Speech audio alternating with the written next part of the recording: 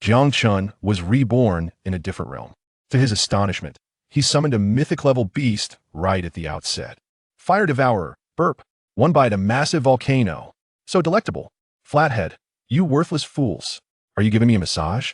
Rogue Rabbit, I am the wielder of the shock fruit, the mightiest creature on land.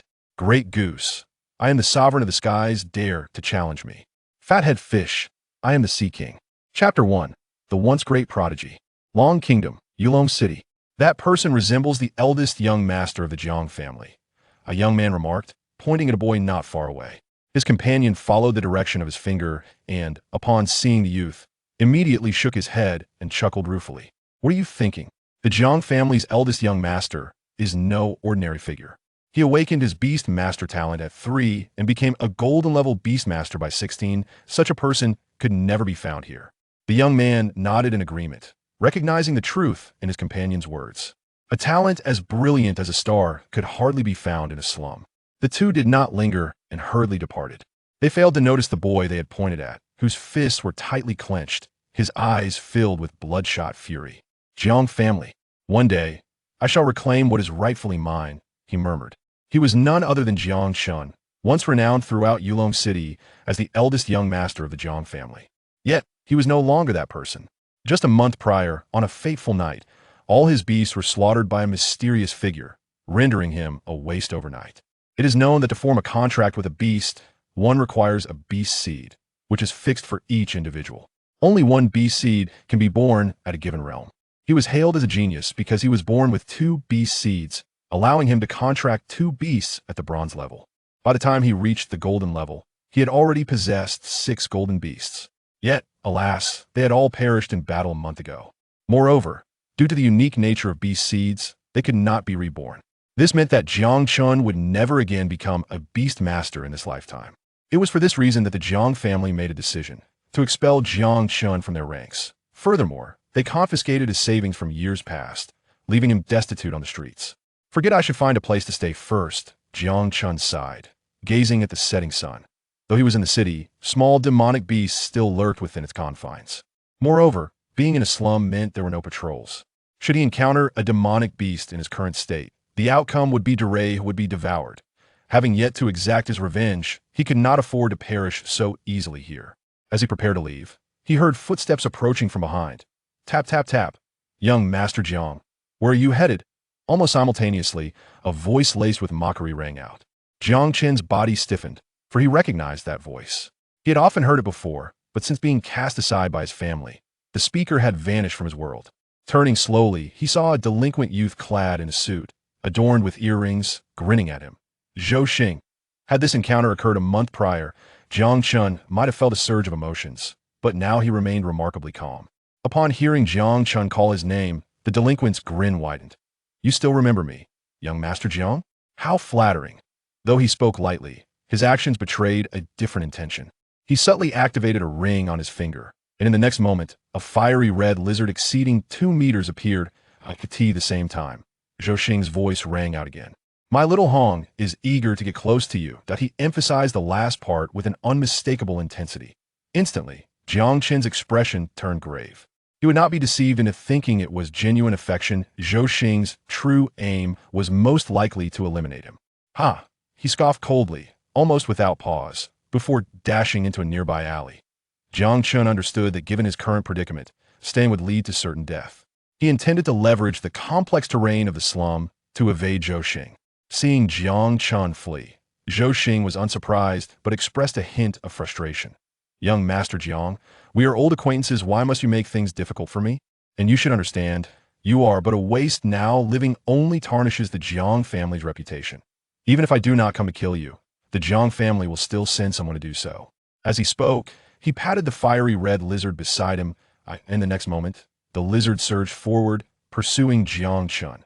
Moreover, since we know each other, it would be better for you to die by my hand. You could do me a favor, and I might even offer you some incense in return. Zhou Xing's voice echoed in Jiang Chen's ears, causing Jiang Chen's fists to clench again, a tide of fury surging within him. He was once a top-tier genius, now being hunted by his former subordinates. The anger roiled within him. Jiang family, you will pay, he roared in defiance, feeling a wave of heat wash over him from behind. Without hesitation, Jiang Chun dodged to the side. Simultaneously, a basketball-sized fireball whizzed past his skin, the searing pain causing him to grimace. The pinnacle bronze-level flame, lizard, the disparity is insurmountable, T present. He was only marginally stronger than an ordinary person. Escaping the flame lizard was nearly impossible. Turning to look behind, he saw the flame lizard opening its maw, another fireball hurtling toward him. Spotting an open door nearby, Jiang Chen dove inside. Boom! A resounding crash echoed as cracks appeared in the cement walls. Ha! Jiang Chun, look at you now, it's truly satisfying. Zhou Xing, witnessing Jiang Chen's plight, could not help but mock him. He soon realized that the house where Jiang Chun had taken refuge had but one exit, and a plan formed in his mind. Xiao Hong, switch to attack mode and breathe fire. I want to incinerate Yulong City's #1 genius. As he spoke, a glimmer of excitement flashed in Zhou Xing's eyes, almost a howl escaping his lips. The flame lizard's throat began to undulate, clearly gathering energy. However, this scene made Jiang Chen's face turn pale, but he understood that if he did not escape, he would be burned alive in that room. Getting back on his feet, he attempted to rush out. Just then, the flame lizard completed its charge, unleashing a torrent of flames from its toothy maw. Jiang Chun, who had been ready to exit, hastily retreated back into the room, slamming the door shut behind him. Damn it, I'm trapped. Jiang Chun growled in frustration, a flicker of regret crossing his mind. He should not have entered that room. Jiang Chun, how long do you think that door will hold? You cannot escape today, you will die here. Ha! As Zhou Xing's laughter echoed from outside, Jiang Chen's expression darkened considerably, his heart heavy with despair. Sigh, am I to die once more? He sighed softly. What others did not know was that he was not originally from this world. He had traversed from a realm known as Launching. Never mind, I have lived for an additional 16 years. And this is indeed a significant gain.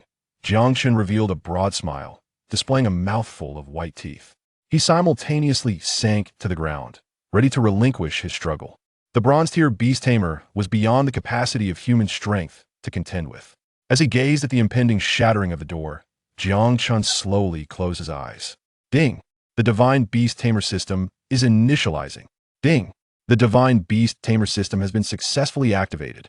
Chapter 2. The Beastmaster's Flame Devourer. The eyes, which had been tightly shut, suddenly flew open. A surge of ecstatic joy coursed through his heart. The system. It was indeed the system. Upon his rebirth, he had felt an overwhelming sense of frustration due to the absence of a golden finger. However, it now appeared that his golden finger had merely arrived at a slower pace. Ding! As this system was being activated for the first time, a novice gift package was bestowed upon him. Ding! He received a novice gift package. Before Jiang Chun could regain his composure, 2 more notification sounds rang in his ears. At that moment, he felt an overwhelming wave of happiness wash over him, almost to the point of fainting from joy. Crack! Crack! However, the door began to emit sounds of strain, jolting Jiang Chun back to reality. System, quickly opened the novice gift package. A virtual package suddenly materialized before him, bursting forth with radiant, multicolored light as soon as Jiang Chen's words fell. Ding! Obtained a Beastmaster myth template. Ding! Acquired 3 beast seeds. Jiang Chun was momentarily stunned. Beast seeds? The system could actually reward him with beast seeds? This revelation sent tremors of excitement through him, for with the possession of beast seeds, he could once again embark on the path of a Beastmaster. Furthermore, with the assistance of the system, his future would shine even brighter. He had initially prepared to become a warrior, but unexpectedly, fortune had turned in his favor, allowing him to reclaim his role as a Beastmaster. Yet, Jiang Chun suddenly realized something. He was currently in a perilous situation, without any beasts to contract. Just as despair threatened to engulf him once more, the concrete floor beneath him shifted unexpectedly. Following this, a turtle's head emerged, followed by a body the size of a grinding disc. However, upon appearing in the room, the large turtle looked utterly bewildered, its head swiveling back and forth as if pondering, "Who am I? Where am I?" Simultaneously, a virtual panel appeared before Jiang Chun. Name: Rock Turtle. Quality: Ordinary. Tier: Low Bronze. Description: a very common turtle-type demon beast. Evolution directions: 1. 10 diamond fruits and 1 silver tier rock attribute crystal core are required to evolve into the diamond ghost turtle. 2. 10 water spirit fruits and 1 silver tier. This panel was incredibly formidable. After reading the description, Jiang Chun felt a deeper shock within him. For in the present age, humans seeking to advance their beasts must rely on exploration for most beasts, as only a few common ones were known. A slight misstep could lead to the death of the beast, reducing a beastmaster to a mere waste. Astonishingly, the system could list the various attributes of beasts and even provided a complete evolution path. This rock turtle seemed rather useless. However, Jiang Chen soon came to realize that this creature was of too low a tier, merely low bronze. If it faced off against a peak bronze flame lizard, it would stand little chance. Even so, Jiang Chun did not hesitate to contract the rock turtle, for without it, he would have no hope of contending with the flame lizard. By contracting the rock turtle, at least his chances of escape would increase significantly. With a mere thought, a gleaming seed flew from Jiang Chen's brow and directly entered the rock turtle's head. Having previously been a gold-tier beastmaster, the contract was effortlessly successful. Instantly, a glimmer of affection appeared in the rock turtle's large eyes. Ding! A matching beast has been discovered. It can merge with the myth template. The system's prompt echoed in his ears. Jiang Chen paused for a moment, then remembered that he still had a myth template at his disposal. Use. As his command fell, a virtual panel popped up, and simultaneously, the rock turtle was enveloped in a kaleidoscope of light. Ding! Your rock turtle can ultimately become the Flame Devourer Anton. Jiang Chen's eyes sparkled, for he recognized the name Flame Devourer Anton. Wow, this is going to be amazing. He couldn't help but let out an excited shout. Almost simultaneously, the system's voice rang out again. Your rock turtle has now advanced to the Flame Devourer Anton. Further information is available for your review. Hearing this, Jiang Chun hurriedly opened the rock turtle's panel. Name, Anton, Flame Devourer. Quality myth. Tier, upper bronze. Description, as a powerful apostle, it possesses unparalleled strength. Evolution directions, none. A deep roar resonated as the newly transformed rock turtle fully materialized before Jiang Chun. This was a turtle of deep crimson hue, with what appeared to be flowing magma upon its back. Raising its head slightly, it gazed at Jiang Chun with scarlet eyes. In the next moment, its large head affectionately rubbed against Jiang Chun. While its appearance was somewhat intimidating, it still recognized Jiang Chun as its master. Bang! With a muffled sound, the door finally succumbed to its burden and shattered. Almost simultaneously, a torrent of flames surged in from outside, aimed at Jiang Chun. However, at that moment, the large turtle stepped forward, opening its mouth wide, and devoured the raging flames whole. Burp! It even let out a satisfied belch. Everything had transpired so swiftly that Jiang Chun could hardly react. Outside, Zhou Xing stood frozen, staring blankly at the room, utterly bewildered. When did such a large turtle appear inside the room? To his astonishment, Jiang Chun still had a beast that had not perished. His concealment was remarkably deep. Regrettably, this beast seemed to have been contracted not long ago, with a mere upper bronze tier. It still lacked the strength to compete with his flame lizard.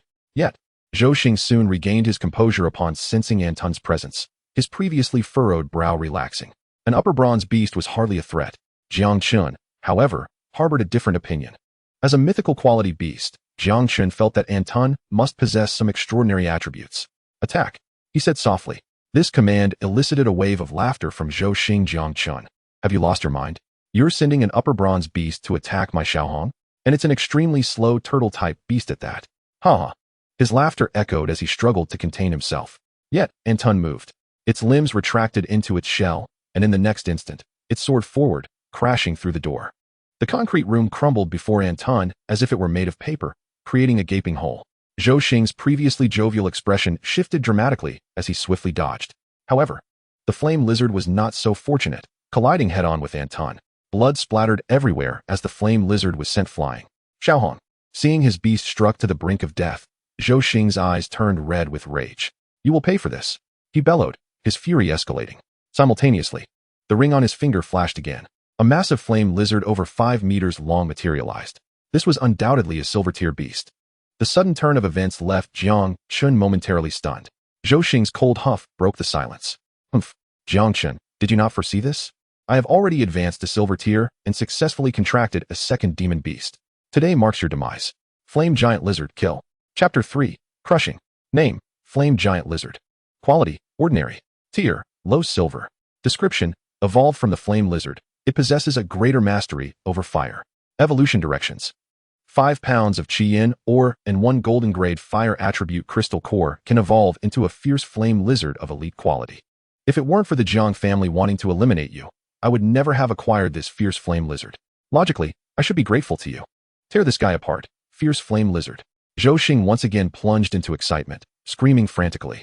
Almost simultaneously, the mane on the neck of the fierce flame lizard stood erect, with red energy swirling around. In the next moment, the entire alley was engulfed in scorching flames. At that instant, Untuin slowly extended its limbs and opened its enormous mouth. The flames coalesced into a vortex, entirely consumed by Untuin's belly. In an instant, Zhou Xing stood frozen in place. Ding! Congratulations, host. Your beast, Untuin, has devoured a substantial amount of flames, enhancing its power. Almost concurrently, Untuin's body expanded significantly, now reaching 3 meters in height, resembling a small volcano. However, due to its size, Untuin's movements were constrained within the alley. Zhou Xing, evidently a seasoned beastmaster, promptly commanded his fierce flame lizard to attack. Kill that turtle. With a thunderous roar, the fierce flame lizard charged forward, realizing that its flames could not harm Untuin, preparing for a hand-to-hand combat. In an instant, the distance between the two opponents narrowed. The fierce flame lizard lifted its enormous claw and struck towards Untuin. Just then, Untuin abruptly raised its head, a flicker of dissatisfaction flashing in its eyes. It opened its mouth, and a dark red liquid sprayed forth. The fierce flame lizard was caught off guard, the dark red liquid splattering onto its claw. Roar! Instantly, a wretched wail erupted as the fierce flame lizard retreated in madness. At that moment, Jiang Chen also made a startling discovery. The fierce flame lizard, known for its extraordinary heat resistance, had lost a claw to the dark red liquid. How fierce! He was shocked internally. Yet, before he could fully comprehend, he witnessed Untuin opening its mouth once more. This time, a torrent of dark red liquid enveloped the fierce flame lizard. Without a hint of suspense, the high-temperature resistant fierce flame lizard was dissolved on the spot. Jiang Chen couldn't help but gasp in astonishment. He had previously been a golden grade beastmaster, and was well aware that battles between beasts of the same attribute rarely resulted in such one-sided outcomes. Moreover, it was now a case of a superior bronze beast overwhelming a silver-tier beast. Even he felt an uncanny sensation. At this moment, one individual was even more unwilling to believe this was reality. How could this be? A bronze defeating a silver-tier beast? Zhou Xing's eyes were filled with profound fear. His voice trembled as he spoke, and he could not help but slowly retreat. Hee. Trying to escape? Do you think you can? Jang Chun observed this scene, having narrowly escaped death at Zhou Xing's hands, and was determined not to let him go. Untuin, he called out coldly. The enormous turtle turned its gaze. Kill him. Jiang Chen pointed at Zhou Xing, Untuin's massive eyes fixated on Zhou Xing. In an instant, Zhou Xing felt his legs weaken, and he collapsed to his knees. He attempted to rise multiple times, but to no avail. As he watched Untuin approach, he sensed a warmth in his pants, followed by the unmistakable odor of urine. Untuin recoiled in disgust, taking several steps back. Zhang Xiao, spare my life. I was forced into this. I implore you to spare me. Overwhelmed by fear, Zhou Xing knelt down and began to plead. However, Jiang Chun remained expressionless, silently observing Zhou Xing's desperate appeals. After Zhou Xing had finished speaking and gazed up at him with terror, Jiang Chun finally spoke. What? Are you done? If you have any final words, utter them all. His voice was frigid, sending a shiver through Zhou Xing's body, filling him with dread. At that moment, he regretted taking on this task and provoking Jiang Chun. If you spare me, I will reveal a secret about you. Just as Jiang Chun was about to strike, Zhou Xing suddenly spoke. Undoubtedly, this revelation piqued Jiang Chen's interest. A secret about me? He murmured with curiosity. Zhou Xing nodded vigorously. Yes, indeed, a secret about you. If you promise not to kill me, I will share it. Trust me, this secret is of great importance to you. Seeing Zhou Xing's earnest demeanor, Jiang Chen nodded slightly. He was eager to learn what this secret entailed. Jiang Xiao, have you ever seen your parents? Or are you truly certain that you belong to the Jiang family? This question left Jiang Chun momentarily stunned. Although he had crossed over and retained some memories from his childhood, he had never recalled anything about his parents. All his life, he had been the esteemed young master of the Jiang family. Please continue. Good. Zhou Xing nodded, about to elaborate when suddenly a red line appeared around his neck. Zhou Xing's eyes widened in shock as he touched his neck. Unbeknownst to him, a bloodline had formed. Upon touching it, his head fell off. Watching Zhou Xing die before his eyes, Jiang Chen's pupils constricted. It wasn't fear, but rather the realization that Zhou Xing had been killed without his knowledge, indicating a power far superior to his own. Instantly, his hair stood on end as he entered a heightened state of alert. However, after a moment of silence, there was no further movement. Jiang Chun gradually relaxed his vigilance. Thankfully, it seemed the assailant was not targeting him. He breathed a sigh of relief. Yet, pondering Zhou Xing's dying words, he felt an increasing sense of confusion. Initially believing he was a Jiang family member, it now appeared far more complicated than he had envisioned. Whatever the case, I should leave this place. Jiang Chun cast a glance at the chaotic street, understanding that lingering would likely invite unnecessary trouble. He knelt down and removed the ring from Zhou Xing's finger. This was a beast master ring, a product of a century of human research. capable of storing contracted beasts within. However, beasts placed in the ring would enter a dormant state, halting their growth. Each of these rings cost tens of thousands of alliance coins, a luxury he could not afford at his current standing. Fortunately, a ready-made option was before him. He would not let it go to waste. He promptly stored Untuin within the Beastmaster ring and turned to leave. Shortly thereafter, two figures clad in black arrived. Upon seeing the headless corpse, their expressions showed little fluctuation, as if they were accustomed to such sights. They brutally tossed the body into a body bag and then into a garbage truck before departing. Chapter 4. The Nest of the 10,000 Races. Jiang Chun found a place to rest, spending 50 alliance coins. With that expenditure, he was left penniless. Thankfully, he had once again become a beast master. The issue of finances should not pose a significant challenge. Without the awakening system, his future would likely require frugality. Fortunately, he had successfully contracted a beast once more. Though it was merely a bronze-tier beast, it possessed the combat prowess of a silver tier. He was fully capable of self-defense, ready to venture beyond the city to hunt demon beasts for wealth. However, before that, Jang Chun needed to clarify one matter. During the recent battle, he sensed something new in his mind. It bears a resemblance to the innate talent of a beastmaster. As Jiang Chen's thoughts stirred, a panel re-emerged before him. Host, Jiang Chun. Cultivation level, bronze rank beastmaster. Beast, 1, Flame Devourer Untuin. Beastmaster talent, Nest of all races. Evaluation, ordinary aptitude. Jiang Chen's eyes widened in disbelief as he gazed at the section detailing his beastmaster talent, which now included a new ability. It is well known that the talent of a beastmaster is a destiny bestowed by the heavens. He recalled that this talent was not the same as before. It had transformed. However, Jiang Chun was uncertain about the direction in which his talent had evolved. As his focus intensified, the Beastmaster talent gradually magnified, revealing an entirely new panel. Name, Nest of all races. Quality, mythical. Description, upon contracting a beast, a suitable dwelling for the beast will automatically manifest. Mythical quality? Jiang Chen's eyes widened further, unable to suppress a gasp of astonishment. The talents of a Beastmaster are categorized into 4 grades: ordinary, rare, epic, and mythical. Moreover, from Jiang Chen's understanding, the most powerful known Beastmaster talent is of epic quality, while mythical quality is reserved for certain fearsome races. Thus, he could be regarded as the first human to awaken a mythical-grade Beastmaster talent. Yet, Jiang Chun found little joy in this revelation.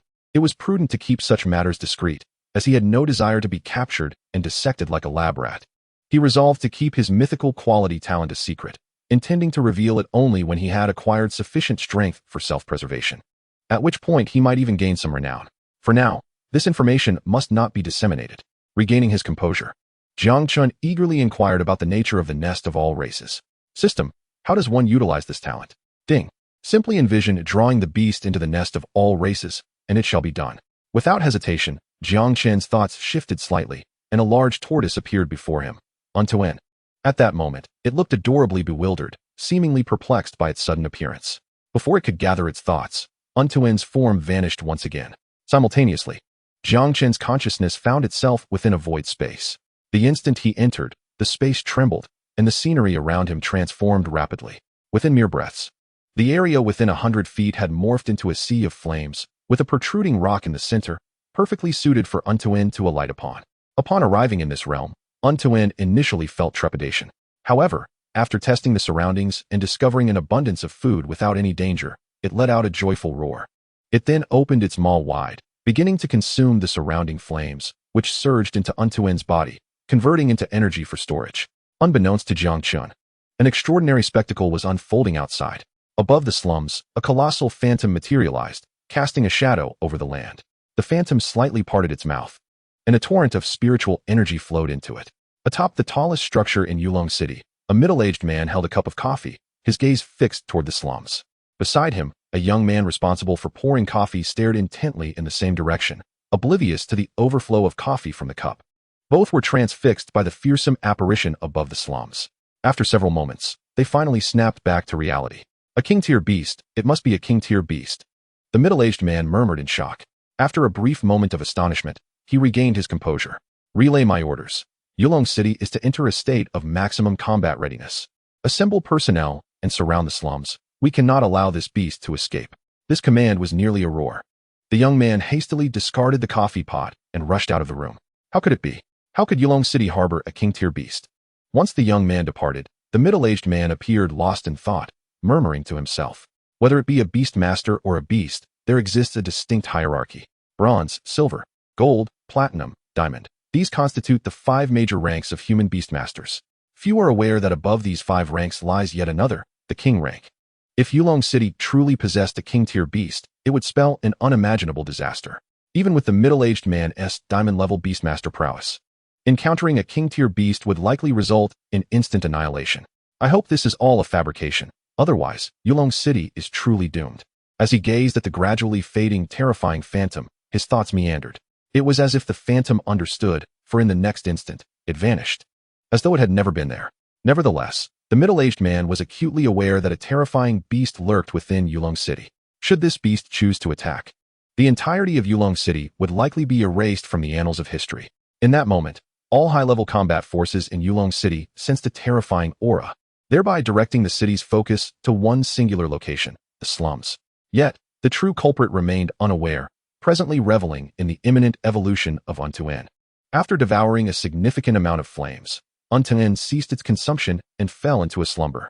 Jang Chun could keenly sense a surge of power about to erupt within. Having previously experienced a beast's evolution, Jiang Chen immediately discerned Untuan's condition. It was preparing to ascend to silver rank. Remarkable, truly deserving of its mythical quality talent. Jiang Chen murmured, somewhat dazed. In a mere short span, Untuan was on the verge of advancing to silver rank. Simultaneously, Jiang Chun recognized the formidable nature of the nest of all races. In the future, any beasts he tamed would generate a dwelling that aligns with the beast. This dwelling not only accommodates the beast, but also enhances its strength. In other words, Jiang Chen's beast could engage in relentless training around the clock. If this does not allow him to surpass others, then he might as well find a block of tofu to end it all. It seems I must swiftly seek out a second beast. Chapter 5, Lava Eruption. A night had passed, and it could be said that most inhabitants of Yulong City were engulfed in trepidation. Indeed, many families were preparing to relocate from Yulong City due to the enormous tortoise-like beast phantom. As the city lord, Zhou Xing had not slept a wink. His eyes remained wide open, resembling 2 bronze bells, a cigar clasped in his hand. At that moment, the door swung open, and a young man entered. My lord, the slums have been thoroughly searched, and no sign of the tortoise beast was found. Oh, Zhou Xing paid little heed. Knowing well that a king-tier beast could easily conceal itself, it would be nearly impossible for a group of gold-ranked beastmasters to uncover its whereabouts. Very well, I understand. You may leave.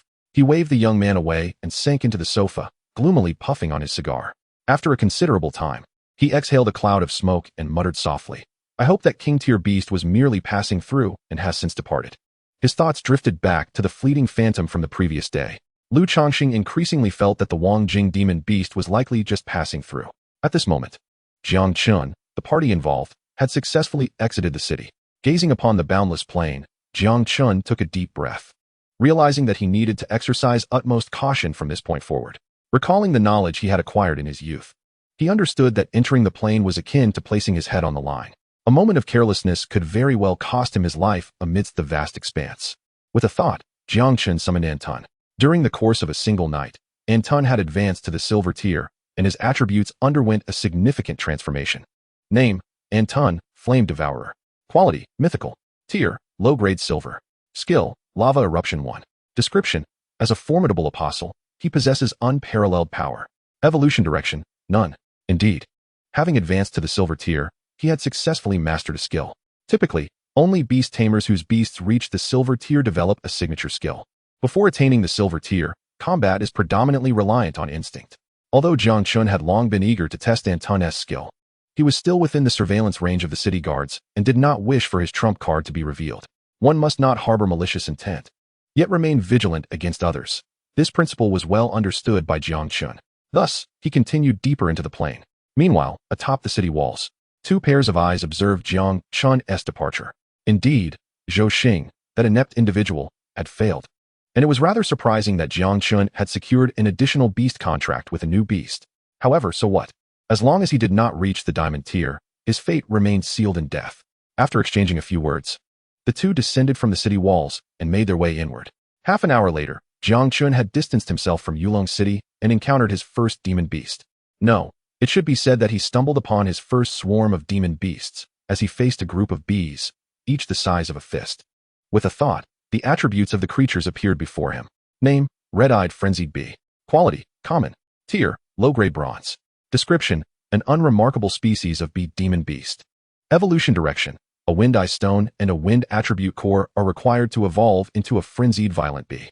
After reviewing the description and noting the average attributes, Jang Chun was disinclined to waste his beast-taming resources on such a mundane species. Although it could be cultivated, the investment would not yield proportional returns. For him, taming such a beast would merely squander his resources.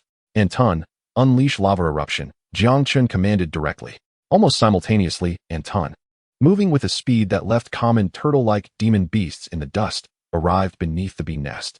In an instant, the swarm of red-eyed frenzied bees noticed the intruder in their territory. Suddenly, a cacophony of buzzing erupted as hundreds of red-eyed frenzied bees surged toward Anton. At that moment, the previously flat ground cracked open, and before the swarm could react, crimson lava erupted forth. As the lava splashed onto the red-eyed frenzied bees, a foul odor of charred flesh filled the air. In an instant, over 100 red-eyed frenzied bees were annihilated.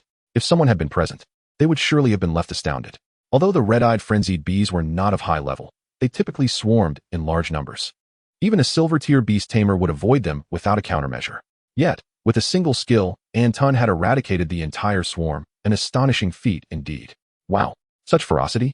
Jiang Chun marveled at the impressive range of the lava eruption. This level of attack could easily threaten even gold-tier demon beasts. With this assurance, Jiang Chun felt more at ease. As long as he remained cautious, the threats to his safety on the plains were few and far between. However, he soon recognized a significant drawback. Damn, the attack range is too vast. If I'm not careful, I might incinerate the spoils. He observed the nest, now engulfed in flames, knowing it would be reduced to ash. This caused Jiang Chun considerable distress, although the red-eyed frenzied bees were not particularly esteemed. Their honey was a hot commodity. Considering the size of the hive, it was no less than 7 or 8 pounds of honey. If he could sell it back in Yulong City, he could easily purchase a decent house in the inner city. Alas, next time I encounter them, I should lure the red-eyed frenzied bees away before using my skills. Otherwise, it's too painful to lose out like this. The thought of having just lost a potential dwelling made his heart ache. He lingered in place for several minutes, struggling to shake off the sorrowful emotions. Just as he prepared to depart, Anton suddenly turned to look behind him, where a rustling sound emanated from the nearby grass. Anton, come here, Jiang Chen called out. In the plains, the separation of beast tamers and their beasts is a grave mistake. A moment's inattention could lead to a fatal encounter with a demon beast. Anton, swift as the wind, positioned himself protectively in front of Jiang Chun, his gaze fixed intently on the grass ahead. Before long, a 2-meter-long demon beast emerged from the underbrush. It was a creature with a black body and a white back and head.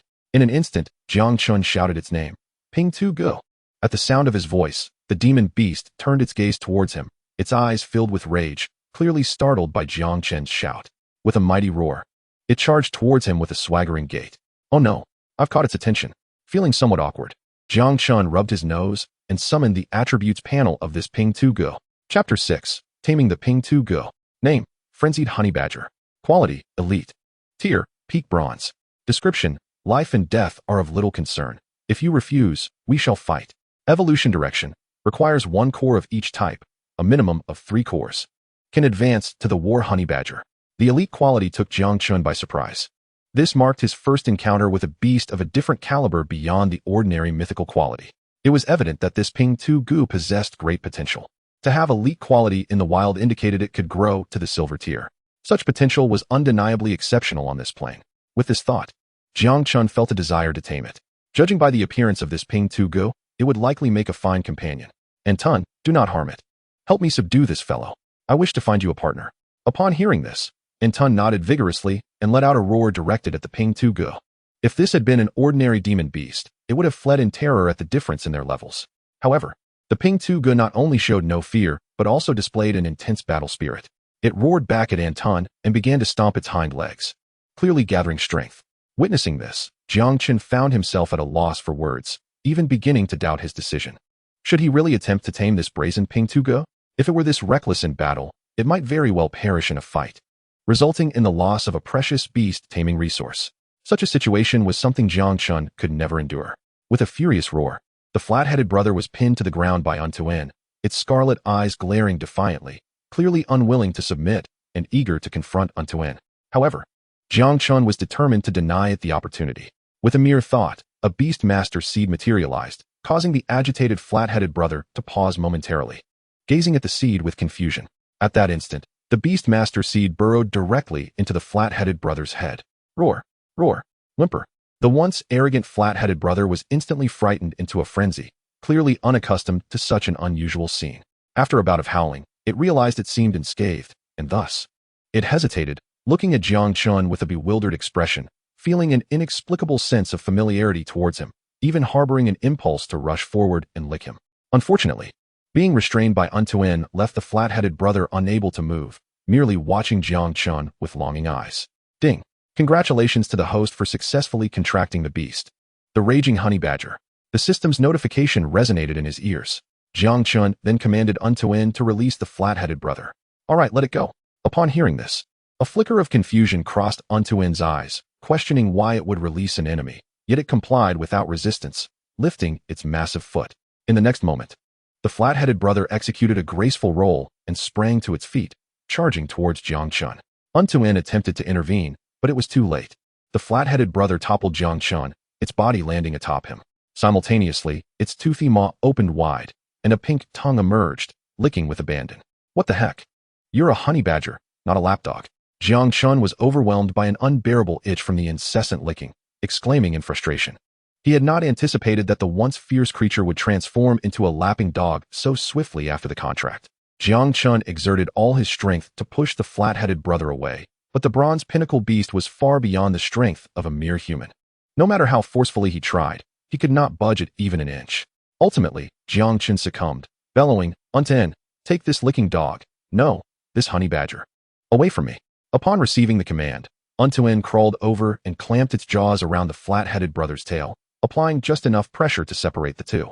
Almost simultaneously, the flat-headed brother turned its head and, upon seeing Untuin, its eyes reddened, evidently recalling the moment it was pinned and rubbed against the ground by the giant turtle. Without hesitation, it charged at Untuin, clearly intent on a battle. However, at that moment, a stern voice halted the impending clash of beasts. Stop!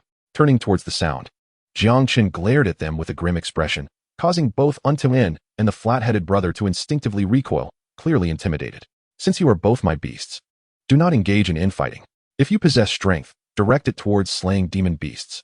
Should this happen again, it will not be mere words. Jiang Chen's voice, though not loud, resonated with authority. The two beasts understood his command and nodded obediently. Seeing his words had taken effect, Jiang Chun let out a sigh of relief. From now on, you shall be called Ping Tu, and this turtle shall be known as Untuin. He gestured towards the raging honeybadger before introducing Untuin. The two beasts exchanged glances, their eyes reflecting discontent, yet they refrained from attacking, indicating Jiang Chen's words had indeed made an impact. With a flick of his thought, the raging honeybadger's form vanished from sight. Almost simultaneously, Jiang Chen's consciousness re-entered the void of a peculiar space. As the raging honeybadger materialized, the surroundings transformed, revealing a host of imposing demon beasts. The raging honeybadger stood proudly at the center of this formidable assembly, though slightly bewildered by the sudden change of environment. Upon encountering such powerful adversaries, it could not help but emit an excited roar. In the next instant, it charged towards a feline demon beast, engaging in a fierce struggle. Witnessing this, Jiang Chen's brows furrowed in exasperation. He had never encountered such an eccentric beast before. In fact, he had never even heard of such a creature. It was essential to know that the nest of 10,000 races was characterized by an environment favored by beasts. Generally, both demon beasts and contracted beasts sought a safe and nurturing habitat. However, Jiang Chun was utterly astonished to discover that a flat-headed brother would choose to establish its nest amidst terrifying demon beasts. Moreover, it was evident that this peculiar creature had long harbored this ambition. Observing the blood-soaked battle of the flat-headed brother, Jiang Chun found himself at a loss for words. After watching for a while and finding it uninteresting, he exited the peculiar space. In the immediate future, he would not require the flat-headed brother, needing it to advance to the silver rank before he could release it. Otherwise, given its reckless nature, he genuinely feared it might meet its demise. One day later, don't let that creature escape. Block its path. Jiang Chen shouted loudly. Before him, a scaled lizard-like demon beast attempted to intimidate Untuin with low growls. But to no avail. A stream of magma erupted, and although the rock-armored lizard dodged most of it, some magma splashed onto its body, causing it to howl in pain. Its eyes gradually turned blood red. Witnessing this, Jiang Chen's attention sharpened, having gained insights into demon beasts over the past day. Observing the current state of the lizard, it was evident that its blood was surging, igniting its battle spirit. In simpler terms, it had entered a berserk state, preparing for indiscriminate attacks. Be careful, Untuin, this creature has gone wild, Jiang Chen warned. Roar. Untuin responded with a roar of its own. At that moment, seizing the opportunity of Untuin's roar, the rock-armored lizard moved like a swift serpent, reaching Untuin in a breath. The rocky spikes protruding from its back stabbed fiercely into Untuin's body. Crack! With a sharp sound, the rocky spikes were shattered, leaving the rock-armored lizard momentarily dazed, perplexed as to why its once infallible attack had failed. Just then, Untuin's claws struck down upon the lizard's head, exerting immense pressure that caused its eyes to bulge. Despite the lizard's nearly 3-meter frame, Untuin, now a silver-rank beast, exceeded 6 meters in size. This physique has far surpassed that of other beasts of the same tier. With a fearsome roar, the head of the Yanjia lizard was crushed under the might of Anton. After accomplishing this feat, it raised its foot and retreated to the side. Observing that the battle had concluded, Jiang Chen approached, skillfully retrieving a dagger from his backpack. This backpack and dagger had recently been acquired, specifically found next to a thoroughly mangled corpse. Given that the head of the Yanjia lizard had already been pulverized, Jiang Chun had no choice but to rummage within. Before long, a soil-colored diamond crystal emerged, accompanied by a virtual panel appearing before Jiang Chen's eyes. Name: Earth Attribute Crystal Core. Quality: Bronze Peak. Description: feeding to an Earth-type beast has a certain probability of allowing that beast to evolve. Seeing no issues, Jiang Chun opened his backpack again, extracting a box and opening it directly. Inside lay the spoils of the day: 3 crystal cores in red, blue, and green. Including the Earth Attribute Core in his hand, Jiang Chen now possessed 4 cores, sufficient to facilitate the evolution of his Ping Tu Ge. However, he refrained from doing so. With no limit on the number, it was apparent that a greater variety of crystal cores would yield better results. His intention was to allow Ping Tu Ge to absorb at least 7 attribute crystals in one go. 7 was his minimum threshold. He had a premonition that the greater the variety of attribute cores, the more benefits Ping Tu Ge would gain upon evolution. Placing the crystal core inside, Jiang Chun donned his backpack once more, preparing to seek his next prey. Just as he was about to leave, the corpse of the Yanjia lizard suddenly trembled, and then vanished from Jiang Chen's sight, revealing a dark, gaping hole. It was evident that the corpse had been dragged underground by some beast. This startled Jiang Chun. Without hesitation, he leapt onto Anton's back, vigilantly watching the ground below.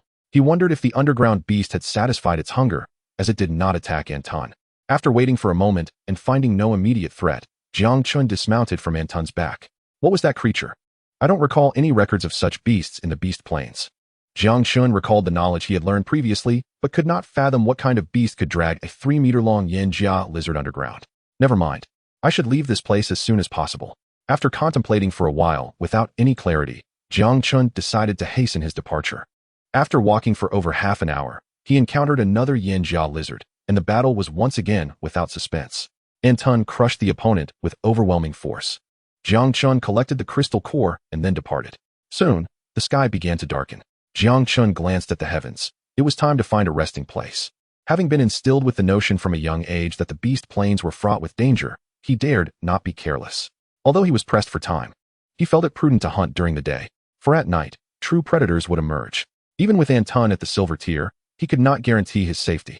Let us find a place to rest, he called out. Anton followed Jiang Chen silently, dutifully acting as both bodyguard and enforcer. Shortly after, Jiang Chen discovered a cave. He was uncertain of what creature might reside within. After some consideration, he ultimately summoned Ping Tu Ge, for Anton was too large to enter. He could not risk himself. At present, only Ping Tu Ge was suitable for the task. With a roar, Ping Tu Ge emerged, letting out a mighty bellow. Even as a mere beast tamer, Jiang Chun could sense the fervent battle spirit emanating from Ping Tu Ge, which momentarily stunned him. Damn it, this fellow hasn't been fighting inside for hours, has he? A thought crossed his mind. Upon its appearance, it could hardly contain itself. Ping Tu Ge, realizing that the formidable beasts were nowhere to be found, grew anxious. However, upon seeing Jiang Chun, it regained its composure and whimpered at him, resembling an aggrieved dog. Yet, Jiang Chun had no time for idle chatter and issued a direct command. Ping Tu, go down and see if there are any beasts below. If there are, return quietly and inform me. Ping Tu Ge wasted no time, diving headfirst into the cave without a hint of fear. Moments later, an enraged roar erupted, followed by the sounds of a fierce struggle emanating from within. Jiang Chen's expression shifted dramatically. However, before he could call for Ping Tu Ge, he saw it emerge, clutching a fox beast over a meter long in its jaws. Upon seeing Jiang Chen, it dropped the lifeless fox at his feet. Jiang Chun was at a loss for words, wanting to grab Ping Tu Ge by the neck and shout at it, "I sent you to scout, not to engage in battle." But seeing the smug expression on Ping Tu Ge's face, he ultimately held back. Fortunately, at least this battle was won. Were there any other beasts inside? After speaking, Jiang Chen immediately regretted it. Knowing Ping Tu Ge as he did, if there were any other beasts, it would surely be fighting fiercely and not returning. "Anton, take a rest," he said, turning to Anton. He promptly stored the creature in the Wan Zhuji Chao. Anton was too large to fit into the cave, and if it could not enter, it would simply become a conspicuous target. After some thought, Jiang Chun decided to store Anton away. He extracted the crystal core from the fox beast and then approached the cave. Ping Tu Ge naturally took on the role of night watchman. After an entire day of intense concentration, Jiang Chen soon succumbed to drowsiness. He was unsure how much time had passed when he felt something wet on his face, as if a tongue were licking him. Suddenly, Jiang Chen bolted upright, his eyes flashing with determination. Upon opening his eyes, he found Ping Tu Ge gazing at him innocently. Jiang Chen was momentarily stunned, beginning to suspect that this creature might be a dog disguised in badger fur. Why did it lick him without provocation? Even if one were to be a devoted servant, there should be limits. Who could endure such an onslaught? Suddenly, a faint sound pierced the silence, one that would have been easily overlooked had the surroundings not been so quiet. Jiang Chen narrowed his eyes, focusing on the entrance. When he had entered, he had scattered a multitude of dry leaves at the entrance, making silent passage nearly impossible. The sudden noise indicated that something had stealthily entered. This realization sent a wave of tension through Jiang Chen, while Ping Tu Ge's eyes were already fixed on the entrance, prepared for battle. A petite figure quietly crawled in. Zhou Yin felt an overwhelming sense of trepidation.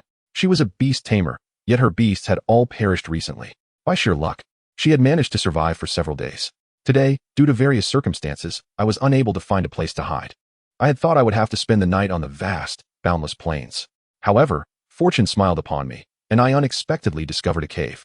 Based on her observations upon entering, the entrance was strewn with many dry grass blades, clearly indicating it was an abandoned lair of a demon beast.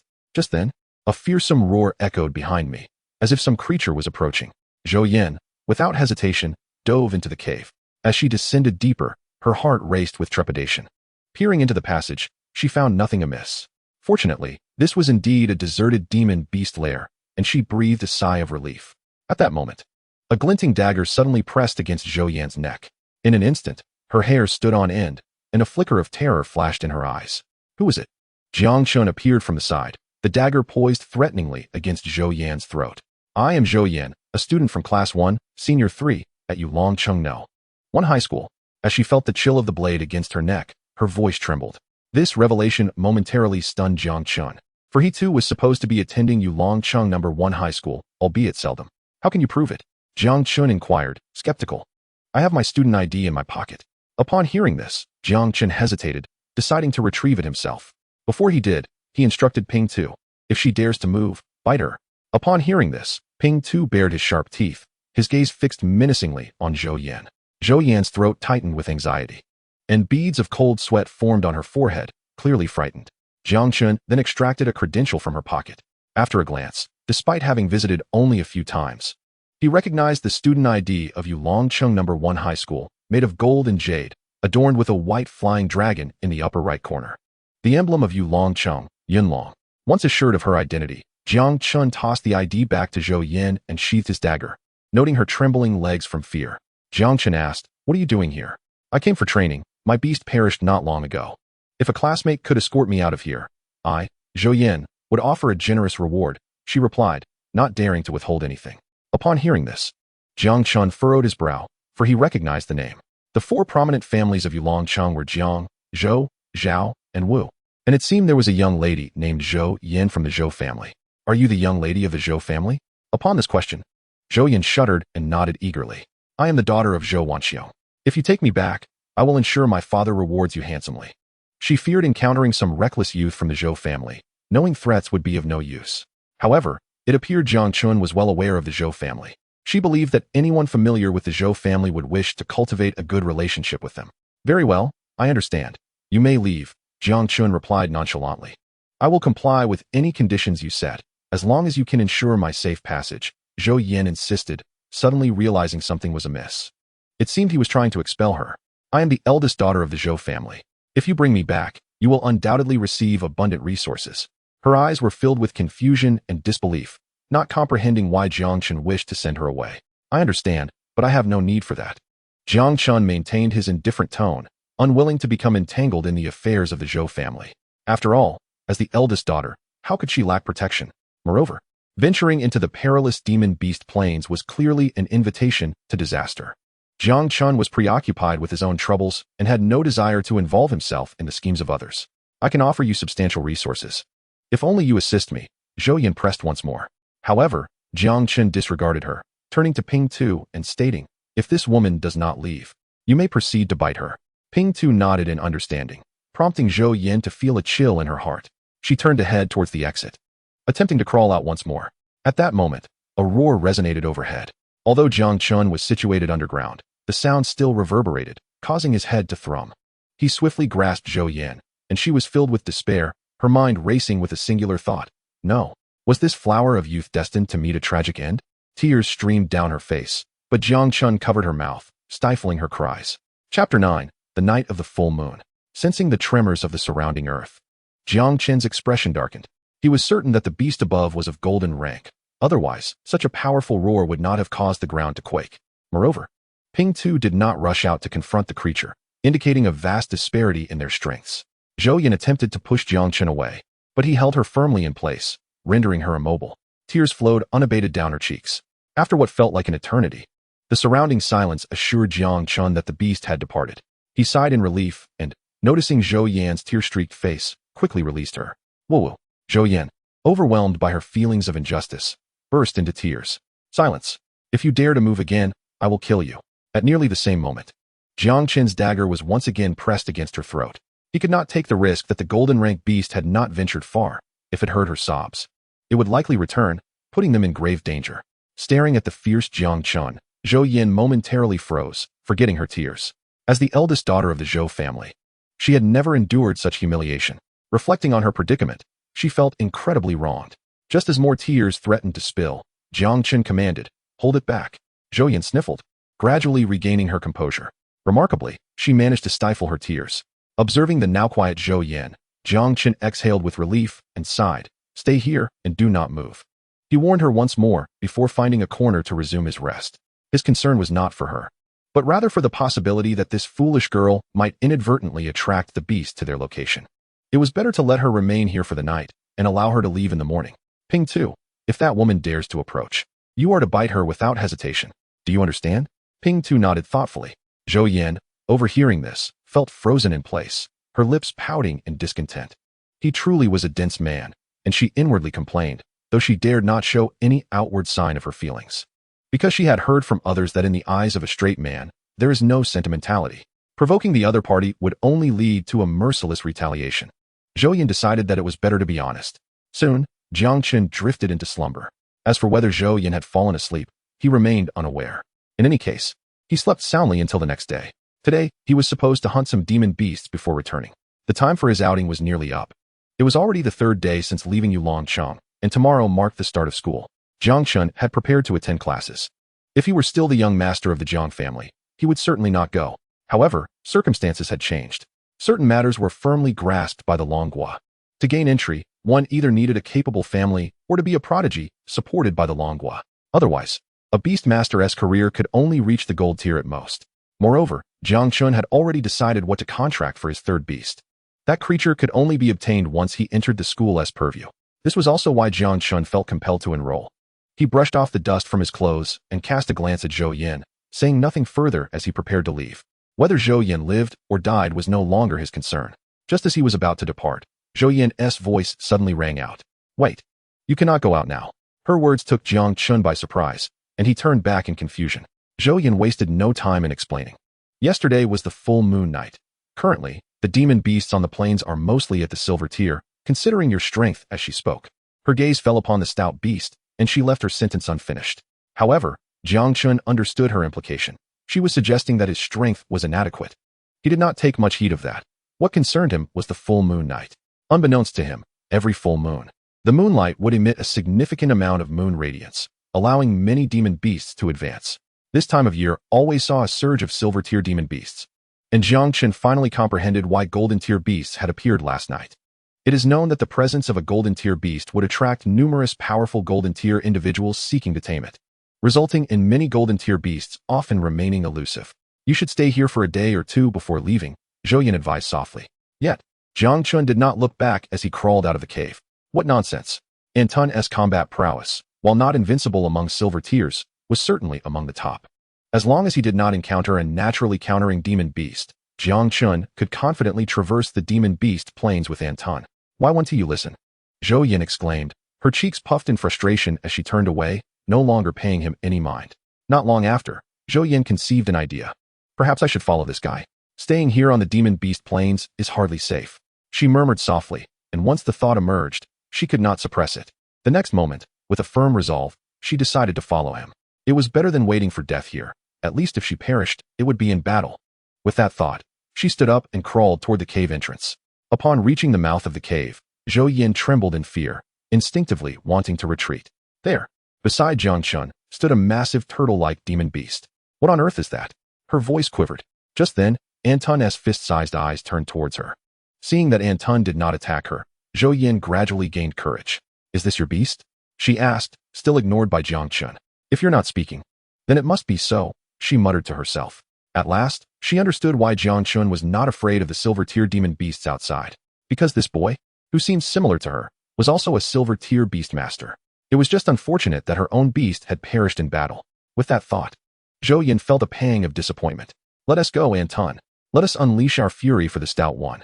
Jiang Chun patted Antun's shell and shouted loudly. He intended to see if he could gather other elemental cores today, allowing the stout one to advance to silver tier sooner. At that point, he planned to hide Antun and only reveal it at a critical moment. Then, with a burst of volcanic fire, he doubted anyone in high school could withstand it. Just then, a series of piercing wolf howls echoed. Oh whoa! Zhou Yin's complexion turned pale. Quick, we must flee. That's the howl of the plains giant wolf. She was already prepared to escape. However, seeing Jiang Chun still standing there foolishly, she became infuriated. Why won't you listen? The wolf king of the plains giant wolves is a top-tier silver beast, and they travel in packs of dozens or hundreds. Nevertheless, Zhou Yin carefully explained, hoping to take Jiang Chun along. This time, Jiang Chun finally regarded Zhou Yin, sighing inwardly. She was evidently a foolish girl, still concerned about helping him at such a time. Why aren't you running? Oh woo. At that moment, several giant wolves, 3 to 4 meters tall, appeared atop the surrounding hills. Zhou Yin's face turned ashen. We're done for. We're doomed. She realized they had encountered a large wolf pack. A quick glance revealed at least 70 or 80 of them, and among the gray giants, there were 2 mutated ones. In an instant, Jiang Chun noticed those 2 mutated plains giant wolves. Name, plains giant wolf, gold. Quality, elite. Tier, low silver. Description, a mutated plains giant wolf with sharper claws and teeth. Name, plains giant wolf, thunder. Quality, elite. Tier, low silver. Description, a mutated plains giant wolf capable of launching lightning attacks. After reading the descriptions, Jiang Chun's eyes brightened. With 2 demon beasts of different attributes, if he could defeat these 2 plains giant wolves, the stout one would be one step closer to evolution. With a thought, he summoned the stout one and simultaneously patted Antun's head, issuing the command, do not hold back. Capture those 2 plains giant wolves for me. Antun nodded and immediately charged toward the wolf pack with its 4 sturdy legs. This scene left Zhou Yin dumbfounded. She thought to herself, what is he thinking? As the saying goes, a fierce tiger cannot withstand a pack of wolves. If the opponent has sufficient numbers, they can completely make up for their lack of quality. Furthermore, that big turtle appears to be only at the initial or mid-tier of silver. To withstand 70 or 80 plains giant wolves is simply courting death. Suddenly, another thought crossed her mind. Could it be that he intends to use his beast to hold off the wolf pack? With that thought, Zhou Yin's gaze fell on Jiang Chun, and a strange emotion flickered in her eyes. She wanted to scold him for being cold-blooded and ruthless, but the words stuck in her throat. Oh woo. As a giant turtle charged in, the wolves grew even more excited, and dozens of them surrounded Antun in the center. A colossal bronze pinnacle of a plains giant wolf leaped high, attempting to ambush Antun. Almost simultaneously, a surge of searing magma erupted. The plains giant wolf collapsed instantly. In that moment, Antun unleashed an overwhelming display of power. With its robust claws, it struck at the remaining plains giant wolves, creating a scene of carnage. Before Antun's formidable physique, the pack of plains giant wolves appeared as fragile as paper. Any contact was bound to leave them severely injured, and a momentary lapse in caution could cost them their lives. The claws of the plains giant wolves were utterly incapable of piercing Etienne's skin, leading to a dramatic shift in the scales of victory. At that moment, Zhuyin was left in a state of shock, her gaze fixed on the mighty tortoise, unable to regain her composure. Was this a silver-tier beastmaster? After a considerable time, she muttered in disbelief. Even if Etienne were a golden-tier beast, Zhuyin would have readily accepted it. Its combat prowess evidently rivaled that of a golden-tier beastmaster. The Wolf King, measuring over 5 meters in length, sensed the anomaly and promptly howled to summon its kin. In an instant, the pack of plains giant wolves fled in disarray. However, Etienne recalled Jiang Chen's earlier instructions to eliminate the 2 mutated plains giant wolves. Its eyes glowed red, and its mouth slightly parted. Suddenly, a fissure opened beneath the 2 mutated wolves, and scorching magma erupted, swiftly overpowering them. With the demise of the 2 mutated wolves, the pack retreated entirely, leaving only the Wolf King standing atop a mound, its piercing eyes filled with hatred directed at Etienne. What was anticipated to be a fierce battle concluded with the plains Wolf King emitting a furious roar before turning away. Witnessing the retreating wolves, Zhuyin felt as though her worldview had been shattered. A solitary individual accompanied by a beast had managed to fend off an entire horde of plains giant wolves. If this individual were a golden-tier beastmaster, it would be understandable, but he appeared to be merely a bronze-tier beastmaster.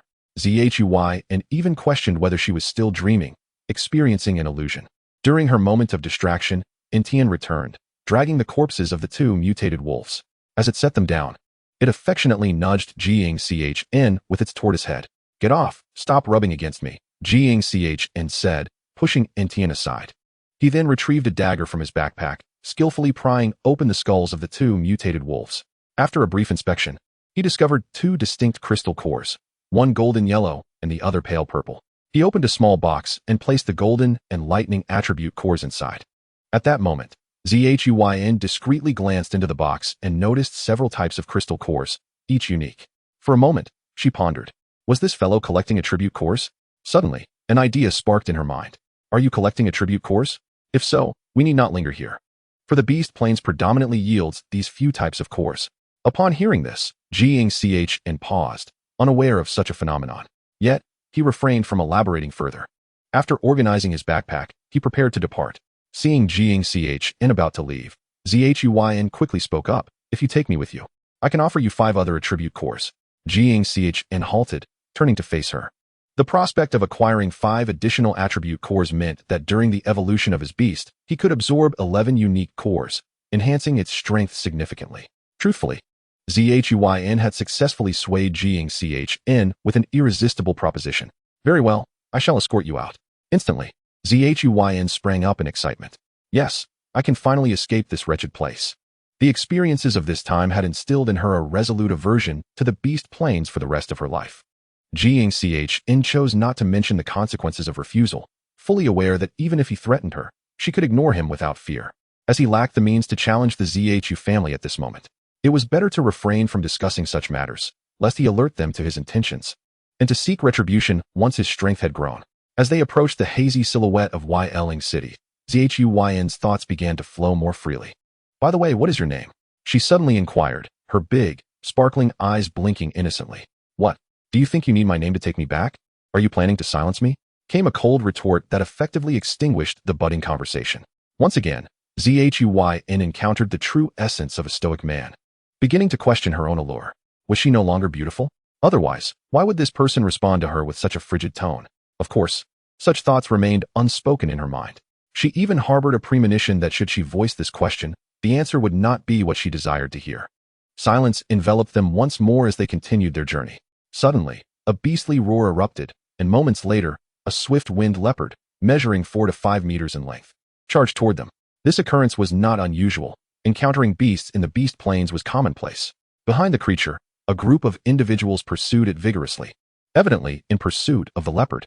Upon spotting Jiang Chen, their faces illuminated with delight. The leader, bearing a scarred visage, revealed a sinister grin. "That kid in front, block that beast for me, and I will reward you handsomely," he bellowed at Jiang Chen. Zhuyin instinctively drew closer to Jiang Chen upon seeing the approaching menacing figures. "Should we assist them in stopping the swift-winged leopard?" she whispered. Jiang Chen remained silent, merely glancing at her, conveying through his eyes that she should discern the situation for herself. As the swift-winged leopard caught sight of Jiang Chen, a flicker of panic was evident in its eyes. However, the relentless pursuers compelled it to charge forward. Even the leopard sensed that it was on the verge of being captured. Jiang Chen, however, stood his ground, seemingly oblivious, watching the leopard dart past him. This scene incited the fury of the pursuers. "You are courting death, daring to toy with me." The scarred leader abruptly halted, abandoning the chase for the injured leopard. His subordinates, seeing their leader stop, also came to a halt, glaring fiercely at Jiang Chen, clearly intending to intimidate him. "Listen here, I won't bully you. Just hand over 100,000 alliance coins, and we shall let this matter rest. Otherwise, it is not uncommon for individuals to go missing in the beast plains." The scarred leader, believing Jiang Chen was afraid upon seeing him stand still, coldly stated, extending a hand as if to slap Jiang Chen's face. However, the moment his hand lifted, Jiang Chen seized it with a firm grip. It is worth noting that although Jiang Chen was presently a mere bronze-tier beast master, possessing a beast granted him 1% of its strength. If it were an ordinary bronze-tier beast, it would be manageable, but Tian was of legendary quality. Without further ado, the sheer force he possessed could easily rival that of a silver-tier beastmaster, even if it were merely 1% of his strength. Jang Chen's power was beyond the capabilities of the mere bronze-tier warriors before him. With a sharp crack, the expression on Scar's face turned ghostly pale as he let out a wail of despair. "Please, sir, spare my life. I realize my mistakes." At that moment, they finally understood that the individual before them was someone they could not afford to provoke, and they began to plead for mercy. Jang Chun, with a slight exertion of force, effortlessly severed one of Scar's arms. Yet, he had no intention of letting the matter rest so easily. Having already inflicted physical torment, he now sought to mentally devastate his opponent. "If you present me with 100,000 alliance coins, I shall spare your life." The moment those words escaped his lips, the expressions of the thugs shifted dramatically. Despite their current bravado, the reality was that they often dared not utter a word in front of others. Their livelihoods depended on hunting weaker beasts around Yulong City, earning meager sums each day. For them, 100,000 was an astronomical amount. "Please, sir, I truly have no money. I beg you, let me go this one time." Scar knelt down, utterly devoid of dignity, as he continued to plead. However, Jiang Chun remained impassive, silently observing the scene unfold. With a mere thought, he summoned Ping Tu. "I have no time to waste with you. As you mentioned, it is exceedingly simple for individuals to vanish on the beast plains."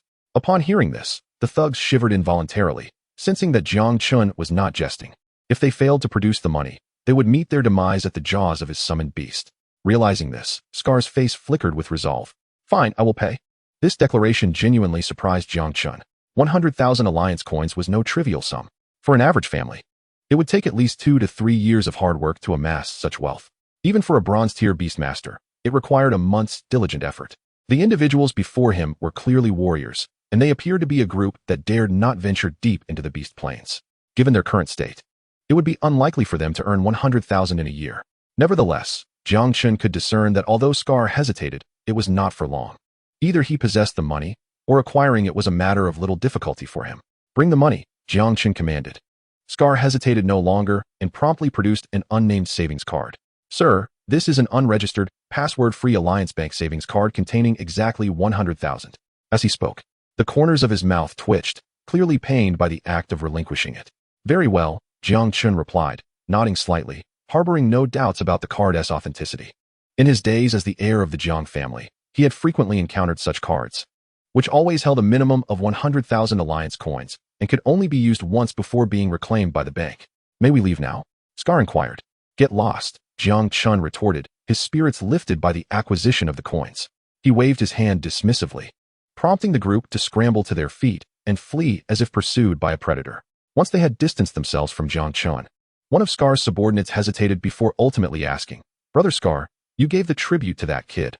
Won't Master Kuei hold us accountable?" Scar, however, merely wore a mysterious smile. "You know nothing." This left his subordinates momentarily bewildered, uncertain of his meaning. They had not willingly given the money. It had been forcibly taken from them, and their weakness made it inevitable they would lose it. A tall, slender thug suddenly grasped the implication. "I understand. Given Master Kuei's nature, whether the money was taken or not, he will not let it slide as long as it is in that kid's possession." The moment those words were spoken, the eyes of the group brightened in realization, and they all regarded Scar with newfound admiration, giving him a thumbs up. "Brilliant. Truly brilliant." As Jiang Chen approached Yulong City, he was unaware that his first act of robbery had led to unforeseen consequences. With each step closer to the city, Zhou Yan's excitement grew. Hey, if you don't tell me your name, how can I give you the crystal core? The mention of names caused Jiang Chen's brow to furrow. Were it not for the fact that she possessed something he desired, he would have preferred to distance himself from her entirely. He contemplated the prospect of attending school soon, realizing he would likely encounter her often, and she would naturally learn his name in due course. Thus, he decided to reveal his identity. Jiang Chun. Jiang Chun. Zhou Yan's eyes flickered with recognition as if she had heard the name before, and frequently at that. Suddenly, she froze, staring at Jiang Chun in disbelief. You are the Jiang family heir who was expelled from the family? After a brief moment of contemplation, Jiang Chen nodded. Given her family's influence, it was not difficult for her to uncover his background. It was merely a matter of inquiring around. With that in mind, there was no need for further concealment. Upon confirming Jiang Chen's identity, Zhou Yan appeared increasingly flustered. She had witnessed Jiang Chen's prowess throughout their journey, though he was merely a bronze-tier beastmaster. His massive turtle was of the silver tier and a top-tier combatant at that. Such strength was commendable even among prominent families. Logically, even if Jiang Chen's formidable beasts had perished, the Jiang family should not have expelled him. It seemed the Jiang family had lost their senses to cast out such a prodigy. Zhou Yan instinctively muttered, then quickly covered her mouth. Realizing she had misspoken as she glanced nervously at Jiang Chun. Seeing that he remained unfazed, she sighed in relief. Forget what I just said. You can act as though you heard nothing. However, Jiang Chun did not respond. Zhou Yan, accustomed to the silence, understood that he likely would not speak carelessly. If Jiang Chun dared to voice such statements, it could invoke the Jiang family's ire towards the Zhou family, potentially leading to conflict. Over time, she had discerned that Jiang Chun was not foolish enough to invite trouble upon himself. With the revelation that Jiang Chun was the disowned heir of the Jiang family, Zhou Yan fell silent, keeping her head down and lost in thought. This allowed Jiang Chun to enjoy a peaceful journey, free from the incessant chatter of a young girl. Soon, they reached the entrance of Yulong City. Although the spectral image of the turtle beast had vanished days prior, the city remained in a state of heightened alert. Initially, the city guards intended to search Jiang Chun, but Zhou Yan intervened. Upon recognizing her as the eldest daughter of the Zhou family, they refrained from conducting a search and allowed her entry. Once inside the city, Zhou Yan spotted a familiar figure waiting for her in the distance. Filled with excitement, she leaped up and called out, "Uncle Li, I'm here." Almost simultaneously, the figure approached from this direction. As he drew near, he exclaimed with excitement, "Miss, you have finally returned. If you had not come back soon, the master would have mobilized the entire family to search for you in the demon beast plains." Upon seeing a familiar face, Zhou Yan could no longer contain herself. The grievances in her heart burst forth at that moment, and tears flowed uncontrollably. "Woo, Li Shu, I nearly perished in the demon beast plains. Fortunately, my wit and intelligence allowed me to evade numerous dangers and return here." Zhou Yan threw herself into the embrace of the middle-aged man, weeping bitterly. Meanwhile, Jiang Chun took the opportunity to observe the man. Although the latter made every effort to conceal his aura, he was unfortunate enough to encounter Jiang Chun, who possessed extraordinary abilities. With a mere thought, a virtual panel appeared before him. Name, Li Biao. Cultivation level, mid-platinum. Beast mastery. Talent. Evaluation, mediocre aptitude. After reading the brief introduction, Jiang Chun felt a flicker of confusion. The system was unable to access the man's information, which surprised him. As if sensing Jiang Chen's thoughts, the system suddenly chimed in. Ding. Upon reaching the gold tier, you will acquire perception.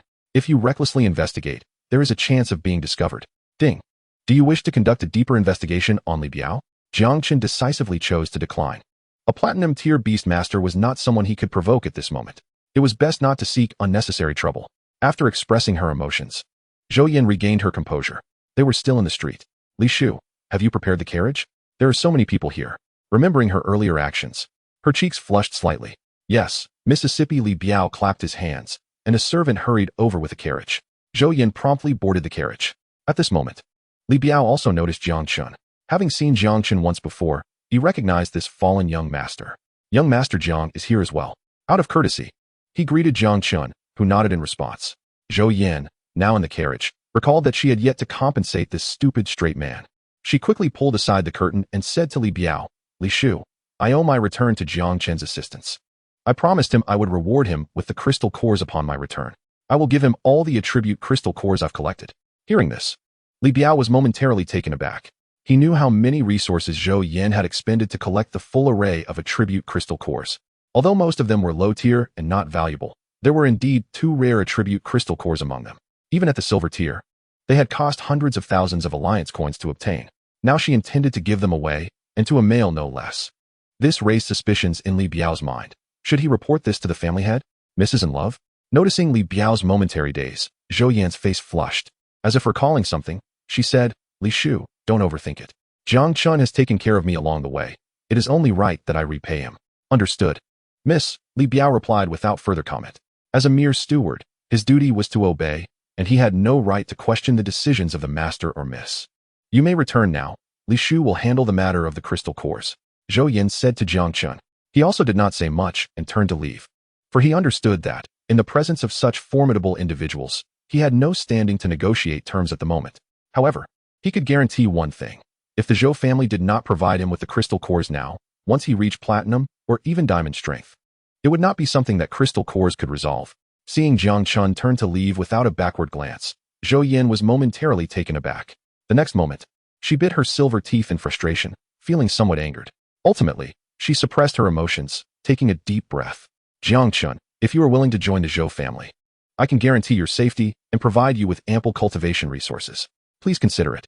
Before her words had fully settled, Jiang Chen's voice cut through. No need. The moment Zhou Yin heard this, she hastily drew the carriage curtain shut and angrily instructed the coachman, Go, go, go. Let us head home. Chapter 13, Framing. Miss, it seems you hold that abandoned young master in high regard. Although I shouldn't pry, I also have the duty to protect Zhou Yin. If Jiang Chun truly intends to join the Zhou family in the future, he may very well become Zhou Yin's subordinate. Before that, I must investigate Jiang Chen thoroughly. If there is any danger, it must be nipped in the bud. Upon hearing this, Zhou Yan's interest was piqued. Li Shu, I learned something today. Oh, what is it? Immediately, Li Biao was intrigued, for there were not many matters capable of sparking the interest of the Zhou family's young lady. There are always greater talents beyond the horizon. At this, Li Biao's expression became somewhat peculiar, but he did not press further. Miss, you need not worry so much. Your talent is undoubtedly comparable to that of Jiang Chun. Others may not know, but Li Biao was well aware of the extraordinary aptitude possessed by the girl before him. She was in no way inferior to Jiang Chun. In fact, he believed she surpassed him. However, unlike Jiang Chun, who was ostentatious, she preferred to remain low-key. Moreover, the Zhou family exerted considerable pressure, which was why few people recognized her talents. You don't understand, Li Shu. I have already been defeated. Reflecting on Jiang Chen's turtle-like beast, Zhou Yin felt a pang of inferiority. After saying this, she fell into silence. After a long pause of over 10 seconds, she continued, no more thinking. My beast is currently on the brink of death, and in a month, the entrance exam will take place. I must restore my beast to its peak condition as soon as possible. By the way, Li Shu, please deliver the crystal cores to that stupid straight man today. With the final thought of fulfilling her promise to Jiang Chun, she instructed once more. This left Li Biao with a wry smile. It was the first time he had seen his young lady so concerned about a boy. It seemed he truly ought to report this to the family head, he mused. In front of a high-end club, several ruffians stood at the entrance, occasionally glancing inside. If Jiang Chun were present, he would surely recognize them as the group led by Scar. Just then, a towering man over 2 meters tall emerged from within. Casting a glance, he coldly stated, Master Kuei is calling for you to come in. The ruffians trembled slightly, but suppressed their fear and proceeded into the club. Along the corridor, a group of muscular men in black suits flanked either side, each one a peak bronze warrior. Upon reaching a door, the leading man opened it and respectfully announced, Master Kuei, Scar is here. Before long, a languid voice echoed from within the room, then let them in. Yes, the muscular man approached the door. Master Kuei invites you in. After speaking, he exited the private room again. Scar and his companions could not help but swallow hard, trembling as they entered. They quickly spotted a rotund man with a broad face lounging on the sofa at the forefront. A wolf's head was tattooed on the man's chest. Sensing their presence, the man's eyes fluttered open slightly. Scar has arrived. Sit. He beckoned to Scar and then patted the sofa beside him, smiling as he spoke. Though Scar was afraid, he suppressed his fear and sat next to the rotund man. Master Kuei, he stuttered. At that moment, the rotund man closed his eyes again, giving a slight nod. Xiao Dao Ba, do not be anxious. Your former elder brother, in a sense, is also under my command. There is no need for such formality here. Indulge in food and drink as you please. Although his voice was low, it resonated clearly in the ears of several ruffians. Hesitantly, they took their seats, cautiously picking at the food on the table, taking small bites. The portly man seemed to have drifted into a slumber, falling silent. However, the more serene the atmosphere became, the more restless Dao Ba felt. an uneasy sensation creeping over him as cold sweat soaked his back. At that moment, the portly man finally spoke again. By the way, I recall that just before Xiao Wang met his demise, there was a compensation fee. Did you bring it with you? Upon hearing these words, the ruffians trembled violently. And in the next instant, they all knelt on the ground in unison. Master Kuei, we are doomed. At that moment, the portly man's eyes finally opened, a smile gracing his features as he regarded the group. With a teasing tone, he remarked, "What? Are you now trying to tell me you lost the money?" His voice was exceedingly calm, yet Dao Ba and his companions felt an icy chill envelop them with that statement. Master Kuei, please spare us. It was not our intention. They pleaded, their heads bobbing wildly in desperation. The portly man remained silent, merely observing. After what felt like an eternity, he finally broke the silence with a smile. I understand. You surely did not mean to, but for me, intention matters little. The consequences will be the same regardless. Upon hearing this, Dao Ba fought through the pain in his head and scrambled to the portly man's feet, hastily explaining, Master Kuei, I have the money ready. But on the way here, it was stolen. Truly, if you do not believe me, ask my brothers. At this, the other ruffians nodded vigorously in agreement. Yes. We were robbed by someone on our way here. One of them hesitated suddenly, as if struck by a thought. The portly man's eyes narrowed slightly. What did you say? Speak up. The young ruffian cast a fearful glance at his leader. This scene did not escape the portly man's notice, who calmly stated, Speak directly. I may choose to spare you. With those words, the young ruffian found the courage to continue. He said, Master Kuei is nothing. He has the ability to come after me. After saying this, he prostrated himself before the portly man. Master Kuei, those words were said by that lad. We had no part in it. Yet the portly man fell silent, his face adorned with a subtle smile that gave the illusion of a gentle temperament. However, only his close confidants understood that whenever Master Kuei displayed such an expression, it signified that he was seething with rage. A hearty laugh erupted from him. How amusing. It has been years since I encountered such a bold fool. Bring me details. I want to see who dares to disregard me. The burly man who had previously guided them nodded slightly and exited the room. At this moment, the portly man's gaze fell upon Dao Ba. You few are commendable for returning to admit your mistakes after losing my possessions. I shall reward each of you 10,000. With that, he signaled to his bodyguard, who promptly retrieved a stack of bills and handed it to Dao Ba. Well then, you may return now. The portly man waved his hand grandly. Dao Ba and his companions felt as though they were dreaming. The incident had simply passed. It was only upon returning home that they regained their senses. The old method prevailed. They burned the money for them.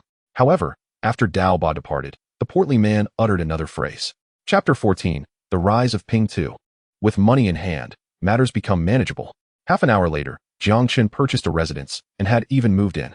Just as he closed the door, a knock echoed. Frowning, he considered that although he was now in the inner city, the Jiang family would think twice before acting against him. Nevertheless, with Jiang Chun's influence, suppressing an incident was not particularly challenging. He remained vigilant, cautiously approaching the door. At that moment, a voice resonated from outside. Is young Master Jiang in? Steward Li sent me to deliver something.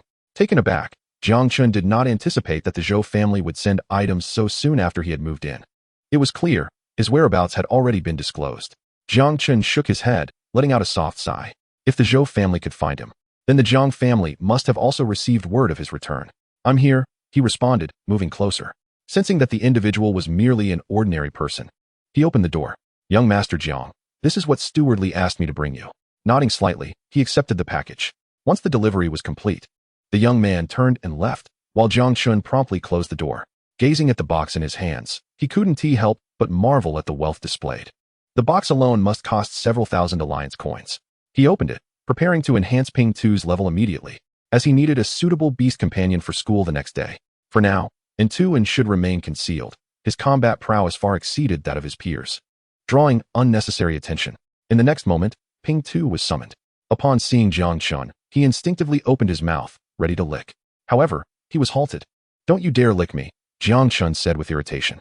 This left Ping Tu feeling slightly wronged, yet he obediently lay on the ground, refraining from any mischief. Jiang Chun found amusement in this. He took out his backpack, retrieving the crystal cores and placing them on the table.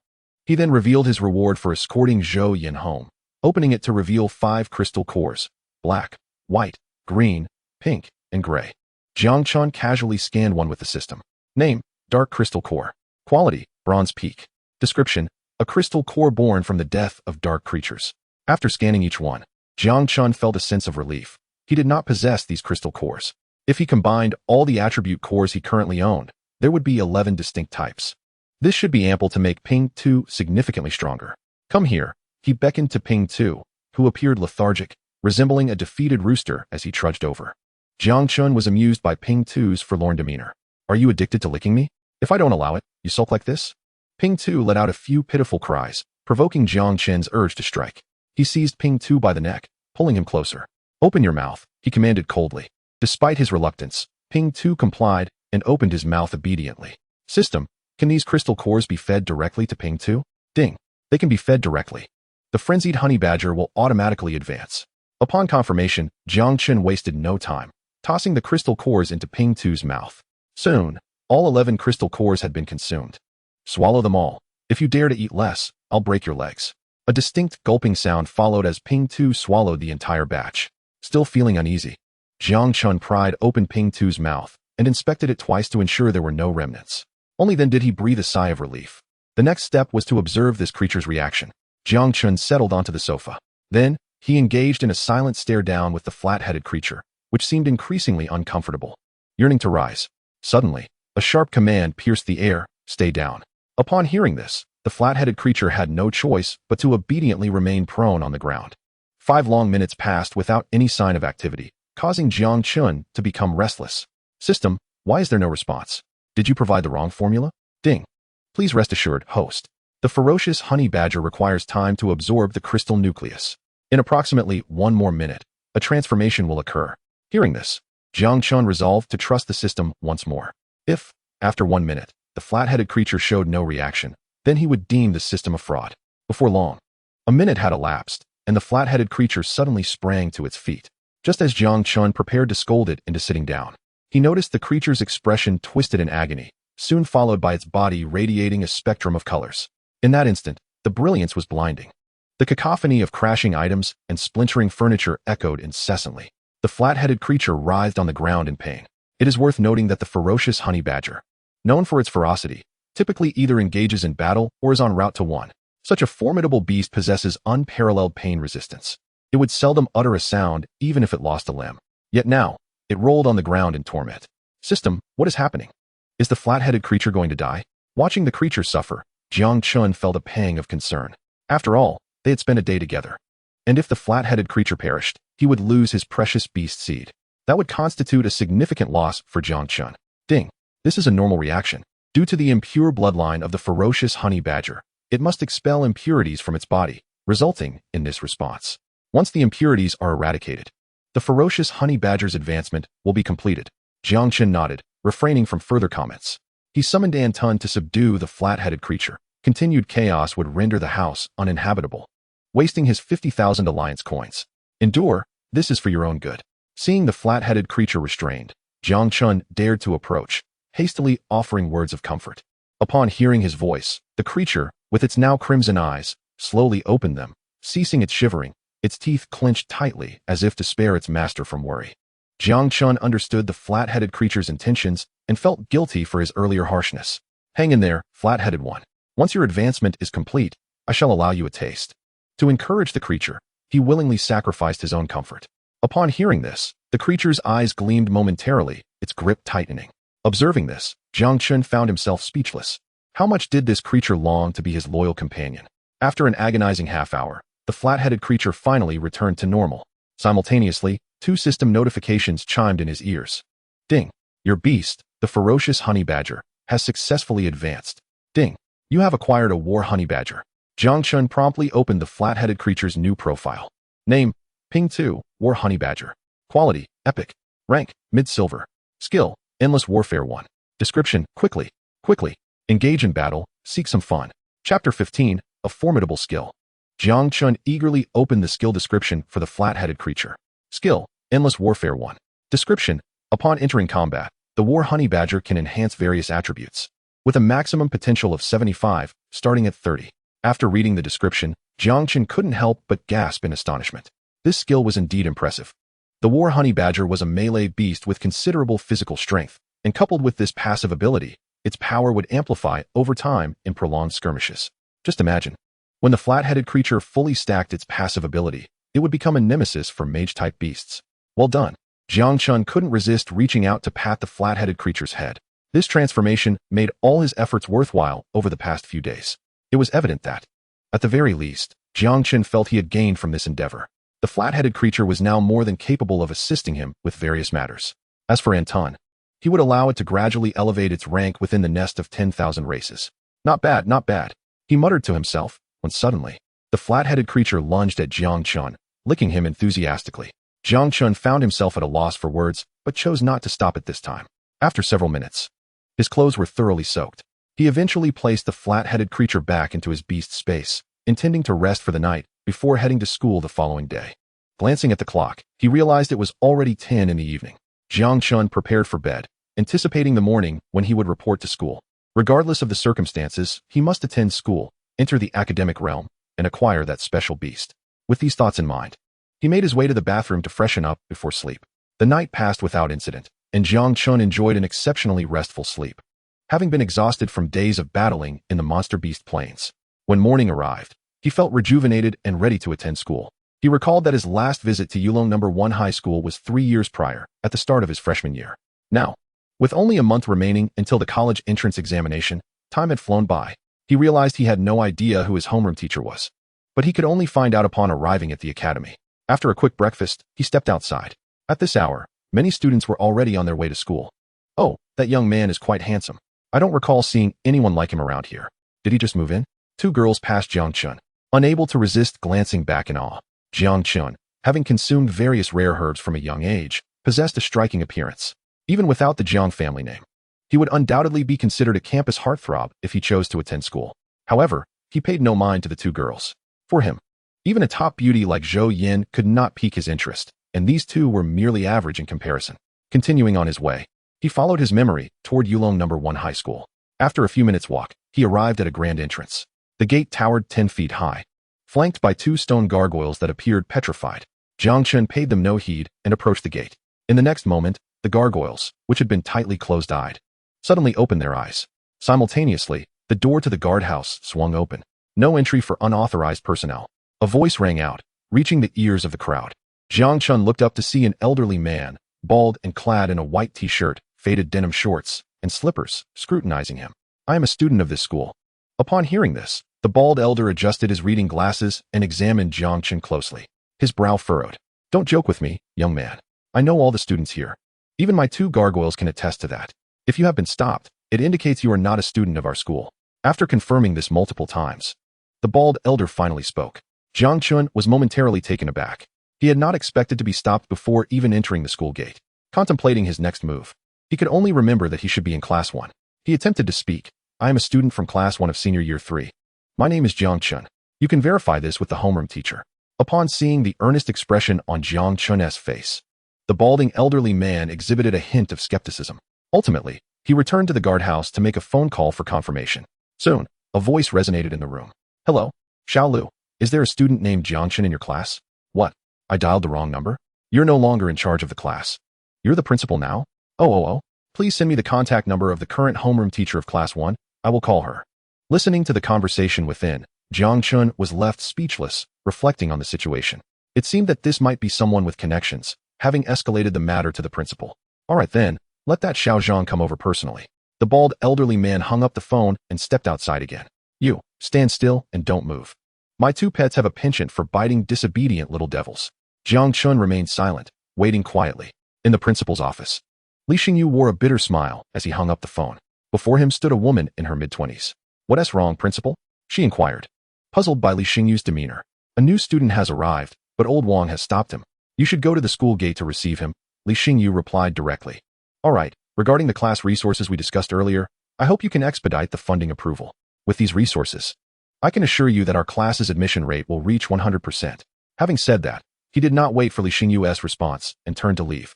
Li Xingyu, however, could only manage a wry smile. If it had been before, he might have believed it, but now he felt it was improbable.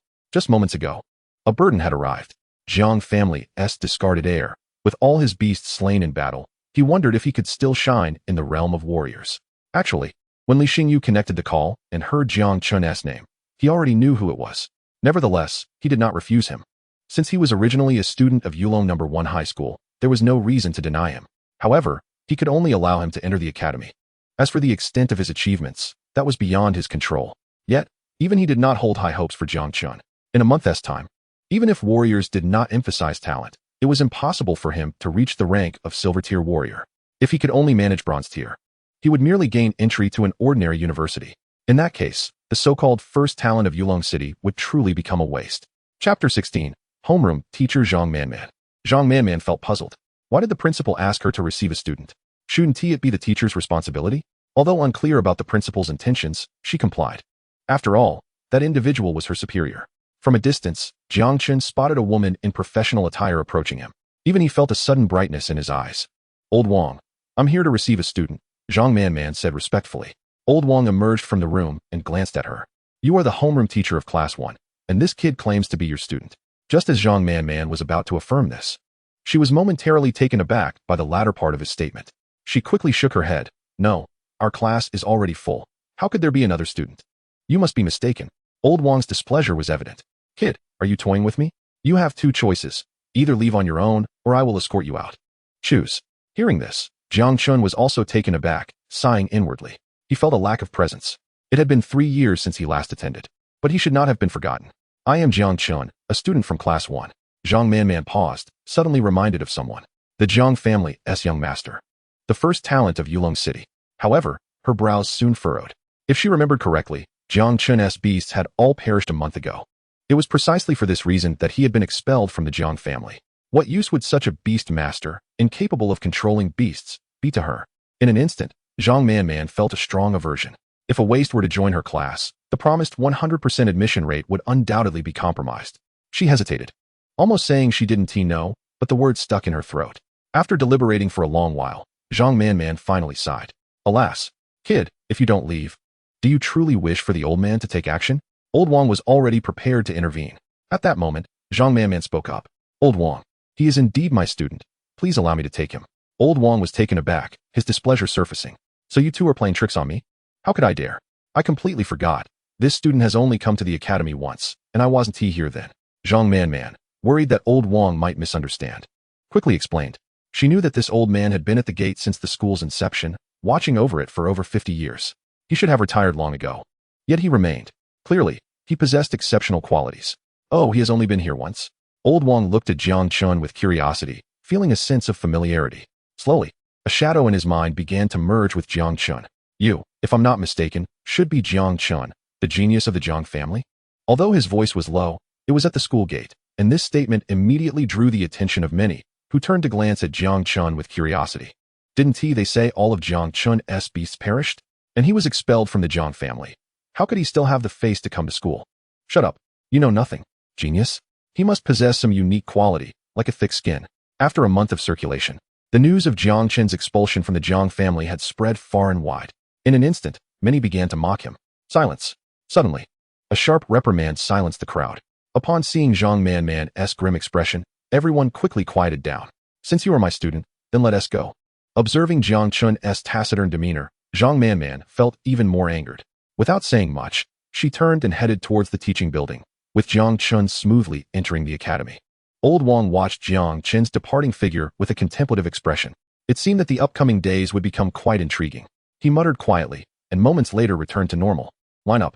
Those who disobey will have their legs broken. Having said that, he re-entered his guardhouse to continue sipping tea. What is your current cultivation level as a warrior? Suddenly, Zhang Manman inquired. In her view, since Jiang Chun's beastmaster talent had already waned, he would naturally turn to the path of a warrior. I haven't entered the door yet, Jiang Chun replied nonchalantly. Zhang Manman had initially intended to console Jiang Chun, thinking that even if he claimed to be at the low bronze tier, it would suffice to offer some comfort. However, upon hearing I haven't entered the door yet, she nearly choked in disbelief. She turned around, unable to believe her ears as she stared at Jiang Chun, nearly asking, Are you serious? It was known that Class 1 was the elite class. The weakest among them were at least late bronze tier warriors. Now, a mere ordinary person had arrived. How could she teach him? In fact, Zhang Manman had already begun to contemplate going to the principal to request a change of classes for Jiang Chun. At this moment, Class 1 was simply too unsuitable for him. Every day, there are practical combat classes that I am unable to attend. Not to mention, any random student possesses physical capabilities 2 to 3 times superior to that of an ordinary person. When Jiang Chun practices with anyone, It is merely an exercise in futility.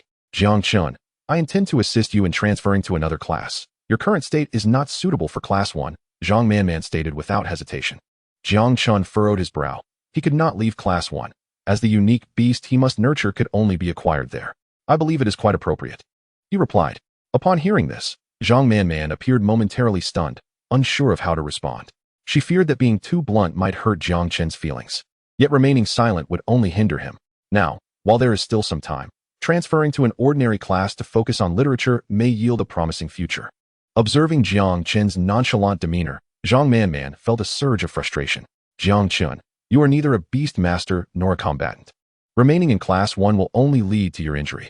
Therefore, I believe you should transition to the literature class as soon as possible, where you may even secure admission to a reputable liberal arts university. Jiang Chen finally understood his teacher's intentions. I am a beast master, he declared, recognizing the necessity of revealing his true identity. Otherwise, it would be challenging to garner the school's attention.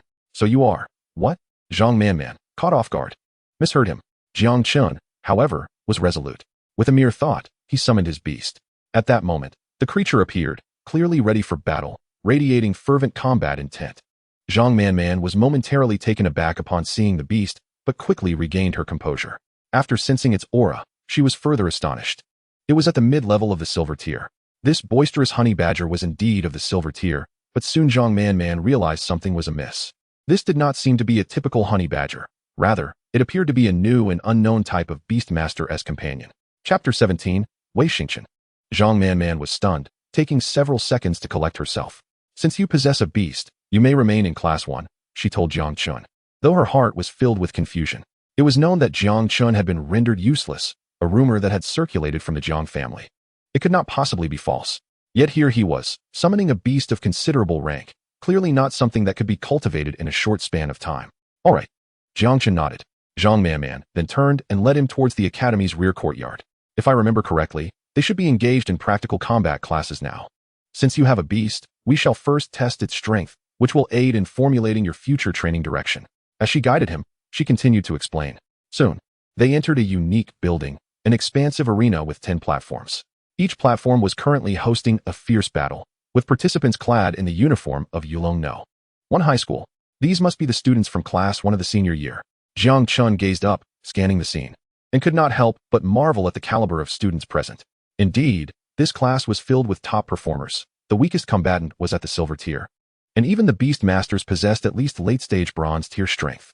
Among them, he even spotted 2 silver tier beast masters. Jiang Chen's arrival caught the attention of several individuals. Teacher Zhang seems to have brought a young man, one remarked, noting Jiang Chen's familiarity. Many turned their gaze toward him. Simultaneously, a tall, slender middle-aged man noticed Zhang Manman and approached. Teacher Zhang, what brings you here? Lao Lu, this is also a student from our class. Please take care of him, Zhang Manman replied. The middle-aged man appeared momentarily taken aback. Having taught this class for 3 years, he believed it impossible to overlook anyone. Zhang Manman seemed to read his thoughts and explained, this is Jiang Chun. He has been training outside and has just returned. I see, the middle-aged man nodded, smiling at Jiang Chun. Greetings, Jiang Chun. I am Lu Yu, and you may call me Teacher Lu. Hello, Jiang Chen responded, shaking his hand. However, he soon sensed something was amiss. The man's grip was unusually firm. In an instant, Jiang Chen found himself unable to break free while Lu Yu maintained a genial smile. Before Jiang Chun could summon his beast, Lu Yu suddenly released him. So you are a beast master. No wonder you were reluctant to train at school. As he spoke, he relinquished his grip. I must attend to some matters. I will leave this student in your capable hands, Lu Yu said cheerfully, clearly a commendable teacher. Once Zhang Manman departed, Lu Yu turned to Jiang Chun. I will arrange a sparring partner for you to hone your skills. All right, Jiang Chun replied without hesitation. He understood the necessity of demonstrating his talent to attract the attention of the higher-ups. Lu Yu's face briefly flickered with a mischievous smile before vanishing as they approached the platform. Increasing numbers of students turned their gazes toward them. Everyone, we have a new student, Lu Yu announced. Instantly, the battles on the platform ceased, and all eyes were directed at Jiang Chun, many wearing puzzled expressions, clearly unfamiliar with him. Teacher Lu, from which school did he transfer? Many students assumed Jiang Chun had come from another school. However, among them were a few from influential families, who furrowed their brows upon seeing Jiang Chun. The discarded son of the Jiang family? What is he doing here? They whispered disdainfully. Ah, so he previously looked down on Yulong No. 1 high school, and now with no resources, he has returned like a dog. Two youths exchanged derisive remarks. Zhang Xinran, do you not wish to crush Yulong's top talent? One suddenly inquired of a nearby boy. Yet, he was met with indifference. The two youths were unfazed, even chuckling. If he is unwilling, I am more than willing. Opportunities to make Yulong City's top talent kneel in submission are rare. The boy licked his lips. At that moment, Lu Yu concluded his introduction. Now that everyone is acquainted, I will arrange an opponent for our new student. Who will volunteer? Almost as soon as he finished speaking, a youth raised his hand. Me. Teacher, I wish to spar with the new student. Lu Yu looked over. Wei Xingchen. His brow slightly furrowed, as if hesitating. Teacher, I will go easy on him, you can rest assured. Initially inclined to refuse, Lu Yu ultimately nodded after hearing this. Very well, it will be you. New student, please be cautious in your approach. He reminded them. Upon hearing this, Wei Xingchen's lips curled into a slight smile. Come on. New student, he said cheerfully. The other students, upon realizing Wei Xingchen was the opponent, shook their heads in resignation. The new student is doomed. He has to spar with Wei Xingchen. He is likely to be thoroughly beaten. Indeed, how curious it is that he suddenly wishes to compete today. Many students whispered among themselves beneath the platform. Few held a favorable view of Jiang Chen. In their eyes, with merely a month remaining until the college entrance examination, transferring schools at this juncture hardly indicated that one was a commendable student. Conversely, Wei Xingchen stood apart. As a silver-tier beastmaster, both of his summoned beasts were also of the silver tier, ranking him among the top 200 prodigies across the 100 schools. And what of Jang Chun? Apart from sharing a name with a notorious failure, he was virtually an unknown entity. Jang Chun strode directly onto the arena, where Wei Xingchen was already positioned. Upon seeing Jang Chun approach, a glimmer of delight crossed his face. Ah, Jiang Xiao, long time no see. I heard you have been expelled from your family. He then proceeded to mockingly inquire further. This caused Jiang Chun to furrow his brow, as it was evident that the other party was aware of his identity. Yet he himself had no recollection of him. However, Wei Xingchen's words ignited a stir among the crowd below. What? Is this truly that Jiang Chun? Wasn't he deemed useless? How dare he still show his face at Yulong No. 1 High School? Despite Jiang Chen's notoriety, the number of individuals who had actually encountered him was scant. Moreover, he had only visited Yulong No. 1 High School once, making the witnesses exceedingly few. Jiang Xiao, I heard your beasts have all perished. How do you intend to compete with me now? Perhaps you should kneel and call me master, and I might allow you to win. Chapter 18, A Desperate Strategy. Wei Xingchen. Lu Yu's expression shifted dramatically as he bellowed in fury. My apologies, Lu Laosher, I shall remain silent. Faced with Lu Yu's anger, Wei Xingchen quickly donned an apologetic demeanor. Nonetheless, as he faced Jiang Chun, he raised an eyebrow, and two beasts materialized before him, a gorilla and a black panther. This is the mighty gorilla and the shadow panther. Both silver-tier beasts, Wei Xingchen elaborated with a smile. Jiang Xiao, please summon your beasts for us to witness. His intention was to deliberately humiliate Jiang Chun. At this moment, the entire city of Yulong was aware that Jiang Chen's beasts had all perished in battle. Just as Lu Yu was about to reprimand him, a 3-meter-long honeybadger appeared, leaving him momentarily stunned. However, he quickly regained his composure. A beast. Jiang Chun's beast. The sudden turn of events left the crowd in astonishment, many rubbing their eyes in disbelief.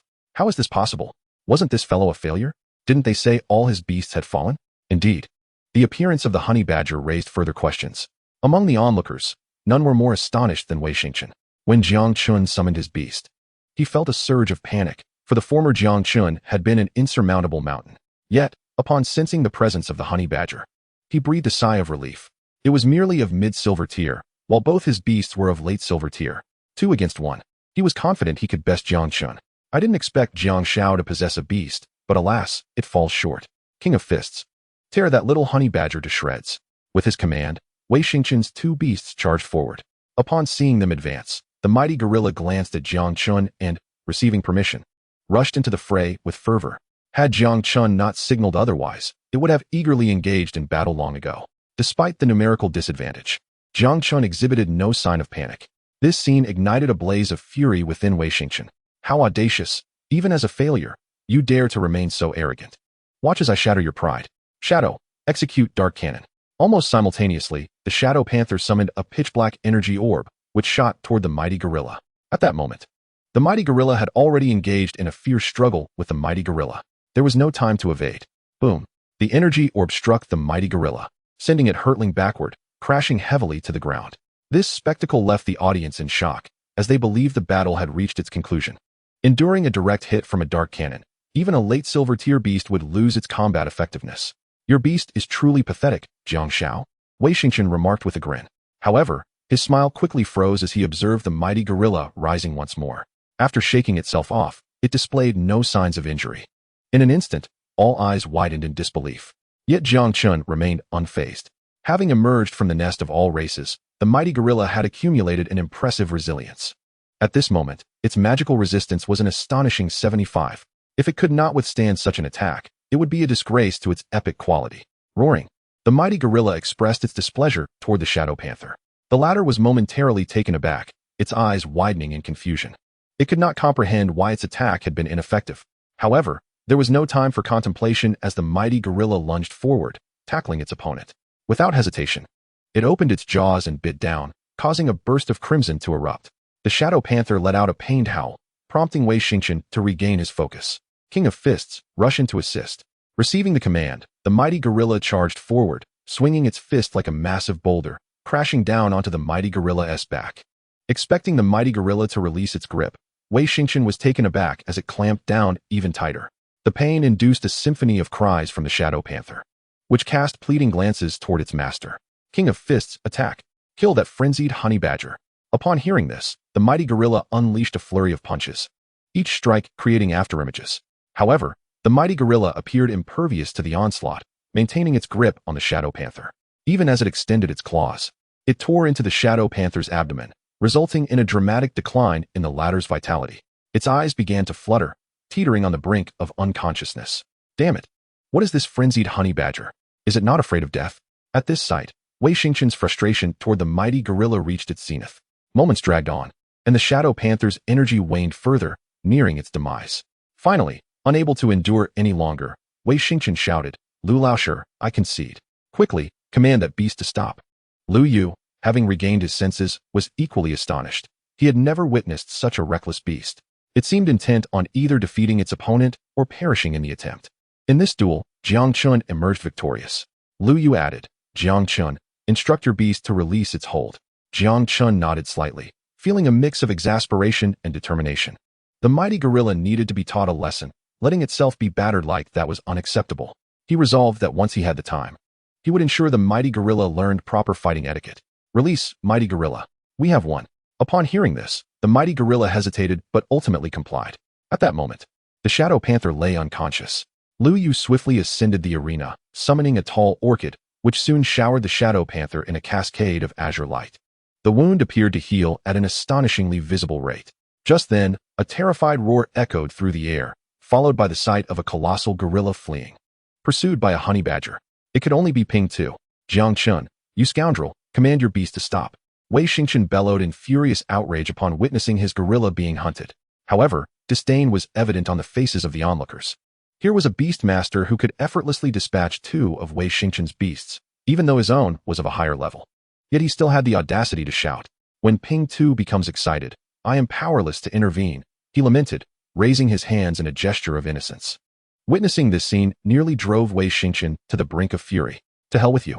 I would be a fool to believe you. Just a moment ago, a single word had halted Ping Tu's attack, and now you speak this? Chapter 19, An Unexpected Delight. After thoroughly subduing the opponent's gorilla, Ping Tu returned, visibly satisfied, and plopped down beside Jiang Chun. Meanwhile, Wei Xingchen's expression had soured considerably as he gazed at his two unconscious beasts, a flicker of murderous intent flashing in his eyes. Jiang Chun, I shall remember this. Let us see how long you can thrive without the Jiang family's protection. With that, he stored his two beasts into his beast ring and turned to leave. Even past geniuses cannot compare to us. To challenge two with one, and still come out on top, such talent is truly terrifying. Many students began to murmur amongst themselves, yet none dared to approach. Wei Xingchen's words before departing clearly indicated his grudge against Jiang Chun. They feared he would soon target them. As Wei Xingchen possessed both the strength and influence to crush them, they had no desire to invite trouble. Jiang Chun, well done.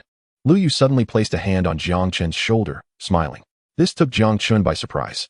Typically, teachers like Lu Yu would not involve themselves in student disputes. Yet here he was, showing such camaraderie in front of everyone. It was a clear signal that Lu Yu held him in high regard. Nevertheless, this choice was rather unwise. Given Wei Xingchen's demeanor upon leaving, it was evident he did not regard this teacher with much respect. Lu Yu's actions were undoubtedly courting trouble. Jiang Chun nodded lightly in acknowledgement. Lu Yu chose not to elaborate further and instead turned his attention to the other students, proclaiming loudly, "Continue, continue. The college entrance examination is just a month away.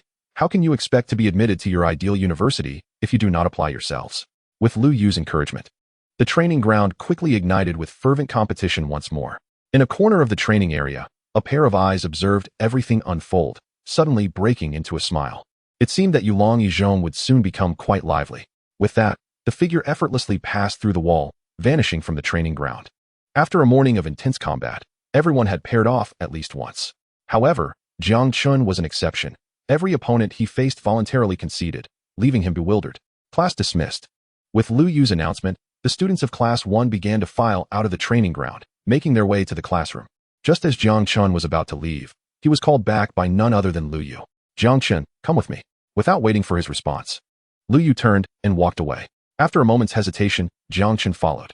The two remained silent until they reached the teaching building. At which point Lu Yu smiled and asked, "Aren't you curious as to why I called you here alone? What is there to be curious about? If the teacher summons me, it is natural that there is something to discuss," Jiang Chun replied nonchalantly. Lu Yu couldn't help but chuckle. "Huh? You are quite amusing." As they conversed, they entered the teacher's office, where Jiang Chun spotted a familiar face, Zhang Man, who was engrossed in paperwork. Even as they entered, she did not look up from her tasks. Do not be surprised. Teacher Zhang is notoriously dedicated to her work.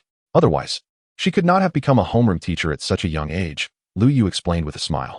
This remark finally drew Zhang Man's attention, prompting her to glance at the two. "Teacher Lu, do not say that. I am rather slow-witted and must rely on time to compensate for my lack of talent." Lu Yu chose not to respond, merely pursing his lips in disagreement without elaborating further. "By the way, Teacher Zhang, if I recall correctly, our school's secret realm is set to open the day after tomorrow. Previously, I had no candidates, but now I have one, this young man."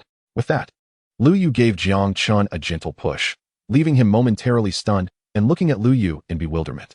Zhang Man, who had been busy working, abruptly halted, her head snapping up to look at Lu Yu with disbelief, as if to ask, "Are you serious? Do not look at me. My slot is also going to this lad." After confirming, Zhang Man shook her head. "Since you have said so, what more can I say? However, entering that secret realm requires one essential condition. You must possess an unused beast seed." She then turned her gaze to Jiang Chun. If Jiang Chun did not have an unused beast seed, Lu Yu's recommendation would be of no avail, as the secret realm demanded a substantial allocation of the school's resources every time it opened. They had to ensure maximum returns. Both their eyes focused on Jiang Chun, who did not hesitate. With a mere thought, a beast seed flew forth from his forehead. Zhang Man examined it closely, nodding in approval. "Indeed, this is an unused beast seed. You may enter the secret realm. Come find me early the day after tomorrow." "All right." Jiang Chun was pleasantly surprised at how effortlessly he had secured his entry into the secret realm. He had anticipated a longer process, and Lu Yu's assistance was a delightful twist of fate. Once Jiang Chun departed, both Lu Yu and Zhang Man exchanged glances, astonished by the revelation. It was well known that Jiang Chun, previously a Golden Beast Master, possessed 6 beasts. Each first-tier master held 2 beast seeds, making him a true prodigy. Yet, unexpectedly, Jiang Chun had concealed 2 additional beast seeds. If those who held 2 beast seeds at one rank were called geniuses, what title could be bestowed upon him? A prodigy? Both were left speechless in their shock. Lu Yu, however, knew he had made the right bet. This genius had not fallen. In fact, he had a feeling that Jiang Chun would shine even brighter in the future. After a moment of stunned silence, Zhang Man rose and headed towards the door. "Teacher Zhang, where are you going?" Lu Yu inquired, puzzled by her sudden departure. "I must inform the principal. Jiang Chun possesses 8 beast seeds at the golden level. This kind of genius cannot be overlooked by the academy." Zhang Man was resolute in her decision. Regardless of the circumstances, it is imperative to secure benefits for Jiang Chun. Such a prodigy must be firmly anchored in Class 1. Observing Zhang Man depart, Lu Yu revealed a bittersweet smile, tinged with regret for not having endeavored more earnestly when selecting the class leader years ago. Had he known about this remarkable talent, he would have fought tooth and nail for it. Chapter 20. Special First Class Student. There was a rapid succession of knocks at the door. "Come in." Almost simultaneously, Zhang Man pushed open the door and entered, striding swiftly to Principal Lu Xingyu's side. "Principal, I have discovered a treasure. This time, I have unearthed a significant gem." Upon hearing this, Lu Xingyu's brow furrowed in confusion as he regarded her. Just moments ago, she had seemed less than enthusiastic. How had she returned at noon brimming with such excitement? "Calm down and explain slowly. You know Jiang Chun, right?" she inquired directly. Lu Xingyu nodded, albeit with some perplexity. In Yulong City, there were not many who were unaware of this name. He had heard of it to some extent. Did you not ask me to bring him into the school this morning? I have stumbled upon a monumental discovery, an extraordinary matter. Observing Zhang Manman's exuberance only deepened Lu Xingyu's confusion. What do you mean? Speak plainly without leaving anything unsaid. The fellow possesses 8 Beastmaster seeds at the golden tier. He recently contracted 1, leaving him with 1 uncontracted. Initially, Lu Xingyu had assumed Jiang Chen merely had the talent of a fighter, but at that moment, he shot up from his seat, his eyes fixed intently on Zhang Manman. What did you say? Are you certain you are not jesting? Witnessing the principal's intense reaction, Zhang Manman felt a rush of delight. She raised her hand and declared, I, Zhang Manman, swear that if there is a hint of falsehood in what I just said, I will accept any punishment. Upon hearing this, Lu Xingyu settled back into his chair, yet internally, a tempest of emotions surged. If Jang Chun had awakened 8 Beastmaster seeds at the golden tier, it indicated his immense potential. If he were to awaken 2 Beastmaster seeds with each advancement, upon reaching the platinum tier, he could command 4 beasts, at the diamond tier, 6.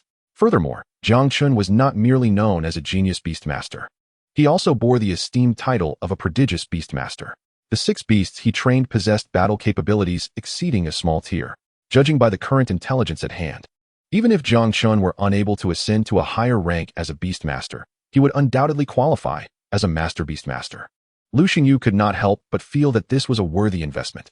In that case, let Jiang Chun be granted the status of a first-class student, allowing him to enjoy the benefits of entering the secret realm with a monthly allocation of 100 school points. Upon hearing this, Zhang Manman was momentarily taken aback before shaking her head.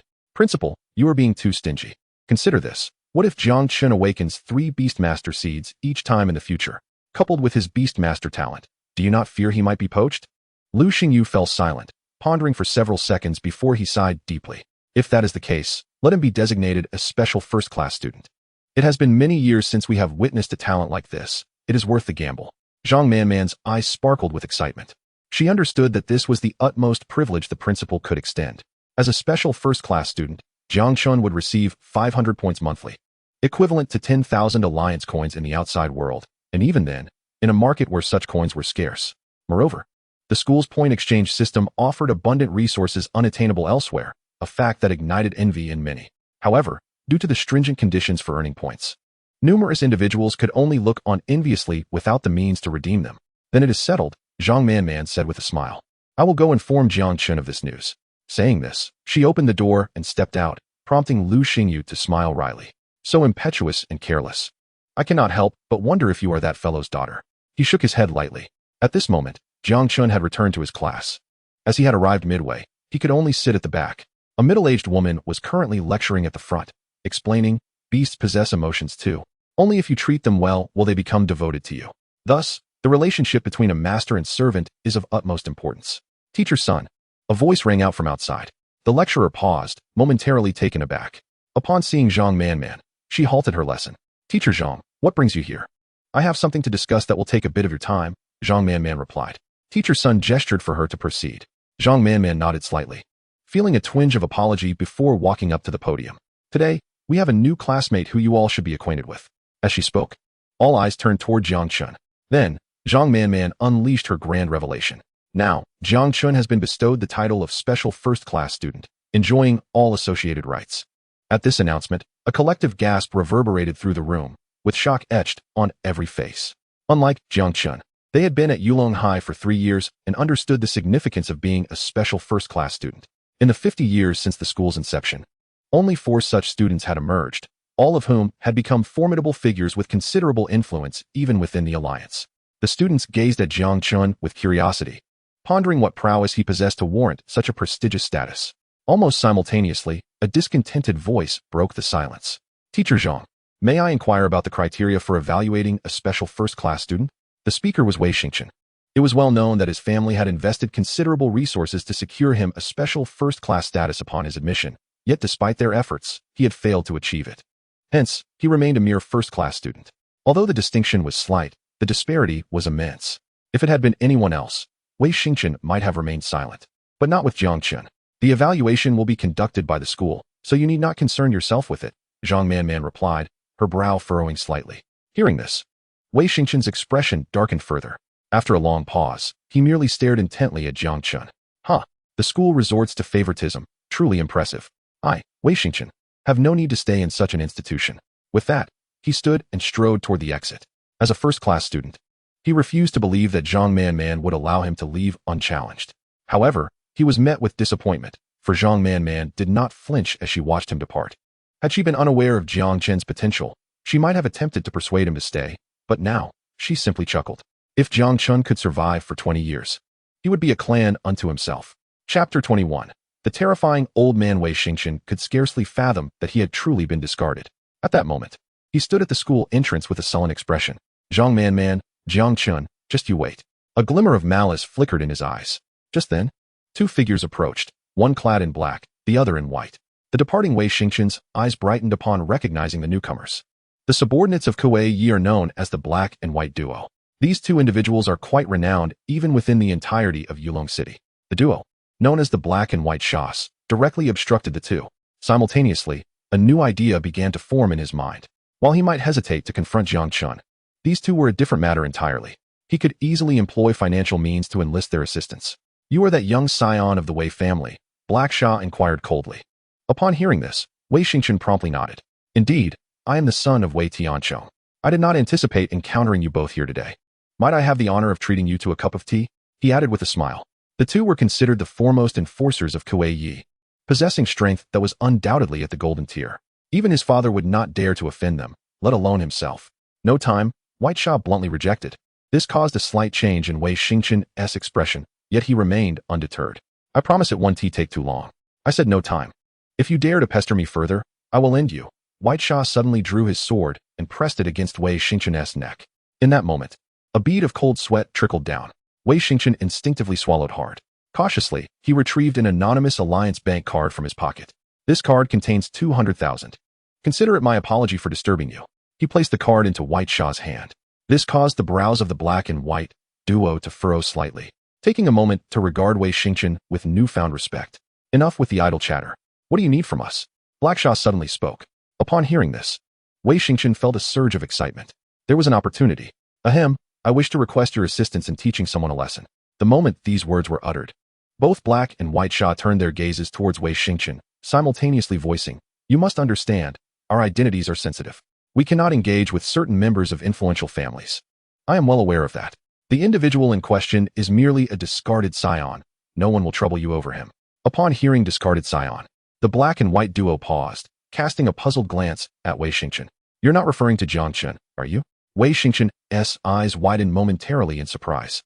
But he quickly regained his composure and nodded vigorously. Yes, indeed. If you could assist me in dealing with that fellow, I would be willing to offer an additional 300,000 as a token of my gratitude. At this, the Black and White duo were intrigued. Their current mission was indeed related to Jiang Chun. Regardless of whether they agreed to Wei Xingchen's request, they needed to apprehend Jiang Chun. Very well, we accept. They replied without hesitation. This was essentially free money. It would be illogical to refuse. Upon hearing this, Wei Xingchen beamed with joy. I thank you both in advance. If possible, I hope Jiang Chen does not come to school. He presented his request without delay. The Black and White duo nodded in agreement. All right. Seeing their acquiescence, Wei Xingchen prepared to leave. If Jiang Chun were to return to the Jiang family in the future, this matter would not concern him in the slightest. Then I shall take my leave for now. In a couple of days, I will transfer the funds to your accounts. The Black and White duo nodded slightly, falling into silence. Their task was straightforward, to bring Jiang Chen back. As for how to accomplish this, they would devise their own methods. Kuei Yi had placed no restrictions on them. Even breaking a leg would not pose an issue. Soon, the school bell rang, signaling the end of classes, and students began to exit in droves. The Black and White duo pulled out a photograph, meticulously identifying each face. Just then, Jiang Chun noticed the two of them. It was nearly impossible for the duo to remain inconspicuous, standing out amidst the crowd in their contrasting colors. They certainly did not resemble parents of students. Jiang Chun recalled them vaguely. Their black and white attire indicated they were indeed the infamous Black and White duo of Yulong City. Both were martial artists of immense strength. And being twins, they shared a telepathic bond. Even against platinum-tier warriors, they could hold their ground. The Jiang family truly cannot let go, Jiang Chen thought, mistakenly believing that the Jiang family had once again targeted him. A flicker of murderous intent crossed his mind, but he quickly suppressed it. He turned and headed back to the classroom. These two golden-tier warriors were beyond his current capabilities. He could only avoid confrontation for the time being. However, perhaps due to the peculiarity of Jiang Chen's movements, the black and white duo took notice. There he is, White Sha suddenly spoke. Black Sha's gaze sharpened as he spotted Jang Chun, his eyes gleaming with intent. Just as they prepared to enter the school, an unexpected obstacle appeared. An elderly man with a bald head extended his hand, blocking their path. The black and white duo paused in surprise, but quickly regained their composure. Get lost, old man. Prior to their arrival, they had already conducted their research. Lu Xingyu needed to make a trip to Nandi City in the afternoon and would not return for a while. In Yulong Academy, he was the only one who could pose a threat to them. The rest were beneath their notice. Even if Lu Xingyu were to catch them later, they would be long gone by then. Young man, what did you just say? I didn't catch that, the old man inquired, feigning ignorance as he cupped his hand to his ear. This only served to irritate the black and white duo. Old man, step aside. This is none of your business. If you don't want to die, get out of our way. They prepared to shove the elderly man aside. However, to their astonishment, they found themselves unable to budge him. You young people really don't understand the values of respecting your elders. It seems I need to teach you a lesson, otherwise, how will you survive in the future? Almost simultaneously, two stone gargoyles sprang into action, appearing behind the duo like phantoms. The black and white duo felt a gust of wind at their backs, followed by an overwhelming weight on their shoulders. In the next moment, they were lifted off the ground. You dare touch me? I am a subordinate of Kuei Yi. Black Sha shouted in indignation. Yet, the old man appeared utterly unconcerned, even taking the time to pick his nose. Kuei Yi? Have him come here and see if he dares to act all high and mighty in front of me. Upon hearing this, the black and white duo felt a chill run down their spines. This was their boss's nickname, known only to two types of people, the dead or those who had bested their boss and forced him to back down. Chapter 22, Sunflower. Instantly, the two felt a wave of despair. They never imagined that the one person they failed to investigate would be someone capable of besting them. Just give him a beating and toss him away, the old man said indifferently. Following this, the two stone gargoyles launched an assault. After a fierce beating, the black and white duo was left battered and bruised, their faces swollen beyond recognition. Soon, they were unceremoniously thrown out. Not far away, Wei Xingchen, who had been anticipating a spectacle, stood frozen in shock, staring incredulously at the flying black and white duo. His gaze shifted to the old man, filled with astonishment. He had never expected this unassuming old man to possess such formidable strength. After all, they were the black and white duo, Golden Tier warriors. Yet they had become nothing more than punching bags. At the same time, he felt a surge of relief for having restrained himself earlier. Otherwise, he would have likely been expelled from the family. He possessed an instinctive awareness that the individual before him was likely a platinum tier beastmaster. Upon this realization, Wei Xingchen could not help but draw in a sharp breath. Even his father only reached the golden tier, and the consequences of provoking this individual were unfathomable. With trepidation, Wei Xingchen chose to make a hasty retreat. Unbeknownst to him, at the very moment he turned, the old man Wang's gaze was already fixated in his direction. Humph. Such a waste of space. The son is no better, truly a family of ineptitude, he muttered disdainfully. Meanwhile, Jiang Chen also noticed the unfolding situation, feeling a bit bewildered. The events had transpired too swiftly for him to react, and the other party had already been sent flying. That kid over there. The school doesn't allow anyone to stay after hours. Hurry up and leave so the old man can return home for some rest. Oh, my old arms and legs, he remarked, stretching lazily. This left Jiang Chen speechless. Simultaneously, he cautiously activated a scan. Name, Gargoyle Quality, Leader Tier, Platinum Peak Skills. Description, a wondrous being devoid of flesh, yet possessing a soul. Indeed, it was a creature of the Platinum Tier. As expected, it was a Platinum Tier Beastmaster. And being at the peak of Platinum, it had the potential to advance to Diamond Tier with the right opportunities. This unassuming old man was undeniably a formidable figure. Even when compared to the current head of the Jiang family, he was equally impressive. Upon reaching the school gates, Jiang Chen contemplated for a moment before turning to Wang, offering a slight bow. Thank you, Senior Wang, for your intervention. I shall remember this favor. Regardless of the circumstances, the old man had aided him, and without his assistance, Jiang Chun would undoubtedly be in trouble. Wang cast a brief glance and replied indifferently, some individuals simply lack awareness. I did not assist him. I merely maintained order at the school. Do not misinterpret my actions. With that, he strode directly into the building. At that moment, Jiang Chen looked at the old man with a mix of exasperation and bemusement. This old chap had clearly helped yet insisted on being verbally ungracious. Just as he was about to leave, a voice suddenly echoed from within the room. Those two fools have no sense. Let them lie in bed for half a month. Hearing this, Jiang Chen shook his head. Although he wished to avoid entanglements, he would remember those who had cared for him. However, He currently lacked the means to repay such kindness and decided it best to avoid causing any trouble for the old man. With that, he departed. At this moment, Jang Chun was fervently eager to enhance his strength. Yet, the evolution of his companion, Ping Tu, could only occur once he reached the silver tier.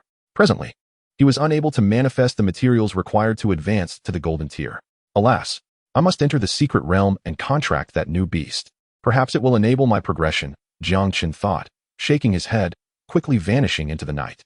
A day swiftly passed. Today marked the day of entry into the secret realm. To ensure he did not miss the appointed time, Jiang Chun rose early. Throughout the day, others had challenged him for the opportunity to enter the secret realm, yet they were thoroughly subdued by Ping Tu's relentless tactics. Indeed, Jiang Chun even speculated whether the beasts that had fought against Ping Tu would be left with psychological scars. A mere tap from Ping Tu elicited no response, but being struck by it resulted in a bloody lesson. This led to Ping Tu earning the moniker Rascal Dog. Just then, the sound of a car horn echoed outside, accompanied by a female voice. Jiang Chun, hurry down. We must reach the entrance of the secret realm before 8 o'clock. The speaker was none other than Zhang Manman, the homeroom teacher of Class 1. Over the past 2 days, she had been exceptionally diligent concerning Jiang Chun, nearly binding herself to him. Upon arrival, Jiang Chun made his way downstairs, greeted by the sight of a red SUV. Given the necessity of traversing the monster beast plains, such a vehicle was indeed more suitable. Moreover, this vehicle had been modified, utilizing monster cores, resulting in increased speed and power. Zhang Manman suddenly spoke, "Be cautious once you enter the secret realm. This time, it is not just students from our school. Students from Nandi City No. 1 High School will also be present. Those individuals are not easy to deal with, so try to avoid any conflicts." The first piece of news upon entering the vehicle left Jiang Chun momentarily stunned. Originally, there were only 5 individuals, but now it had doubled to 10. It was important to note that the secret realm spanned a mere 20 kilometers. In such close proximity, it would be difficult to avoid an encounter, especially since the beast Jiang Chun desired would randomly appear within the secret realm. He could not sit idly by. "All right, understood," Jiang Chun replied, though whether he would truly evade the students from Nandi City No. 1 High School remained uncertain. "If I am not mistaken, your target this time should be the sunflower," Zhang Manman remarked. Jiang Chun was not surprised by this revelation. The most valuable beast within the secret realm controlled by Yulong City No. 1 High School was indeed the sunflower. This was not an offensive beast, but a powerful support-type creature. Although it was merely at the bronze tier, it would undergo a metamorphosis upon advancing to the silver tier, becoming a rare healing beast. Furthermore, it could rank among the foremost of healing beasts. Jiang Chen's logic was straightforward. If he could not prevent Ping Tu from charging recklessly, then he would provide Ping Tu with a healer, ensuring his beast would be both resilient and restorative, creating a formidable combination. In battle, as opponents fought desperately to inflict damage on Ping Tu, they would be astonished to witness his wounds healing at a visibly rapid pace. At that point, he would relish the bewilderment of his adversaries. Those from Nandi City likely aim to obtain the sunflower. If conflict arises, you should concede. After some time, I will find a way to secure one for you, Zhang Manman suddenly declared. This statement left Jiang Chun momentarily taken aback, feeling an inexplicable sense of gratitude. Although he understood that Zhang Manman was already deeply involved in his affairs, her willingness to go to such lengths spoke volumes. "All right," Jiang Chun replied, but still, the prospect of whether he would act on it remained uncertain. Chapter 23, Entering the Secret Realm. Be cautious. Even if you ultimately decide to withdraw, that is acceptable. As they approached their destination, Zhang Manman imparted one final admonition. "Understood, teacher."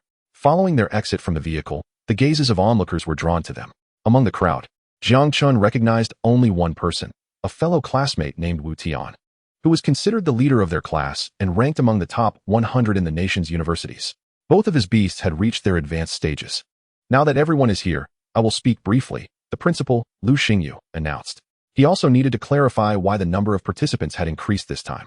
While the number has grown, the opportunities remain unchanged. Shortly, when the Nandi City Secret Realm opens, the students from Yulong No. 1 High School will have priority access. Upon hearing this, the initially disgruntled crowd began to understand the situation. The Secret Realm qualifications had been exchanged for access to another Secret Realm, a compromise they could accept. "If there are no objections, I shall activate the Secret Realm now. Once inside, do not engage in personal conflicts," Lu Xingyu reiterated. In the next moment, he produced a token, infusing it with a trace of spiritual energy.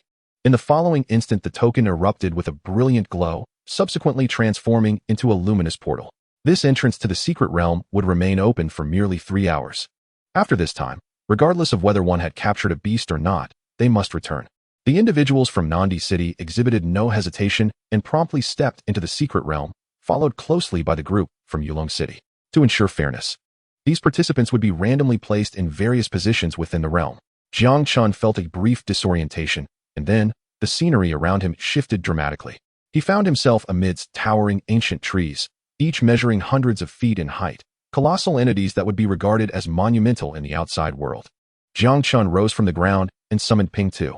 In such an environment, devoid of nearby beasts, danger lurked at every corner. Were it not for the forested surroundings, he would have summoned in Tu. Alas, the latter was far too large. Navigating through such densely packed trees would prove cumbersome. It was wiser to keep him in reserve, releasing him only when absolutely necessary. The moment Ping Tu emerged, his gaze fixated intently on a cluster of shrubs. "Come out, I see you," Jiang Chen commanded. Almost simultaneously, a dark figure lunged towards him. However, Ping Tu was swifter and intercepted the assailant mid-flight. Jiang Chun discerned the creature's form. It was a pitch-black feline, measuring 2 meters in length, known as the Dark Night Cat, classified as a low-grade silver-tier beast with ordinary quality and possessing the skill Shadow Step. "Eliminate it," Jiang Chen instructed. Upon inspection, he concluded that capturing this creature was unnecessary. It would be more beneficial to slay it and extract its core.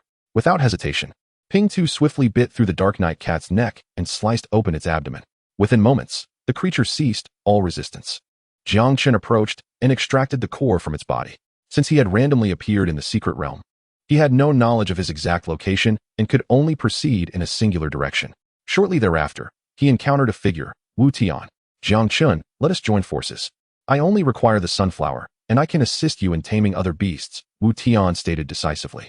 However, his words predetermined that they would never align. "I refuse," Jiang Chen replied curtly. It was absurd to expect him to yield the sunflower, for he was intent on claiming it for himself. Should he encounter the sunflower, he would not show mercy, and Wu Tian would not hesitate to oppose him. "What? No private duels among students? Don't be ridiculous. This is a secret realm where all modern technology becomes ineffective. Furthermore, the dangers here are not negligible. Each year, numerous individuals perish within the secret realm.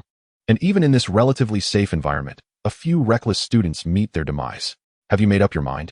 I only desire the sunflower. Feel free to choose any other beasts, and I will help you defeat them, allowing you to tame them afterward."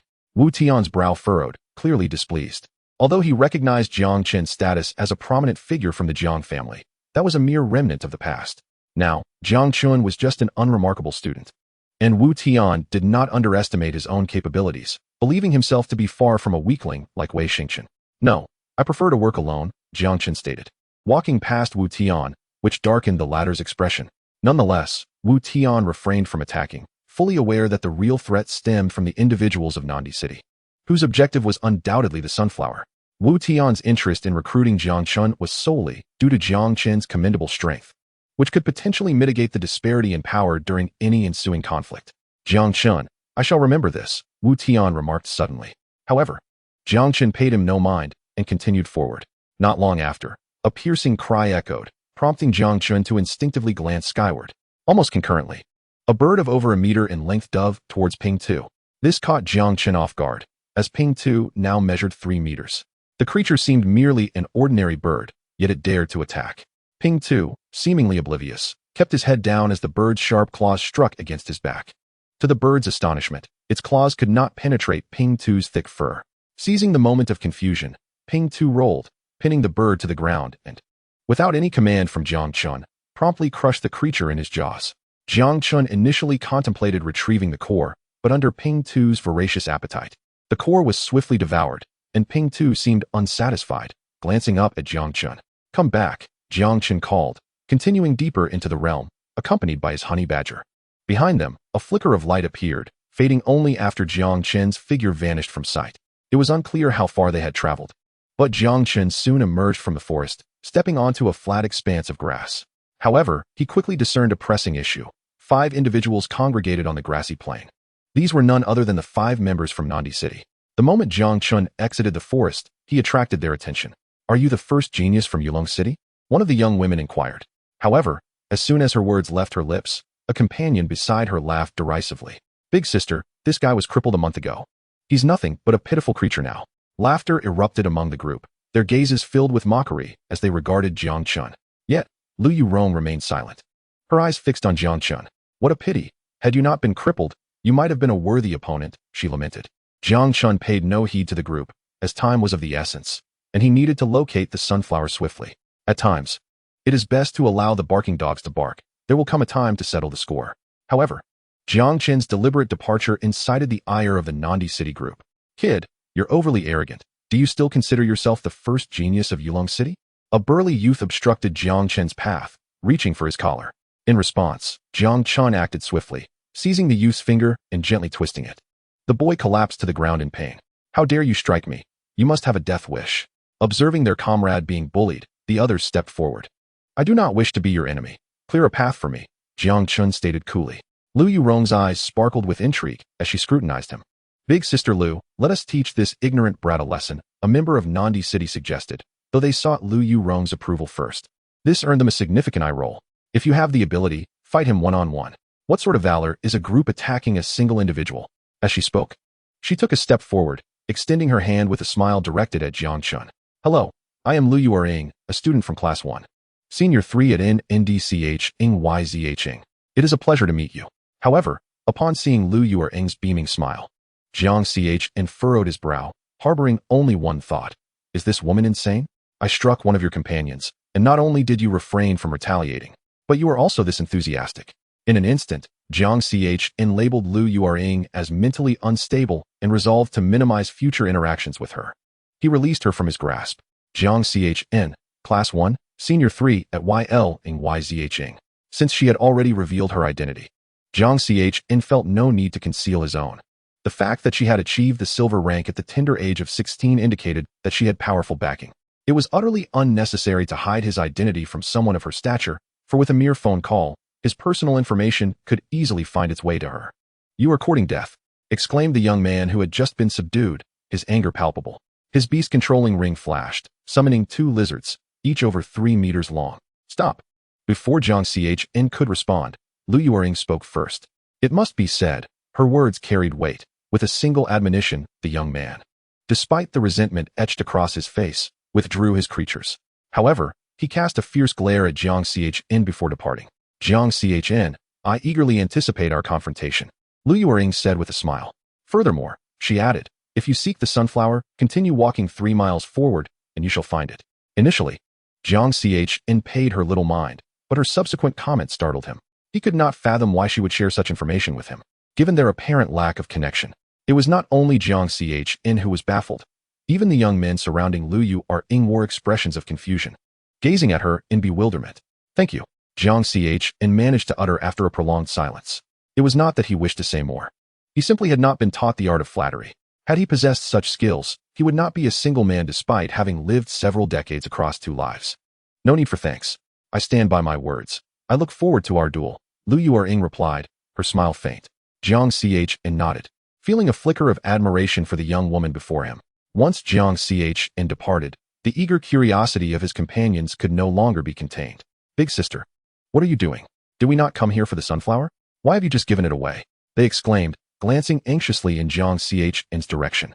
Lu Yurong merely smiled, a smile that left her companions momentarily speechless. What do you know? Life without rivals would be utterly dull. Little did she realize that in the future, she would regret her decision deeply, questioning why she had relinquished the sunflower to Jiang Chen. However, at this moment, she was blissfully unaware, even feeling a sense of pride in having found a formidable opponent. That woman is rather eccentric. It would be wise to keep my distance, Jiang Chen muttered under his breath. He constantly felt that she harbored ulterior motives towards him, yet he could not ascertain what they could possibly be. Presently, he was destitute, lacking power, influence, or wealth, merely a struggling student. What could he possibly possess that would intrigue someone of her stature? Sighing, he pondered this as he journeyed onward, ultimately encountering the sunflower. Name, sunflower. Rank, superior bronze. Quality, elite. Description, a plant that enjoys basking in the sun, possessing faint healing abilities. Evolution, 10 sun seeds can evolve into true sunflower, leader quality. However, after perusing this information, Jiang Chen was left speechless, wanting to exclaim, is this truly the sunflower? The so-called sunflower resembled a sunflower from his past life, albeit a diminutive version, roughly the size of a palm. Perhaps sensing an unfamiliar presence, the sunflower gently swayed its leaves. Jiang Chen summoned his beast seed, preparing for a contract. In the early stages, plant-type beasts were synonymous with weakness, which made contracting them incredibly easy, often devoid of any challenge. All that was required was to implant his beast seed within the creature. The seed easily melded into the sunflower's body, and Jiang Chen felt a connection forming with this fragile spirit. Perhaps out of fear, the spirit lightly brushed against Jiang Chen's mental energy before swiftly retreating. From now on, I shall be your master. Do not be afraid, he reassured, gently caressing the sunflower, which responded by slightly shaking its leaves, seemingly relishing the touch. You shall be named YNGSHN. Chapter 25. Integration of Secret Realms. YNGSHN's leaves quivered slightly, as if pleased with its new name, and it affectionately brushed its leaves against Jiang Chen's fingers. Now, you shall venture into the nest of all races, Jiang Chen smiled, summoning YNGSHN into his nest. In an instant, Jiang Chen's consciousness reappeared in an expanse of void. With YNGSHN's entrance, the surroundings began to transform. Above, a colossal sun radiated brightly, while YNGSHN stood beneath it, fervently absorbing the solar essence to fortify its form. Observing this, Jiang Chen withdrew from the nest. Currently, YNGSHN remained too feeble to be of any use. It needed to reach at least the silver rank. This day, such a feat was unattainable, as the sun seeds were absent here, necessitating a search after exiting. However, before that, Jiang Chen needed to hunt more beasts, extracting their crystal cores to exchange for alliance currency. Otherwise, even if he procured sun seeds, he would lack the funds to purchase them. Suddenly, a sound reminiscent of mechanical gears turning echoed through the air, and Jiang Chen felt the ground tremble beneath him. His expression shifted dramatically as he scrambled onto the back of his companion, calling out, "PNGTU, run." Following his command, PNGTU took off at a sprint. Almost simultaneously, the ground behind them fissured, and Jiang Chen turned to see creatures resembling lizards emerging from the abyssal cracks. Name: Demon Lizard. Quality: Ordinary. Rank: Low Silver. Skill: Demonization 1. Description: a creature dwelling in the demon realm, serving as minions for various devils. Evolution: requires 1 golden flame demon core to advance to Demon Flame Lizard King. Upon reading the description, Jiang Chen's pupils dilated with shock. The demon lizard. From the demon realm? Such beings evidently did not belong to the Blue Star, but hailed from another world. Their sudden appearance within this secret realm sparked a realization within Jiang Chen, the integration of secret realms. This newly manifested domain was consuming the old one. Hurry. PNGTU. Jang Chun gazed at the relentless emergence of the demon lizards, his countenance darkening with each passing moment. A cacophony of hissing filled the air as these creatures crawled forth from the crevices in the ground, their forked tongues flicking out in anticipation as they spotted Jiang Chen fleeing. Without hesitation, they set off in pursuit. In just a brief moment, over 100 demon lizards had amassed in this place. Even if Anton could vanquish them all, who could say how many more lurked within the fissures from which they had come? It was imperative to conserve energy. The most prudent course of action was to reach the exit of the secret realm and depart without delay. A thunderous roar reverberated through the air, causing it to tremble slightly. Jiang Chun turned in astonishment, only to witness a formidable claw protruding from the rift, stretching over a meter in length. Soon, a demon lizard entirely engulfed in fiery red emerged, clearly an evolved form, the Flame Demon Lizard King. Cursed be this creature. It was undoubtedly a golden-tier beast. Jiang Chen clenched his teeth. While he possessed the capability to overcome it, the sheer number of silver-tier demon lizards surrounding him posed a significant threat. If he were to be besieged, it would surely mean his demise. Without further contemplation, Jiang Chen sprinted towards the forest. At that moment, he spotted a group of individuals. "Hurry, hurry," he shouted. The familiar faces belonged to Lu Yulong and her companions, who had previously gifted him with the sunflower. Initially, they were bewildered, questioning the necessity of fleeing. However, they soon discerned the peril behind them, as pairs of crimson eyes began to manifest, with a colossal roar echoing in their ears. Their expressions shifted dramatically. "Jiang Chen, what is happening?" Lu Yurong inquired. "The demon realm is invading. This secret realm has been forcefully merged," Jiang Chun stated gravely. Lu Yurong's complexion paled, for as the only daughter of the Lord of Nandi City, she was well aware of the implications of a demon realm incursion and the merging of realms. She had even experienced it once before. "What is the highest tier beast that has emerged?" she pressed, her expression serious. Jiang Chun instinctively replied, "Golden tier." Upon hearing this, not only did Lu Yurong breathe a sigh of relief, but even the younger members of their group seemed to relax. "Fortunately, our leader is also golden tier. She should be able to handle it," a youth murmured. Lu Yurong lifted her chin, seemingly awaiting praise. However, Jiang Chun rolled his eyes. Are you filled with mush for brains? Fool. His words struck the group with shock, leaving them momentarily speechless as they stared at him in disbelief. How many golden tier beasts do you command? 3, or perhaps 4. Open your eyes and behold the number of demon lizards. Do you think your beast can approach that flame demon lizard king? As he spoke, he seized Lu Yurong's garment, urging her to observe the approaching horde of demon lizards. A mere glance revealed hundreds of them. Even with golden tier beasts, it would be exceedingly difficult to prevail against such numbers. I. Lu Yurong was rendered speechless, standing frozen as she struggled to find her words. Her companions were equally stunned, questioning whether this was truly the infamous violent woman of Nandi City. Now incapable of retorting. Fool! Jang Chun exclaimed again, unable to contain his frustration. His words sent a shiver through the group, and they looked at Lu Yurong with trepidation, fearful of her wrath. Yet, to their surprise, she remained unusually quiet, her head bowed as if lost in thought. This scene only fueled Jiang Chen's ire further, prompting him to roar, "What are you all doing standing around? Are you preparing to let the demon lizards have a hearty meal?" At his command, the group snapped back to reality and hastily summoned their beasts. Jiang Chun cast a glance at Lu Yurong, not out of any ulterior motive, but rather to gauge the strength of his opponents. A flash of white light illuminated the scene, revealing a massive white tiger over 5 meters long. Jiang Chun recognized it as a golden tier beast without hesitation. "Big cat, let us go," Lu Yurong called softly as she climbed atop the white tiger. With another powerful roar echoing, it was evident that yet another formidable creature was emerging. Is it really necessary to face such relentless hordes just to partake in a secret realm? Jiang Chun muttered in frustration, preparing to make his escape once again. Just then, a colossal shadow loomed overhead, sending a wave of unease through him. The white tiger leapt aside just in time as a massive crimson crow descended from above, exuding an aura of malevolence. Damn! Jiang Chen cursed, his patience wearing thin. He was not about to remain passive. Noticing that his companions were preoccupied with their own flight, he wasted no time. Anton, unleash lava eruption on this creature. Anton immediately fell into a battle stance, and in the next moment, the ground erupted with searing magma. The crow let out a final wail before being consumed by the molten rock. After executing this maneuver, Jiang Chun recalled Anton into the myriad nest. To his astonishment, he realized that Anton had broken through. It had now reached the mid-tier of silver rank, significantly enhancing its combat prowess to be on par with typical mid-tier golden beasts.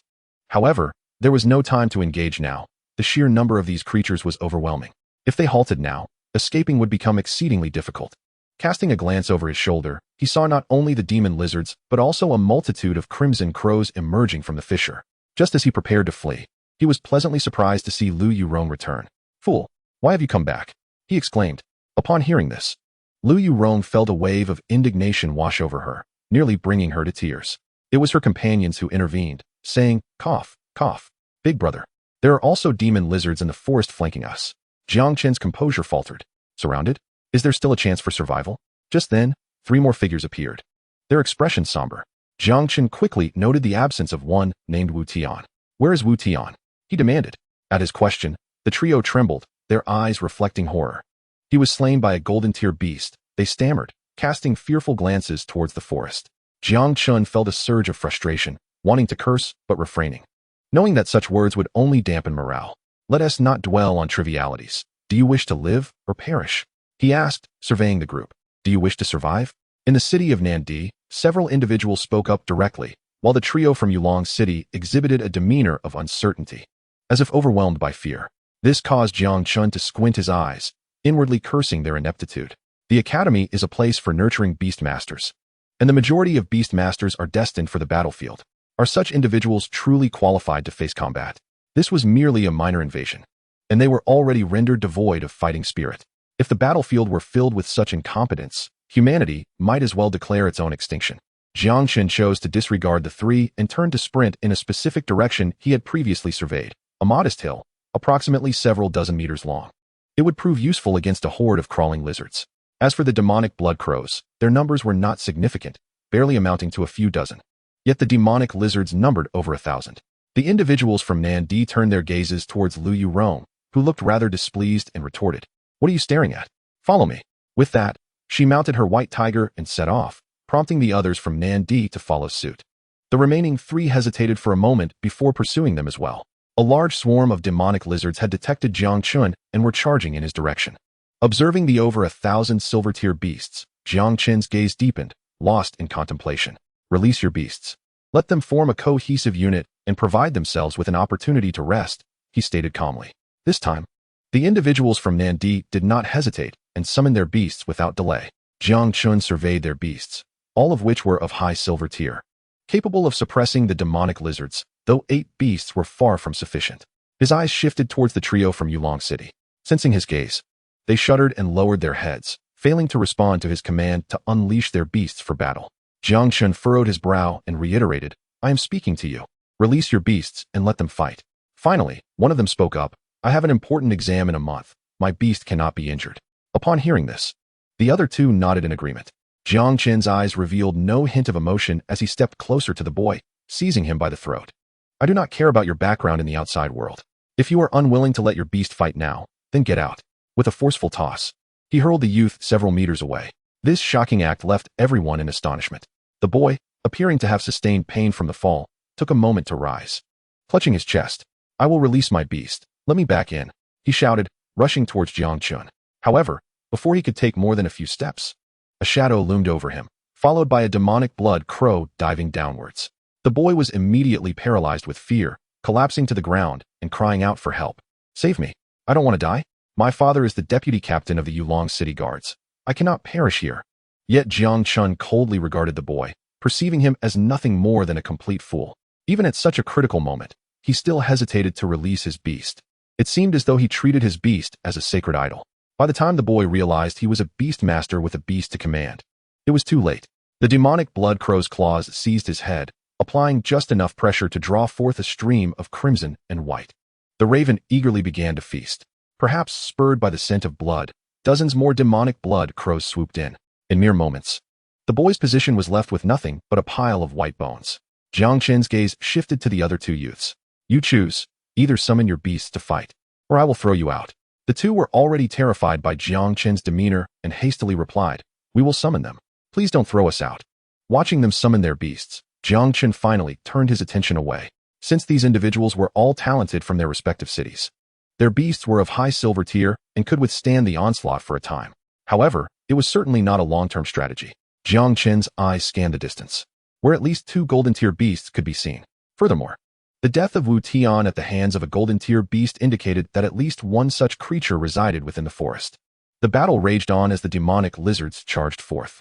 Fortunately, the level suppression of these beasts helped to stave off the assault. Jiang Chun, shall we simply stand by and watch? Lu Yurong asked anxiously, observing her companion's beasts engaged in combat. Wait, Jiang Chun replied flatly, offering no further explanation as he focused on the fissure in the plain. Though they could potentially break through the encirclement of the demonic lizards, it required the cooperation of all their beasts. A single misstep could lead to total annihilation. Thus, they could only bide their time until the golden tier beasts grew impatient and took action themselves, at which point he and Lu Yurong could intervene. For the others, facing golden tier beasts would leave them nearly defenseless. Earth Treant, use Earth Piercer, 3-Claw Demon Wolf, Bloodthirsty Charge. However, as time passed, the beasts of the group began to show signs of exhaustion. Their standard attacks could no longer withstand the demonic lizards, compelling them to unleash their beast skills. With the number of demonic lizards exceeding 1,000, the combined skills of the beasts cleared a substantial area, resulting in the demise of at least 50 to 60 silver-tier demonic lizards. Under normal circumstances, this would be a boastful achievement. Yet now, the students were so drenched in sweat that they had no time to wipe their brows, their eyes fixated on the advancing lizards, hoping to provide their beasts with accurate directions to alleviate the pressure. Even so, 10 minutes later, the beasts atop the hill were panting heavily. Swap out the beasts and let them rest, Jiang Chun declared, realizing that the current state of affairs could not allow the beasts to continue fighting, lest they suffer casualties and further complicate matters. Upon hearing this, the 6 did not hesitate and summoned their second beasts to replace those that had just fought. Hold on. Believe in yourselves. We can survive this, Jiang Chen encouraged them. Though he was acutely aware of the grim reality, they could not hope to endure for several hours under these conditions unless a miracle occurred. Yet to maintain their morale, he could only utter these comforting lies. His gaze shifted once more towards the fissure in the plain. What are you waiting for? Act now.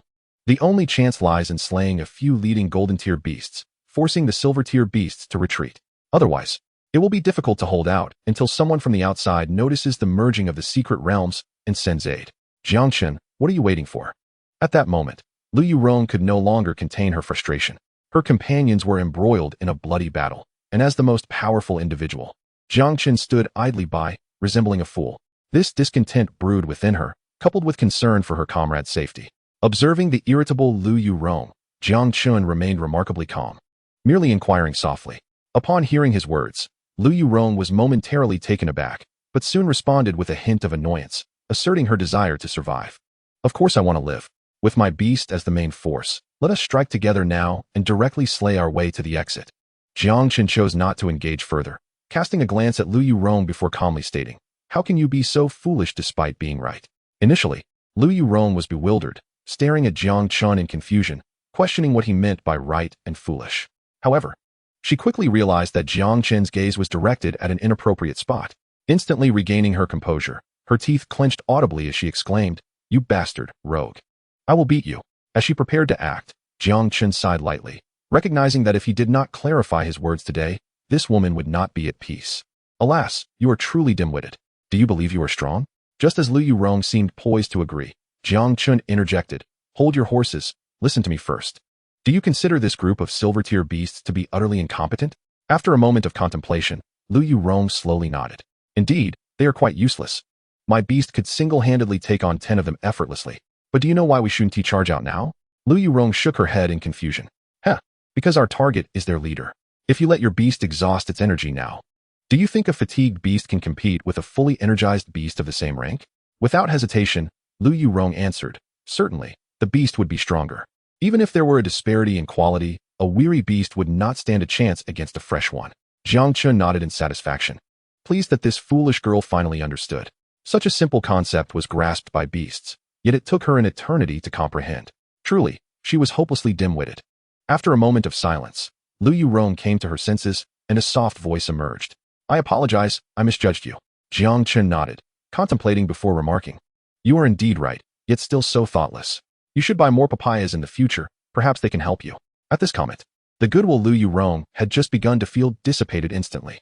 If they were not currently engaged in battle, she would have relished the opportunity to confront Jiang Chun and deliver a sound thrashing to his insolent mouth.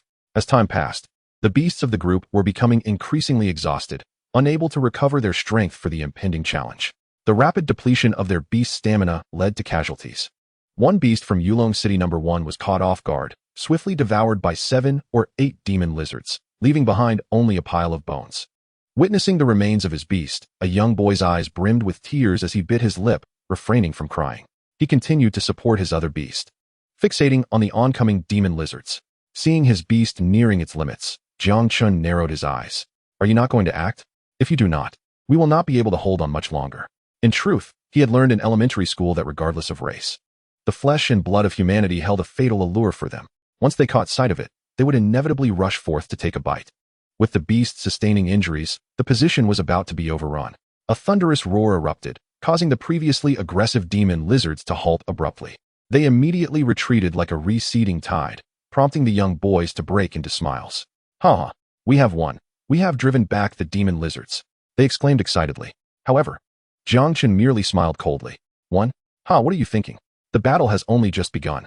As if in response to Jiang Chen's words, 2 lizards, each measuring 10 meters in length, appeared in the distance. One emitted a powerful roar, causing the other demon lizards to part ways, allowing 2 demon flame lizard kings to pass through. Simultaneously, the boys noticed the situation, their smiles immediately freezing. "The demon flame lizard king. It is indeed the demon flame lizard king," one of them exclaimed in shock. Jiang Chun initiated a scan. Name, Demon Flame Lizard King. Quality, Leader. Tier, Low-grade Gold. Skills, Demonization 2, Inferno I. Description, an evolved species of the terrifyingly powerful demon lizard. After reading the description, Jiang Chen's brow furrowed slightly. They had encountered 2 beasts of leader quality, a rare occurrence indeed. Damn, Jiang Chen's heart raced with unease. Even if these 2 lizard kings were of elite quality, he would not be worried. However, now they faced 2 of leader quality, which was exceptional even among beasts. Generally, the quality of beasts is categorized as ordinary, elite, leader, and epic. This was a leader quality beast. They were doomed. The young boy clearly understood the implications of facing the demon flame lizard kings, his expression shifting to one of despair. Lu Yurong's brows knitted tighter, and she looked up at Jiang Chun. "Can we fight them? If not, I will hold them off while you lead my brothers to safety." Her words surprised Jang Chun. He had not anticipated such loyalty from the girl before him. However, before Jang Chun could respond, the others from Nandi City spoke up. We will not flee. We can still contribute in some small way. We are willing to share in the fate of the elder sister. Upon hearing this, Lu Yurong's eyes glistened with unshed tears, yet she refrained from speaking. Wait. Since this young lady is so selfless, we must not let her intentions go unfulfilled. The two from Yulong City interjected eagerly, longing to escape. Their words instantly drew murderous glares from several others. Jiang Chen shot them a disdainful glance, thinking that if Yulong City was filled with such weaklings, they would surely perish when disaster struck. Silence, he barked. Seeing Jiang Chen speak, the two, despite their desire to leave, recalled the memory of Jiang Chun killing Liang and dared not retort. They lowered their heads, falling silent. Do not be so morose. We may not necessarily perish here. As he spoke, Jiang Chun summoned his Anchuan. The sudden appearance of the Anchuan left the others momentarily stunned. The previously calm Baihu exhibited signs of agitation upon its arrival, a flicker of wariness crossing its eyes. Is this your beast? Lu Yurong inquired, her perception sharper as a gold-tier beastmaster. Though the massive turtle was merely a silver-tier beast, her instincts warned her that if her big cat were to confront it, defeat would certainly be hers. You must have at least one more gold-tier beast. Do not summon it now. Jiang Chun suddenly advised as he observed Lu Yurong lightly fidgeting with her beast ring, just as she prepared to summon her second beast. Jiang Chen's words instinctively halted her movements. Unbeknownst to her, she had unwittingly begun to trust Jiang Chun. All right, Jiang Chen nodded. The golden beast of Wu Tian has yet to reveal itself. It is prudent to retain some backup plans. The two golden-tier Mo Yin Lizard Kings also sensed the presence of Ntu In and Baihu, simultaneously releasing a roar before charging in this direction. Ntu In aimed to conclude the battle with utmost swiftness. Practically in the same breath, he dashed forward, with Baihu closely trailing behind. Watching Ntu In sprint ahead, Lu Yu could no longer suppress her gaze towards Jiang Chun. This was the slowest turtle-type beast, yet its speed could easily outpace even the feline beasts of the same realm. With a thunderous impact, Ntu In collided directly with one of the Mo Yin Lizard Kings. Although Ntu In was merely over 6 meters in length, he sent the Mo Yin Lizard King staggering. Almost instantaneously, he seized the opportunity, driving his claws fiercely against the Lizard King's head. The force was so great that the Lizard King was momentarily dazed. Ntu In radiated a crimson glow, signaling the impending eruption of his skill, lava eruption. With a ferocious roar, Ntu In pressed his claws down on the Lizard King's head, forcefully driving it into the ground. The earth cracked beneath the impact, sending forth streams of lava as thick as barrels. At that moment, the Mo Yin Lizard King regained its senses and exerted all its strength to escape Ntu In's grasp, only to be horrified to find that this silver-tier turtle felt like a mountain, immobilizing it completely. In a fit of rage, dark purple flames erupted around it. Yet they were powerless against the searing lava that engulfed its body. The agonizing cries of the Lizard King echoed as Ntu In steadfastly kept his claw pressed down. Witnessing the distress of its companion, the other Mo Yin Lizard King attempted to come to its aid, but was ensnared by Baihu. Ntu In let out another roar, and his body glowed with crimson light once more, followed by another lava eruption. This time, the Mo Yin Lizard King was submerged in boiling lava, emitting whimpers of submission. Yet, Ntu In showed no mercy. Opening his jaws to clamp down on the lizard's throat, black blood spilling forth. Without hesitation, he raised his other forepaw and tore away a large chunk of flesh. The sizzling sound resonating in the air as the scent of roasted meat lingered. Despair flickered in the Mo Yin Lizard King's eyes. The intense heat of the lava had thoroughly scorched its body, and its struggles gradually ceased. What manner of creature is this? Lu Yu murmured in astonishment, witnessing the might of the turtle that had effortlessly vanquished a golden-tier leader-class beast. Such an occurrence seemed surreal to the onlookers, their gazes towards Jiang Chun laden with newfound significance.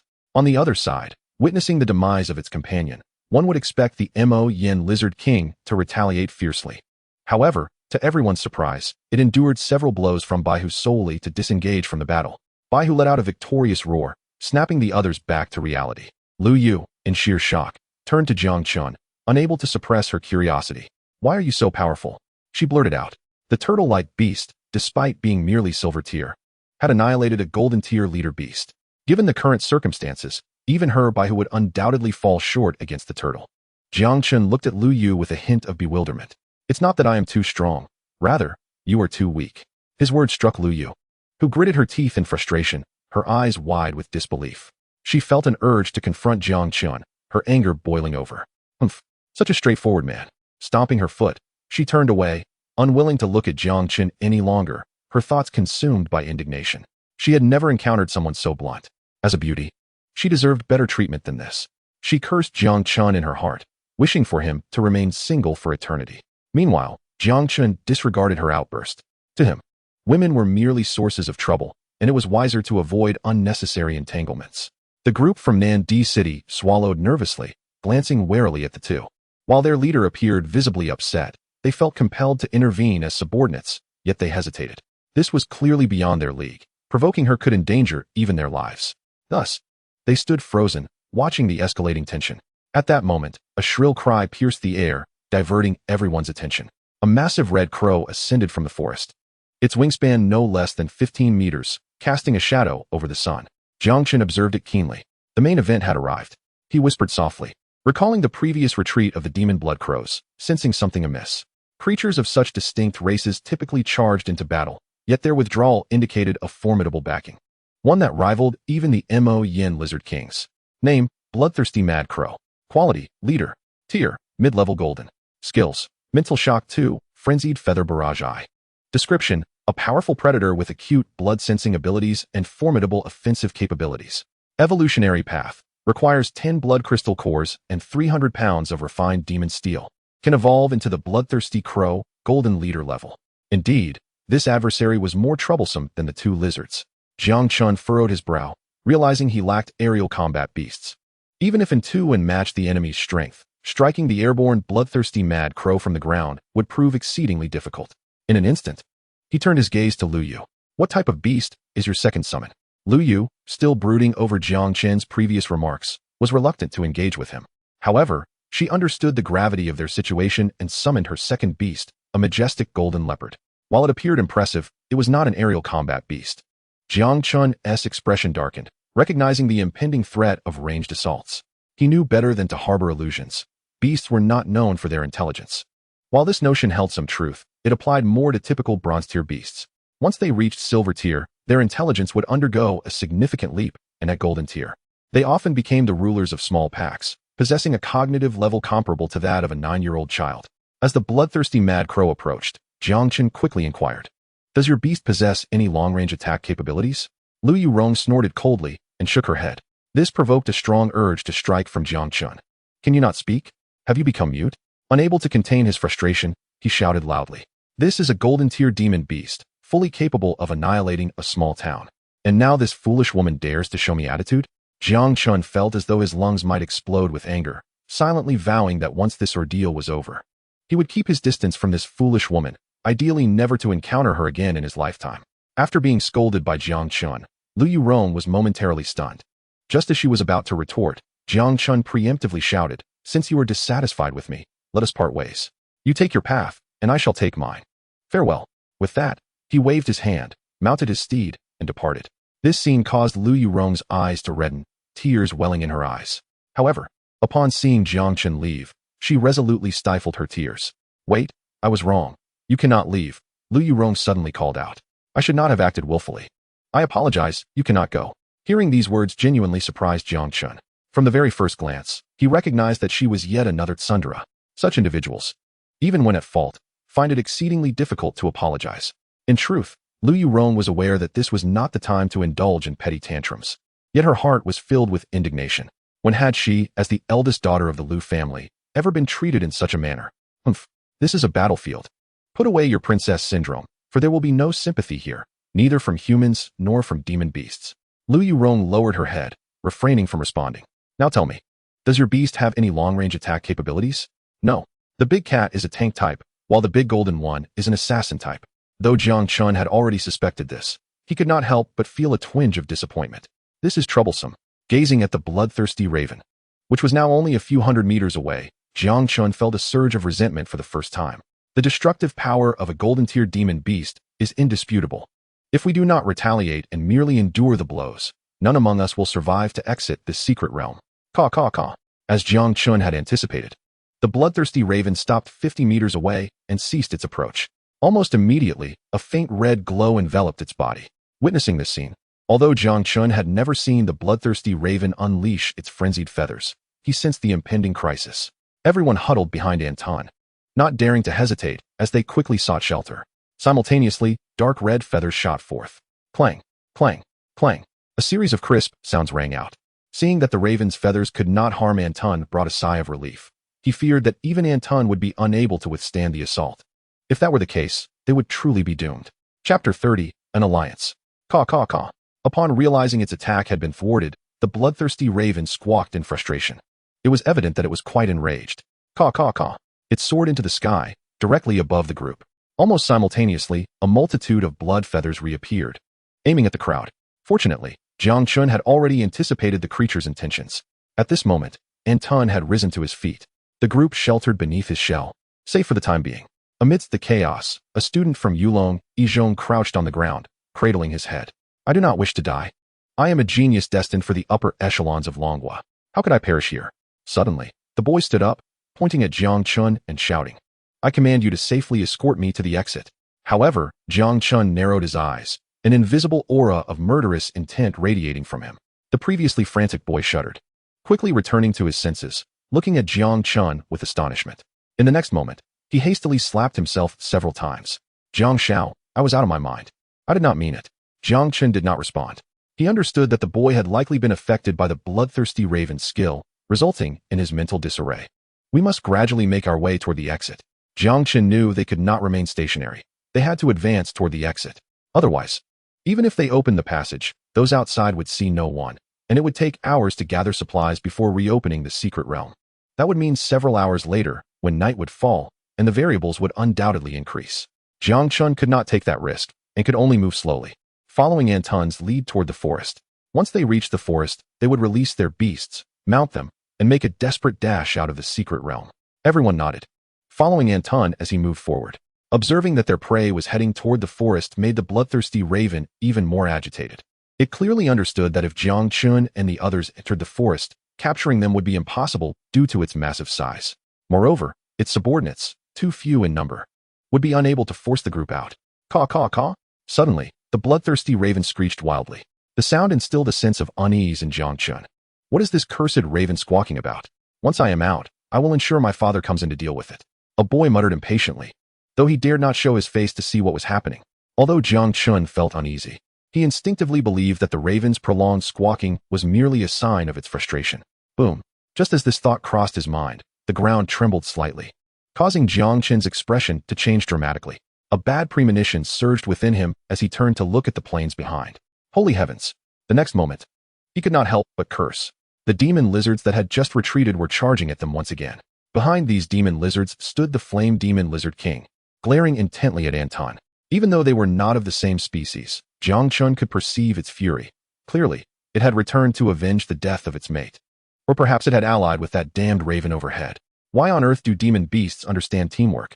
Jiang Chen's mind was in turmoil. While he had always known that golden-tier beasts possessed considerable intelligence, he never anticipated it to be to such an extent. They were even coordinating attacks against humans. Jiang Xiao, what do we do now? As the demon lizards charged once more, the expressions of the individuals from Nandi City turned grim. Their beasts were nearly exhausted. If they were attacked again, they would undoubtedly perish here. Run! Jiang Chen bellowed. There was no choice but to flee, making their way to the forest as swiftly as possible. These creatures showed no mercy to their subordinates. If they could not withstand the assault of the demon lizards and were forced out into the open, the bloodthirsty raven above would undoubtedly unleash its skills in a sweeping attack. Following Anton, they ran. Once they entered the forest, penetrating the trees with the strength of Shuyu was a formidable challenge. At that moment, confronting the demon lizards would undoubtedly be significantly easier. Almost simultaneously, everyone began to sprint forward. However, evading the demon lizards proved to be a daunting task. Jiang Chen's gaze fell directly upon Lu Yurong. What is it? Lu Yurong, feeling somewhat uneasy under his scrutiny, murmured. And 2N cannot take action. Right now, only your beasts can engage. Have them hold off for a moment, or we won't reach the forest and will be intercepted. Observing Jiang Chun's serious demeanor, Lu Yurong pondered for a moment, then gritted her teeth and summoned her 2 beasts.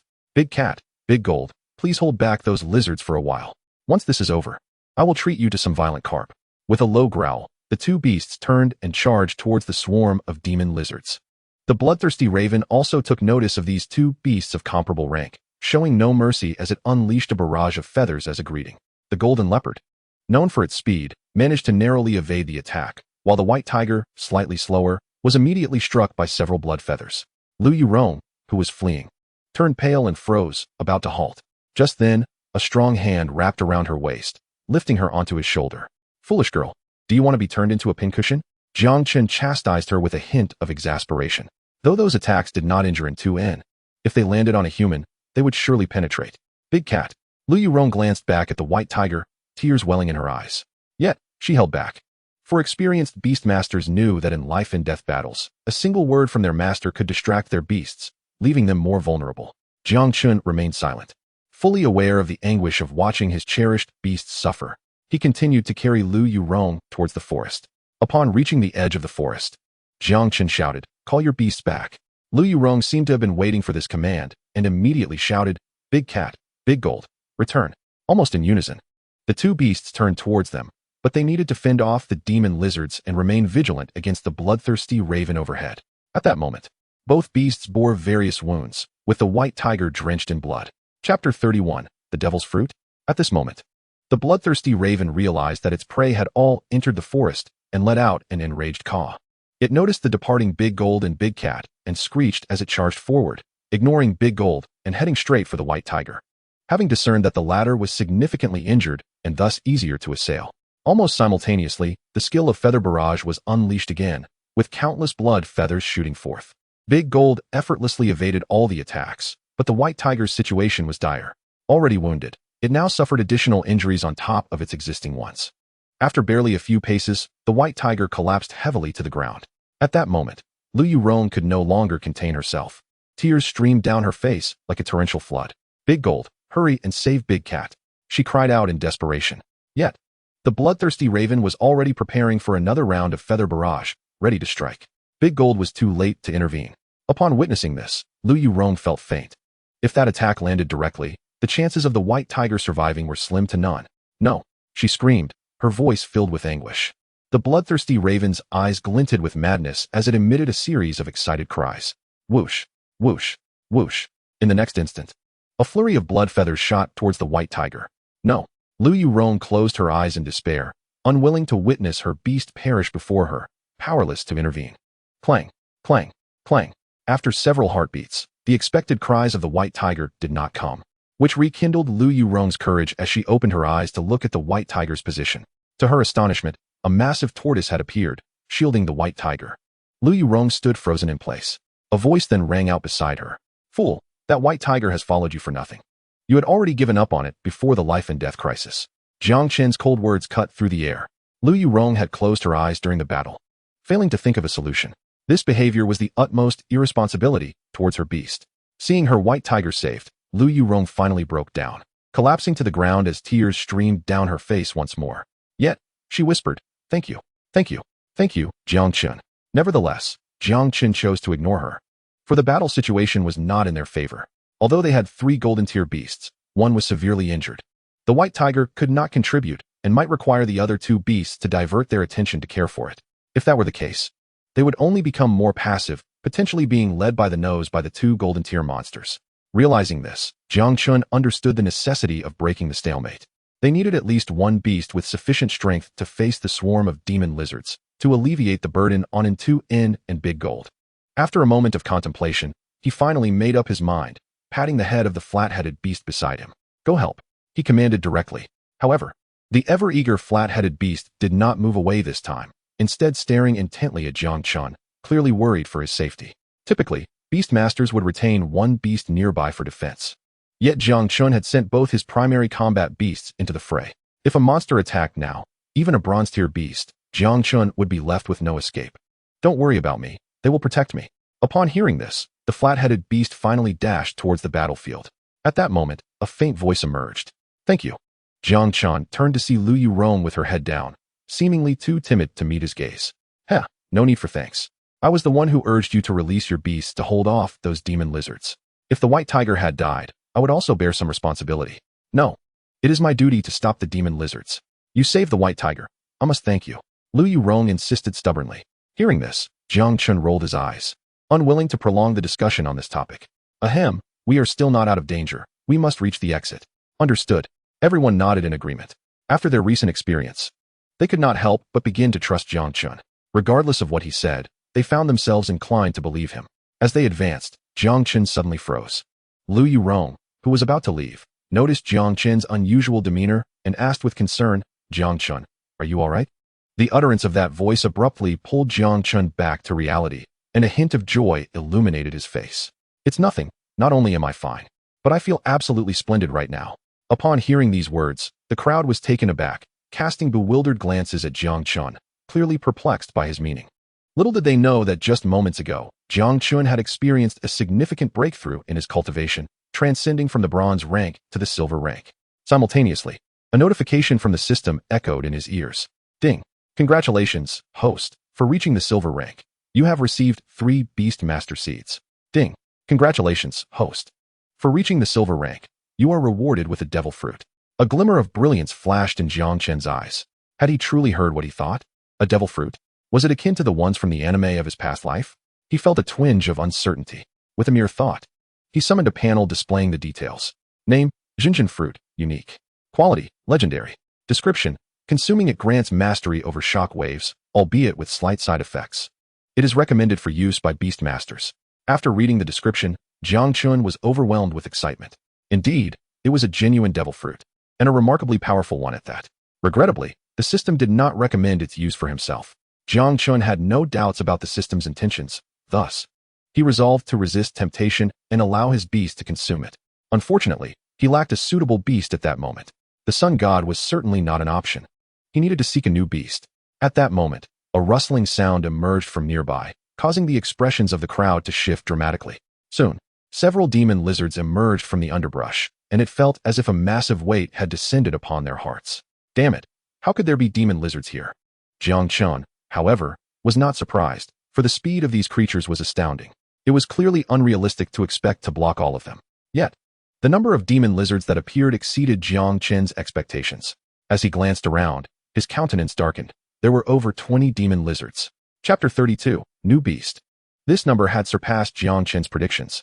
If you wish to survive, release your beasts. In the next moment, a dozen silver-ranked beasts appeared.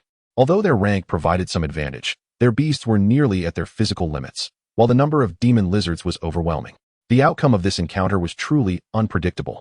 Damn beasts, don't let me walk out alive. When I do, I'll ensure my father comes in and exterminates all of you. A young boy shouted in rage as they found their path blocked. Having lived for over a decade, he had never experienced such an intense thrill. At this moment, nearly everyone's nerves were taut. If they did not vent their frustrations soon, they might truly lose their minds. A demon lizard roared angrily and lunged forward. Almost simultaneously, a beast charged at it, pinning the demon lizard down. However, the other demon lizards soon joined the fray. In an instant, the air was filled with the sounds of beastly roars. Damn it! Even though some beasts managed to fight 2 against 1, one particular demon lizard had no opponent and charged directly at the crowd. This sight drained the color from their faces. Even an average silver rank warrior would struggle against such a beast, let alone this group of weak beast masters. "Get out of the way," Jiang Chen bellowed. Yet, the boy standing at the forefront appeared utterly paralyzed by fear, frozen in place. A few attempted to tug him away, but they were too far to reach him. Just as it seemed the boy would suffer a dire fate, a shadow suddenly burst forth from the nearby underbrush. With a loud thud, the demon lizard was sent flying. The sudden turn of events left everyone stunned, including Jiang Chun, who looked on in astonishment at the shadow. A beast? Upon closer inspection, the shadow revealed itself to be a blue rabbit. No matter how one viewed it, this creature was undoubtedly a magical beast. It was well known that humans and magical beasts were in a perpetual state of conflict. While some magical beasts preferred peace, they typically refrained from intervening in conflicts between humans and their kind. In essence, those peaceful beasts often merely observed from a distance, offering no assistance to either side. However, the blue rabbit before them was clearly on the side of humanity, as the others stood in shock. The recently launched demon lizard stared at the blue rabbit with equal bewilderment. Name, Blitz Rabbit. Quality, Elite. Rank, Low Silver. Skills, Blitz 2, Speed 1. Description, possesses incredible speed, though its attack power is somewhat lacking. Evolution path, requires 1 fire crystal and 1 pound of fire rock mushroom to evolve into the flash flame rabbit, leader quality. The demon lizard, clearly perplexed, could not fathom why this rabbit would aid a human. Dismissing its thoughts, it shook its head and charged once more. However, the Blitz rabbit's speed was astonishing, it swiftly struck the demon lizard with its ear. Jiang Chun, however, noticed a troubling issue. Although the blitz rabbit was incredibly swift, its attack power was insufficient to penetrate the armored scales of the demon lizard. The blitz rabbit seemed to realize this as well, opting not to press the attack, but instead to repel the demon lizard each time, clearly aiming to conserve enough stamina to outlast it. Suddenly, an idea struck Jiang Chun. Without hesitation, he proposed, "Rabbit, would you become my companion?" Initially, he had intended to secure a flying beast as his fourth companion, but upon witnessing this rabbit's friendliness towards humans, he felt compelled to reconsider. Such a remarkable rabbit deserved to ascend to greatness. Thus, Jiang Chun decided to accept the blitz rabbit. Upon hearing Jiang Chen's words, the rabbit's large ears drooped, and it looked toward him, causing Jiang Chun to feel slightly uneasy. He worried that perhaps the rabbit would decline. However, he soon realized he had overthought it. The blitz rabbit nodded slightly, as if in agreement with Jiang Chen's proposal. Almost simultaneously, a beast master seed flew from Jiang Chen's forehead and effortlessly merged into the blitz rabbit's brow. In that instant, Jiang Chun felt a mental connection form with the blitz rabbit. Seeing his success, Jiang Chun wasted no time and issued an order. "Rabbit, drive back that demon lizard and come to my side." Jiang Chun had already decided he would give the devil fruit to this rabbit, believing it had the potential to maximize its effects. Without hesitation, the blitz rabbit launched itself at the demon lizard, sending it reeling before darting back to Jiang Chen's side. Jiang Chun, not wishing to delay, dramatically retrieved a spiraled fruit from his backpack and offered it to the blitz rabbit. "Consume this, it will make you stronger." Upon hearing this, the blitz rabbit's eyes lit up. It wrapped its ears around the Jinjin fruit and immediately took a bite. In the next moment, its eyes widened, and its mouth opened. Seeing that it might spit it out, Jiang Chun hurriedly cautioned, "Don't spit it out. If you do, you won't be able to grow stronger." In the eyes of the Shanjiji too, a flicker of struggle passed. Soon after, it opened its mouth wide and swallowed the Jinjin fruit whole. After consuming it, it extended its tongue and playfully rubbed its large ears, looking as if it had just ingested something distasteful. Upon witnessing the Shanjiji too devour the entire Jinjin fruit, Jiang Chen exhaled a sigh of relief. He had genuinely worried that the Shanjiji too might regurgitate the fruit, and if it failed to acquire the ability, it would be a significant setback. Suddenly, the Shanjiji too collapsed, and its limbs began to convulse. This unexpected scene caught Jiang Chen off guard. "What is wrong?" he exclaimed as he hurriedly picked up the rabbit. However, it wasn't long before one of the Shanjiji too's eyes opened, and it quietly gazed at Jiang Chun. This left him momentarily stunned, but he quickly regained his composure, realizing he had been outwitted by this theatrical rabbit. With a thought, he directly accessed the information panel of the Shanjiji Tuesday name. Shanjiji Jinjin Tuesday quality, epic. Grade, high silver. Skills, Shockwave Strike 2, Lightning Speed 1. Description, contains mysterious energy within, which, while not fully mastered, allows the Shanjiji 2 to undergo a qualitative leap. Evolution direction, 1 Golden Grade Wind Attribute Core. 10 Gene of Wind Bellflower, can evolve into Shanjiji Jinjin 2 Wong, Legendary. After reading the description, Jiang Chun was not surprised to find that the Shanjiji 2 had indeed undergone a substantial transformation. Its quality now matched that of Ping 2. In fact, Jiang Chen suspected that the current Shanjiji 2 would not be inferior to Ping 2 in combat. He recalled that Ping 2 did not possess a shockwave attribute core during its evolution, which likely indicated that its resistance in this regard was not particularly strong. At that moment, the demonic lizard had risen from the ground and lunged towards Jiang Chun once more. Chapter 33, The Rogue Rabbit. Jiang Chun felt a gust of wind rise in front of him. In an instant, he saw the Shanjiji 2 appear above the demonic lizard's head. With a thud, the demonic lizard was forcefully slammed into the ground, resulting in it bleeding from all 7 orifices and perishing on the spot. At this time, the Shanjiji 2 had already returned to Jiang Chen's side, looking adorably at him. If he hadn't witnessed the earlier events, he might have been charmed by this creature, which had just single-handedly defeated a silver-grade beast. Less cuteness, more action, Jiang Chun said with a hint of exasperation. Meanwhile, the other tamed beasts were in dire straits, already exhausted and barely hanging on. If they fell, they would be unable to rise again. Upon hearing Jiang Chen's words, the Shanjiji 2 transformed into a blur and appeared before another demonic lizard. The demonic lizard, taken aback by the sudden appearance of the rabbit, quickly regained its composure and opened its mouth full of sharp teeth to lunge at the Shanjiji 2's. However, the Shanjiji 2 was swifter. In a flash, it struck again. With a dull thud, this demonic lizard fell limply to the ground. Yet, this was not the end. The Shanjiji 2 continuously appeared before the remaining demonic lizards, each time striking them with its ears, leading to their immediate demise. The Shanjiji-2's victories continued to accumulate, and in mere moments, over 20 demonic lizards had been reduced to just 7. Realizing the dire situation, the remaining lizards let out a frantic cry and attempted to flee. However, the Shanjiji-2, clearly displeased, left behind an afterimage and charged towards the last remaining demonic lizards.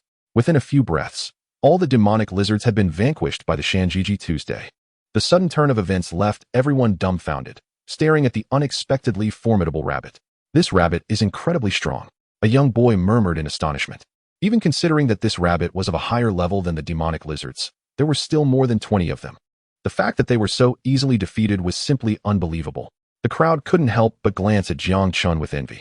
Who wouldn't want such a powerful tamed beast?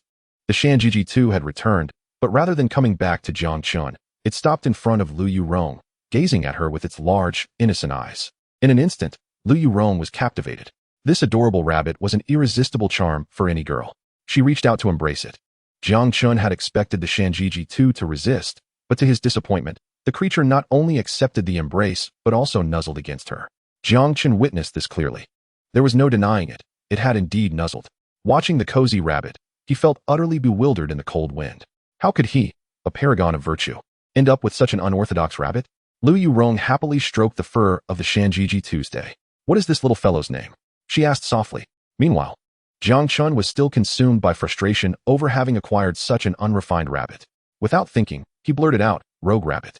The moment those words left his mouth, everyone was momentarily stunned.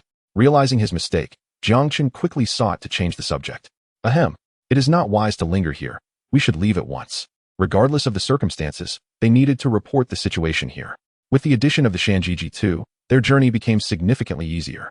Before long, they spotted a faintly glowing portal, which was unmistakably the exit of the secret realm. In an instant, tears of joy streamed down the faces of the young men as they raced towards the exit.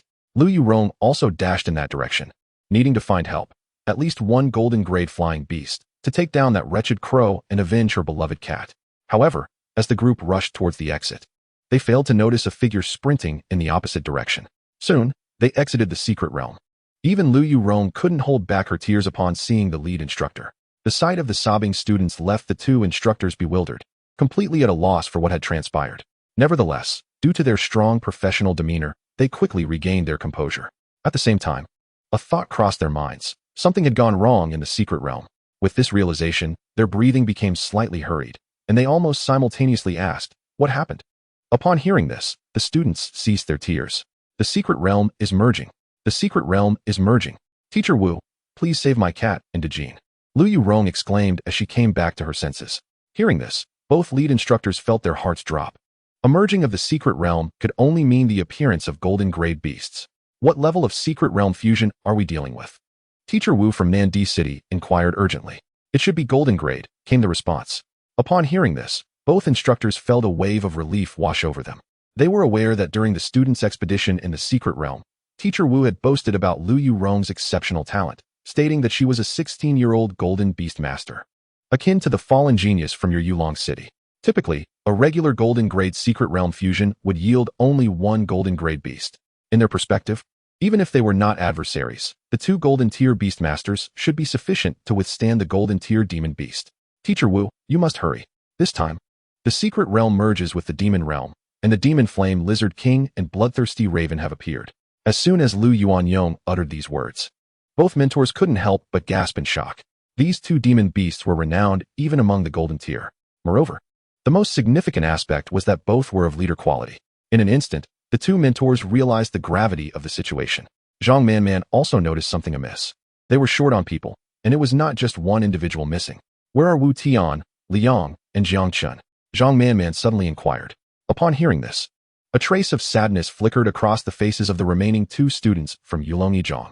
Zhang Manman observed this scene keenly, suddenly overtaken by a sense of foreboding. Wu Tian and Liang had already perished within the secret realm. After speaking, the two students raised their heads, looking around in confusion. "Jiang Chun was just with us." Upon hearing this, Zhang Manman felt a wave of relief. Jiang Chun was alive, and that was enough. Without daring to delay further, she hastily addressed Teacher Wu. "Teacher Wu, should you enter for rescue? Or should I?" "Teacher Zhang, I believe it would be better if you go. Your Qi-Yin flying eagle is a flying beast, which should handle the bloodthirsty raven more easily than I could." Upon hearing this, Zhang Man nodded gently, not wanting to waste any time, and immediately dove into the entrance of the secret realm. Chapter 34. Slaying the bloodthirsty raven. At this moment, Jang Chun had retraced his steps. He intended to return, eliminate the bloodthirsty raven, and acquire its crystal core. Without the presence of the rogue rabbit, Jiang Chun would have lacked confidence. However, with the addition of the rogue rabbit, he believed they could bring down the wretched raven. One person and one rabbit swiftly returned to the battlefield. Currently, the combat situation had reached a stalemate. The bloodthirsty raven incessantly unleashed its frenzied feather barrage, but all were thwarted by Antoine. Meanwhile, not far away, the demon flame lizard king and the golden leopard were locked in combat, unable to determine a victor due to their significant speed disparity. Rogue rabbit, do you see that large bird in the sky? Jiang Chen spoke directly to his newly named lightning rabbit. Although the rabbit appeared adorable, it did not change one fact. It was rather lecherous and knew how to exploit its cuteness. Jiang Chun, too, found himself unconcerned with other names, opting for rogue rabbit, which rolled off the tongue and subtly revealed its nature. The rogue rabbit glanced up, noting that the bloodthirsty raven was about 30 meters above the ground. At such a height, a typical silver tier beastmaster could not leap that high. However, the lightning rabbit was swift and adept at jumping. Therefore, it could give it a try. After a moment, the rogue rabbit nodded. Jiang Chun did not fully trust it, but issued a command. In a while, regardless of whether you can hit that large bird, you can only strike once, then return to my side. Regardless, even though Jiang Chun was currently concealed within the forest, there was still a degree of danger, compounded by the absence of any usable beasts, which stirred unease within him. The rogue rabbit nodded earnestly. Then go. With that, the rogue rabbit vanished in a blur, darting forward. Watching the departing figure of the rogue rabbit, Jiang Chen suddenly entertained a peculiar thought. If the devil fruit had been given incorrectly, he should have figured out a way to provide this rabbit with a shiny fruit. Just imagine how much faster it would be. He dared not dwell on such thoughts. For now, the rogue rabbit's speed was already sufficient. This speed could rival that of golden tier beasts. What it lacked was power. Just as they had encountered earlier, despite the rogue rabbit's superior quality over the demon lizard, it could not inflict any harm upon it. Speed alone was insufficient. With a series of agile maneuvers, the rogue rabbit approached the bloodthirsty raven. Antoine also detected the presence of the rogue rabbit. However, sensing a similar aura, it instinctively became enraged and let out a furious roar, spewing forth scalding magma. Clearly, it was frustrated by its inability to strike the bloodthirsty raven. This scene elicited a moment of human-like mockery from the bloodthirsty raven. In an instant, it unleashed a frenzied feather barrage, as if taunting Antoine. Antoine, enraged, roared repeatedly, perfectly drawing the attention of the bloodthirsty raven. Unbeknownst to it, a small figure was rapidly maneuvering behind it. Soon, the rogue rabbit arrived at the rear of the bloodthirsty raven. The rogue rabbit paused, glancing up. Its slender legs bent slightly before it propelled itself skyward. Whoosh! The sound of slicing air echoed. The bloodthirsty raven sensed something amiss and looked down, only to see a rabbit launching toward it. This momentarily stunned the bloodthirsty raven, but it quickly regained its composure, a glimmer of mockery flashing in its eyes. With a few gentle flaps of its wings, it ascended several meters higher. This sudden elevation rendered the rogue rabbit unable to reach the bloodthirsty raven. As its momentum waned, it began to descend. Damn it, this wretched raven is so infuriating. Jiang Chun, hidden within the forest, cursed in frustration, realizing that the bloodthirsty raven was toying with the rogue rabbit. At that moment, the rogue rabbit's gaze was fixed on the bloodthirsty raven, previously merely dissatisfied. It now felt an overwhelming anger. It yearned to bring down the accursed bird. Its eyes glowed faintly red, and its long ears flapped vehemently in the air as if venting its frustration. Having completed this, it plummeted toward the ground. Witnessing this, the bloodthirsty raven emitted a series of strange caws, cawing mockingly. Although of different species, Jiang Chun could discern the taunting tone in its voice. However, the bloodthirsty raven's caws were abruptly interrupted. Its wings began to twitch uncontrollably, trembling as if caught in turbulent air, causing its voice to cease and a look of terror to fill its eyes. It attempted to flap its wings and ascend once more, but found them unresponsive. Unable to coordinate. By this time, the rogue rabbit had safely landed, glancing up at the bloodthirsty raven. Though angered, it still remembered Jiang Chen's words. Reluctantly, it dashed back toward Jiang Chen.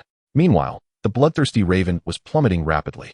30 meters, 25 meters, 20 meters, 15 meters. Soon, it was merely 10 meters from the ground. At which point the bloodthirsty raven finally halted its descent, glancing nervously below.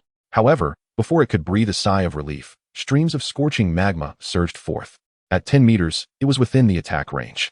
Jiang Chun narrowed his eyes, observing the flicker of amusement in the bloodthirsty raven's gaze. Caw, feeling the terrifying heat. The bloodthirsty raven emitted a cry of fear for the first time. It attempted to rapidly gain altitude, but it was too late. The scorching magma engulfed its body, igniting its flammable feathers and flames.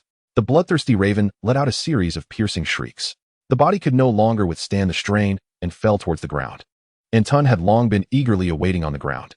After enduring such a prolonged beating, vengeance was finally within reach. Before the bloodthirsty raven could even touch the ground, it was violently collided with by Anton, sending it flying several meters away before crashing heavily onto the ground. Anton swiftly approached, not allowing the bloodthirsty raven a moment to regain its footing. With a single paw, he pressed down. Crack, crack. The sound of shattering bones echoed. The bloodthirsty raven emitted a mournful cry of agony. However, in Anton's eyes, the intent to kill surged. He unleashed a volcanic eruption, causing the ground to split open and molten lava to emerge, engulfing the bloodthirsty raven. The intense heat did not result in an instantaneous demise for the bloodthirsty raven. Instead, it slowly perished under the searing onslaught. Despite its desperate attempts to escape, it was utterly powerless against Anton's merciless iron claws, which firmly suppressed it. Upon witnessing the demise of the bloodthirsty raven, Jang Chun emerged from the forest. The threat to his life had been eliminated, and the remaining beasts were no longer a cause for concern. What? There was still a demon flame lizard king? That coward had already fled with his minions upon seeing the bloodthirsty raven's defeat, even enduring a few attacks from Dejin. Chapter 35, Too Despicable. Roar. A few beast tamers, witnessing the retreat of the beasts, could not help but let out a triumphant roar, as if declaring their victory. Jiang Chen also quickened his pace, intending to collect the cores of the bloodthirsty raven and the demon flame lizard king. The market price for a golden tier beast core was around 1 million. Moreover, since both beasts were of leader quality, their value was undoubtedly higher. Selling them for 2 million alliance coins should not pose a significant challenge. As Jiang Chen approached, Ping Tu scampered over eagerly. In the next moment, he leaped, attempting to knock Jiang Chen down and plant a loving kiss. However, this scene caused Jiang Chen's face to pale. This fellow must weigh at least 300 to 400 pounds. Being knocked down like that would surely break his legs. Just as he prepared to dodge, a shadow moved even faster, directly blocking Jiang Chen's path. Subsequently, he witnessed Lu Meng Tu, without holding back, slap Ping Tu away with a swift flick of its ear. Ping Tu, sent flying, stood up dazedly, his eyes wide with disbelief as he gazed at Lu Meng Tu, clearly confused about this little creature daring to lay its paws on him. What a show-off. In this situation, Ping Tu had only one thought. It was time to retaliate. Almost simultaneously, he charged forward again. Lu Meng Tu, having scratched its ears, narrowed its eyes upon seeing Ping Tu approach once more. In an instant, it left behind an afterimage and charged at Ping Tu. Smack! With a single strike, Ping Tu was sent flying again. Just when it seemed like this would be the end, Lu Meng Tu suddenly accelerated, arriving at Ping Tu's landing spot. The next moment, another slap. Smack! Another dull thud echoed as Ping Tu soared through the air once more. This continued, as Lu Meng Tu appeared each time Ping Tu was about to land, repeatedly sending him flying again. Jiang Chun was left speechless. This fellow, despite being of epic quality, was utterly dominated by Lu Meng Tu's day. After waiting a moment, Jiang Chun looked at Lu Meng Tu with a peculiar expression.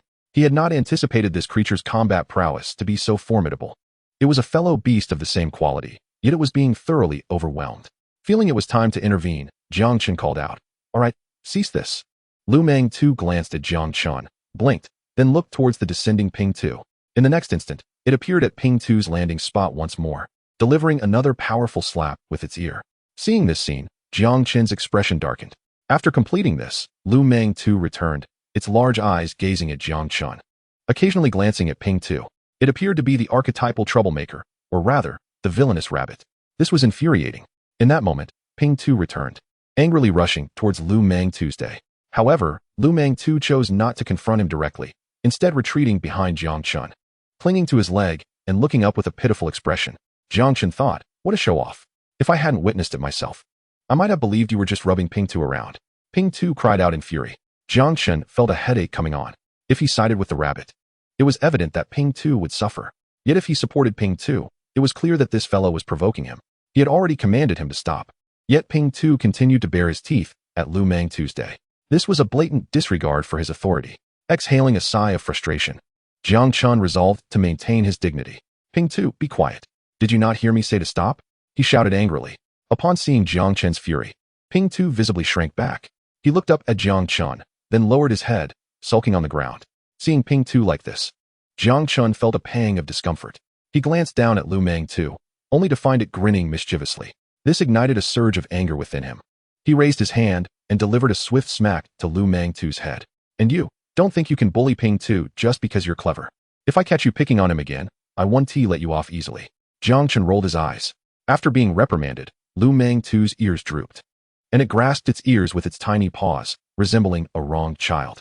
However, Jiang Chen ignored it. Over this period of interaction, he had realized that this rabbit was undoubtedly cunning. Although it might seem pitiable, it was likely concocting schemes against him in its mind. All right, from now on, we are all family. No more fighting. If you have energy, go and fight the beasts, Jiang Chen declared. At this moment, he also intended to introduce his tamed beasts. With a thought, Yang Shen was summoned. Allow me to introduce you, Anton, your elder brother, Ping Tu, your second brother, and Yang Shen, your third brother, Jiang Chun said directly to the rabbit. Upon hearing this, Lu Meng Tu was left dumbfounded, utterly bewildered. What? I'm actually the fourth? Instantly, Lu Meng Tu became displeased. Striding over to Ping Tu, pointing at him with its ear, then gesturing towards the ground. Jiang Chun was taken aback by this scene. He admitted he had underestimated this rabbit's intelligence. It seemed to be implying that Ping Tu was inferior and unworthy of being the second brother. Then, Lu Meng Tu pointed at itself, and then towards the sky. Jiang Chun could no longer contain himself. What the hell? This rabbit is becoming too clever. Moreover, he realized that Lu Meng Tu displayed a clear respect for Anton, indicating it acknowledged its superiority. Ping Tu, having never endured such humiliation, emitted a threatening growl. Witnessing this, Jiang Chun covered his forehead with his hand. These beasts are certainly not easy to deal with. Forget about the rankings for now. Jiang Chen spoke with a hint of exasperation. If this continued, a fight was inevitable. Untuan, return to your training, he advised. Despite the addition of the rogue rabbit, Untuan remained Jiang Chen's foremost combat strength. Untuan nodded and promptly returned to the nest of all races to continue absorbing the pure fire elements. After contemplating for a moment, Jiang Chun decided to store away the sun god as well. This fellow was still at the bronze tier, far too weak to be of use. Observing the standoff between the flat-headed and the rogue rabbit, Jiang Chen sighed softly and decided to put the rogue rabbit away. Almost simultaneously, his consciousness reappeared in a confined space. With the emergence of the rogue rabbit, the surroundings swiftly transformed. Enormous radishes began to sprout from the ground, their colors a vibrant array, nearly every hue imaginable. As Jiang Chun beheld the radish world within the nest of all races, his brows knitted in irritation. He had lost the desire to deal with this rabbit and exited the space. Chapter 36, Reunion. Do not be upset. Once you grow stronger, I will ensure you have a fair fight with them. At that time, you can seek your revenge, Jiang Chun consoled the disheartened flat-headed one. Upon hearing this, the flat-headed one lifted his head abruptly and turned to Jiang Chun, his eyes seemingly asking, "Are you serious? I assure you, once you are powerful enough, I will grant you a fair match." Jiang Chun gently shook his head, feeling a bit perplexed. It was perhaps better for him to remain somewhat naive. At least he was easily persuaded. Take the flat-headed one, for instance. He could not defeat the rogue rabbit now, and the likelihood of him being able to do so in the future seemed slim.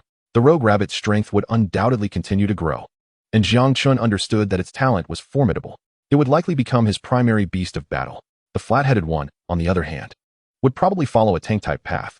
Overcoming the speed-oriented rogue rabbit would be quite challenging unless the flat-headed one experienced a stroke of luck. Otherwise, he might face severe hardships in the future. Of course, Jiang Chen would not voice such thoughts at this moment, for the flat-headed one appeared quite exhilarated, clearly anticipating a future battle with the rogue rabbit. Come, we have matters to attend to, Jiang Chen said, noting the flat-headed one's improved mood. This time, the flat-headed one did not hesitate and even rushed ahead, urging Jiang Chen to hurry. He planned to retrieve the cores from the 2 golden-tier beasts before collecting the silver-tier beast cores. With this in mind, they proceeded toward the bloodthirsty raven. At this moment, the molten lava had cooled and solidified into rock. Fortunately, the head of the bloodthirsty raven remained exposed. Otherwise, extracting the core would have been quite difficult. Smash this creature's head and retrieve the core, he instructed the flat-headed one. With a crack, the flat-headed one easily pried open the head of the now lifeless bloodthirsty raven, which had no protective demonic energy. Soon after, a fist-sized crimson core appeared. Jiang Chun casually glanced at it. Name, Blood System Core. Quality, Golden Tier. Description, can enhance the strength of blood-type beasts. Remarkably, it was a rare core. Jiang Chen's eyes brightened. This world was teeming with various types of demonic beasts. Even after 100 years of coexistence with them, Humanity could not ascertain the exact number of species, as new ones appeared daily. Common cores could be categorized into 9 types: metal, wood, water, fire, earth, wind, thunder, light, and darkness. The first 5 types were nearly ubiquitous, while the latter 4 were confined to specific regions. These 9 types were considered relatively common. He stored the core away and proceeded toward the corpse of the Magma Lizard King. Due to the fierce battle earlier, he had not had the chance to collect its core, so he intended to do so now. Upon seeing the Magma Lizard King deeply embedded in the ground, even Jang Chun could not help but shake his head. It was easy to imagine how desperate this creature must have felt. His respect for Untuin grew even more. This was a golden tier leader quality beast, yet it could not match Untuin in direct combat. Truly, the prowess of a mythical quality beast was not to be underestimated. Flat-headed one. Pry open its skull and retrieve the core, Jiang Chen commanded. The flat-headed one nodded and approached once more, rummaging around in the Magma Lizard King's head until he discovered another fist-sized core. This core appeared somewhat different from ordinary ones, with red marbled with black. Clearly a rare core as well. He placed it into his backpack. At that moment, Jiang Chen sensed an approaching presence. He looked up to see a massive fire-red eagle soaring towards him.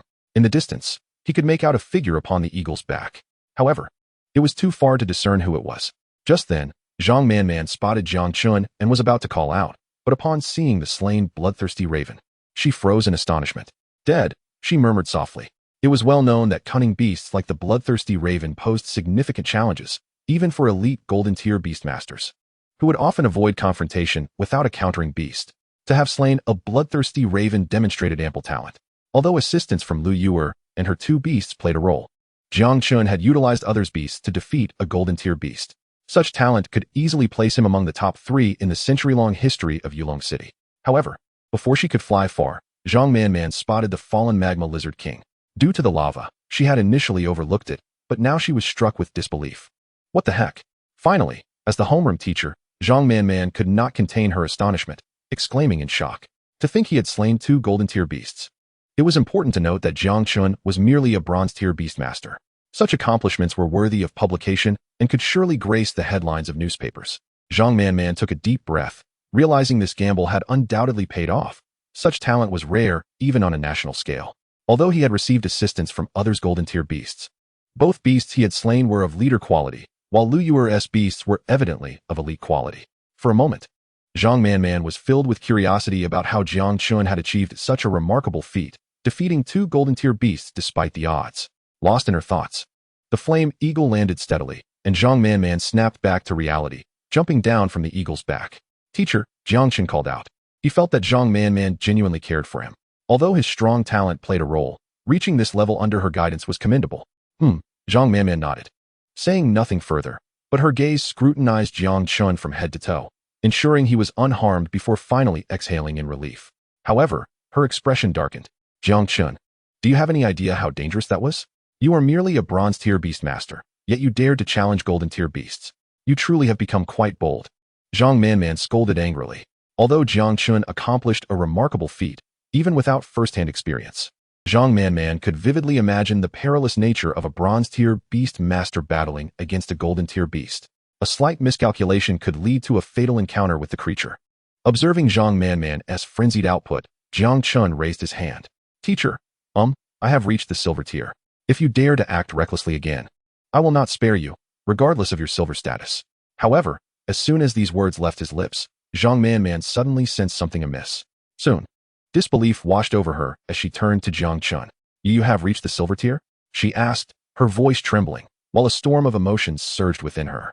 How could he break through after just entering to capture a beast? Jiang Chun released a hint of his aura. As a golden tier beast master, Zhang Man could undoubtedly perceive it. He had indeed reached the silver tier. Zhang Man was momentarily stunned. Initially, she thought it would be impressive if Jiang Chun reached silver before the college entrance examination. Little did she expect that it would happen so soon. This revelation left a significant impact on her psyche. After pondering, Jiang Chen ultimately decided to raise the stakes and reveal some of his secrets. Otherwise, if someone inquired about how he defeated the bloodthirsty raven, he would find it difficult to explain. Teacher Zhang, upon my breakthrough to the silver tier, I also birthed a new beast seed, and I have contracted a new beast, Jiang Chen stated calmly. This declaration sent Zhang Man into a flurry of agitation. You birthed another beast seed? It was noteworthy that Jiang Chun had previously reached the silver tier and birthed 2 beast seeds, which already categorized him as a top-tier genius. Now, with 3 beast seeds at the silver tier, he had surpassed what an ordinary golden tier beast master could possess. What is your new beast? Suddenly, Zhang Man realized the importance of assisting Jiang Chun in selecting the right beasts. She could not afford to waste such extraordinary talent. Jiang Chun, not wishing to elaborate, summoned 2 figures. Zhang Man immediately recognized one as the signature beast of the Yulong City secret realm, the sunflower. The other, however, puzzled her. A blue rabbit? She murmured softly. Suddenly, her expression changed as she recalled a rabbit-type beast known for its low potential. You didn't contract the water arrow rabbit, did you? If that is the case, it would be a tremendous waste of a beast seed. Jiang Chen shook his head. No, it is the lightning rabbit. After a moment's consideration, he refrained from mentioning the full name. Lightning rabbit? Upon hearing this, Zhang Man was momentarily taken aback. As a high school homeroom teacher, she was familiar with many common beasts, including the lightning rabbit, which was typically white. Why was this one sky blue? With that thought, her gaze towards Jiang Chen became somewhat peculiar, but she ultimately refrained from voicing her questions. The most significant difference between geniuses and ordinary individuals lies in the former's possession of various hidden cards and secrets, while the latter merely follows a routine path of cultivation. Excellent. The chances of entering one of the top 10 prestigious schools have increased considerably. With 3 beasts, 2 of which have already reached the silver tier, this strength is sufficient to challenge some of the lower-ranking top 10 schools. Indeed, Jiang Chen nodded. His aspirations were already set on Yanhuang University, ranked 3rd among world-renowned institutions. Known for its exceptional faculty and resources, and possessing the most secret realms in Longhua. Some secret realms even housed unique beasts. However, with his current strength, gaining admission to such a prestigious school remained a challenge. At the very least, he needed to elevate the Yang God to the silver tier and the rogue rabbit and Flathead to the golden tier. Only then could he aspire to join Yanhuang University. Alright, let us pause the conversation here. We need to leave this place. I must report the situation to the higher-ups to assess whether this location is still suitable as a school secret realm. Given the recent occurrences, it is evidently no longer appropriate for third-year students. Furthermore, having experienced a fusion of secret realms, this place will become unstable and more susceptible to incursions from other worlds. For students unversed in combat, it would indeed spell disaster. Jiang Chen nodded, promptly recalling his 3 beasts. Zhang Man also summoned her Qi Yin flying eagle. Soon, they ascended onto the eagle's back and flew toward the exit. Below, Lu Yurong's golden tier beast, the white tiger, had already regained some strength and could run on its own. This was the reason behind the formidable vitality of golden tier beasts. If it had been an ordinary silver tier beast, it would likely have succumbed to blood loss by now. The 2 golden tier beasts followed the Qi Yin flying eagle as it departed. Jiang Chun gazed at the Qi Yin flying eagle, feeling a surge of desire. Such a majestic and imposing creature was undoubtedly the preferred mount of any young man. With a thought, the information about the Qi Yin flying eagle appeared before him. Name, Qi Yin flying eagle. Quality, leader. Tier, upper golden tier. Skills, Fire Burst 2. Fire Wings 1. Description, a powerful fire attribute beast with remarkable attack power and exceptional speed. Evolution direction, 500 grams of Flame Heart Crystal, 1 Platinum Tier Wind Attribute Core. Can evolve into Wind Flame Eagle King Leader. After reading the description, Jiang Chun felt even more satisfied. This was undoubtedly an excellent mount. Teacher, where did you acquire this flying eagle? Jiang Chun directly inquired. Zhang Man hesitated for a moment, but quickly regained her composure, offering a wry smile. This flying eagle is not found here. You need to enter the university and exchange credits for the qualification to access the Qi Yin secret realm to have a chance at obtaining one. She couldn't help but lament, you are still too young. You are only at the silver tier and already coveting a golden tier beast. It is important to understand that while the difference between silver and golden tiers is merely 2 words, they are worlds apart. Many talented individuals halt at the silver tier for their entire lives. Although I believe Jiang Chen can break through, I think you should at least wait until your junior or senior year to do so. Asking about these things now seems rather ambitious. Oh, Jiang Chen nodded thoughtfully. Indeed. Valuable resources are found within secret realms, which are controlled by various powerful factions. Once one reaches the golden tier, acquiring new beasts requires either combat or substantial financial investment to purchase golden tier beasts. However, golden tier beasts often cost billions of alliance coins. A sum that ordinary families might not earn in a year, let alone an individual. Such figures are astronomical. This is precisely why a continuous stream of talented individuals joins these factions. Sigh, it truly is a web of intricacies. Thanks to the swift speed of the Qi Yin flying eagle, the 2 soon spotted the exit and landed directly. Lu Yurong's 2 golden tier beasts followed closely behind. However, Both of them appeared to be in less than ideal condition. Lu Yurong had been anxiously waiting at the exit for her two beasts. Upon seeing them, she could no longer contain herself and rushed forward to embrace them. "Big Cat, Big Gold, it's so good to see you both safe," she whispered. The two beasts nuzzled against Lu Yurong affectionately. Though the time has not yet come, the secret realm has undoubtedly been rendered incapable of continuation due to this shock. "We must depart from this place for now." Lu Yurong quickly composed herself and approached Jiang Chun. "Thank you," she said, fully aware that without Jiang Chun, her beloved Big Cat would not have awaited rescue. This was indeed a heartfelt expression. "No need for thanks. Keep your distance from me, you reek of blood," Jiang Chun retorted, pushing Lu Yurong away with a gesture. Having just embraced a bloodied white tiger, his clothes were now stained with the remnants of battle. This scene left everyone present momentarily stunned. Lu Yurong found herself at a loss for words. After a lengthy pause, she finally gritted her teeth and exclaimed, "Steel straight man." With that, she turned and walked away. Observing her departing figure, Jiang Chen absent-mindedly touched his nose. "I have a slight aversion to dirtiness. I suppose it's my fault," he murmured, though his voice, though soft, was distinctly heard by all. Instantly, everyone regarded Jiang Chun with expressions of disbelief. "Can you be any more straightforward?" Chapter 38, We Report. Zhang Man cast a glance at Jiang Chun, sighing internally. He possessed remarkable talent, but his bluntness might hinder his prospects for a partner. "Teacher Zhang, we should head back," Mr. Wu from Nandi City suddenly interjected. "The curtain has fallen here. The remaining matters must be resolved by Yulong City itself." "Understood, Mr. Wu. Due to various circumstances, I shall refrain from seeing you off," Zhang Man replied politely. Upon hearing this, Mr. Wu smiled and said, "Nonsense. You need to remain here as a guardian. It would be inappropriate for you to escort us." The merging of the secret realm had heightened its danger level significantly. As a golden tier beastmaster, it was his duty to ensure that the magical beasts within did not escape. Zhang Man nodded, watching as the group departed. Moments later, her gaze returned to them. Although this was a golden tier secret realm merger, those who entered were elite individuals. The loss of two here filled Zhang Man with worry. She was acutely aware that most students belonged to the Zhu Tian battlefield, a place devoid of mercy. In that instant, a thought struck Zhang Man. It was imperative to organize a special training session for the senior class. Otherwise, achieving high scores in the practical examinations would be exceedingly difficult. Concurrently, she realized why Yulong High School consistently underperformed in practical exam scores. The students lacked ferocity. They had never regarded the exams as a battlefield and had not undergone the baptism of blood. Suddenly, Zhang Man had clarity. Upon returning, she would draft a report. The senior class must engage in practical experience. Even if not all could participate, at least a select few should. Only flowers that have braved storms can stand out amidst a garden.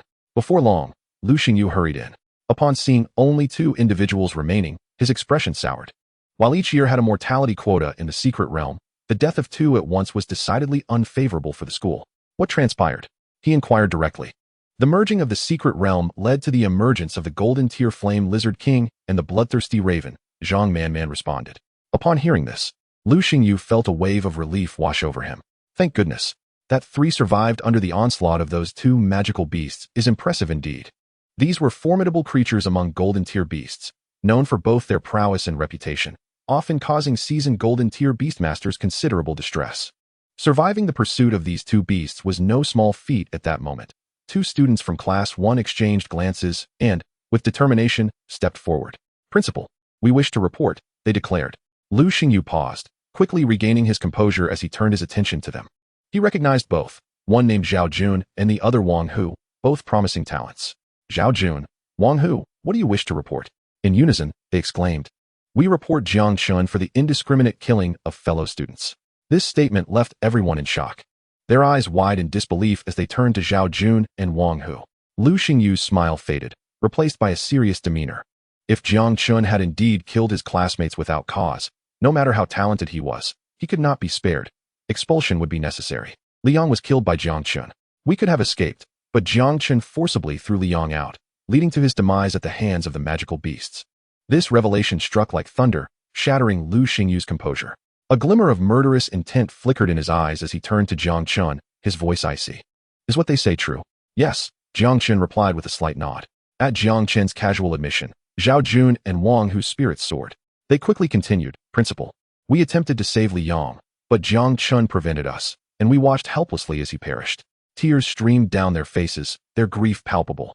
However, Jiang Chun furrowed his brow, recalling clearly that neither had made any effort to rescue Liang when the tragedy occurred. Good. What a magnificent Jiang Chen. What a first-tier student. I had thought myself astute for decades. Yet today, I find my judgment clouded. Allowing you to be a first-tier student, Lu Xingyu bellowed in anger. His platinum-tier beastmaster aura irradiating, making those present feel physically uncomfortable. Principal, there must be a misunderstanding, Zhang Man interjected, attempting to defend Jiang Chun. Yet Lu Xingyu scoffed dismissively. A misunderstanding? This brat has admitted to it himself. What is there to misunderstand? With a glint of coldness in his eyes, Lu Xingyu contemplated revoking Jiang Chen's first-tier status and notifying the enforcement team to apprehend him. Such a murderer could not be allowed to remain at Yulong No. 1 high school. Just as he prepared to announce these decisions, his phone suddenly rang. Damn it, who dares to call me now? Lu Xingyu grumbled irritably. He pulled out his phone, and, upon seeing the message, his anger dissipated. The caller had significant influence. You all wait here. I must take this call, he said. Striding away, after walking several dozen meters, he finally stopped to answer. Almost instantly, an irate voice echoed from the other end. Principal Lu, you have quite the attitude. I thought you weren't going to take this old man's call. Lu Xingyu's complexion paled at this remark. Cough, Mr. Lu, you jest. I truly had matters to attend to, but now that I have a moment, I am answering your call. I have no interest in whether your words are true or not, the voice continued. Lu Xingyu nodded vigorously in agreement. Enough with the pleasantries. I've heard from my granddaughter that you have a promising student at Yulong City named Jiang Chun. That lad is remarkable, brave, and resourceful. Had it not been for him, many would have perished in the secret realm. This time when I made the call, I intended to reach him. But I did not have his mobile number. Please convey my gratitude. Upon hearing the other party's words, Lu Xingyu furrowed his brow. Was Jiang Chen not embroiled in internal strife? However, from the context of the conversation, it appeared to be quite different. Lao Lu, could you share Miss Lu's mobile number with me? What for? Why do you need my granddaughter's number? The other party replied, somewhat displeased. Lu Xingyu hurriedly clarified the situation. After listening, there was a brief silence on the other end before they spoke again. On the contrary, I have heard a different version. A sense of foreboding washed over Lu Xingyu. Perhaps he had misjudged the situation. With this thought, he felt even more urgency to seek out Lu Yurong for clarity. Lao Lu, I kindly ask you to provide me with Miss Lu's mobile number. Fine. In order not to let a young hero be wronged, I will give it to you. Not long after, Lu Xingyu returned with a sullen expression. Upon seeing the principal, Zhao Jun and Wang who prepared to embellish the tale once more. Principal, you must seek justice for Liang. His death was tragic. Yes, Principal. You must uphold justice for Liang. The two, in an effort to more vividly express their sorrow, even shed a few tears. I will investigate this matter. Please cease your weeping for now, Lu Xingyu stated. Upon hearing this, Zhao Jun and Wang who were filled with joy, casting provocative glances at Jiang Chun. Their dissatisfaction simmered within them. At this moment, their beasts were injured and would require 1 to 2 weeks of recuperation. This period of inactivity could jeopardize their chances of gaining admission to a prestigious university.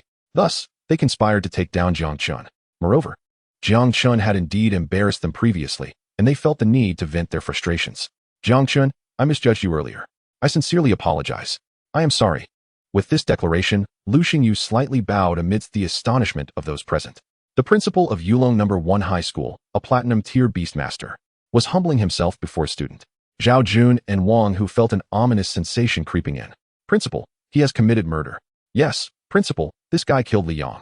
Had it not been for their concerns about the few in Nandi City, they might have even attempted to pin Wu Tian's death on Jiang Chun.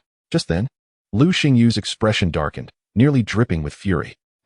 A cold huff escaped him, and his aura surged forth, overwhelming Zhao Jun and Wang who like an imposing mountain, leaving them breathless. In the next moment, they found themselves on their knees, panic flashing in their eyes. Principal, what are you doing? Lu Xingyu coldly replied. Due to the false reporting of information, Zhao Jun and Wang who will face the following consequences: revocation of their first-tier student status and removal from Class 1. Upon hearing this, the two felt their bodies weaken, collapsing to the ground in disbelief as they stared at Lu Xingyu. They were well aware of the resources their families had invested in securing their first-tier status. Losing it would mean severe punishment upon returning home. If it weren't for Lu Yurong's call, I might have believed your words and allowed a young hero to be shamed. The term young hero made Zhang Man gasp in surprise. It was a title of great esteem. She was also deeply curious about what Jiang Chun had accomplished in the secret realm to warrant such treatment from the principal. Killing 2 golden-tier beasts could hardly justify such respect. Lu Xingyu, showing no inclination to keep them in suspense, continued, classmate Jiang Chun, in the face of crisis. organized his companions for effective resistance, and eradicated those who undermined morale. Without Jiang Chen, do you think you would still be alive here to speak to me? Lu Xing's cold inquiry forced Zhao Jun and Wang Hu to lower their heads. Principal, we acknowledge our mistakes. We should not have framed Jiang Chen. We promise never to do it again. Please do not revoke our first-tier status. They spoke in hushed tones, yet their plea was met with a disdainful snort. Humph, I have changed my mind. The sudden shift left everyone momentarily stunned, and a flicker of delight crossed Zhao Jun and Wang Hu's faces. It appeared they might retain their first-tier status. However, Lu Xing's next words sent chills down their spines, rendering them speechless. I feel that my punishment was too lenient. Individuals like you, who merely drag down their compatriots, are utterly unworthy of being at Yulong No. 1 High School. Upon our return, I will inform your parents to come collect you. Moments later, two wails echoed through the air. No, no, please, Principal, we truly understand our mistakes. We beg you, Principal. I do not want to lose my first-tier status. I only ask that you do not expel me. If the first-tier status was a privilege, being expelled would add a damning line to their records, framed a companion, expelled from Yulong No. 1 High School. Such a mark would likely prevent them from being accepted into any school in Long Country, let alone pursuing higher education. Even with outstanding grades, no university would consider them. Principal, I bow to you. Please do not expel me. The two wept profusely, their faces streaked with tears. Lu Xingyu turned his head away. Having come from a military background, he had little tolerance for those who feigned camaraderie while secretly plotting betrayal.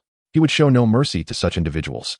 Seeing that their pleas were in vain, Zhao Jun and Wang Hu suddenly turned to Jiang Chun, bowing before him. Young Master Jiang, we are lower than pigs and dogs.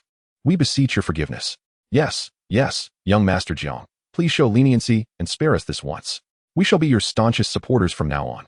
A cold smile crept across Jiang Chen's face as he simply walked past them. He was not foolish enough to accept their false repentance after they had just betrayed him. To hell with that. He would not play the role of a saint. As Jiang Chun departed, the two could no longer contain themselves and collapsed to the ground, sobbing uncontrollably. It's over. My father will surely kill me. My life is ruined. Even if I perform excellently, no university will want me. They cried while lamenting their plight. Suddenly, an idea sparked in their minds, and they exchanged glances. In the next moment, they both threw punches at each other. It's all your fault, you idiot. If it weren't for you, I wouldn't be facing expulsion. Nonsense. If you hadn't incited me, I would never have framed my savior. Within moments, they were engaged in a brawl. Zhang Man frowned slightly. After all, these two were once her students, and ignoring their scuffle seemed inappropriate. Stop it, she shouted angrily. Yet, the two were so engrossed in their fight that they paid no heed to her. Just as everyone's attention was focused on the brawl, they failed to notice a shadow stealthily emerging from the light portal at the entrance of the secret realm, quietly slipping underground. Qi Yanfei, subdue the two of them. Zhang Man instructed, her displeasure evident. Almost simultaneously, Qi Yanfei soared above the two combatants. As the dimming sky loomed above them, the two could not help but glance upward. Upon seeing the imposing figure of the Qi Yanfei, standing at 7 to 8 meters tall, they swallowed hard. In other places, I may not concern myself with you, but until we return to Yulong City, you remain my students. Should you dare to defy authority again, I shall not hesitate to impart some lessons upon you. Observing the already irate Zhang Man, the two dared not utter another word. For the force behind them, the strongest was merely at the golden tier, whereas the individual before them was undoubtedly a formidable golden tier expert, one of the top combatants in Yulong City. They certainly did not wish to provoke such a figure. Chapter 40, Decay. Upon returning to school, the atmosphere was somewhat oppressive due to the loss of life. Jang Chun resumed his seat, reflecting on the fact that 5 had ventured out, yet only 1 returned. 2 had perished, and 2 were expelled, marking one of the most grievous losses in recent years. Jiang Shao, do you know what the teachers are up to? Suddenly, the chubby boy beside him inquired. Jiang Chen recognized him, seemingly named Zhen Shuai, a peak bronze tier beast master with a grassland lion as his summoned beast. How would I know? I'm not a parasite in the teachers' bellies, he replied, rolling his eyes in annoyance. Hearing this, Zhen Shuai awkwardly chuckled and ceased to speak. At this moment, Jiang Chun had already opened his information panel. Host, Jiang Chun. Cultivation, low-grade silver tier. Summoned beasts, Flame Devourer, Anchuan, War Honeybadger, Ping 2. Sunflower, Yang Shun, Lightning Strike Rabbit, Rogue Rabbit. Beastmaster talent, Nest of all races. Life sharing. However, upon reviewing, Jiang Chun furrowed his brows. Why had an additional Beastmaster talent appeared? It was known that the Beastmaster talent was innate and singular. The fact that he could consecutively awaken talents was exceedingly abnormal. Naturally, such fortuitous occurrences were welcomed, and Jiang Chen hoped for even more anomalies. With a thought, he summoned the description for life sharing. Name, life sharing. Quality, mythical. Description, you can share life with one summoned beast. When you sustain fatal injuries, you can transfer them to the designated summoned beast. After reading the description, Jiang Chen couldn't help but take a sharp breath. At this moment, he could only describe his new beast master talent with one word: powerful. 2 words: exceedingly strong. 3 words: invincibly strong. Many fatal injuries to humans might be trivial to certain summoned beasts, and as their levels increased, their physical prowess would enhance. Moreover, with the system at his side, he could easily seek a robust summoned beast to serve as his life-sharing partner. At that point, it would be difficult for him to perish. In a daze, Jiang Chun felt as though he could be synonymous with invincibility. Not to mention, the summoned beasts under his command were all of exceptional caliber. Chun, his battle prowess was unquestionable. Ping too, while not boasting offensive capabilities, was undoubtedly invincible at taking hits within the same realm. Although Yang Shun had yet to be cultivated, the rogue rabbit, having acquired the lightning fruit, had already compensated for its previous lack of attack and could now easily overwhelm those below the golden tier. It appeared that he needed to expedite Yang Shun's training regimen, transforming Ping 2 into a tank that would give everyone a headache. At that moment, the classroom door swung open, and Zhang Man entered with a stormy expression. She slammed the materials in her hands onto the floor, startling the students. Jiang Chun, too, was jolted back to reality. Zhang Man remained silent as she surveyed the students below. After scrutinizing each one, she finally spoke. Today should have been a joyous occasion, with 5 individuals venturing into the secret realm to capture new summoned beasts. This should bring me happiness, yet today's events have truly opened my eyes. Some of you were so paralyzed with fear at the sight of monsters that you hesitated to summon your beasts to fight. May I ask, do you intend to play house as beast masters? If so, I, Zhang Man, declare here and now, get out. Leave my class. Her sudden outburst left all the students in stunned silence.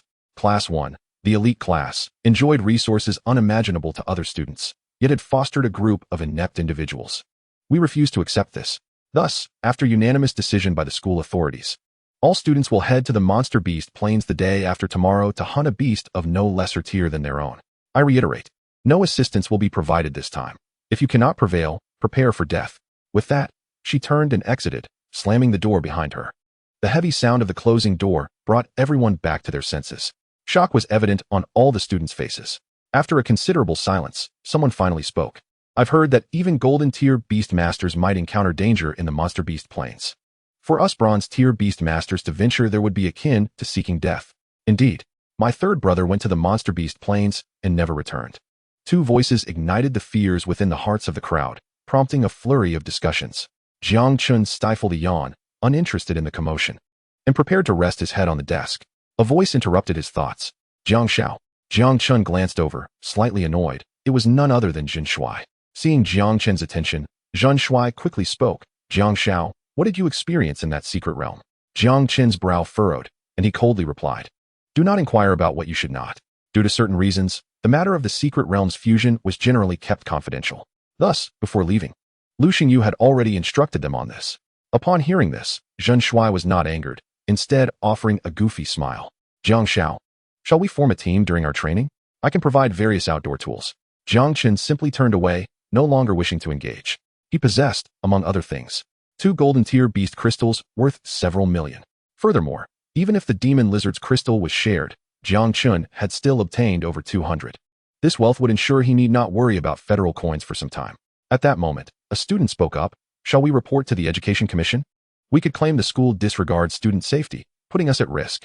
Upon this suggestion, many students' eyes lit up, feeling this approach could work. Such perilous activities had a high likelihood of being curtailed by the Education Commission. Since everyone agrees, those wishing to report, come to me to sign up. With this declaration, numerous classmates began to gather around the speaker. For them, the prospect of life and death struggle felt too distant. They reminisced about their previously stable examinations. Unbeknownst to them, just beyond the door, a mere wall away, 2 individuals wore grim expressions. Principal, make the decision, Zhang Man urged. Lu Xingyu sighed softly, nodding slightly. Initially, he had considered her reaction excessive, yet now he felt relieved by his decision. Students who only sought pleasure and did not take responsibility for their education would be the greatest threat to human civilization should they gain admission to prestigious institutions. Upon seeing Lu Xingyu's nod, Zhang Man no longer hesitated and pushed the door open. As the door swung wide, the students scrambled back to their seats in disarray. Reluctance to attend is permissible, Yet 2 stipulations remain. Upon hearing this, the students collectively exhaled a sigh of relief. How could the school possibly compel students to engage in such perilous endeavors? Those who opted out would be expelled from their class and simultaneously stripped of their first or second-tier status. The utterance of these words ignited a considerable uproar, effectively coercing all students into participation. After Zhang Man concluded her statement, she refrained from observing the expressions of her students, having prepared herself for the eventuality of all students vacating the class. Despite this, she harbored no regrets. Chapter 41, Zhenyangua, Jang Chun. Here are the 10 seeds of the sun you desired. As the school day drew to a close, Zhang Man returned to the classroom, producing a box and handing it to Jiang Chen. Initially, Jiang Chun had intended for his silver-tier beast to evolve. However, the items he required were predominantly rare commodities. Consequently, he would need to procure them from other regions, rendering immediate acquisition improbable. Were it not for the fact that the seeds of the sun belonged to the bronze-tier category, he might not have even managed to obtain these. "Thank you, teacher," he articulated, to which Zhang Man responded with a cheerful nod, emphasizing that these seeds were exceptionally difficult to acquire, costing 30 points each. Upon hearing this, Jiang Chen couldn't suppress his astonishment.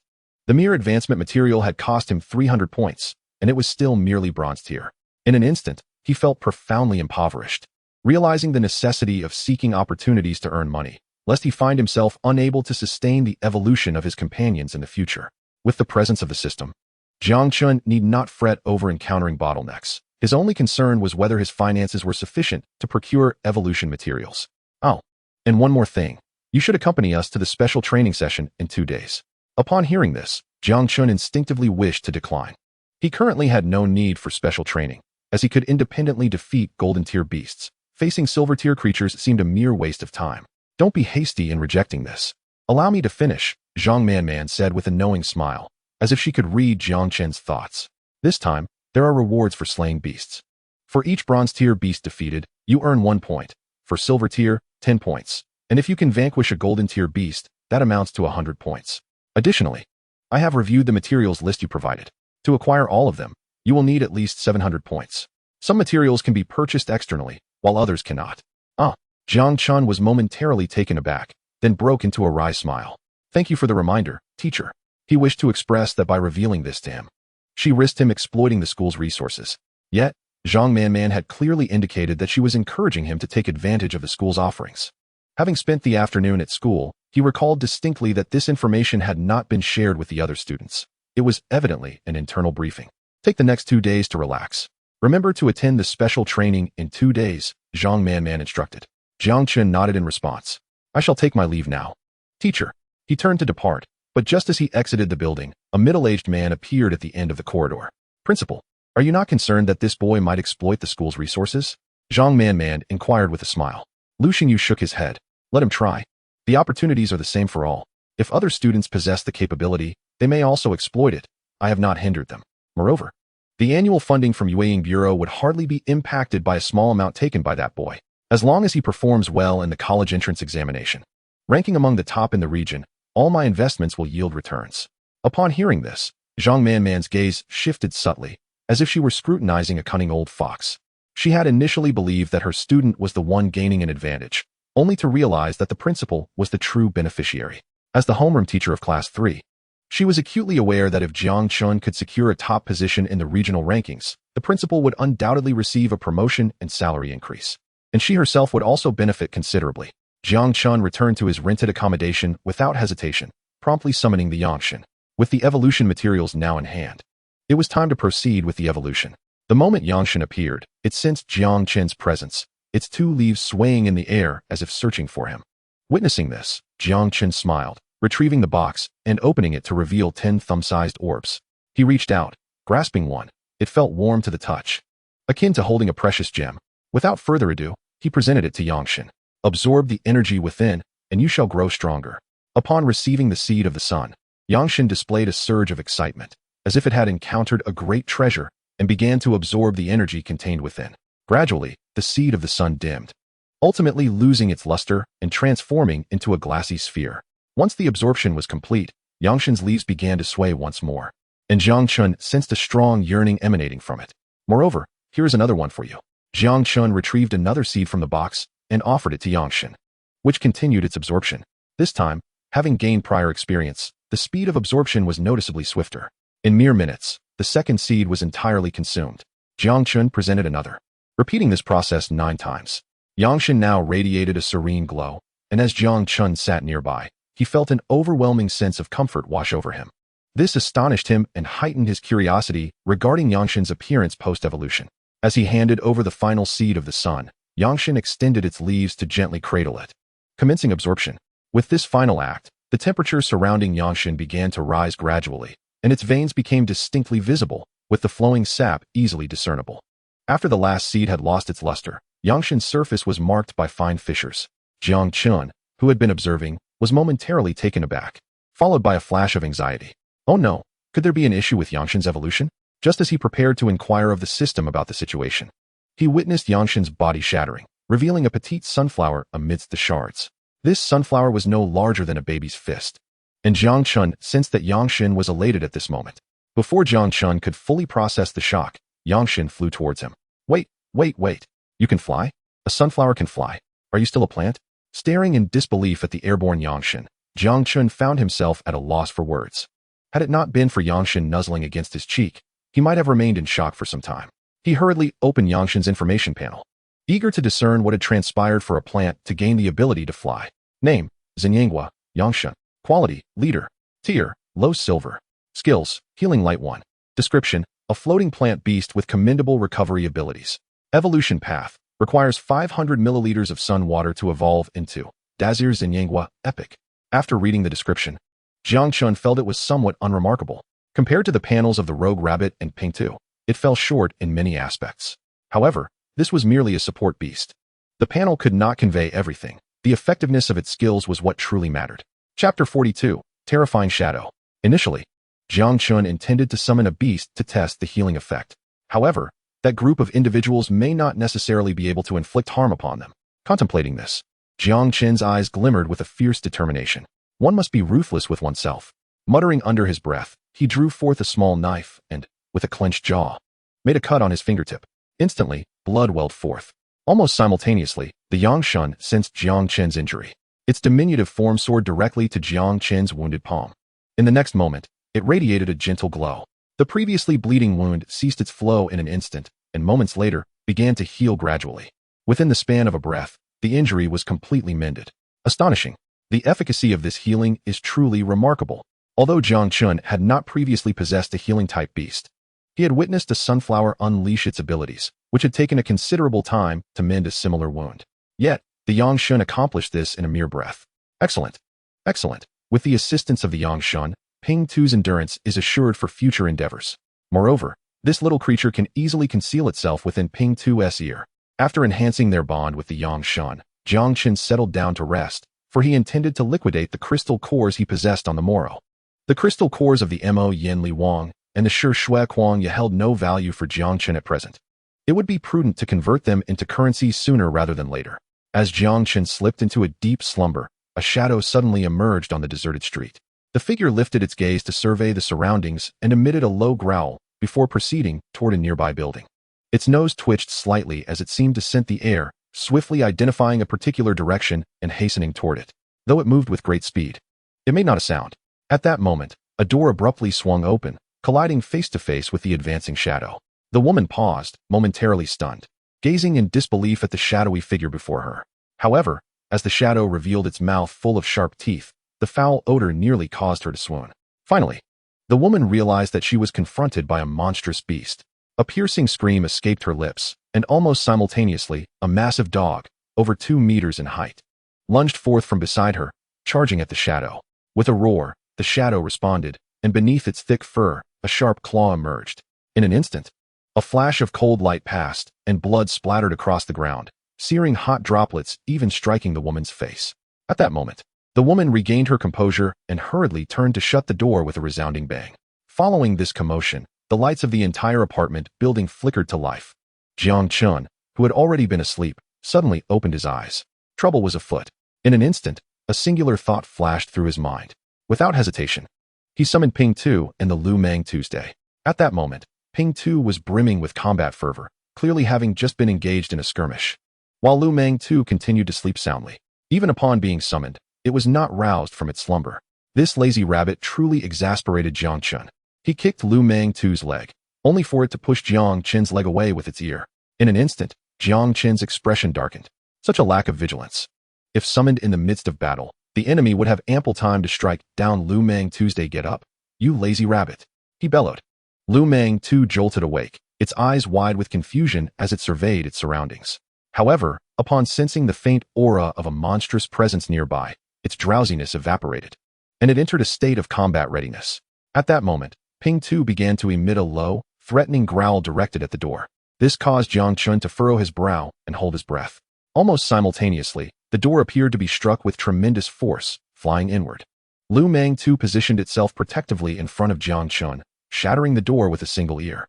A creature, entirely black with a pair of pitch-black eyes, materialized before Jiang Chen.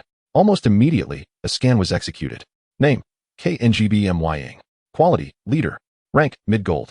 Skills: Fear Descends 2, Shadow 1. Description: A being that resides in the demon realm, feeding on fear. Evolution path: 1 Platinum Tier Fear Demon Crystal, 10 Fragments of Living Souls. Can evolve into the KNGBMHN Epic. Upon reviewing the description, Jiang Chen's pupils constricted. This creature was clearly from the demon realm. His only prior encounter with the demon realm occurred within a secret domain. Jiang Chen sharply inhaled, as a chilling realization struck him. The secret domain had merged. Not with 3-head golden beasts, but with 4. Moreover, this creature before him was evidently more troublesome than the 3 beasts he had previously faced. Be cautious. This adversary is formidable, Jiang Chen whispered. Upon hearing this, Lu Meng Tu's eyes flashed with disdain. In a swift motion, it darted directly in front of the KNGBMYing and delivered a resounding slap. The KNGBMYing was unable to retaliate, sent flying by the blow. This left Jiang Chun momentarily stunned. What? This creature is so weak? He had not anticipated Lu Meng Tu to defeat it in a single strike. However, the KNGBMYing quickly regained its footing, its dark visage twisting into a menacing grin. Witnessing this, Lu Meng Tu felt displeased and prepared to launch another attack. Yet, the KNGBMYing began to emanate dark energy, its muscles undulating ominously. In a flash, the KNGBMYing transformed into a different form. Jiang Chen observed as the information regarding the KNGBMYing altered. The name now bore an addition in parentheses, KNGBMYing, Evil Wolf Demon Form. As the KNGBMYing's form shifted, Jiang Chen also noted an intriguing detail. The previously fearless Lu Meng Tu had retreated several steps, its gaze fixated on the KNGBMYing, clearly exhibiting signs of fear. This prompted Jiang Chun to recall the KNGBMYing's skill, Fear Descends. It appeared that this ability could manifest as the most feared beast of its adversary. The evil wolf demon must be Lu Meng Tu's deepest terror. This sparked curiosity within Jiang Chun. The secret domain where Lu Meng Tu resided should not have housed such a creature. Why then did it harbor fear? Suddenly, Jiang Chen formulated a daring hypothesis. It was possible that the secret domain had merged previously, but for reasons unknown, it had not succeeded. Only a few beasts from the demon realm had crossed over before the portal sealed once more. Ping Tu, go engage with it. At this moment, Ping Tu's passive abilities were fully charged and yearned for an exhilarating battle. Had Jiang Chun not spoken, Ping Tu would have already leapt forth to confront this shape-shifting adversary. Upon observing Ping Tu's approach, Lu Meng Tu could no longer contain its terror, swiftly darting behind Jiang Chun and clutching his calf, cautiously peering at the KNGBMYing. Huh, I thought you were fearless. Who knew a mere KNGBMYing would instill such fright in you? Coward. Rolling its eyes, Lu Meng Tu offered a few quiet retorts before falling silent. Chapter 43, The Bewildered KNGBMYing. At this moment, the KNGBMYing, seeing a new opponent, exhibited no signs of panic. Instead, it emitted a chilling, sinister laugh that clearly irked Ping Tu. With a roar, it charged forward. The KNGBMYing stood frozen, seemingly dazed, and was soon tackled to the ground by Ping Tu. With a resounding thud, it absorbed a solid punch. Once more, an eerie caw echoed through the air. In the next moment, Ping Tu was sent flying. The terrifying shadow emitted a chilling laughter. But it ceased abruptly, gazing at Ping Tu with disbelief etched across its face. Witnessing this scene, Jiang Chen's eyes flickered with intrigue, and a conjecture began to form in his mind. Could it be that the terrifying shadow's skill required it to be struck by an adversary before it could unleash its powers? If the rogue rabbit epitomized sheer speed, then Ping Tu's ability to land a hit on the shadow surely was no mere coincidence. Furthermore, a golden-tier demon beast should not be so utterly inept. Yet, Jiang Chun found himself perplexed. Despite having instructed Ping Tu to attack, why had it not transformed into the fearsome beast it ought to be? With a frustrated roar, Ping Tu charged forward once more, while the terrifying shadow displayed a moment of confusion but quickly regained its composure, refusing to relent. It withstood another strike from Ping Tu, yet disbelief continued to flicker in its eyes. With another thunderous roar, Ping Tu lunged again. Observing Ping Tu's fearless demeanor, Jiang Chen suddenly realized the truth. This creature engaged in battles daily, either fighting or on the way to a brawl. Not to mention, the phantoms of demon beasts that appeared in Ping Tu's lair were legendary beings, akin to the likes of Jiao Long and Qing Wan. Such entities were ones Ping Tu dared to confront head-on, let alone a mere shadow. In an instant, Jiang Chen's gaze toward the terrifying shadow shifted to one of sympathy. Surely, this creature was also questioning the nature of fear. How could any being exist without an understanding of terror? As the battle wore on, it became evident that the terrifying shadow was growing weary. Jiang Chun discerned the creature's fundamental statistics. In the presence of foes it feared, its power could surge to a remarkable 200. However, confronted by the audacious Ping Tu, that strength appeared quite ordinary. The shadow's exhibited prowess was notably inferior to that of the bloodthirsty crow. Jiang Chen estimated that when facing Ping Tu, the terrifying shadow's strength was no more than that of a mid-golden tier. With a mighty blow, the shadow sent Ping Tu flying once more, letting out a furious roar before attempting to flee. However, Ping Tu was not inclined to allow it to escape. Rising from the ground with a determined roll, it charged toward the terrifying shadow again. The shadow, visibly enraged by the relentless assault, roared in anger but still sought to evade the fight. Jiang Chen realized that relying solely on Ping Tu to keep the shadow at bay was nearly impossible. While Ping Tu's defense was adequate, its speed and strength fell short of subduing the shadow. In a flash, Jiang Chen's eyes turned to the rogue rabbit clinging to his leg. At this moment, it was the only one suitable to intervene. Summoning Anton would likely cause the very building to collapse under its heft. Stop stalling, go assist, he urged. The rogue rabbit shook its head vigorously, pointing at the terrifying shadow and mimicking the fierce stance of the wolf demon, evidently conveying its reluctance to confront such a formidable opponent. This reaction caused a line of frustration to appear on Jiang Chen's forehead. Fear not. You have grown immensely since then. The wolf demon is no longer your match. If you doubt this, then go and prove it. Jiang Chen explained, somewhat exasperated. He had encountered the wolf demon before. It was a creature of bronze to silver tier, not particularly strong but fiercely brutal, attacking anything weaker than itself. This was likely the reason the rogue rabbit's kin had fallen victim to the wolf demon, instilling a lasting psychological scar. Do you not desire vengeance? This is your chance, Jiang Chun ventured to suggest. Upon hearing this, the rogue rabbit's eyes brightened momentarily, then it took a deep breath, fixing a resolute gaze upon the terrifying shadow. Go, Jiang Chun encouraged with a smile. This time, the rogue rabbit moved with astonishing speed, darting to confront the terrifying shadow. The shadow, recalling the presence of this small rabbit, swiftly transformed into the guise of the wolf demon. Upon seeing this, the rogue rabbit trembled slightly but did not halt its assault. With a powerful flap of its ears, it unleashed a wave of vibrational force. With a resounding thud, the terrifying shadow collided forcefully against the wall, still stunned and unable to comprehend why this rabbit, which had previously cowered in fear, now showed such audacity. The rogue rabbit realized it could repel the terrifying shadow, igniting its fighting spirit as it charged forward once more. Delivering a flurry of ear strikes, the shadow found itself retreating under the relentless onslaught, unable to retaliate. In a fit of rage, the shadow roared furiously, flailing in a desperate attempt to fend off the rogue rabbit. Just as it prepared to flee, a dark figure surged forth, a claw landing upon the shadow's form.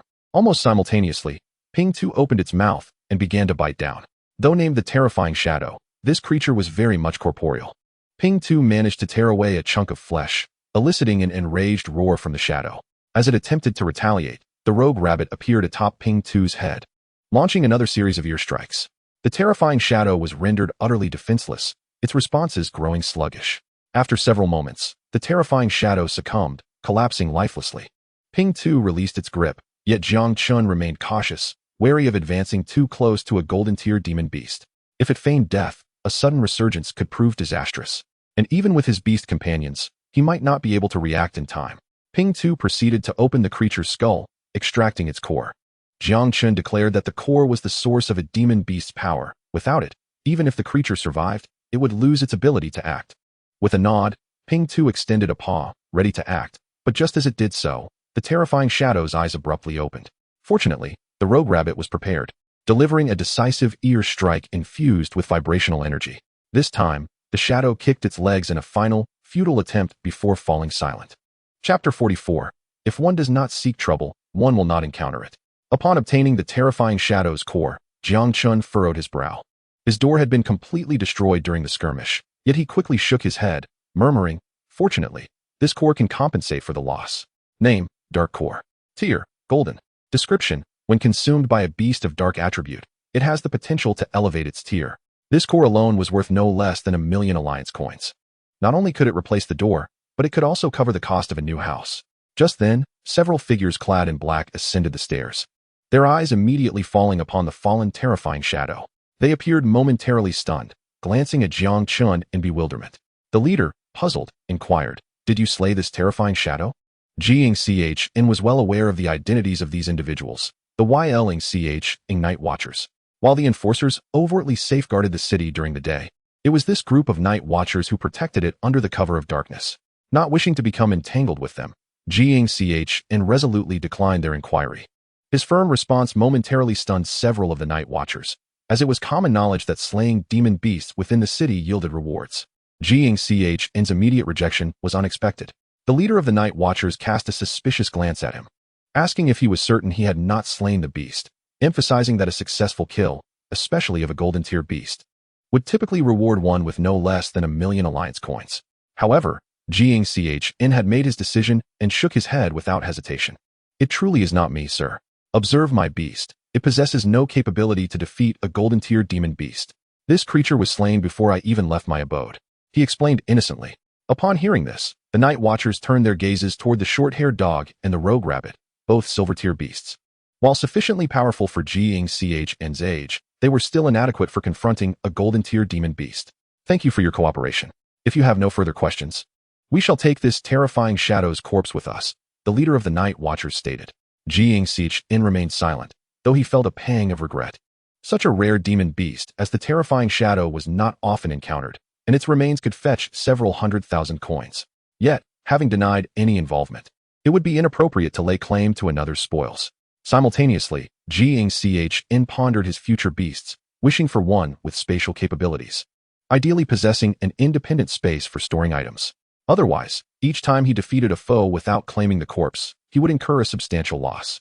At that moment, his neighbor abruptly flung open her door, bursting into tears as she rushed to the side of a deceased dog. "Oh, my son, how did you meet such a tragic end? You were supposed to help me in my old age." The sorrowful scene elicited a peculiar expression from Jiang Chen. Although the lifespan of canine beasts had become comparable to that of humans, their intelligence remained insufficient for the responsibilities of elder care. Observing the woman's distress, the Night Watchers exchanged concerned glances. "Madam, please step aside. We must take our leave." Her words, however, seemed to ignite her frustration. "If you hadn't arrived so late, my son would still be alive," she shouted, pointing angrily at the leader of the Night Watchers. This display left the Night Watchers momentarily taken aback, their expressions growing stern. "Madam, we urge you to stand aside and not impede our duties." Furious, she retorted, "How can you simply walk away after my son's death?" The leader's expression darkened as he warned her once more, "Step aside." Ignoring his warning, she shouted louder, demanding accountability for her son's demise. "Take her away. Obstructing our duties warrants a month of confinement to allow her to calm down," the leader coldly instructed. Almost simultaneously, two Night Watchers stepped forward and seized her arm. At this moment, fear finally gripped her. "Wait. I was only joking. Please don't take me." "Joking? You have already interfered with our duties. Please cooperate and come with us," the leader replied icily. Her resistance crumbled as she attempted to collapse onto the ground, but the Night Watchers held her firmly upright. "We must take our leave now," they said, nodding at Jiang Chen as they escorted the woman away. Her cries of despair echoed throughout the building. Jiang Chen, somewhat speechless, thought to himself that this woman certainly knew how to create a scene. Did she not realize whom she was confronting? These were the Night Watchers, the guardians of the night.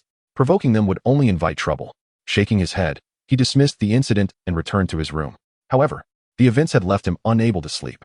Had it not been for the woman's late-night encounter with the terrifying shadow, he might have remained oblivious, possibly falling victim to the beast himself. This realization sent a chill down his spine. It seemed this community was not sufficiently secure, lacking comprehensive protective measures, making it difficult to rest peacefully. Although this neighborhood was relatively decent, it paled in comparison to the top-tier communities. The terrifying shadow would never breach such fortified enclaves. It was evident that he needed to acquire a new residence. This place was no longer suitable for him. For now, I suppose I must endure. Jiang Chen murmured. It was too late at night to search for a new home, especially since he lacked sufficient funds. He needed to sell the crystal cores in his possession before he could afford a new abode. "You shall keep me company tonight," he decided, opting for the short-haired dog. As for the rabbit, he could only chuckle. It was sleeping soundly, leading him to suspect it might be even more oblivious to danger than he was. Upon hearing his request for companionship, Yu's eyes lit up, and it bounded over to lick Jiang Chen. "Enough. No need to lick me," Jiang Chen said, slightly exasperated. At his words, Yu lay down, gazing intently at him. Jiang Chen thought to himself, "Am I some kind of ice cream? Must you lick me to be content?" With an eye roll, he chose to ignore the creature and retreated to his bedroom, preparing for sleep. With Yu guarding outside, he felt a sense of security. The following day, Jiang Chen rose early, not out of desire for an early start, but rather due to his inability to endure the lingering stench of blood that filled the corridor from the previous night's events. As dawn broke, he took Yu and set out to sell his crystal cores at the Beastmaster Alliance, also intending to apply for a Beastmaster medal once more. The medal provided numerous advantages within human settlements, albeit with certain prerequisites. One must at least be a silver-tier Beastmaster to obtain it, while bronze-tier Beastmasters generally lacked the requisite combat prowess for any privileges.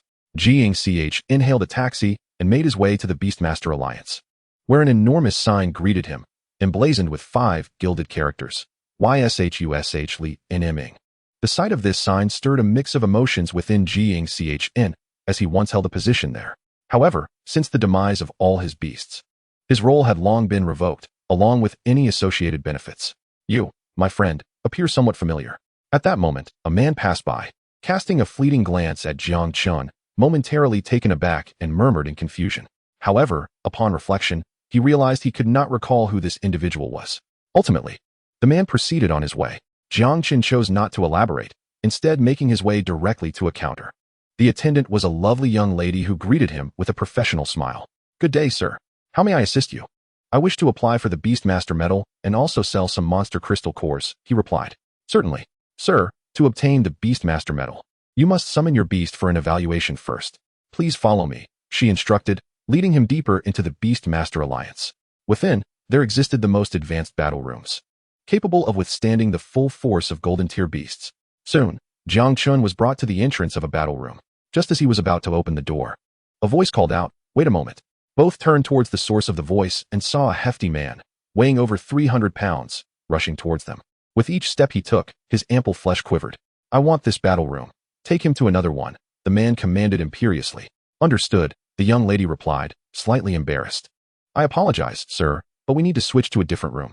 Jiang Chun was unfazed, as he had not yet entered, and there was another battle room adjacent. Just then, a chubby boy approached. Upon seeing him, Zhang Tianxing hurried over with a smile. However, the chubby boy's attention was instantly captured by someone else, and he instinctively called out to that figure, "Jiang Xiao." As he spoke, he rushed over, not sparing a glance at Zhang Tianxing, leaving him momentarily stunned. Nevertheless, his strong mentality quickly brought him back to reality. Anyone who could be addressed so familiarly by the son of the director of Yueying office must certainly have significant connections.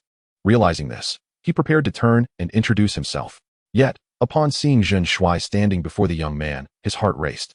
He gulped audibly. "Jiang Xiao, what a coincidence to meet you here." Jiang Chun frowned slightly and nodded. "I am here to take the assessment for the silver tier medal. As the saying goes, one should not strike a smiling face." At that moment, Zhen Shuai's grin was wide, and Jiang Chun casually added, "I heard that your beast fortunately broke through yesterday. I am also here for the silver medal assessment." Zhen Shuai had inquired with his father the previous day and learned that Jiang Chun was indeed a significant figure. The school's secret realm had merged, and it was even integrated with a demonic realm passage, leading to the emergence of 3 golden-tier beasts, all renowned in their own right. Despite this, the formidable Jiang Chun had managed to defeat 2 golden-tier leaders using merely 2 silver-tier beasts and 2 elite-quality golden-tier beasts. Had it not been for the suppression of this news from above, Jiang Chun would have undoubtedly graced the headlines by now. Nonetheless, his name had once again circulated among the upper echelons of Yulong City. For this reason, his father had sternly warned him never to make an enemy of Jiang Chun, even if they could not be friends. He had even assigned him a task. Should he befriend Jiang Chun, he would receive 100,000 as pocket money. This declaration compelled Jin Shuai to pursue a friendship with Jiang Chen. At this moment, Zhang Tianqing approached, awkwardly exclaiming, "Jiang Xiao, there has been a misunderstanding." It was all a misunderstanding. I did not know you were Jin Xiao's friend. He was internally panicking. Realizing that even the son of the director of Yueying office was welcoming Jiang Chun with open arms, he dared not imagine Jiang Chen's true identity. "It's nothing." Jiang Chun, evidently uninterested in further conversation, stated directly, "Please arrange the assessment for me. I have other matters to attend to." Upon realizing Jiang Chun bore no grudge, Zhang Tianqing breathed a sigh of relief, fearing he might lose his position as supervisor after merely half a month. He would have no idea where to turn for solace. "Very well, I will arrange a room for you right away." "Jin Xiao, are you also assessing now? Do you require assistance in arranging it?" Jin Shuai promptly shook his head. "No need. I will wait a while before my assessment." "Understood," Zhang Tianqing replied, hastily departing towards the control panel. Jiang Chun then entered room 2. In an instant, the previously dim chamber illuminated brilliantly, transforming the surroundings. A mechanical voice echoed in Jiang Chen's ears. "Please select the level and type of assessment. Silver tier assessment, attacking explosive beasts. Assessment level and type confirmed. Please prepare for the assessment. It will commence in 10 seconds. 10, 9. With a thought, the rogue rabbit was summoned. Given the lengthy duration required for defensive beast assessments, Jiang Chen opted for an attacking type instead, observing 5 humanoid puppets.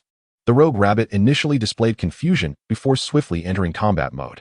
Outside, Zhang Tianqing jogged back, and upon seeing Jiang Chen enter, quietly inquired, "Jin Xiao? Who is this person inside? Is he from the Jiang family?" As soon as the words left his mouth, Jin Shuai cast him a cold glance. "Do not ask what you should not." At the same time, the indicator light on the door turned red, signaling that Jiang Chen's assessment had begun. It was uncertain how long Jiang Chen's silver tier assessment would take. However, it was reasonable to assume he would perform admirably, given his ability to defeat golden tier beasts with speed that would not be slow. Jin Shuai even speculated that Jiang Chun might contend for a spot on the silver tier leaderboard. A mechanical beep resonated, and both Jin Shuai and Zhang Tianqing's expressions shifted to one of astonishment. Moments later, the door swung open, and Jiang Chun emerged. Both were left utterly bewildered, questioning, what just happened? It had barely been a minute since he began the assessment. "Are you a demon?" Jin Shuai's gaze shifted to a nearby illuminated screen displaying the silver tier assessment leaderboard. At that moment, all names collectively dropped a rank, and the top position had become vacant. Upon seeing the time next to Jiang Chen's name, Jin Shuai nearly had his eyes pop out. 13 seconds? Both men could not help but gasp in disbelief. Those were 5 puppets comparable to the peak of bronze tier, dispatched in mere seconds. Was this even humanly possible? Such speed transcended not only silver tier, but even the capabilities of some golden tier beasts. They both swallowed hard, their gazes towards Jiang Chun shifting subtly, as if before them stood not a man, but a monster. Simultaneously, Jin Shuai's curiosity piqued. What kind of beast had Jiang Chun utilized to achieve such a feat? Defeating 5 peak bronze puppets in 13 seconds was no small accomplishment, and he was certain it could not have been the Honeybadger he had previously encountered. Jin Shuai harbored doubts, suspecting that Jiang Chun had been concealing his true abilities all along. His beast companions had not perished, otherwise. The feat of vanquishing a golden tier demon beast, coupled with the strength he displayed during the assessment, would be utterly astonishing. "I believe I have successfully passed the assessment," Jiang Chen inquired. Zhang Tianqing's body trembled momentarily before he regained his composure, hastily responding with a smile, "Certainly, young Master Jiang. I shall arrange for your silver tier beast master insignia at once." Although he had only served as a supervisor for 15 days, he had previously spent considerable time as a receptionist in other cities. Thus he was well acquainted with the intricacies of the beast master assessments. He had encountered prodigies before. But witnessing someone like Jiang Chun, who completed the silver tier assessment in a mere second, was indeed a first. "Young Master Jiang, you are truly remarkable. Not only have you shattered the record for Yulong City, but you have also set a new world record for the silver tier assessment," Zhang exclaimed. "However, you could have been even faster. If not for a slight delay, you might have completed it in less than a second." Jiang Chun nodded in acknowledgement, recalling that his companion, the rogue rabbit, had been a beat behind, causing a slight reduction in speed. Otherwise, he was confident he could have finished in under a second. Jin Shuai's mouth twitched uncontrollably, almost wanting to retort, "Come on, be reasonable. You obliterated the record in 13 seconds. What more do you desire?" It was well known that the second-place contestant had taken a full 4 seconds to defeat 5 puppets. Jiang Chun had nearly quadrupled the previous record. What more could he ask for? At that moment, a commotion erupted in the nearby crowd as numerous beast masters flocked toward the leaderboard. "What the heck? The first place for the silver tier has changed. Let me see the time. 13 seconds. A collective gasp echoed through the air as everyone was taken aback. These individuals had clearly undergone the silver tier assessment and were fully aware of its challenges. This fellow must be a monster. 13 seconds. The second place competitor took 41 seconds. He has improved the record by threefold. Some began to question the integrity of the assessment, pondering how it was possible to defeat 5 peak bronze puppets in such a short span, even with overwhelming strength. Just then, Zhang Tianxing completed the arrangements for Jiang Chen's silver tier beast master insignia and approached the gathering crowd. Many recognized him and began to voice their concerns. Supervisor Zhang, is there an issue with the leaderboard? How could the silver tier assessment be completed in 13 seconds? One person queried. Upon hearing this, Zhang Tianxing's expression shifted to one of unease. Since issuing the insignia involved reviewing the assessment footage, he had already seen Jiang Chen's recording. After witnessing it, one thought resonated in his mind: a prodigy. As a silver tier beast master, he had been unable to track the movements of Jiang Chen's beast companions. By the time he comprehended the situation, all 5 puppets had been thoroughly obliterated.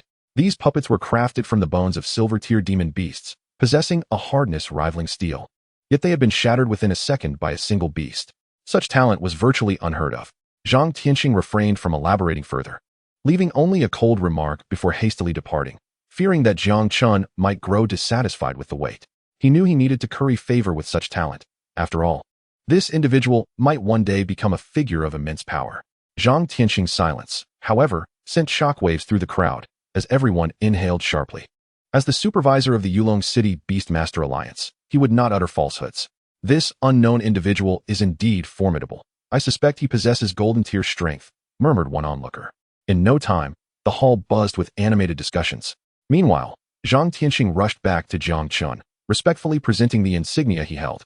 Young Master Jiang, here is your Beastmaster insignia.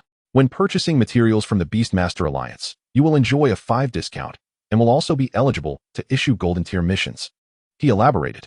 Jiang Chun accepted the insignia, a silver emblem approximately the size of an infant's fist, adorned with the carving of a white dragon, the symbol of Yulong City. Thank you. He nodded in acknowledgement. By the way, I heard from a servant that you wish to sell crystal cores. I can assist you with that. Upon hearing this, Jiang Chen's eyes brightened. As a supervisor, Zhang Tianxing possessed numerous privileges. At the very least, he wouldn't have to wait outside and could directly engage in transactions. Certainly. Zhang Tianxing hastily agreed and led Jang Chun toward a VIP room, with Zhun Shuai following closely behind. Young Master Jiang, I remember you are older than me. So from now on, I shall call you Brother Jiang, he cheerfully announced. Jiang Chen rolled his eyes, feeling exasperated. Did he not see that he preferred to ignore him? Yet there he was, shamelessly attempting to ingratiate himself, akin to the insufferable Ping Tu. Since you were silent, I shall take that as your tacit approval. Henceforth, you shall be my big brother, Zhun Shuai declared, even loudly proclaiming big brother. Jiang Chen rolled his eyes once more, choosing to disregard him. Zhun Shuai, undeterred, trailed behind Jiang Chun, affectionately addressing him as big brother with an endearing familiarity. At that moment, he regretted not being a girl, as it would have been easier to use charm to win favor. Chapter 47, A Fortune. Young Master, you may present the crystal cores now, Zhang Tianxing said with a smile once they entered the room. Without hesitation, Jiang Chen removed his backpack and poured the crystal cores onto the table. A cascade of hundreds of crystal cores scattered across the surface. Zhang Tianxing's smile faltered instantly as he gazed at the table in shock. He could discern that these crystal cores were predominantly silver tier. However, he quickly noticed 3 fist-sized crystal cores among the silver tier ones.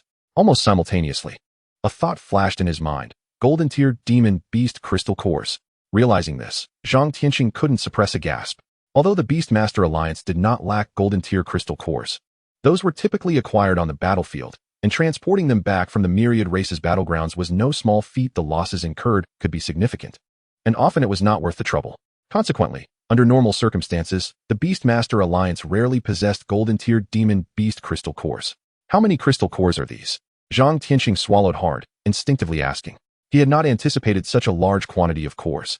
Initially, he had brought Jiang Chun into the VIP room solely based on his talent, but now he realized he truly had a distinguished guest.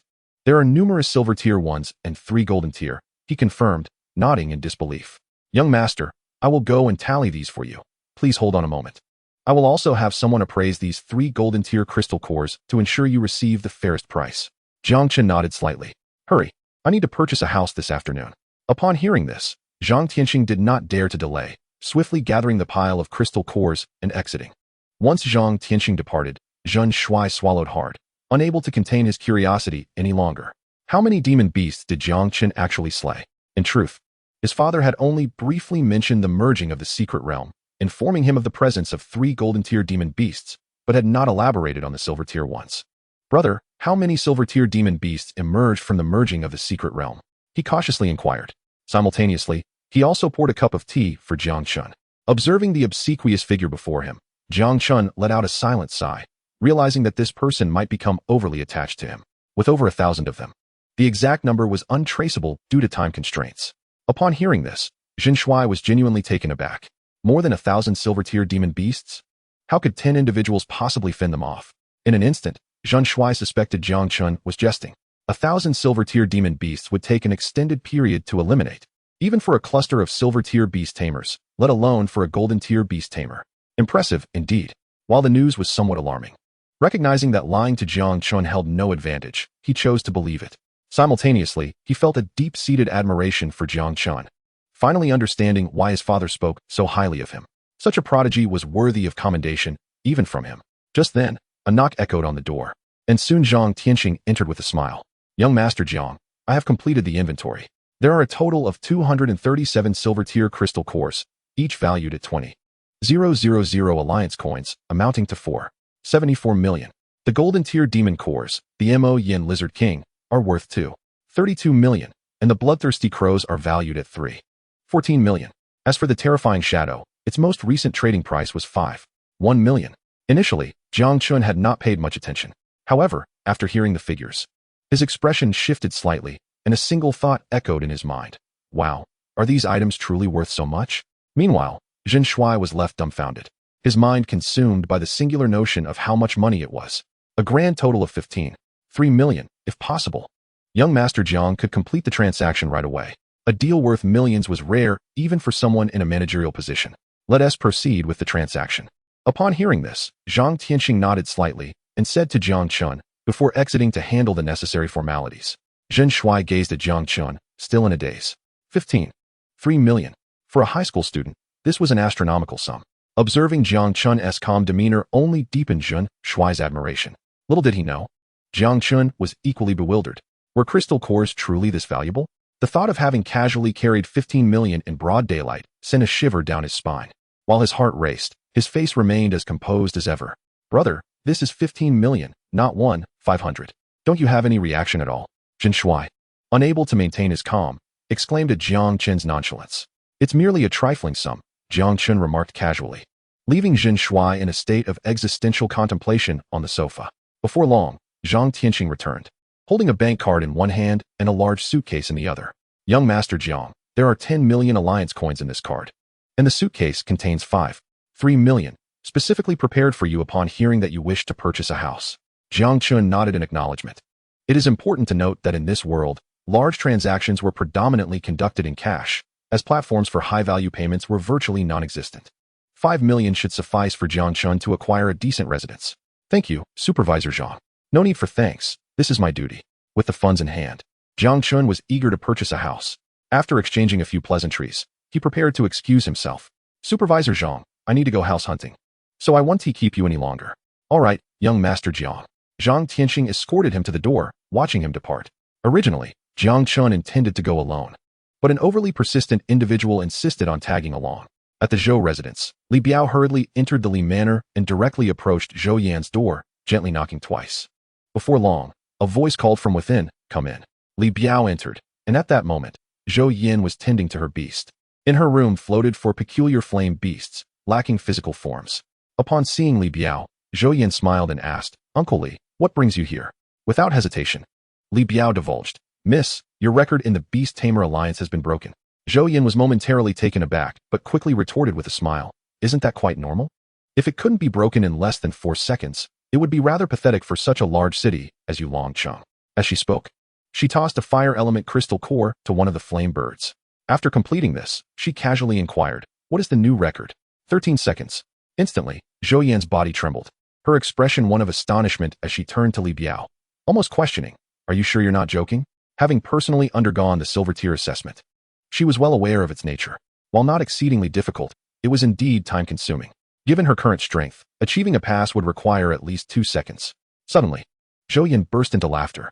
Hee, it seems Yulong City is becoming increasingly intriguing. Chapter 48, The Jiang Family. Brother, this is the place. Jin Shui led Jang Chun to a real estate office. 1 lu was for sale. Jiang Chen frowned. For he possessed a property here that had been confiscated after his expulsion from the family. To his surprise, it had returned so swiftly.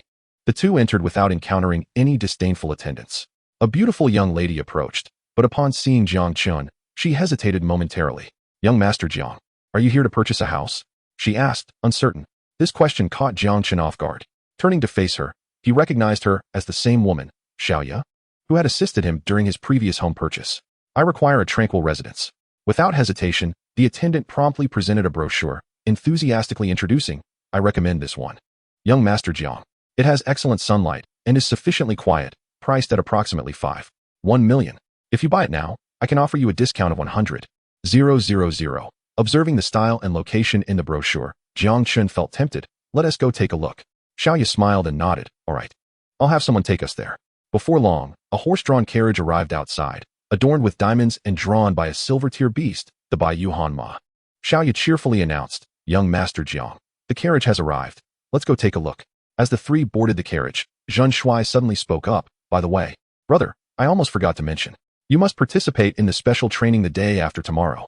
Upon hearing this, Jiang Chen paused, and before he could respond, Zhen Shui continued to explain, there will be rewards for the special training session, and you can freely slay demon beasts.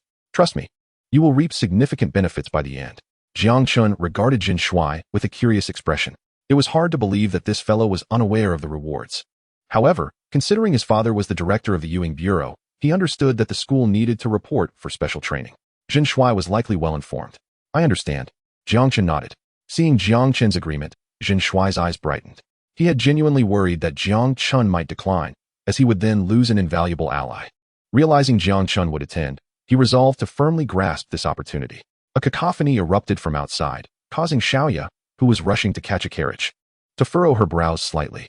She was struck by an indescribable aversion upon witnessing a youth causing a ruckus. Who do you think you are?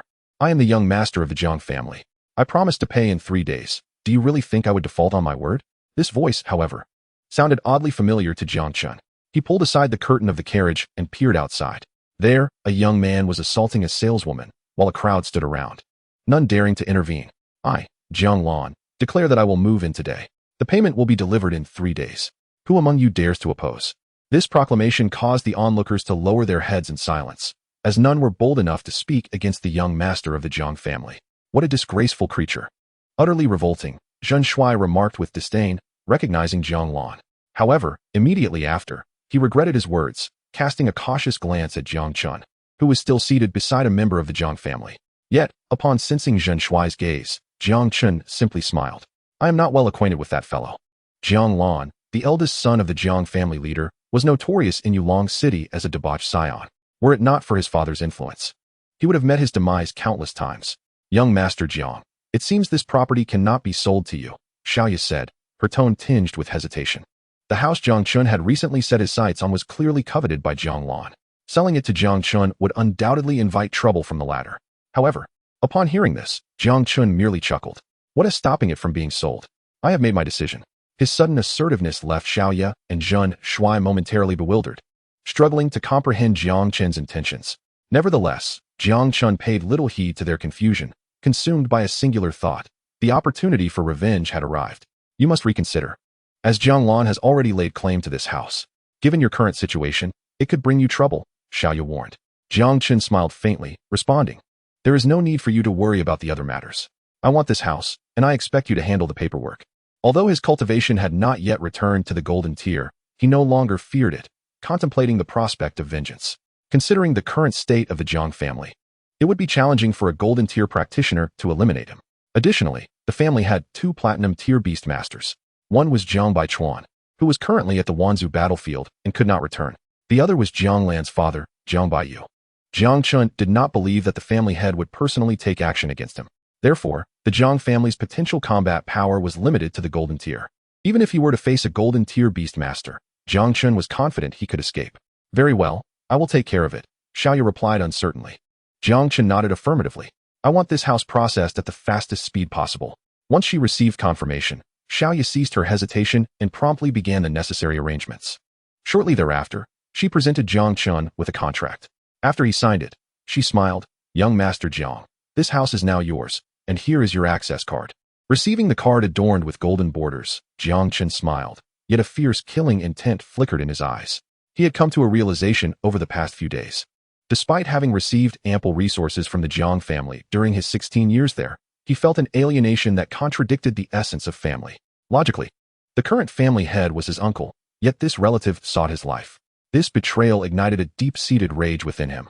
The Jiang family would inevitably face a reckoning, and he intended to uncover the hidden truths that lay beneath the surface. However, he currently lacked the evidence to substantiate his suspicions. Descending from the carriage, he inadvertently drew Jiang Lan's attention. Upon seeing Jiang Chun, Jiang Lan's body trembled, a look of horror flashing across his face, only to be quickly replaced by a mocking grin. "My dear elder brother, what brings you here? Are you perhaps uncomfortable in the slums and wish to indulge your eyes here? Leave at once," Jiang Chun retorted coldly, momentarily stunning Jiang Lan. After a brief pause, Jiang Lan regained his composure. "You are courting death, Jiang Chun. You are no longer my elder brother, just a useless commoner now. I am a noble beast master." Jiang Lan laughed derisively, unable to contain himself. Throughout their lives, Jiang Chun had always been the favored child, and Jiang Lan had grown weary of his shadow. At that moment, the beast master ring on Jiang Lan's finger shimmered with a faint glow. Almost immediately, a 3-meter-tall black bear materialized. "Roar! You once looked down on me. Now I shall unleash my beast to crush you." A glint of madness sparkled in Jiang Lan's eyes as his pent-up frustrations erupted. "Bear Dominator, annihilate this waste." With a furious roar, the black bear charged at Jiang Chun, who narrowed his eyes at the approaching beast, preparing to summon his own. Just then, 2 figures dashed in from the side, restraining the bronze-tier black bear. "Young Master Jiang, private duels are prohibited here," a middle-aged man's voice resonated. The crowd turned their attention toward the source of the voice. Upon recognizing the newcomer, Zhun Shuai's pupils constricted as he hurried to Jiang Chen's side and whispered, "This man is the leader of the Wan Lu organization, a platinum-tier beastmaster." Jiang Chen nodded slightly. Even without Zhun Shuai's warning, he could sense the extraordinary aura emanating from the man, clearly a formidable presence. "In the Wan Lu district, private duels are not permitted. Should you insist on fighting, I shall oblige," the middle-aged man spoke calmly. Jiang Lan, clearly unfamiliar with this figure, became enraged upon seeing his beast restrained. "Who dares to meddle in my affairs?" He began to shout, but his words were abruptly cut short when a figure appeared before him. With a sharp slap, Jiang Lan was sent flying against the wall. Coughing, he attempted to rise, only to spit out a mouthful of blood. "Considering your connection to Jiang Baiyu, I shall spare your life this time. But should there be a next time, I will not be so lenient." Jiang Lan trembled, his eyes wide with terror, and he refrained from uttering another word. The middle-aged man waved his hand slightly, instructing his subordinates to escort the young master of the Jiang family back. 2 burly men stepped forward, seizing Jiang Lan and leading him away. The middle-aged man then turned to Jiang Chun, a subtle smile gracing his lips. "Greetings, I am Jin Wankai, the leader of Wan Lu. I sincerely apologize for the earlier incident." Jiang Chun shook his head in response. "Thank you for your assistance, Leader Jin." Observing the nearly incapacitated Jiang Lan, Jiang Chen reflected on how close he had come to violence. Had he truly acted on his impulses, Jiang Lan might not have survived, leading to a situation where Yulong City would no longer be safe for him. He would have to leave. Fortunately, Jin Wankai arrived in time, otherwise, he would have undoubtedly killed Jiang Lan out of anger. "Young friend, I am not assisting you. I am merely upholding the order of my Wan Lu," Jin Wankai remarked with a smile. Upon hearing this, Jiang Chen also chuckled, recognizing that the other party clearly wished to remain uninvolved in the affairs concerning the Jiang family. He understood that, indeed, the leader Jin was maintaining order. Jin Wankai's face broke into a satisfied grin, mentally categorizing Jiang Chun as a sensible individual, possessing notable talent and a capacity for action. He remarked, "I heard that Brother Jiang purchased a house from me. Since I find you agreeable, I shall offer you a discount. Let us say, an 8% reduction." "Thank you for your kindness, Leader Jin," Jiang Chen replied. Observing the amiable exchange between the two, others were left bewildered. Zhun Shuai was especially dumbfounded. He had heard tales of Wanlo's leader being eccentric, never bending to others' whims or showing leniency. If it weren't for his own considerable strength, he would have been eliminated long ago. Yet here, Jin Wankai conversed so jovially with a high school student that he questioned his own sanity. After a few more pleasantries, Jin Wankai stated, "Brother, I have matters to attend to. When I have the time, I will invite you for a drink." Jiang Chen's expression darkened slightly, and he retorted, absolutely not. This response left everyone momentarily stunned, gazing at Jang Chun in disbelief. After all, this was an invitation from a platinum-level powerhouse. What was he thinking? Sensing the focus of attention on him, Jiang Chen quickly clarified with a smile, as the younger one, it is my duty to treat Brother Jean to a drink. How could I allow Brother Jean to bear the expense? With this statement, Jean Wankai burst into hearty laughter. Well then, I shall await your invitation. That is correct. I must treat you, Brother Jean, Jiang Chun reiterated. Jean Wankai nodded. Very well, I shall seize the opportunity next time, but for now, I must take my leave to handle some matters. Brother Jean, go ahead. If there are any issues, just find Xiaoya, Jiang Chen replied. With that, Jean Wankai departed, accompanied by a dozen burly men clad in black suits. A smile crept onto Jiang Chen's face. His feat of defeating a golden-tier beast with his silver-tier strength must have spread. Otherwise, such a prominent figure in Yulong City would not have treated him with such courtesy. As for why he didn't try to recruit him, it was clearly due to the Jiang family. At this moment, anyone with a modicum of sense could discern that only one of them could exist in the same space. It was evident that his value was still insufficient for them to take a stand against the Jiang family. Brother, from now on, you are my true brother, Zhen Shuai remarked, gazing at the composed Jiang Chun. Jean Wankai was a titan in Yulong City, possessing half of the city's real estate. To see such a figure treat Jiang Chun as a brother left Zhen Shuai in awe. He simply wanted to exclaim, impressive. My brother is impressive. With a roll of his eyes, Jiang Chun, feeling somewhat exasperated, replied, Zhen Shuai, you clearly fail to grasp the underlying dynamics here. If you did, you would not be so astonished. Leader, what is it about that young man that makes you so warm towards him? One of Jean Wankai's men in black suits suddenly inquired as they departed. Jean Wankai halted abruptly, casting a glance at the man. Do not ask what you should not.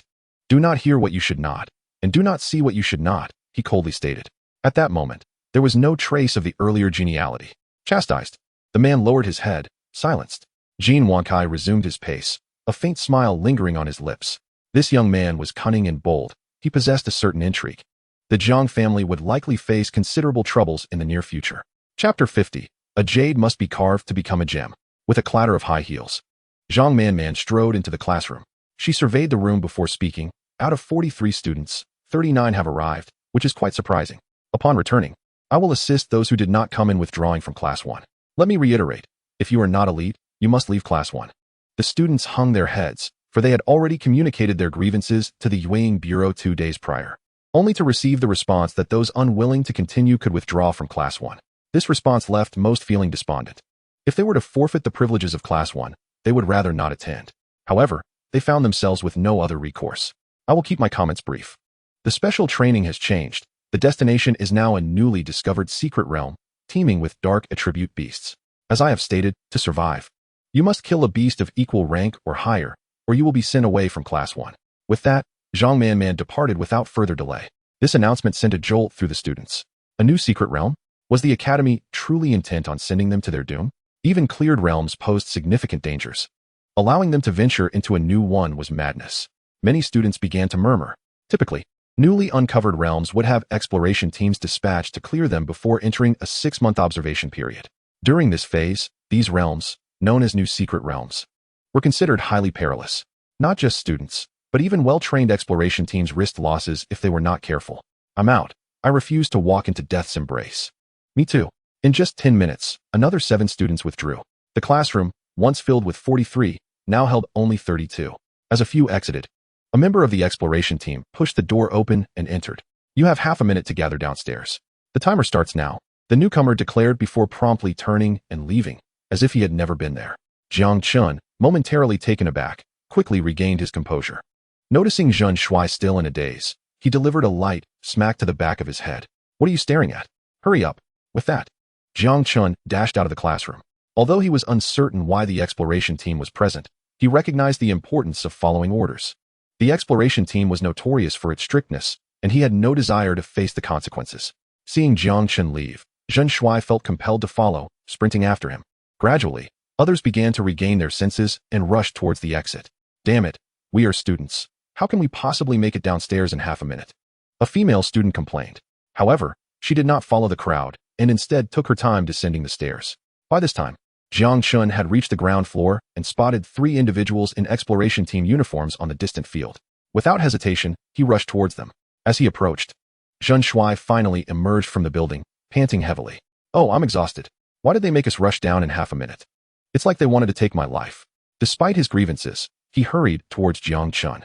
Yet, even with his efforts, Zhen Shuai was still late. He had intended to stand beside Jiang Chun when an exploration team member suddenly ordered, "Stand over there." Zhen Shuai paused, about to protest. But then he noticed Jiang Chen signaling him to remain silent. Ultimately, he stood gloomily to one side. After approximately 3 minutes, the last girl descended and ambled over. As she stood amidst the crowd, the leader of the Tue, Ka Jun, finally spoke. 3 minutes have passed, and I find myself astonished. Are you all truly incapacitated? Upon witnessing the leader's sudden outburst, a group of students instinctively recoiled. Those who arrived 2 minutes late may return the way they came. This declaration sent ripples of astonishment through the crowd. Shortly after, some students voiced their discontent. Why should we comply? We are not your soldiers. Indeed, we are not your soldiers. Why the stringent treatment? Upon hearing this, the 3 Tue Ka Jun members broke into laughter. Your principal has delegated command over you to me. I possess the authority to mobilize you as I see fit. Depart now and do not squander our time. Nevertheless, despite this, several tardy students were reluctant to leave. They were acutely aware that departing at this juncture would result in their expulsion from Class 1, stripping them of the privileges they enjoyed. If you refuse to leave, then we shall take action. Shan Mao, bring forth those who exceeded the 2-minute mark, one of the Tue Ka Jun commanded, directing his words at a nearby comrade. Upon this command, Shan Mao marched into the crowd and forcibly extracted 3 students. I hereby announce your expulsion. I will report this situation to your principal shortly. Upon hearing this, the 3 students turned ashen and shouted in protest, You cannot do this. You lack the authority. However, the leading Tue Ka Jun merely chuckled. Whether I possess authority is of no concern to you. I am instructing you to leave, and the rest is not your business. As the 3 remained immobile, a palpable aura of menace manifested. The trio shivered, their eyes flashing with terror. They dared not linger and hastily departed. Their exit jolted the previously lethargic students into alertness, standing tall as they feared being caught by the trio. If expelled at this moment, their aspirations for the college entrance examination would be jeopardized. I shall refrain from further pleasantries. Allow me to introduce myself. My codename is Du Lang. What is about to transpire will undoubtedly exceed your imagination. It is not too late to withdraw now. Yet, this time, the remaining students did not retreat, standing resolutely in place. Since no one is leaving, let us proceed. With Du Lang's declaration, a military vehicle entered the campus. Before the students could react, a cloud of pink mist enveloped them, causing them all to lose consciousness. Even Jang Chun was not spared. He was left in a state of confusion. After all, this was the Tue Ka Jun, a unit renowned for its heroes. How could they resort to drugging? This defied logic. Regardless of logic, all were transported away in the vehicle. Meanwhile, in the principal's office on the top floor, Lu Xingyu stood by the window, gazing down below. Principal, is it truly right for us to expel 11 students from Class 1 and dismiss 3 others? Zhang Manman spoke with concern. Lu Xingyu responded nonchalantly, without tempering jade, one cannot create a gem. The value of this decision will be revealed after the college entrance examination. Chapter 51, Tue Ka Jun Camp. The bumpy journey roused Jiang Chun from a stupor. Just as he intended to rise, a voice interjected, If I were you, I would remain lying down. Jiang Chun, who had initially planned to get up, froze instead. He obediently lay still, his eyes covered by a cloth, rendering him unable to see the surroundings. However, at that moment, his head throbbed incessantly. How could they have incapacitated everyone so swiftly? They were the Tue Ka Jun. After all, how could they disregard the code of conduct? He silently grumbled, Where are we heading? He whispered, but no one responded, leaving him to feel the jolting of the uneven road.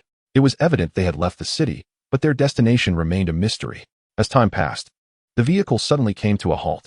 Almost simultaneously, someone yanked the black cloth from his eyes, restoring his vision. Kid, not bad. I didn't expect you to wake up so soon. A hearty laugh accompanied the words. Jiang Chun raised his hand to shield his eyes from the sunlight and discerned the speaker. A towering man, over 6 feet tall, his muscles rippling like a dragon. Hello. Jiang Chun greeted, scanning the individual. Name, Chu Xiong. Level, late platinum. Martial skills, unknown. This was merely a basic scan, yet Chu Xiong sensed something amiss. Stop scanning. Get out of the vehicle, he said, patting Jiang Chen's shoulder while bending down to hoist 2 male classmates out of the vehicle. Jiang Chun then noticed the surrounding boys were unconscious. He carefully avoided them and jumped down from the vehicle, finally realizing his location. They were at the foot of a mountain, not far from a group of patrolling Tue Ka Jun soldiers. Stick close to me, if you get lost and are seen. They possess the authority to eliminate you on the spot, Chu Xiong warned. Understood, Jiang Chen replied. snapping back to focus and quickly following him. Approaching the security checkpoint, one of the 2A Ka-Jun soldiers barked, "Halt! State the password." Hearing this, Zhou Xing appeared displeased. "You don't even recognize me, Dog Shang?" Despite his words, he complied, saying, "All right, come over." As Jang Chun pondered the nature of the password, the soldier suddenly addressed him, causing Jiang Chen to look up in surprise at Zhou Xing. The password seemed overly clever. Sensing Jiang Chen's gaze, Zhou Xing awkwardly coughed and chuckled. "It's just a quirk from above. We can't help it," he shrugged, effortlessly carrying the two boys like chicks. He approached the security line with a smile, addressing the guards. "Dog Shang, hurry and get a few brothers to help. Otherwise, I'll be stuck carrying these two forever." The middle-aged man at the checkpoint darkened in expression. "You bastard. You are Dog Shang." He couldn't help but retort. "You think you're clever, Dog Shang? This is an order from above, and you dare to defy it?" Even Jiang Chen found Zhou Xing's antics rather absurd. Clearly, he was not Dog Shang, yet he couldn't help but acknowledge the absurdity of the situation. "Get lost. If you don't leave, I'll slice you." The middle-aged man's eyes bulged as he shouted in anger. Finally, witnessing the man genuinely angry, Zhou Xing awkwardly smiled and quickly made his escape. As Jiang Chen passed by, the middle-aged man scrutinized him curiously, pondering why he was not lying down like the others. However, he merely glanced before instructing his subordinates to assist Zhou Xing. "You lot, go help carry them inside." He pointed to a couple of men. Zhou Xing led Jiang Chun directly into a tent, placing the two on the beds while advising Jiang Chun, "Do not leave this place. Wait for my return." "Okay." Jiang Chun nodded. He certainly did not consider Zhou Xing's previous words to be mere jest. After all, this was the 2A Ka-Jun, and wandering aimlessly could very well lead to his demise. In due time, one's demise would be in vain, for it is a matter of personal sovereignty. With that, Zhou Xing exited the tent. At that moment, Jiang Chen sensed a slight enhancement in his mental prowess, which brought a smile to his face. The elevation of his mental capacity indicated an important breakthrough in his beast mastery. He promptly closed his eyes and directed his consciousness into the Wan Zhuji Chao, eager to discern who had ascended. Upon entering the first Wan Zhuji Chao, he beheld Anton in a deep slumber, his aura considerably more potent than before. The recent surge in his mental power was evidently a gift bestowed upon him by Anton's advancement. The sight of Anton filled Jiang Chen's heart with joy, for he now possessed the strength to contend with beings of the late gold rank. As long as no platinum rank beasts emerged during this special training, he could at least assure his survival in this place. Moreover, typically, any platinum rank beasts should have been eradicated by now. Hence, it was likely that the highest ranking beasts remaining here were of the gold rank, and since this area was accessible to students, it indicated that their numbers would not be excessive. The beasts would predominantly consist of silver and bronze ranks. As Jiang Chun withdrew his consciousness from the Wan Zhuji Chao, a muffled groan echoed nearby. "Where am I? My body feels like it's falling apart." The youth murmured as he attempted to rise. Hearing this, Jiang Chen's expression turned peculiar, and he thought to himself, how could it not feel like that? After traversing such a long mountain path, only to be violently carried here. Thankfully, I woke early, otherwise my fate would surely mirror this fellow's. At this moment, several soldiers entered, each bearing 2 students upon their shoulders. Upon reaching the tent, they laid the students on the beds and departed. The boy who had just awakened stared blankly at the scene, his head seemingly adorned with a row of question marks. "So, this is how I was brought in," he thought. "Stop looking. You are just like them," Jiang Chen suddenly interjected, leaving the boy speechless and enveloped in silence. Jiang Chen then closed his eyes to observe what his beasts were currently engaged in. The rogue rabbit was sleeping with a carrot. The sun god was basking in the sunlight, while the flat-headed one was embroiled in combat, still engaged in battle. After witnessing this, Jiang Chun felt a sense of exasperation. It was a miracle that the flat-headed one had survived to this point, as he was always fighting whenever they entered the Wan Zhuji Chao. Each time he was summoned, this creature's passive abilities were fully charged. About half an hour later, all the students awakened, and at that moment, Zhou Xing entered. "Gather outside," he commanded before stepping out. Having learned from their previous experience, none dared to act recklessly, and they quickly exited the tent to assemble. Chapter 52. The garrison tasked the students soon congregated in an open area where Zhou Xing's voice rang out. "From here on, follow me. You will be assigned to a stronghold for your mission, which will last 2 days." Upon hearing this, the expressions of all present shifted. During this period, the beasts within the secret realm were notoriously aggressive and possessed formidable attack capabilities. The stronghold served as a defense line to prevent the beasts from breaching the secret realm. However, once they arrived here, there was no turning back, and all the students had no choice but to comply. Zhen Shuai finally seized the opportunity to approach Jiang Chun. "Brother, I suspect they treated me like a human punching bag. My entire body aches, and it feels as if I have been beaten." He said this while rubbing his stomach. No one beat you. You're mistaken, Jiang Chun retorted, exasperated. This fellow truly slept like a log, being the last one to wake. Were it not for Jiang Chun hearing his snoring, he would have assumed he was still unconscious. Oh, he replied, and the group continued forward. They soon arrived at a defensive line, where a 5 or 6 meter wide gap loomed before them. This was the nascent form of the secret realm's entrance, a spatial rift. Here, we will take over for the shift. Given that you are all newcomers, you will only need to carry out your tasks during the day.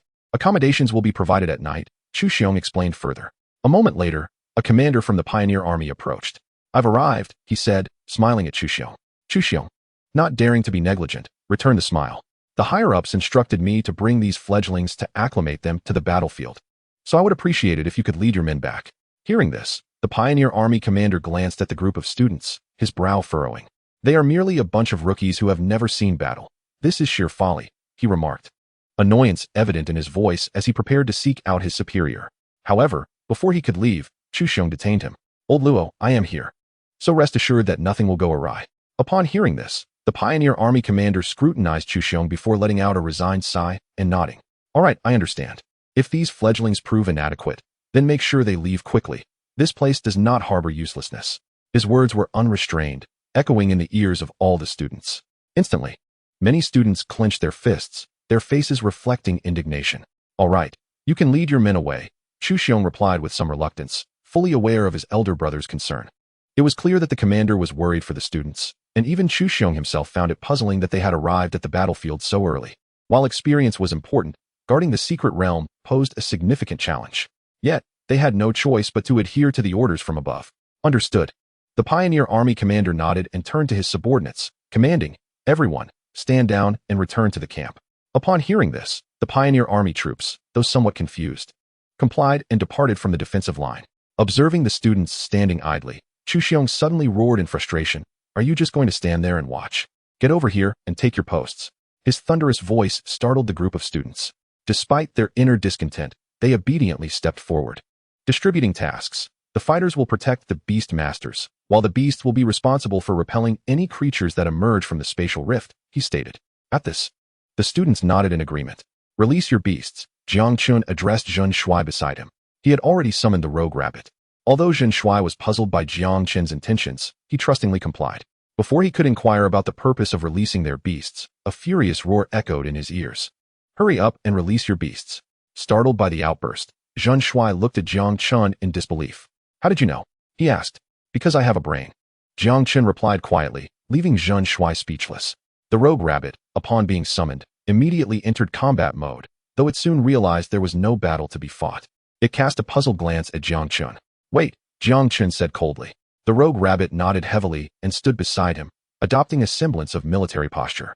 Meanwhile, Zhen Shuai summoned a fire-red lion over 5 meters long, its mane resembling blazing flames.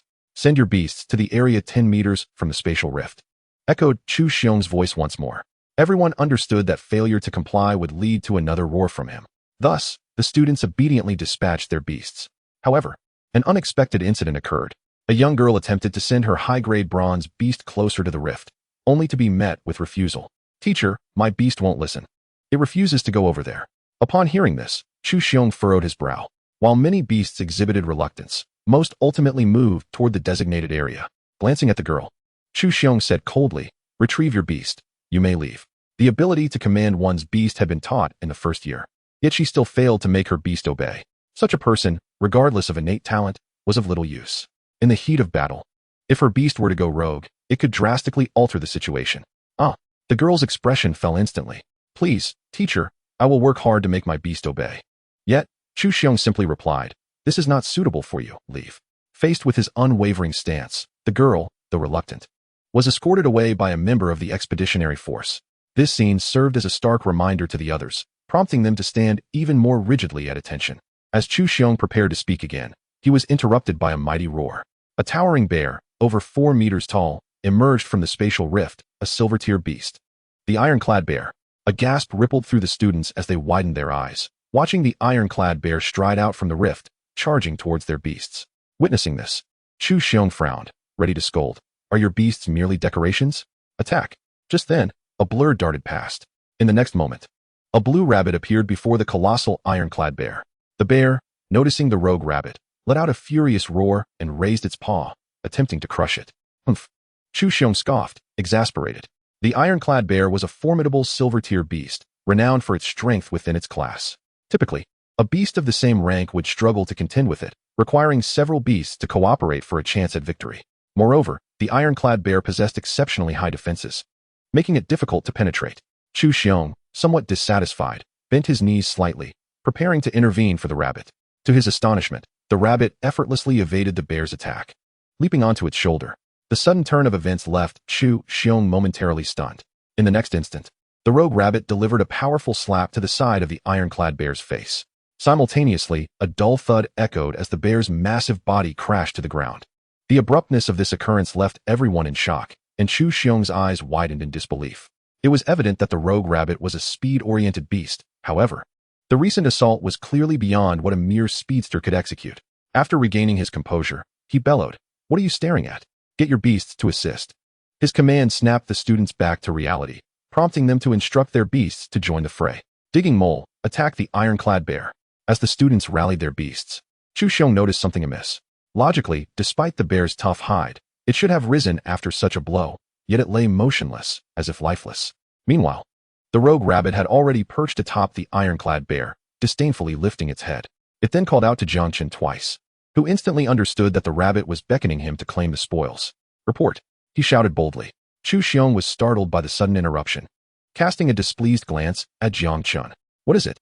"Reporting, sir. My beast is calling me to collect the spoils," Jiang Chen replied. Zhou Xing paused, nearly retorting with disbelief. To defeat a silver-tier ironclad bear in one blow was preposterous. Just as he prepared to chastise Jang Chun for his unrealistic claims, another roar erupted from behind. A 3-meter-long wolf emerged from the spatial rift. The rogue rabbit, its eyes glinting with a predatory gleam, leapt off the ironclad bear and reappeared before the wolf. Before the beast could react, the rabbit struck it fiercely on the head. With a resounding thud, the wolf crashed to the ground, creating a deep dent in the hard surface. In an instant, blood pooled from its shattered skull. Zhou Xing witnessed this shocking spectacle, blinking in disbelief, convinced he was hallucinating. The peaked silver-tier Blackrock wolf had barely emerged before meeting its end. The evidence lay before him in the form of the bloodied remains. The words he had nearly uttered were forcibly swallowed. Upon glancing back at Jang Chun, he discerned something peculiar. It was apparent that the ironclad bear was also most likely dead. The sheer ferocity of that attack, even without visible wounds, would have sufficed to cause internal trauma lethal enough to kill the bear. For the first time, Zhou Xing regarded Jiang Chun as a promising individual. Additionally, the rabbit's strength suggested it possessed capabilities akin to a golden-tier beast. The students from Yulong City were left dumbfounded. 2 strikes had resulted in the instantaneous defeat of 2 silver-tier beasts, one of which was a peak silver-tier creature. Many began to believe Jiang Chun's prior claims of defeating golden-tier beasts within the secret realm. "You need not worry about the crystal cores. Simply hold the beasts at bay. In due time, professionals will assist in retrieving the cores," Zhou Xing instructed. Jiang Chun nodded in acknowledgement, resuming his vigil at the rift. The rogue rabbit returned to its place. At that moment, subtle changes began to unfold. Originally distant, the warrior students gradually edged closer to Jiang Chun. Notably, a silver-tier female warrior approached him directly. With shoulder-length hair, she stood before Jiang Chun, tossing her hair casually before speaking earnestly. "Hello, Jiang Chun. I am Lu Chunyan, a silver-tier warrior. I will ensure your safety here." She took a step toward him. However, Jiang Chun frowned. "I appreciate your concern, but I do not require your protection. Please keep your distance," he stated bluntly. While Lu Chunyan was not an absolute beauty, she was certainly among the more attractive individuals. Jiang Chen's refusal left her momentarily speechless, staring at him in disbelief. "I believe others may need your help more than I do," he added, expressing his disinterest. His dismissal was not a personal affront to Lu Chunyan. He simply had no need for a warrior, a group of formidable warriors at the silver tier. When it comes to taming beasts, if they can handle it on their own, they need not intervene. If they cannot, they are of no consequence. Thus, women merely serve to influence the pace of my growth. Women. With this thought, Jiang Chun felt his resolve solidify further. He was confident that in a remarkably short span of time, he could lead his tamed beasts to ascend to higher ranks. "You, Lu Chunfang, have never endured such humiliation." Her eyes reddened immediately as she turned to leave. This scene caught the attention of several boys. Although they could not compete with Jiang Chun, it did not deter them from casting him fierce glares. However, Jiang Chun merely shrugged, indicating his indifference. "As long as you do not seek trouble with me, I will not engage you." Yet, Should you dare to provoke me, I will undoubtedly retaliate. In an instant, a vacuum formed around Jiang Chun, leaving but one individual standing alone. Humph, how arrogant. Without taming beasts, I could defeat him with one hand against 10. Indeed, how dare he provoke our class flower Lu? Many students voiced their discontent, their murmurs reaching Jiang Chen's ears. Nonetheless, he remained silent. Zhou Xing could not hold back any longer. What are we discussing? We are at war. His furious shouts silenced the whispering students. At that moment, the intercom on Zhou Xing's chest crackled to life. Security line, please respond. Security line, please respond. The urgent voice echoed twice, and Zhou Xing promptly replied, security line received. Almost simultaneously, another voice sounded from the other end. A horde of over 100 beasts is approaching the spatial rift. Please prepare accordingly. Received. Received. Chapter 54, The Beast Horde. Everyone, stand by for orders. Enter battle mode. Zhou Xing bellowed, causing the faces of the students to pale slightly. Over 100 beasts were nearing, yet they had only 28 students in total. Dividing the numbers, that meant each student would have to face more than 3 beasts. How are we supposed to fight against 100 beasts? Panic swept through the students. This scene did not escape Zhou Xing's notice. Furrowing his brow, he sighed inwardly. Were these novices here just to hinder progress? It seemed prudent to contact Lao Luo to summon his brothers. Otherwise, if the security line were breached, the consequences would be dire. With that thought in mind, he prepared to contact the officer from earlier. Everyone, summon your beasts. The rift is not too large. It is unlikely that all the beasts will emerge at once. If that is the case, we still have a chance. Lu Chunyan suddenly spoke up, and the other students seized her words like a lifeline, nodding in agreement. Those with silver-tier beasts summoned their second tamed beasts, bracing for the incoming onslaught. After approximately a minute, a tremendous roar echoed from within the rift, followed by a pair of crimson eyes emerging from the tear in space. Witnessing this, the students could not help but swallow hard, their gazes fixed on the rift. As a lizard, over 2 meters long, burst forth, Lu Chunyan shouted, attack. In an instant, more than 20 tamed beasts launched their assault simultaneously. The newly emerged lizard, caught completely off guard, was swiftly vanquished. The ease with which they dispatched the beast filled the students with elation, and Lu Chunyan cast a proud glance at Jiang Chun. However, Jang Chun was left speechless. These students were truly courting death on the battlefield. All the tamed beasts attacked a single beast simultaneously. And while they did indeed kill it, there were still over 100 more beasts behind. The stamina of the tamed beasts is limited. Under such circumstances, one must account for their beast's endurance. Once the beasts tire, the remaining beasts would easily tear through a group of defenseless students. Zhou Xing sighed again. Having already foreseen the outcome, these students would undoubtedly face defeat, utterly oblivious to the fundamentals of strategy, merely flailing about. He grabbed the intercom at his chest and switched to another channel. Ahem. Lao Luo, have you brought your brothers back? He said somewhat sheepishly. The other party had been gone for less than half an hour, and he had made a promise, only to find himself swiftly humbled. After 2 seconds of silence, the other end erupted with expletives. Zhou Xing, you scoundrel. Are you deliberately pulling my leg? I told you to get those useless novices to leave and not waste time. Damn it. I was just getting comfortable in bed when you called me back. Hearing the irate voice, Zhou Xing sighed, feeling somewhat helpless. He had not anticipated that these students would be so inept, unable to endure even half an hour. His face was thoroughly embarrassed. Just hold on for 1 minute.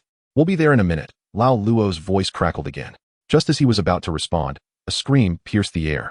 Don't kill my wind wolf. Zhou Xing turned to look. While the students had just slain 7 or 8 beasts, the continuous use of skills had left many of their tamed beasts panting heavily. At this moment, a dozen lizards charged out, instantly breaking the formation of defenses. Damn, Zhou Xing could no longer contain himself. Once this situation calmed down, he would ensure these students were sent away. They were not here to fight, but rather to create chaos. Just as he prepared to rush in and shield the tamed beasts from the lizard beasts, he suddenly spotted a figure moving swiftly, each movement resulting in the demise of a lizard beast. In mere moments, the encircled beasts were dispatched one by one. However, before the rabbit could catch its breath, a new wave of lizard beasts crawled out of the spatial rift. Roar! The rogue rabbit glared at the lizard that was shouting at it, narrowing its eyes. In the next instant, it charged at the lizard, swiftly delivering a fatal blow. Following that was a one-sided massacre. The students, who had just been frightened to tears, now forgot their cries, unable to believe their eyes as they watched the figure weaving through the lizard beasts. Bang, bang, bang. Occasionally, a dull thud sounded, accompanied by the end of a lizard beast's life. Observing the rogue rabbit dispatching beasts with such speed, Zhou Xing was left in a daze. The intercom erupted with Lao Luo's voice. Zhou Xing, what the hell are you doing? Respond. Zhou Xing, Answer. Yet there was no reply. This lack of response only heightened Lao Luo's anxiety. Everyone, stand by for orders and rush to the security line as quickly as possible. Move, move, move. The commanding voice finally snapped Zhou Xing back to reality. This rabbit has some potential, he muttered quietly. His words were transmitted through the intercom. Simultaneously, Lao Luo's voice blared with urgency. What rabbit? Zhou Xing, clarify yourself.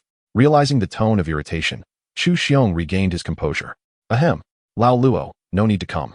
The situation here has been resolved. Upon hearing this, the other end fell silent. It took several moments before an enraged shout finally broke the stillness. Dog. I see you are intentionally trying to tease me today. Whether I retaliate or not is entirely up to you. Goodness. Lao Luo, calm down. The situation here has truly been resolved. Aware that Lao Luo was genuinely upset, Zhou Xing quickly attempted to clarify. However, just as he uttered a few words, a furious voice echoed from a distance. Zhou Xing, stand there and don't run. Upon seeing Lao Luo charging towards him, Zhou Xing wore a wry smile. Brother Luo, allow me to explain. Explain what? You are clearly trying to make a fool of me. Today, I will surely make you weep. Upon hearing this, Zhou Xing's countenance darkened. Wait, I have something to tell you. He then pulled Lao Luo aside and whispered mysteriously, I will secretly share a secret with you. No one else knows this yet, and I am only telling you. Observing Zhou Xing's enigmatic demeanor, Lao Luo felt a flicker of curiosity. Damn it. Stop beating around the bush. Speak plainly, or I swear I will knock you out. Clearing his throat awkwardly, he finally spoke. I've discovered a remarkable talent. Hearing this, Lao Luo regarded Zhou Xing with skepticism, muttering softly, a remarkable talent? Indeed. How remarkable. One person single-handedly toppled over 100 beasts. At this revelation, Lao Luo's eyes sparkled with excitement, and he hastily inquired, is this true? Of course. Zhou Xing mused, it's not just true. This lad is an absolute monster. What was supposed to be a team battle turned into a solo showcase. Unbelievably formidable. I have no doubt that during my silver rank, I would have been no match for that rabbit. Chapter 55, I decline. If you don't believe me, you must trust your own eyes. Seeing that Lao Luo remained skeptical, Zhou Xing decisively urged him to look towards the rift in space. There, a blue rabbit leaped amidst the horde of beasts, almost every breath allowing it to send one of them to the afterlife. Nearby, a towering mound of corpses stood, at least 7 or 8 meters high, all clearly felled by the blue rabbit alone. Witnessing this spectacle, Lao Luo's eyes widened in disbelief. A silver rank beastmaster? If this prodigy possessed golden rank strength, he would not be so astonished. A single silver rank individual confronting a horde predominantly comprised of silver rank beasts, managing to fend them off with just one beast. The quality of this beast must be at least that of a leader. As this thought ignited a fervor within him, Lao Luo abruptly turned, embraced Zhou Xing's face, and showered him with fervent kisses on the forehead. Brother Zhou, I am immensely grateful to you for finding such a treasure. He planted several kisses, leaving Zhou Xing utterly bewildered. By the time he regained his composure, Lao Luo had already dashed off. Damn it, I, Zhou Xing, am not into that. He wiped his face with his hand, yet still felt the remnants of Lao Luo's rugged saliva. He promptly retrieved his water flask to wash his face, then unceremoniously made his way towards the alert line. In the meantime, the remaining lizard beasts, realizing they truly could not win, hastily turned to flee. Diving back into the spatial rift, he extended his little claws, giving the retreating lizard beasts a dismissive gesture. How powerful! Is this the #1 prodigy of Yulong City? Observing the fleeing beasts, a group of students instinctively gasped in astonishment. Meanwhile, Lu Chunyan's eyes widened in disbelief as she stared at the rift in space. For the first time, a wave of self-doubt washed over her. Could it be that he was unwilling to let her serve as his protector? It seems I truly am unworthy, she murmured softly. At that moment, Lao Luo, in a flurry, rushed over and immediately recognized Jang Chun, reaching out to embrace him. Upon witnessing this, Jang Chun was drenched in cold sweat and took a step back. I don't want a girlfriend. You can't set me up with a boyfriend either. Realizing Jiang Chun's retreat, Lao Luo regained his composure. Ahem. Hello, young student. Allow me to introduce myself. I am Luo Fei, captain of the 3rd Squad of the Exploration Army. I am very pleased with your performance. I wonder if you have considered joining the Exploration Army. With just 2 sentences, Jiang Chun had aroused a wave of envy among all the students. As high schoolers, they naturally understood their futures. Most would likely enlist in the military.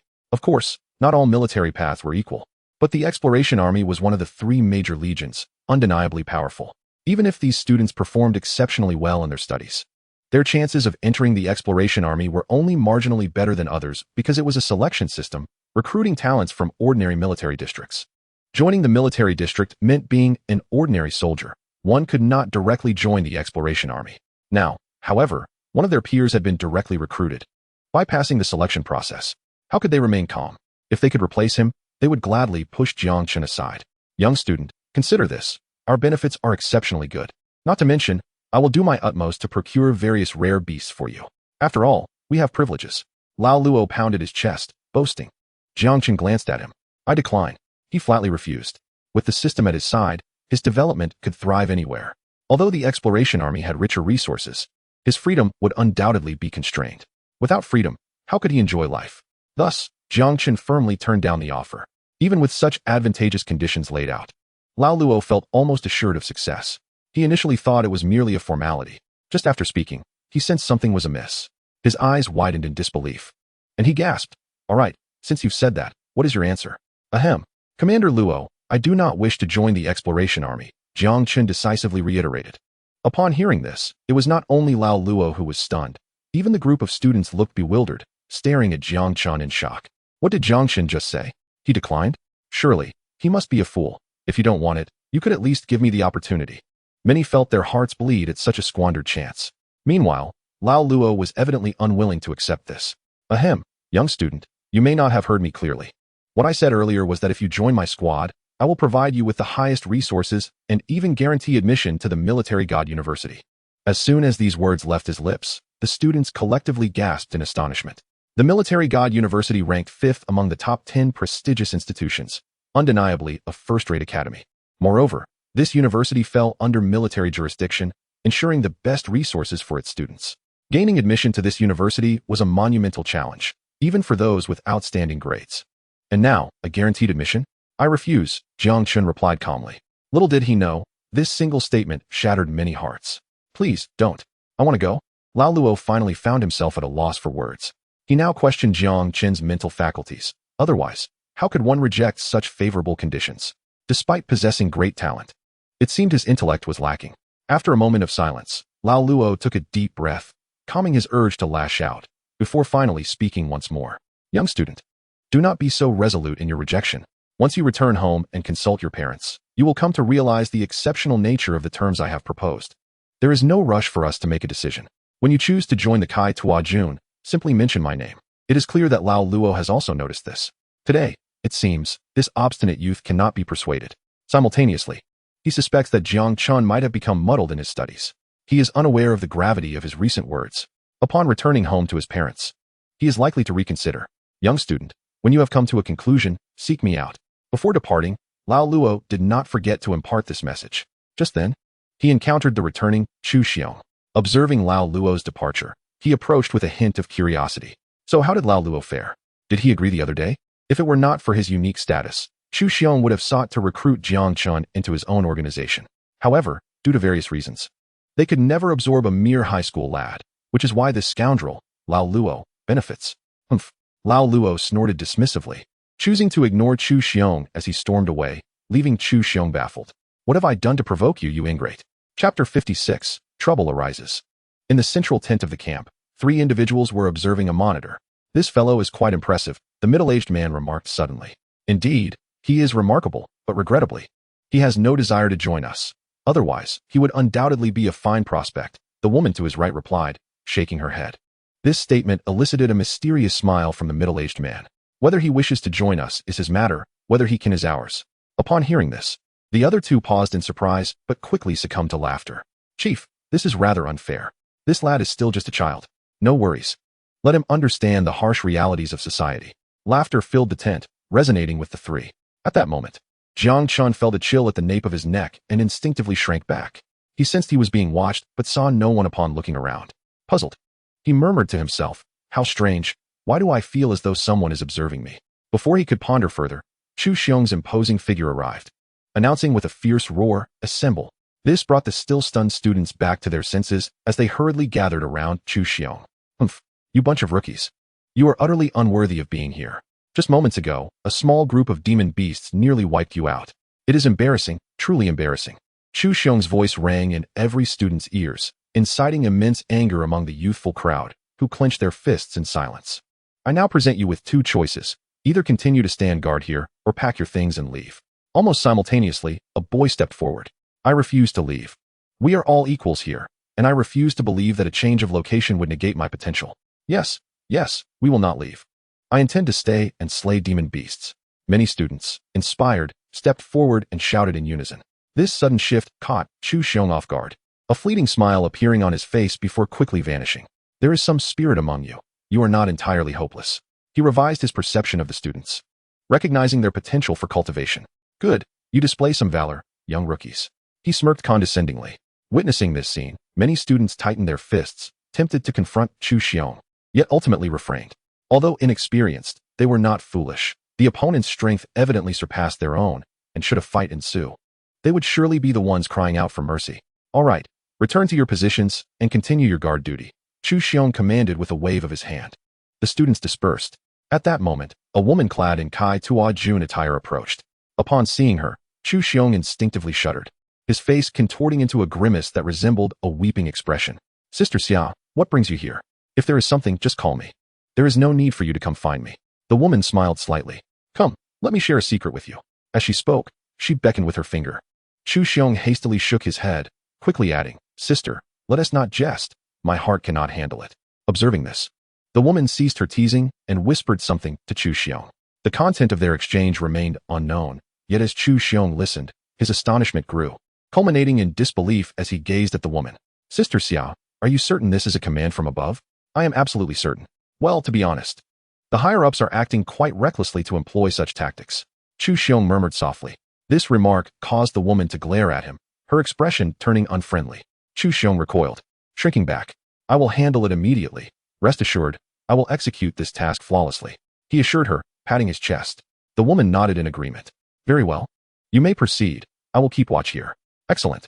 He turned and approached the students. Jiang Chun, step forward, bring your beast, and follow me. Jiang Chun was taken aback by the sudden summons, yet he quickly regained his composure, waving to the rogue rabbit and then sprinting towards Zhou Xing. Follow me. I have a task for you. Although Jiang Chun was filled with countless questions, he complied obediently, recognizing that a high-ranking officer of the Kai Tua Jun could not possibly mean him harm.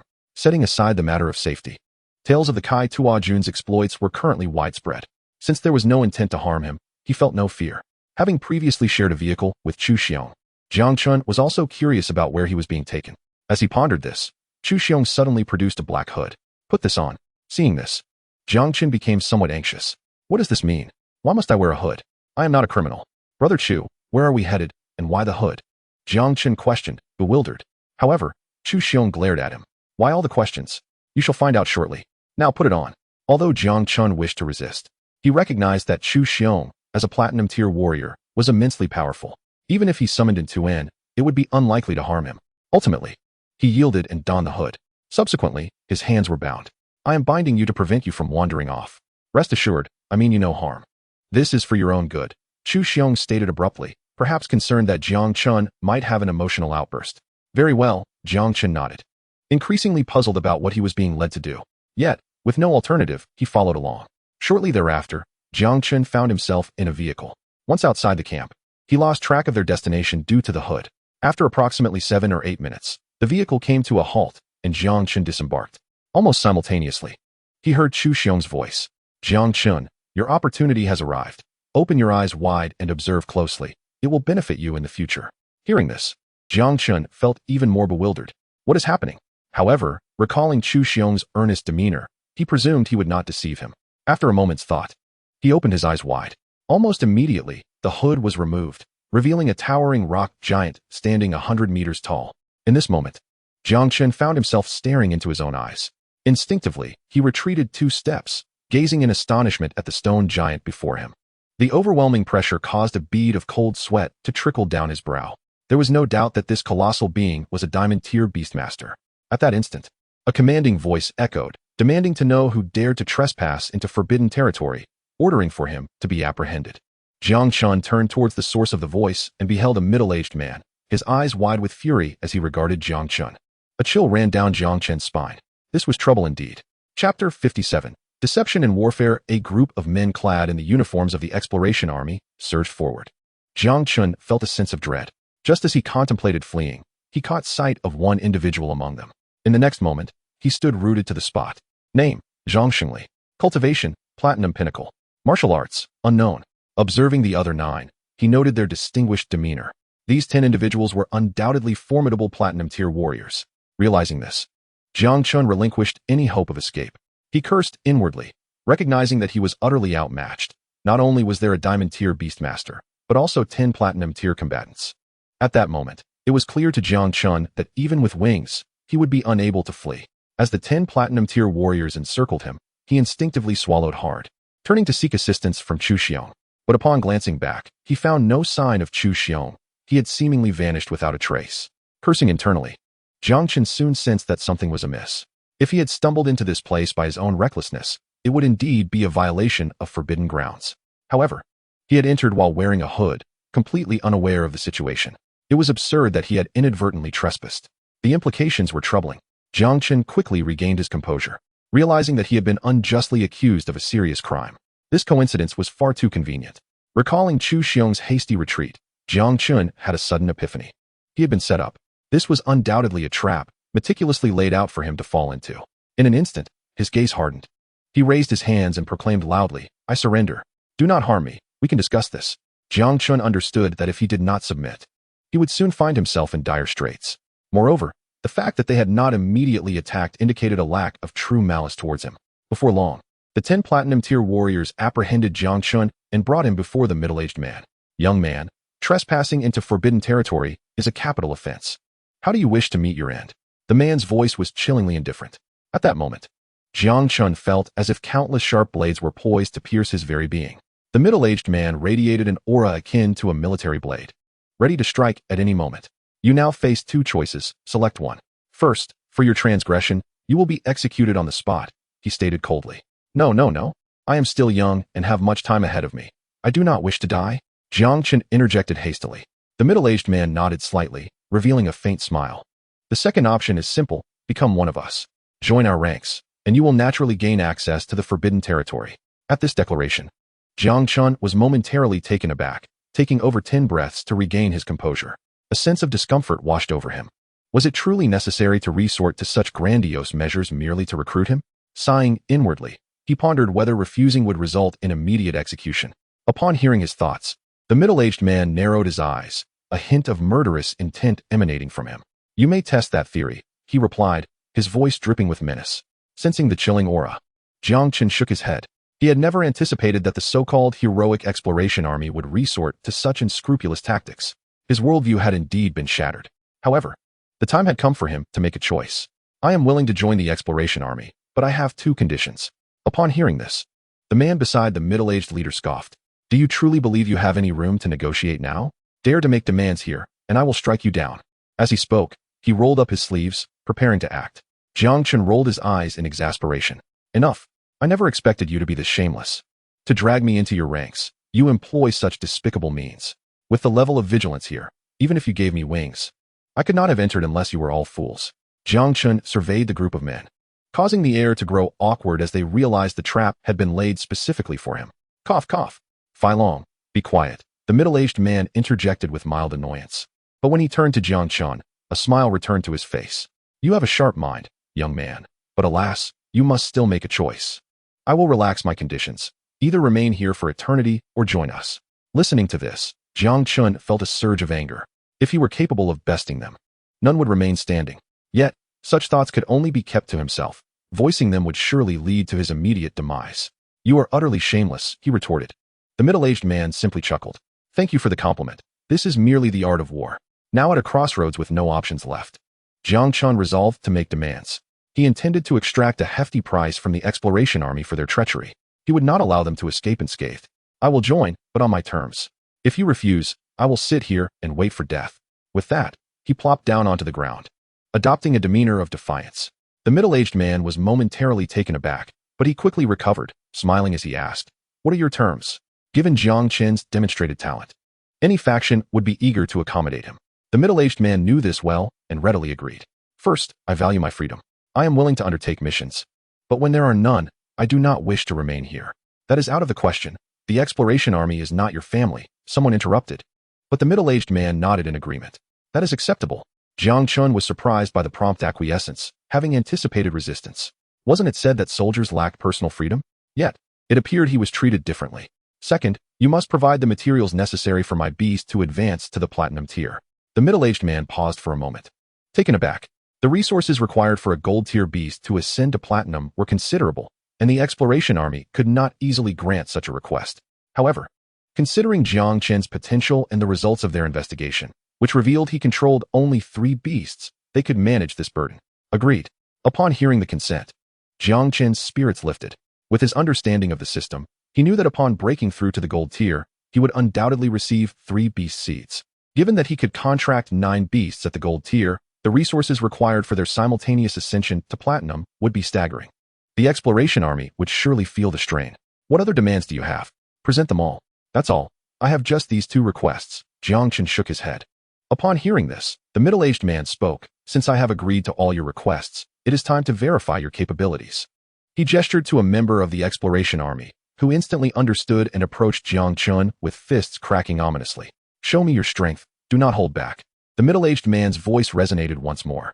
Chapter 58. The test. As the opponent advanced, Jiang Chen focused his thoughts and summoned Lu Meng Tu, Yang Shun, and Ping Tu. At that moment, the young man extended his hand and beckoned Jiang Chun with a finger. Go. Attack him. Jiang Chen shouted. Lu Meng Tu charged forward, leaving behind a blur. In an instant, it reached the young man, delivering a fierce strike, which was effortlessly blocked. This momentarily stunned Lu Meng Tu. But soon it became even more exhilarated, increasing its speed and frequency of attacks. Unable to inflict any damage on Lu Meng Tu, the platinum-ranked youth found himself being forced back repeatedly. This scene caused the middle-aged man's eyes to gleam slightly. This was a battle of platinum against silver. Even if the platinum could not exert full strength, it should have been a one-sided fight. At this point, the middle-aged man felt somewhat satisfied.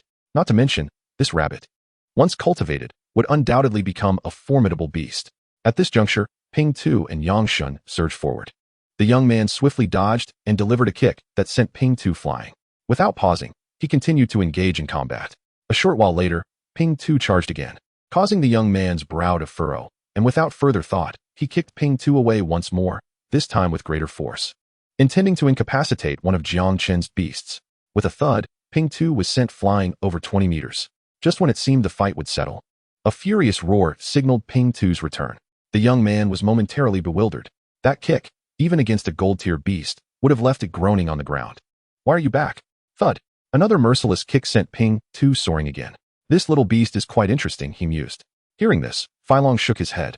Why do I feel this kid's beast is a bit unruly? The middle-aged man shot him a sharp look. The more unruly the beast, the greater its potential in times of war. Words on paper are of no use. Upon hearing this, Filong quickly lowered his head in acknowledgement. You're right. This kid is indeed suitable for us. At the very least, he is cunning, which increases his chances of survival. The middle-aged man nodded, his gaze fixed on the combatants. This child's beast mastery has exceeded my expectations. The resources used this time were not wasted. It was worth staging this grand performance. Meanwhile, the young man was sweating profusely. Although Lu Meng Tu wasn't overly powerful, it was exceedingly slippery, and the annoying honeybadger frequently interfered, pushing him to the brink of exasperation. Secretly, he unleashed his full power, reaching the platinum level. This moment did not escape the notice of the 2 observers. This kid is somewhat shameless, using platinum-level power against a mere silver tier, Filong remarked. Upon hearing this, the middle-aged man chuckled knowingly, glancing at Jang Chun, as if envisioning a towering figure shouldering the banner of humanity. Enough of the games, let us conclude this. With a thunderous shout, the young man unleashed a violent shockwave that sent Jiang Chen's beasts flying. Simultaneously, he looked at Jiang Chun and said, Kid, you're quite impressive. You actually compelled me to use my gold-tier strength. Upon hearing this, those nearby wore peculiar expressions, almost wishing to exclaim, How shameless can you be? Jiang Chun observed his easily defeated beasts, unable to suppress his contemplation. Am I truly that weak? As for why this young man of gold-tier strength was so formidable, Jiang Chun had already pieced together an answer. As the captain's bodyguard, his strength must be solid, or he could not fulfill this role. However, he had yet to unleash his full power. He wanted to gauge his own capabilities. As the young man prepared to leave, Jiang Chen suddenly called out, Wait, brother. At the sound of Jiang Chen's voice, the young man's body quivered, his heart filled with exasperation. A mere silver-tier beast master, how dare you be so strong? Now I look foolish in front of my brothers. He surmised that for a considerable time, those rascals would surely mock him. Despite his internal turmoil, his face remained cheerful. Is there something else? The young man asked, puzzled. Without hesitation, Jiang Chen replied, I wish to try again. He wanted to prove himself. Since he had chosen to join, there was no need for concealment. These individuals would become his comrades in life and death. Thus, he prepared to unleash his full power. The young man paused momentarily, but soon could not help but laugh. Kid, do you really believe those 3 little creatures of yours can defeat me? If that were true, I wouldn't need to be here. Jiang Chun, with a serious expression, reiterated, I want to try. The young man did not respond, but looked to the middle-aged man. Upon receiving a nod, he said, fine, but this time I won't hold back. The young man deemed it necessary to teach this child a lesson, otherwise, he might not comprehend the concept of there are greater heights beyond. All right, Jiang Chen focused his thoughts, and a 7-meter-long turtle appeared. The sudden development left everyone present in shock, particularly the middle-aged man, whose gaze was fixed intently on Anton. He sensed a familiar aura emanating from this turtle, one he had only felt from powerful clans. As Anton materialized, it gently nudged Jiang Chun with its head. Jiang Chun reached out and patted Anton's head. Old friend, let us fight with all our strength. I want to see how far we've come. He spoke with a smile. Although Anton did not respond verbally, Jiang Chen knew it understood him. The young man was left dumbfounded. Is this a gold-tier beast? He muttered softly. However, he soon realized that Anton's aura did not truly match that of a gold tier, and he breathed a sigh of relief. What a scare. It's just a silver-tier beast that happens to be large. He reassured himself. At that moment, Ping Tu, Lu Mang Tu, and Yang Shen approached. Both Ping Tu and Lu Mang Tu glaring at the young man, clearly holding a grudge over the earlier incident. Chapter 59. The Fatal Strike, brother, are you ready? Jiang Chen inquired. The young man nodded slightly. Almost simultaneously, Lu Mang Tu transformed into a blur and charged forward, followed closely by Anton. Upon witnessing the approaching rogue rabbit, Man Nyo comprehended that as a strength-oriented fighter, capturing the opponent would prove exceedingly difficult. In a fit of fury, he aimed to hurl the rogue rabbit away. However, a colossal figure unexpectedly obstructed the path of the rogue rabbit, thwarting Man Nyo's plan. In the next moment, an overwhelming sense of crisis enveloped him, prompting an instinctive leap to the side. Almost simultaneously, the ground erupted with scalding lava. Gazing at the fiery magma, even as a platinum-tier warrior, beads of cold sweat formed on his brow. Jiang Chen also discerned a troubling issue. Despite Man Nyo's lack of speed, his sensitivity to danger was remarkably acute. In contrast, a typical golden-tier warrior would likely have fallen victim to the same peril, yet Man Nyo effortlessly evaded it. Such instinct for danger cannot be acquired. It can only be cultivated through countless life and death trials. Shattering mountain fist, Man Nyo bellowed, his form expanding as he unleashed a powerful punch. The ferocity of his strike forced Anton to stagger back several meters, revealing the immense strength behind the blow. Seizing the opportunity, Ping Tu charged forward, only to be sent flying by a swift kick. Witnessing this, a smile crept onto Man Nyo's face. Kid, you're still too green to take me on. Before he could finish his taunt, a mischievous little rabbit unexpectedly appeared. In the next instant, Jiang Chun beheld a scene he would never forget. The rogue rabbit leapt into the air, its ears twitching violently. Perhaps distracted by his focus on Anton and his companions, Man Nyo had momentarily forgotten about the rogue rabbit. Consequently, he was unable to evade the impending strike. With a resounding smack, Man Nyo collapsed to the ground, gasping for breath in agony. The suddenness of this occurrence left the onlookers in stunned silence. At that moment, Jiang Chen wished he could vanish into a crack in the ground. Damn, this is so embarrassing. Where did that rabbit learn such a move? A fatal blow? For any man, that area is undeniably a weak point. Just seeing it made me feel spiritually attacked. He couldn't help but squeeze his legs together. As Man Nyo lay on the ground, several beast tamers showed no mercy, rushing in to prepare for a collective assault. Just then, a middle-aged man's voice rang out.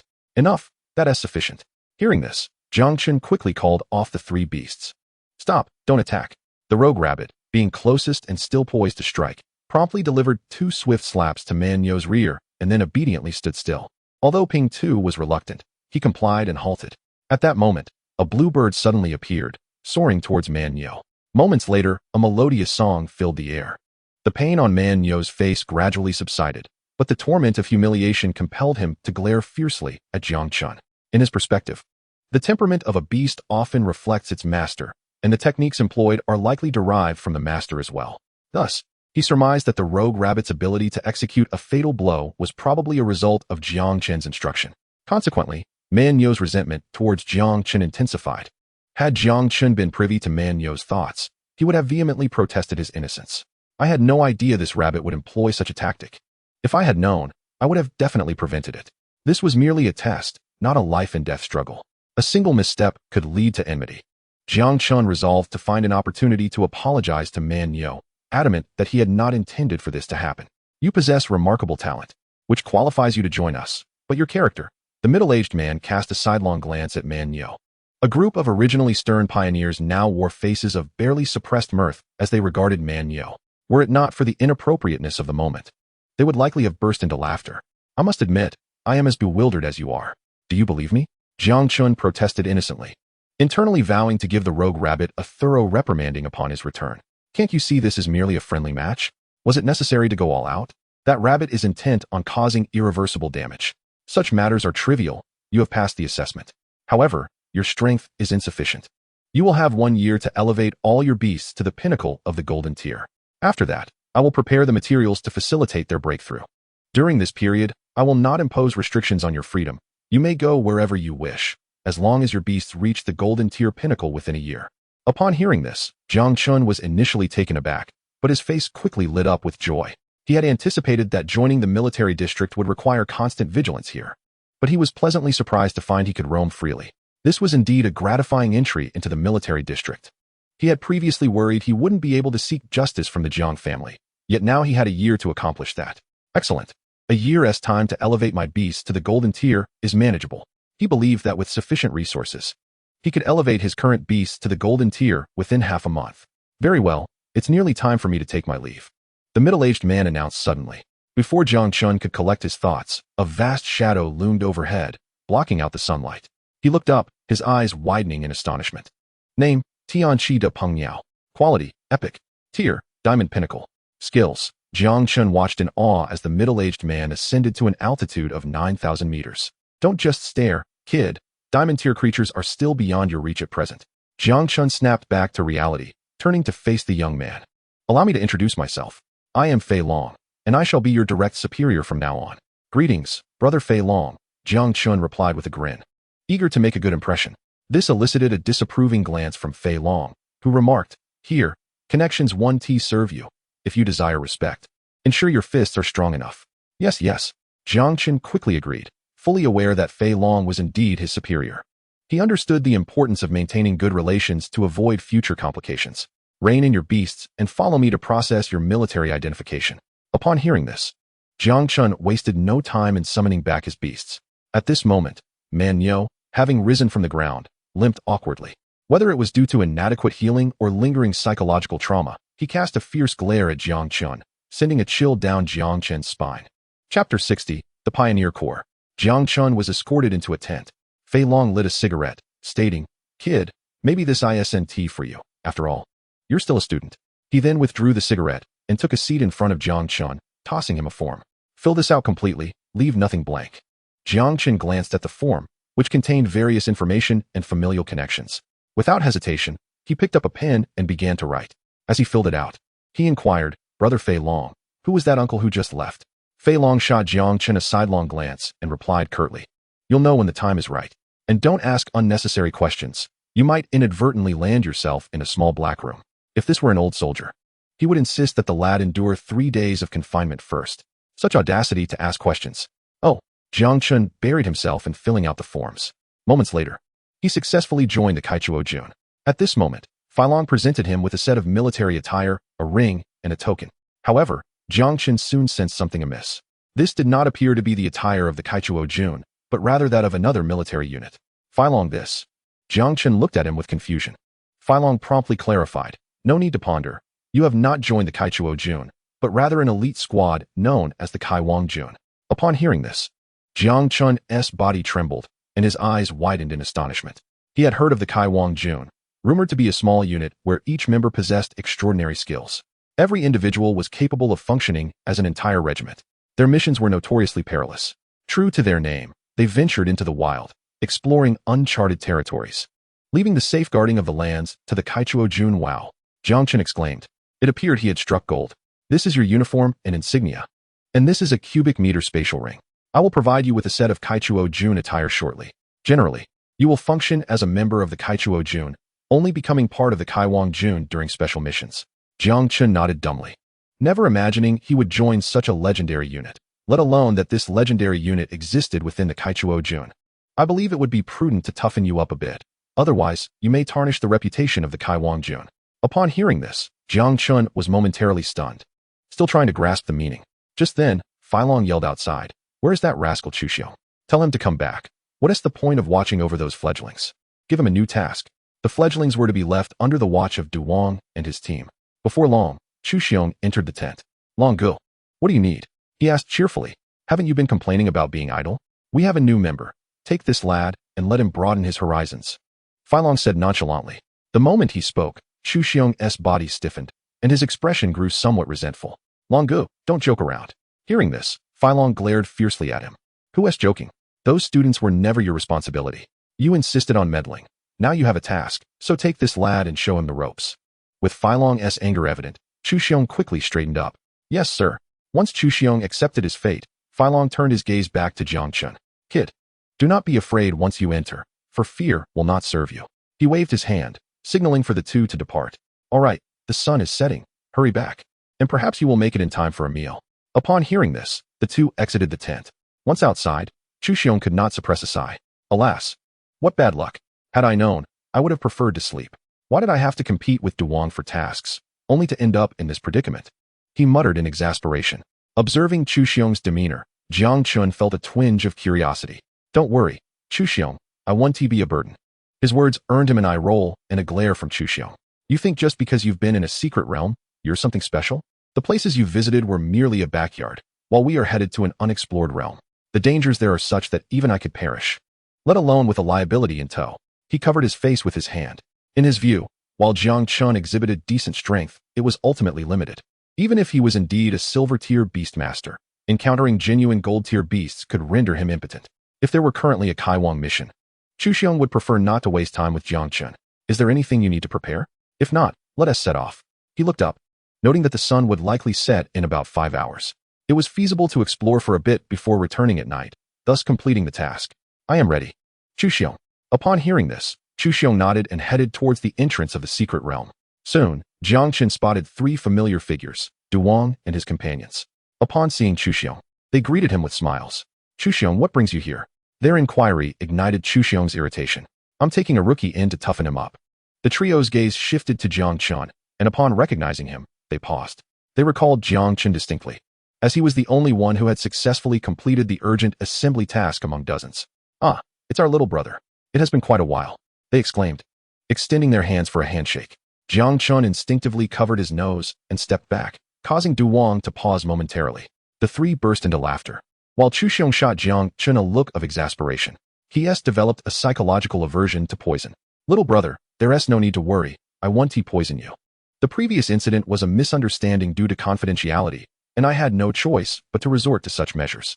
Besides, even if you reacted this way, I could still manage." At this point, everyone erupted into laughter.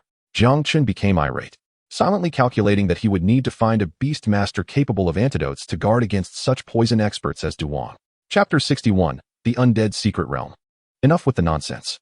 Keep an eye on these fledglings. Losing 1 or 2 won't matter, but don't let too many perish. Chuxiong interrupted the laughter, addressing his companions.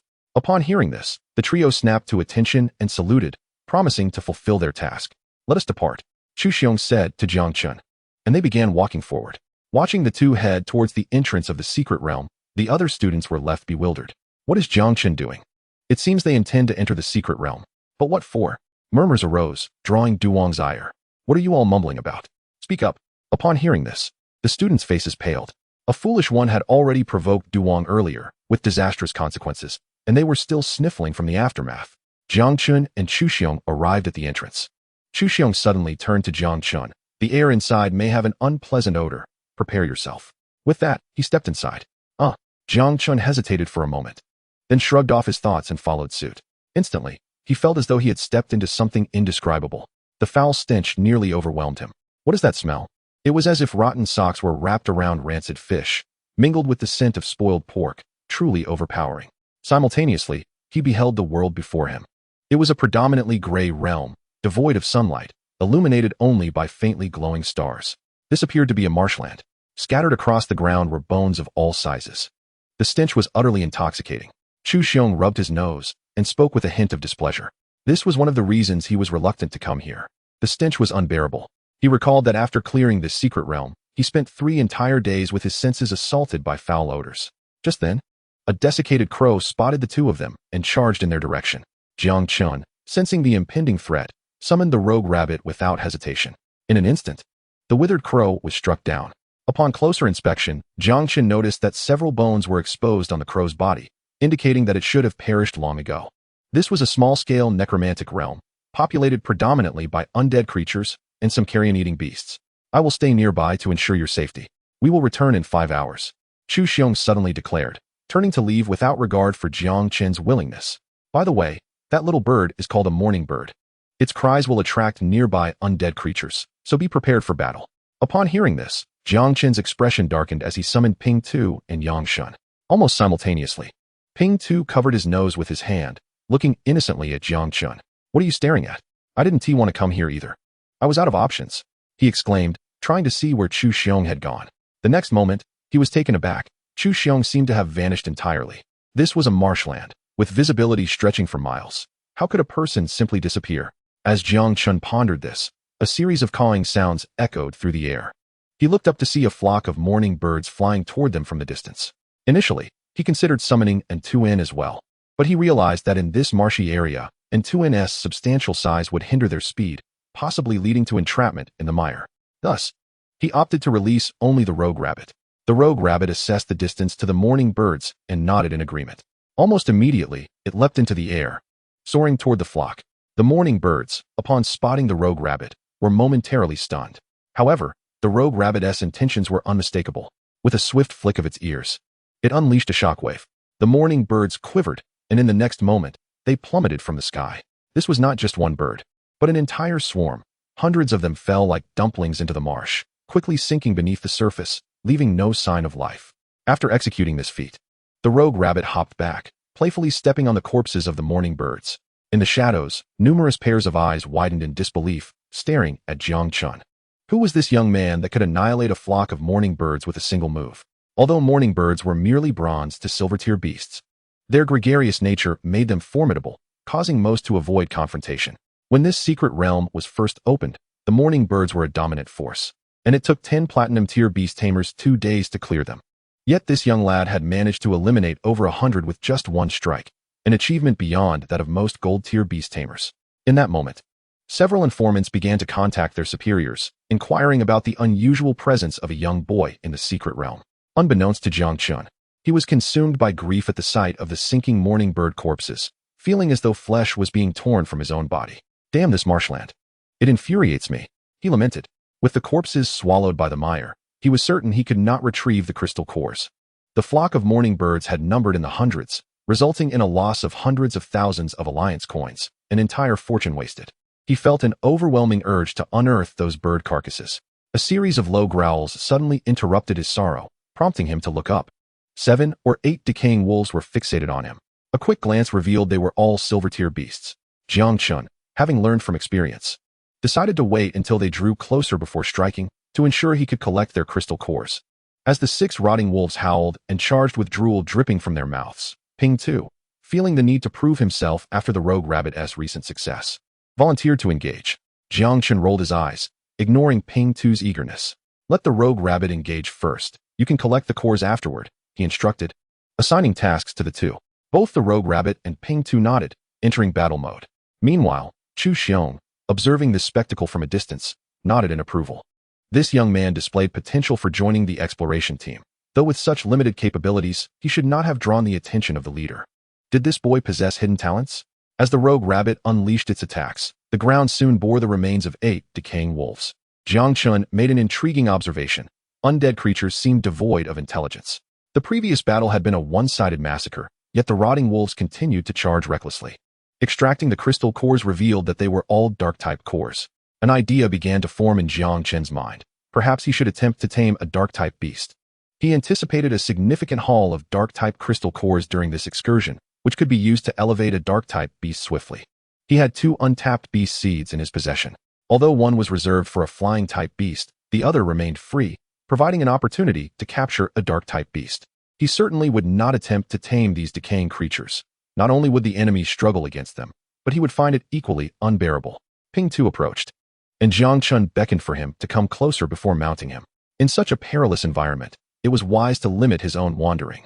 The marsh not only harbored decaying beasts, but also concealed many deadly creatures lurking beneath the muck. Should he draw the attention of one, he would undoubtedly suffer severe injuries. Riding on Ping Tu's back offered a safer means of traversing the area, unless confronted by a gold-tier beast. It was unlikely that any ordinary beast could inflict harm on Ping Tu. Even if injured, with Yang Shun's continuous healing, the adversary would find themselves in despair. The rogue rabbit was tasked with fending off the attacking beasts. This formation was adequate to handle the current situation. As Jang Chun advanced deeper into the secret realm, Zhou Xing's expression shifted. What a reckless fool, he thought. He doesn't even comprehend his own limitations and dares to venture further. This secret realm spanned thousands of miles. And at its depths, platinum-tier beasts had been encountered, not just one. Even though it had been cleared, there could still be remaining threats. For Jiang Chen, even a typical gold-tier beast would pose a significant challenge. This young man seemed to believe that his newfound strength rendered him invincible. It appeared a discussion with the captain would be necessary upon their return. This individual might not be suitable for the exploration team, given his reckless behavior. With this in mind, Zhou Xing felt compelled to follow suit. He still needs to protect Jiang Chun. In fact, he has misunderstood Fei Long's intentions. Jiang Chun interpreted it as letting Zhou Xing take him on an adventure through the secret realm to experience the thrill of exploration. Naturally, this was merely Jiang Chen's interpretation. If Zhou Xing were to discover this, he would undoubtedly curse vehemently. Nonsense. A mere silver tier attempting to brave the secret realm is akin to courting death. I merely intended to take you for a leisurely stroll to witness the wonders of the undead realm. You were the one who overthought it. Regardless, Jiang Chun regarded this expedition into the secret realm as a test. He must perform admirably to make a name for himself before the prominent figures and maximize the benefits he would gain. With this thought, he cautiously ventured deeper into the marsh. Perhaps due to prolonged exposure, Jiang Chun had grown desensitized to the foul stench. Occasionally, a beast would leap forth, almost simultaneously followed by a rabbit to send the dark beast on its way. As Jiang Chun delved deeper, he encountered numerous unfamiliar beasts. However, thanks to the system, he was aware of their names. Suddenly, a furious roar erupted, causing many beasts to hide in fear. This scene startled Jiang Chun. It is crucial to note that these beasts possessed nearly zero intelligence, primarily driven by primal instincts.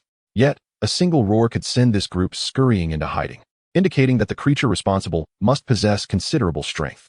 If all went as expected, it should be a golden-tier dark beast. Jiang Chen's heart raced. After all, slaying beasts would earn him points. A golden-tier beast would yield 100 points, sufficient to exchange for numerous resources. With this in mind, Jiang Chen ultimately could not resist the temptation and resolved to investigate. Despite the relative ease of dispatching silver-tier beasts, they were not as abundant as one might hope. On this journey, he had only acquired 13 silver-tier crystal cores, with the remainder being bronze. He felt that he might not even be able to gather enough funds for his beast's advancement. Thus, he decided to take a bold gamble. Observing Jiang Chen's approach towards the golden beast, Zhou Xing's expression darkened. He ached to leap out and berate Jiang Chun. With two commendable beasts at his disposal, he was acting recklessly by challenging a golden-tier beast. This was a classic case of hubris. Each tier poses its own challenges. Even if some exceptionally gifted beasts possess combat capabilities equivalent to golden tier, in direct confrontation, the golden tier beasts would likely prevail due to their superior life force and defenses. This reckless lad. It seems I must prepare for a rescue. With Jiang Chun having ascended the hill, Zhou Xing sighed heavily and accelerated to catch up. He had heard that Jiang Chun held considerable weight with his elder brother. Although he harbored some dissatisfaction with Jiang Chen's arrogant demeanor, he could not allow him to come to harm. With a roar of fury, a blood-soaked lion appeared before Jiang Chun. Name, Blood Lion. Quality, Elite. Tier, Low Golden. Skills, Lion Commander 2, Blood Frenzy 1. Description, a relatively rare dark and blood-type beast with formidable attack power. Evolution direction, requires 1 platinum tier dark crystal core and 1,000 pounds of Xianyan or to evolve into Blood Rock Lion Leader. Upon realizing that it was a low golden tier beast, Jiang Chun felt a surge of confidence. With a thought, a massive turtle appeared behind the blood lion, swiftly pinning it down. The bewildered blood lion was caught off guard, entirely unaware of this sudden adversary. Attempting to resist proved futile, as Antun's strength far exceeded its own. Antun, eliminate this creature, Jiang Chen commanded. Almost instantaneously, Antun's claws shredded the blood lion's belly, spilling forth a deluge of blood and flesh. Meanwhile, the rogue rabbit had already leapt to the blood lion's front. Upon seeing the approaching silver tier rabbit, the blood lion's eyes flared with rage. In the next moment, A white orb of light materialized atop the rogue rabbit's ears. With a swift strike, the blood lion's orifices began to bleed profusely, its eyes popping out due to the force. In an instant, its brain was rendered into pulp, and the blood lion was dead beyond recovery. A golden tier beast had been vanquished in a heartbeat. Anton, you may return now. Noticing Anton's body beginning to sag, he hastily called it back. Just then, Zhou Xing arrived. He believed Jang Chun had the strength to hold off for a while. When Jang Chun found himself in despair, he would intervene, hoping to impart a lesson. Chapter 63, The Stalker. As Zhou Xing crested the mound, he glanced at Jang Chun, only to be rooted to the spot in astonishment. Rubbing his eyes, he wondered what the lad was up to. Observing Jiang Chen skillfully searching for crystal cores, a dark red core, the size of a baby's fist, soon appeared in his hand. Yet, Zhou Xing remained frozen, his mind clouded with a single overwhelming question. What had he missed during his absence? How could a golden tier beast simply vanish? It was all too sudden. Jiang Chun had left his line of sight for no more than 10 seconds. And within that brief span, he had dispatched a golden tier beast. He could hardly believe it himself, and he doubted anyone would believe such a tale if he shared it. Suddenly, Jiang Chun turned his head in confusion, sensing he was being watched. However, upon looking back, he saw no one, leaving him puzzled. Was I mistaken? He muttered softly. Meanwhile, Zhou Xing furrowed his brow slightly. This was his martial skill, stealth, allowing him to conceal his presence and form. It was challenging for anyone without keen perception to detect him. Yet, Jiang Chun had clearly sensed his presence. While uncertain, this level of vigilance was commendable. At this moment, Jiang Chun had finished with the crystal core and continued forward. Having learned from previous experiences, Zhou Xing was now more attentive, eager to see how Jiang Chun would handle a golden tier beast. Unfortunately, it seemed this area was the territory of the golden tier blood lion. After walking for half an hour, Jiang Chun had yet to encounter a second golden tier beast. Just as he was preparing to give up and turn back, a small figure caught his eye. Name, Stalker. Quality, Elite. Tier, Low Silver. Skills, Instant Kill 1. Description, an exceptional assassin capable of hiding its form and striking down the strong with the weak. Evolution direction, requires 1 dark heart and 1 golden tier dark crystal core to evolve into the solitary assassin, Epic. Upon reading the description, Jiang Chen's eyes lit up. This beast possessed the potential for epic evolution, making it an excellent addition to his collection. With this thought, he spoke directly. Rogue Rabbit, go intercept that little creature. Upon hearing this, the rogue rabbit sprang into action, racing towards the stalker like a wraith. The stalker, while jogging, glanced back at the rogue rabbit, its hollow eyes devoid of any emotional fluctuation. Just as the rogue rabbit was about to catch up to the stalker, it abruptly vanished. This left the rogue rabbit, ready for battle, momentarily stunned. A pair of large eyes scanned the surroundings, yet no trace of the stealthy beast could be found. Even Jiang Chun was momentarily taken aback. What kind of technique is this? No matter how one looks at it, it does not resemble the instant kill technique. Jiang Chun snapped back to reality quickly. An exclusive talent, a rare skill, flashed in his mind. Meanwhile, Zhou Xing, who was silently observing from behind, couldn't help but exclaim internally. What luck this young man possesses. Encountering a stealthy beast, a superlative creature. Even during the expedition, there were scarcely a few. In fact, there were already offers of 10 billion alliance coins for a stealthy beast. Previously, they had searched for half a month, traversing various secret realms, yet failed to uncover any sign of the stealthy beast. Zhou Xing never anticipated that Jiang Chun would encounter one on his very first entry here. At this moment, he felt a twinge of envy. If Jiang Chun were to slay this stealthy beast, he would have to intervene. He thought to himself, discovering a stealthy beast is no easy feat. It cannot be in vain. The mischievous rabbit looked at Jiang Chun in confusion, and Jiang Chun was not faring much better, completely unaware of where the stealthy beast had vanished. After several breaths, a figure suddenly appeared several dozen meters away. Had it not been for Jiang Chen's keen eyesight, it might have escaped. Is this invisibility? Jiang Chen stared at the suddenly reappearing stealthy beast, momentarily dazed, but quickly regained his composure. Mischievous rabbit, block that creature. In an instant, Jiang Chun felt exhilarated. This beast is a born assassin, possessing an innate cloaking ability. Jiang Chen's heart ignited with excitement. He had struck gold. No, it was a tremendous windfall.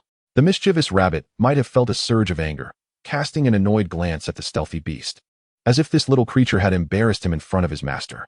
In a flash, the mischievous rabbit left behind an afterimage, and the stealthy beast turned to face him. Upon seeing the rapidly approaching mischievous rabbit, the stealthy beast trembled slightly, preparing to launch an attack.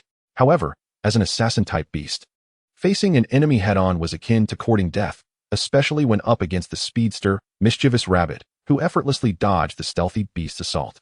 In the next moment, He appeared behind the stealthy beast. "Show mercy. This fellow will be our companion in the future," Jiang Chun shouted urgently. Although the mischievous rabbit seemed to lack brute strength, its strikes inflicted serious internal injuries on enemies. The lighter ones resulted in displaced organs, while the severer ones caused organ ruptures. None of these outcomes were acceptable to Jiang Chun. Upon hearing Jiang Chen's words, the mischievous rabbit's eyes shifted, and though it still bore some resentment towards the stealthy beast, it reined in some of its power. With a loud slap, it sent the stealthy beast flying toward Jiang Chun. Coincidentally, it landed right at the feet of the flat-headed one. The stealthy beast, dazed, shook its head. Upon spotting the flat-headed one, its eyes glimmered with a green light, followed by a flash of cold light. With a sudden burst, a spray of blood erupted, leaving a 30-centimeter cross-shaped gash on the flat-headed one's chest, from which blood began to ooze. Having completed this, the stealthy beast lay on the ground, surrendering to its fate. The flat-headed one blinked and looked down at its wound, then opened its mouth, revealing a set of sharp teeth, ready to retaliate against the stealthy beast. Yet, Jiang Chun intervened. "Quiet down. This creature is our ally." Upon hearing this, the flat-headed one emitted a somewhat aggrieved sound. Jiang Chun disregarded it. This tough-skinned creature could withstand a blow without much consequence. Moreover, with Yang Chun, the healer, present, the wound had already begun to scab and heal. Jiang Chen's attention shifted to the stealthy beast, and he was astonished to discover that beneath the small black robe was a humanoid skeleton, its head ablaze with green flames. However, it appeared not to be a human skeleton, for the stealthy beast possessed two dagger-like bone blades for hands, glimmering ominously. Truly, it was the bone blades that had torn through the flat-headed one's fur. It was known that the flat-headed one had formidable defenses, capable of withstanding attacks from golden-tier beasts. Jiang Chun had previously believed that no creature at the silver tier could harm the flat-headed one. He had now learned a valuable lesson. "Little fellow, will you join me?" Jiang Chun smiled as he gazed at the head ablaze with green flames. Upon hearing his words, the flames flickered more intensely. After a moment, the stealthy beast slightly raised its arms. At that very moment, a claw appeared. In the next instant, the stealthy beast was pressed into the ground. The flat-headed one emitted a low growl, clearly reprimanding the stealthy beast for daring to display an aggressive stance toward Jiang Chun. This time, the stealthy beast was thoroughly defeated. It was merely a high-explosive assassin-type beast, and in direct combat, it was even inferior to powerful bronze-tier beasts. In the midst of this merciless thrashing, it extricated its body from the earth, its head turned toward the flat-headed one, the green soul fire flickering gently, as if deep in thought. After a brief pause, Jiang Chun grew impatient, his patience having worn thin. "Little fellow, become my companion," he said again with a smile. The stealthy beast tilted its head at Jiang Chun, leaving him uncertain of what the little creature was contemplating, causing a shiver down his spine. He began to calculate. If the stealthy beast refused, he would take matters into his own hands. Although a forced bond might not yield sweetness, at the very least, he would have acquired the fruit. "If you remain silent, I shall take it as your consent," Jiang Chen tentatively inquired. Yet, the stealthy beast continued to gaze at him with its head tilted, offering no response. Instantly, Jiang Chen resolved to act decisively. Regardless of whether it would be sweet or not, he would seize it first. With a thought, a beast master seed flew from his brow, effortlessly entering the stealthy beast's forehead. Almost simultaneously, Jiang Chun felt his consciousness connect with the little skeleton before him. The stealthy beast stared blankly at Jiang Chun, its soul fire flickering uncertainly, as if pondering something. Just as Jiang Chun prepared to incorporate the stealthy beast into his myriad of companions, the stealthy beast suddenly sprang into action. Rising from the ground, Jiang Chun, curious about the little creature's intentions, decided to wait and see. He slightly raised his head to glance at the flat-headed one. Suddenly, a wave of murderous intent surged forth. Jiang Chun was about to intervene when the stealthy beast struck. With a swift motion, its arms slashed fiercely across the flat-headed one's chest. The recently healed wound was instantly torn open once more. The abrupt turn of events left Jiang Chun momentarily stunned. The flat-headed one, after recovering from its shock, opened its mouth wide, emitting a low growl. Having faced two attacks, it was understandably displeased. Being a naturally combative creature, it could not tolerate such provocation. After attacking the flat-headed one, the stealthy beast once again lay on the ground, feigning death. Jiang Chun found himself at a loss for words. It turned out that lying down was simply a sign of exhaustion, as it was recharging its energy. At that moment, the flat-headed one raised its paw, intending to retaliate against the stealthy beast. Just as Jiang Chun prepared to reprimand it, a faster figure darted in, pulling the stealthy beast aside and even helping it up while casting a provocative glance at the flat-headed one. Who else could it be but the mischievous rabbit? At this moment, it was affectionately rubbing the stealthy beast's little bald head with its ears, babbling in a series of incomprehensible sounds. For reasons unknown, Jang Chun found himself understanding it. You struck that scruffy dog, and now you are my friend.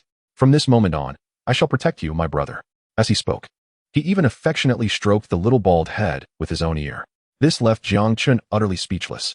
After a considerable time, he finally regained his composure. This foolish rabbit? Is it truly forming factions? Suddenly, Jiang Chun envisioned a scene years hence, at his beast-taming gathering. The first question would be, did you beat up Baldy today? The thought sent a shiver down his spine. Moreover, he glanced at the rogue rabbit, convinced that such a scenario must never come to pass. Baldy is also his beast. As the saying goes, both the palm and the back of the hand are flesh. How could he allow Baldy to suffer such humiliation? He reached out to pat Baldy, saying, "All right, that little fellow is inexperienced and just arrived. As a senior, you should be more accommodating toward him." He also offered words of comfort. Being directly cut by someone upon first meeting, who could endure such treatment? At that moment, upon hearing Jiang Chen's words, Baldy let out a couple of aggrieved yelps. It was he who had been betrayed. How distressing. Do not be upset. I will reprimand and educate the little skeleton shortly, Jiang Chen said, somewhat exasperated. Unbeknownst to him, not far away, Chu Xiong was even more confounded. What did he witness? A group of beasts engaged in scheming? This was simply a grand performance. Moreover, he was astonished by Jiang Chen's speed of taming. The quality of beast-raising seeds varies. Even among those talented prodigies he had encountered before, none could rival Jiang Chun's swiftness. With such thoughts, Chu Xiong found himself increasingly in awe of his older brother. His insight was indeed sharp. However, he remained unaware that his older brother was oblivious to Jiang Chen's extraordinary talent. At that moment, the little skeleton had completed its charging and stood up, gazing at Baldy, once again striking a fighting pose. Witnessing this, Jiang Chen's heart sank. "Stop!" he bellowed, instantly intimidating the stalker. Upon hearing his command, a voice resonated deep within the stalker's soul, compelling it to obey. It reluctantly lowered its arms. Jiang Chun breathed a sigh of relief at this sight. "You have already cut him twice. Do you still wish to strike a third time? How many lives do you possess to squander so recklessly?" Had Jiang Chun not intervened, the stalker would have likely been devoured by Baldy. He looked up at Jiang Chun and said, "I am Jiang Chun. From this day forth, you shall refer to me as your master, and you shall be called Little Skeleton." After some contemplation, he decided on the stalker's name. Upon hearing this, Little Skeleton exhibited no response, merely staring blankly at Jiang Chun, its soul fire flickering uncertainly. It was unclear what thoughts occupied its mind. In truth, Jiang Chun was unaware that the stalker's only virtue lay in its high obedience. Once given an order, it would exert itself to fulfill it, likely due to its low intelligence, which limited its comprehension. After some reflection, he summoned Little Skeleton into his Wanzhou nest. Instantly, his consciousness reappeared in a sealed space. Following this, the scenery before him transformed dramatically, with countless images flashing by. After what felt like several breaths, the scene finally stabilized. It was a vast battlefield, littered with severed limbs and dismembered bodies. Suddenly, a skeleton emerged from the ground, wielding a 7-foot cold sword, charging directly at Little Skeleton. In a single encounter, Little Skeleton was sent flying. Initially, Jiang Chen thought it would simply concede. However, he quickly discovered that Little Skeleton fought with ferocity, relentlessly attacking. From a swift defeat to several exchanges, Little Skeleton ultimately beheaded the opposing skeleton. Just as he believed it was over, a new skeleton soldier appeared. This one armed with a battle axe. Jiang Chun observed for a while, confirming one thing. Little Skeleton was not to be underestimated. It seemed his surroundings would soon become quite lively. Chapter 65, Attracting Monsters. Having tamed a stalker here was undoubtedly a delightful surprise. However, this little creature lacked endurance and seemed somewhat fragile. After each attack, it required a lengthy recharge time. Clearly, it was imperative to expedite Little Skeleton's advancement to the golden tier to unleash greater combat potential. Otherwise, after each offensive, it would need to rest for half a day. If the opponent was slain, it would be manageable. If not, Little Skeleton would be rendered useless. Notably, as this was the realm of the undead, one would expect an abundance of dark attribute materials. Perhaps during this time, he could assist Little Skeleton in its ascension. With this thought, Jiang Chun deemed it feasible. At that moment, he summoned Little Skeleton. The little creature had likely been engaged in battle, now raising its arms in a posture of attack. However, upon seeing Jiang Chun, its soul fire suddenly flared brightly, and it quickly lowered its arms, staring intently at Jiang Chun. "Little Skeleton, do you know where powerful beasts dwell?" Jiang Chun presumed that, as a native, Little Skeleton would possess greater knowledge of the area than he. Yet, Jiang Chun seemed to have overestimated Little Skeleton's intelligence, as it merely tilted its head in confusion. Could it be that my words were too profound for this little fellow to grasp? He mumbled in perplexity. After some contemplation, he asked again, "Take me to where there are beasts stronger than you." Upon hearing this, Little Skeleton finally diverted its gaze from Jiang Chun, scanning the surroundings. Soon, it identified a direction and began to sprint. Jiang Chen quickly regained his composure, vaulting onto Baldy's back to follow Little Skeleton. Baldy promptly chased after it. Observing Jiang Chen's continued advance, Zhou Xing hesitated momentarily. He pondered whether to call out to Jiang Chun. As they ventured deeper, the quantity of golden tier beasts would undoubtedly rise, with some potentially reaching the pinnacle of the golden tier. Watching Jiang Chen move further away, Zhou Xing gritted his teeth, ultimately deciding to observe a while longer. He too wished to witness Jiang Chen's limits. Slaying a golden tier low-grade beast in 10 breaths demonstrated strength sufficient to escape, even if he could not emerge victorious. At the very least, he could come to Jiang Chen's aid in a critical moment. In the end, Zhou Xing refrained from stopping Jiang Chun, but silently followed him instead.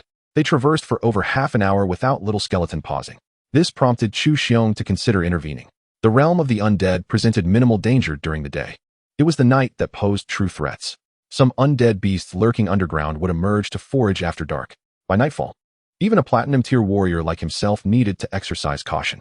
Should they fail to return soon, they risked being unable to find their way back before dusk. At that point, locating their way home in the dark would be nearly impossible. It was precisely for this reason that they might have to spend the night in the realm of the undead. If alone, Zhou Xing would have no reservations. But Jang Chun was merely a silver tier. If they encountered a horde of golden tier beasts, he would be unable to provide help in time. With these thoughts, he prepared to reveal himself and call Jiang Chen back. Just then, Little Skeleton abruptly halted before a ground hole, turning to check if Jiang Chun was following. Upon seeing Jiang Chun had indeed kept up, it boldly dashed into the hole. As Jiang Chun regained his senses, the silhouette of the small skeleton had vanished into the depths of the cave. "What the?" he could only exclaim in astonishment. He then witnessed the small skeleton rushing into the cavern, which caused a jolt of alarm within him. Such reckless audacity could easily cost lives. Jiang Chun found himself at a loss for words. How could the small skeleton be so impetuous? It was as thoughtless as that buzzcut fellow. Just as Jiang Chun reached the entrance of the cave, a furious roar erupted from within. Shortly thereafter, he saw a diminutive figure anxiously sprinting out of the cave. The small skull glanced around, and, upon spotting Jiang Chun, scampered over with glee. Almost simultaneously, Jiang Chun received a surge of information. "Here it comes." His expression darkened with frustration. "Did you go in there to draw monsters?" He genuinely feared that the small skeleton would attack once, and then lie there to recharge. Wouldn't that render him useless? Drawing aggro was something best left to the buzzcut fellow. When it came to taking hits, the small skeleton had never backed down from anyone. At that moment, the small skeleton had reached Jiang Chen's side. Initially, he presumed it would seek him out, but soon he realized how terribly mistaken he was. The small skeleton dashed straight towards the rogue rabbit, eventually hiding behind it. The rogue rabbit tenderly rubbed its ears against the stealthy one, seemingly offering comfort. This scene left Jiang Chun utterly stunned. After a considerable pause, he muttered to himself, "So, love can vanish, can it?" Just then, a deafening roar echoed from the cave. A pitch-black beast, resembling a tiger, emerged from the darkness. Roar. Almost simultaneously, a thunderous growl of unbridled fury erupted. A pair of crimson eyes swept over the onlookers, swiftly locking onto the small skeleton. This moment left Jiang Chun momentarily speechless. For all beasts, the flesh and blood of humans held immense allure. Yet, upon its emergence, this creature completely disregarded Jiang Chun, fixating on the small skeleton instead. Clearly, there was animosity there. Name: and hey who, Dark Tiger. Quality: elite rank, mid-gold skills, dark body 2, dark/eye description, a beast of formidable physique. Its heart renowned as the Dark Heart. Evolution path: requires 10 drops of elite platinum grade tiger blood and a platinum grade dark attribute crystal core. Can evolve into and He Hu Wang, Dark Tiger King. After observing this tiger beast, Jiang Chun was astounded. His expression turned peculiar as he glanced at the small skeleton cowering at the back. This creature must be aware that to advance, it needed to vanquish this and He Hu. It was precisely for this reason that it had led him here. In an instant, the small skeleton's Navi image was shattered. This was no innocent being. It was cunningly orchestrating events, making him its laborer, and compelling his beast to serve it as well. This was utterly outrageous. Roar. With a surge of rage, the He Hu unleashed its killing intent and lunged towards the small skeleton. The rogue rabbit leapt lightly onto the back of the He Hu, its ears shimmering with white luminescence. Boom. With a mighty strike, the He Hu's body crashed onto the ground. Logically, after sustaining such a heavy blow, it ought to have redirected its aggression towards the rogue rabbit. Yet, Inexplicably, the Inhei who remained fixated on the small skeleton, rising from the ground to pounce again. At that moment, the buzzcut fellow forcefully collided with the Inhei who, closely followed by the rogue rabbit. Thud, thud, thud, with a series of relentless assaults. The Inhei who staggered, yet its gaze remained locked onto the small skeleton. Jang Chun was utterly bewildered. What merit did the small skeleton possess to captivate the attention of this golden tier beast? Chapter 66. Starry Sky Organization. After the rogue rabbit and the buzzcut fellow had pummeled the Inhei who, it finally succumbed, unable to rise again. However, its eyes remained fixed upon the small skeleton, filled with unbridled fury. Yet, due to the rogue rabbit's onslaught, the bones of this shadowy tiger had nearly shattered. Standing again was virtually impossible. Observing the Inhei who, whose eyes were wide with rage even in death, Jiang Chen curiously beckoned to the small skeleton. Upon noticing Jiang Chen calling for it, the small skeleton scampered over. "What have you done to it?" Jiang Chen inquired, gesturing toward the fallen Inhei who. The small skeleton paused for a moment, then hurried to the back of the Inhei who and raised its arm blade, pointing at the creature's rear. Jiang Chen was taken aback and approached, eager to uncover the reason behind the Inhei whose grievances, even in death, pursuing the small skeleton. As he reached the back, Jiang Chun's pupils constricted, and he couldn't suppress a sharp intake of breath. Moments later, he gazed at the small skeleton in shock. You castrated it?" he stammered. There, on the Inhei whose most sensitive area, was a cross-shaped wound. This was clearly not a fresh injury. It had scabbed over, indicating a previous wound. In an instant, Jiang Chen pieced everything together. The small skeleton must have known all along that the Inhei who was of great use to it. It had attempted a sneak attack before, but due to the disparity in their levels, it had failed. However, it had fully stoked the Inhei whose ire. Now it all made sense why the Inhei who relentlessly pursued the small skeleton. This was utterly excessive. Once a male, it had transformed into a female after encountering the small skeleton. It was no wonder it sought vengeance, having been unable to find it before. Today it had presented itself willingly. The Inhei who had erupted into a frenzy and chased after it, only to be met with its fate. Reflecting on this, Jiang Chen felt a twinge of pity for the Inhei who, having been mutilated, it was now destined to become a source of strength for its adversary. The Inhei whose thoughts must have been, "My mindset has collapsed. May the heavens spare me from the small skeleton." Jiang Chen shook his head, squatting down to prepare to eviscerate the Inhei who, extracting the dark heart and the crystal core. With these two items, the small skeleton should be able to advance. After dealing with the remains of the Inhei who, Jiang Chen calculated the time. It was time to depart, otherwise, he would face trouble if unable to exit the secret realm before nightfall. With this in mind, he began his journey back. At that moment, the small skeleton displayed a hint of confusion, its soul fire flickering in its eye sockets as it gazed in a particular direction. Initially, Jiang Chun thought the small skeleton was merely daydreaming, but he quickly sensed something amiss. A faint consciousness was conveying information to it. There is someone here. Upon hearing this, Jiang Chun narrowed his eyes, though his expression remained unchanged, maintaining his composure. He scooped the small skeleton into his arms. "All right, let us head home." With that, he placed the small skeleton on the back of the buzzcut fellow. Utilizing its cover, Jiang Chun inquired softly, "Are you certain someone is nearby?" The small skeleton nodded resolutely. This revelation caused Jiang Chun's heart to sink.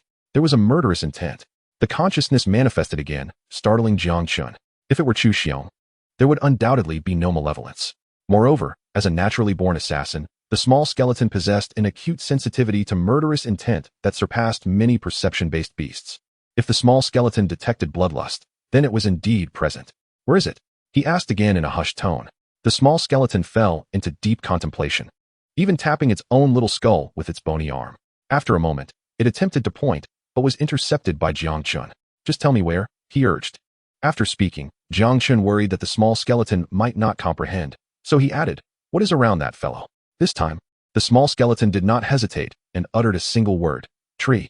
Upon hearing this, Jiang Chun feigned casualness and glanced around. Soon, he spotted a suspicious location, a fallen tree. Beneath it lay a thick layer of leaves. "Is it over there?" He immediately cast a scan. Subsequently, Jiang Chun turned his head, and almost simultaneously, a panel appeared before him. Name, Lucy. Cultivation, Golden Tier Warrior. Skills, Disguise 3, Dagger Mastery 2, Eagle Eye 1. Realizing there was indeed someone present, Jiang Chun felt a sense of certainty. He raised his gaze towards the direction of Zhou Xing. This glance caused Zhou Xing to start slightly. Has this brat discovered me? However, Zhou Xing quickly realized something. It seemed Jiang Chun was directing him to look in a certain direction. He peered over, initially feeling nothing amiss. But soon he noticed something unusual. The pile of leaves was too out of place, and the tree appeared too solitary. This instantly heightened Zhou Xing's vigilance. Meanwhile, with a flicker of thought, Jiang Chen summoned a turtle that abruptly appeared not far from the withered tree. Even the hidden one had not detected it. This brat must be eliminated at the right moment. Otherwise, he would undoubtedly become a formidable enemy in the starry sky. Lucy's heart was already filled with murderous intent, preparing to find an opportunity to eliminate Jiang Chen. Just then, Lucy's expression changed slightly, a bad premonition washing over him. Without hesitation, he stood up from the ground, intending to leave the area. However, the ground suddenly erupted with scalding magma. Hiss! Lucy cried out in agony. He gritted his teeth, attempting to evade the incoming assault. Yet as soon as he moved, a shadow crashed into him with great force, sending Lucy flying. Mid-air, he spat out a mouthful of blood. And with his peripheral vision, he caught sight of Anton, a bitter smile crossing his face. This was certainly not a creature typical of a marshland. It was evidently a human-controlled beast. Realizing this, Lucy swiftly understood what was unfolding.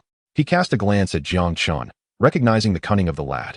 A flash of resentment crossed his eyes as he attempted to rise from the ground. Just then, a blue rabbit appeared before him, gazing at him with its adorably large eyes. Yet, Lucy could not muster a smile, for he was acutely aware of the terrifying strength possessed by this cute rabbit, capable of incapacitating a golden-tier beast effortlessly. Gulp. Hello, Jiang Chen's voice chimed in. Rogue rabbit, do not kill him. Upon hearing this, Lucy sighed in relief, only for the subsequent words to nearly choke him. Just break his limbs, don't kill him. Upon hearing this, Lucy nearly lost his composure. Is this even human language? Accompanied by screams of anguish, Lucy was rendered incapacitated, suffering from multiple fractures that would render him unable to stand for the rest of his life. Chapter 67, Departing the Secret Realm. Jiang Chen jogged over, observing the pitiful Lucy with a furrowed brow. Having no professional training in interrogation, he doubted he could extract anything of value. With this thought, Jiang Chun turned to Zhou Xing's direction. Brother Chu, how long do you plan to hide? If you don't come out soon, I might just end this guy. Upon hearing this, Lucy's expression shifted. As a golden-tier warrior, he certainly wished to survive. No, little brother, we can discuss this. There's no need for violence right away. It would only sour our relations. Straining against his pain, he forced a smile. Jiang Chen rolled his eyes in response. Don't try to get close. I don't know you. Given the unsavory appearance of the other, it was clear he was not a good person. After some contemplation, Zhou Xing revealed himself. He had assumed that no one could discover him in this secret realm, but it turned out he had already been exposed. The true fool was himself. Wiping his nose, he approached awkwardly. You noticed me early on. Why didn't you call out? You've made me look ridiculous. He reached out, attempting to pat Jiang Chun on the shoulder, but Jiang Chen dodged. Brother Chu, it would be remiss not to indulge your rare sense of humor. Indulge your granduncle. Zhou Xing retorted with a darkened face, feeling somewhat speechless. He felt like a clown, putting on a performance, believing Jiang Chun was oblivious to his presence.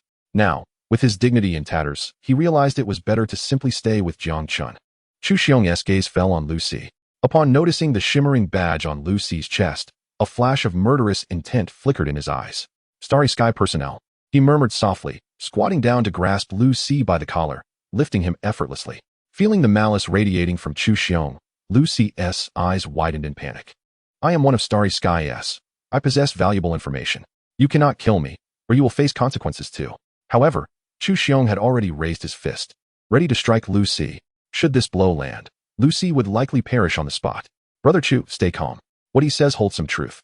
If you kill him, we will lose access to the information he possesses, which could lead to greater losses. Jiang Chen quickly interjected, knowing that Zhou Xing had entered the secret realm for his own sake. If he faced repercussions for this matter, it would be problematic. Hearing this, a flicker of struggle appeared on Zhou Xing's face. He yearned to shatter Lucy's skull with a single punch, but ultimately restrained himself. With a sigh, he tossed Lucy onto the ground. Lucy gasped for air after being saved, his gaze fixed on Jiang Chun. Little brother, you must help me. He intends to kill me. You must keep an eye on him. Jiang Chun furrowed his brow, but refrained from questioning why Zhou Xing was so furious. Anger, of course, had its reasons. The fact that a member of the pioneering army could be so incensed indicated the gravity of the situation. Observing Zhou Xing moving ahead, Jiang Chen shook his head helplessly. Sigh. It's clear that Zhou Xing cannot carry Lucy. I must take on this task.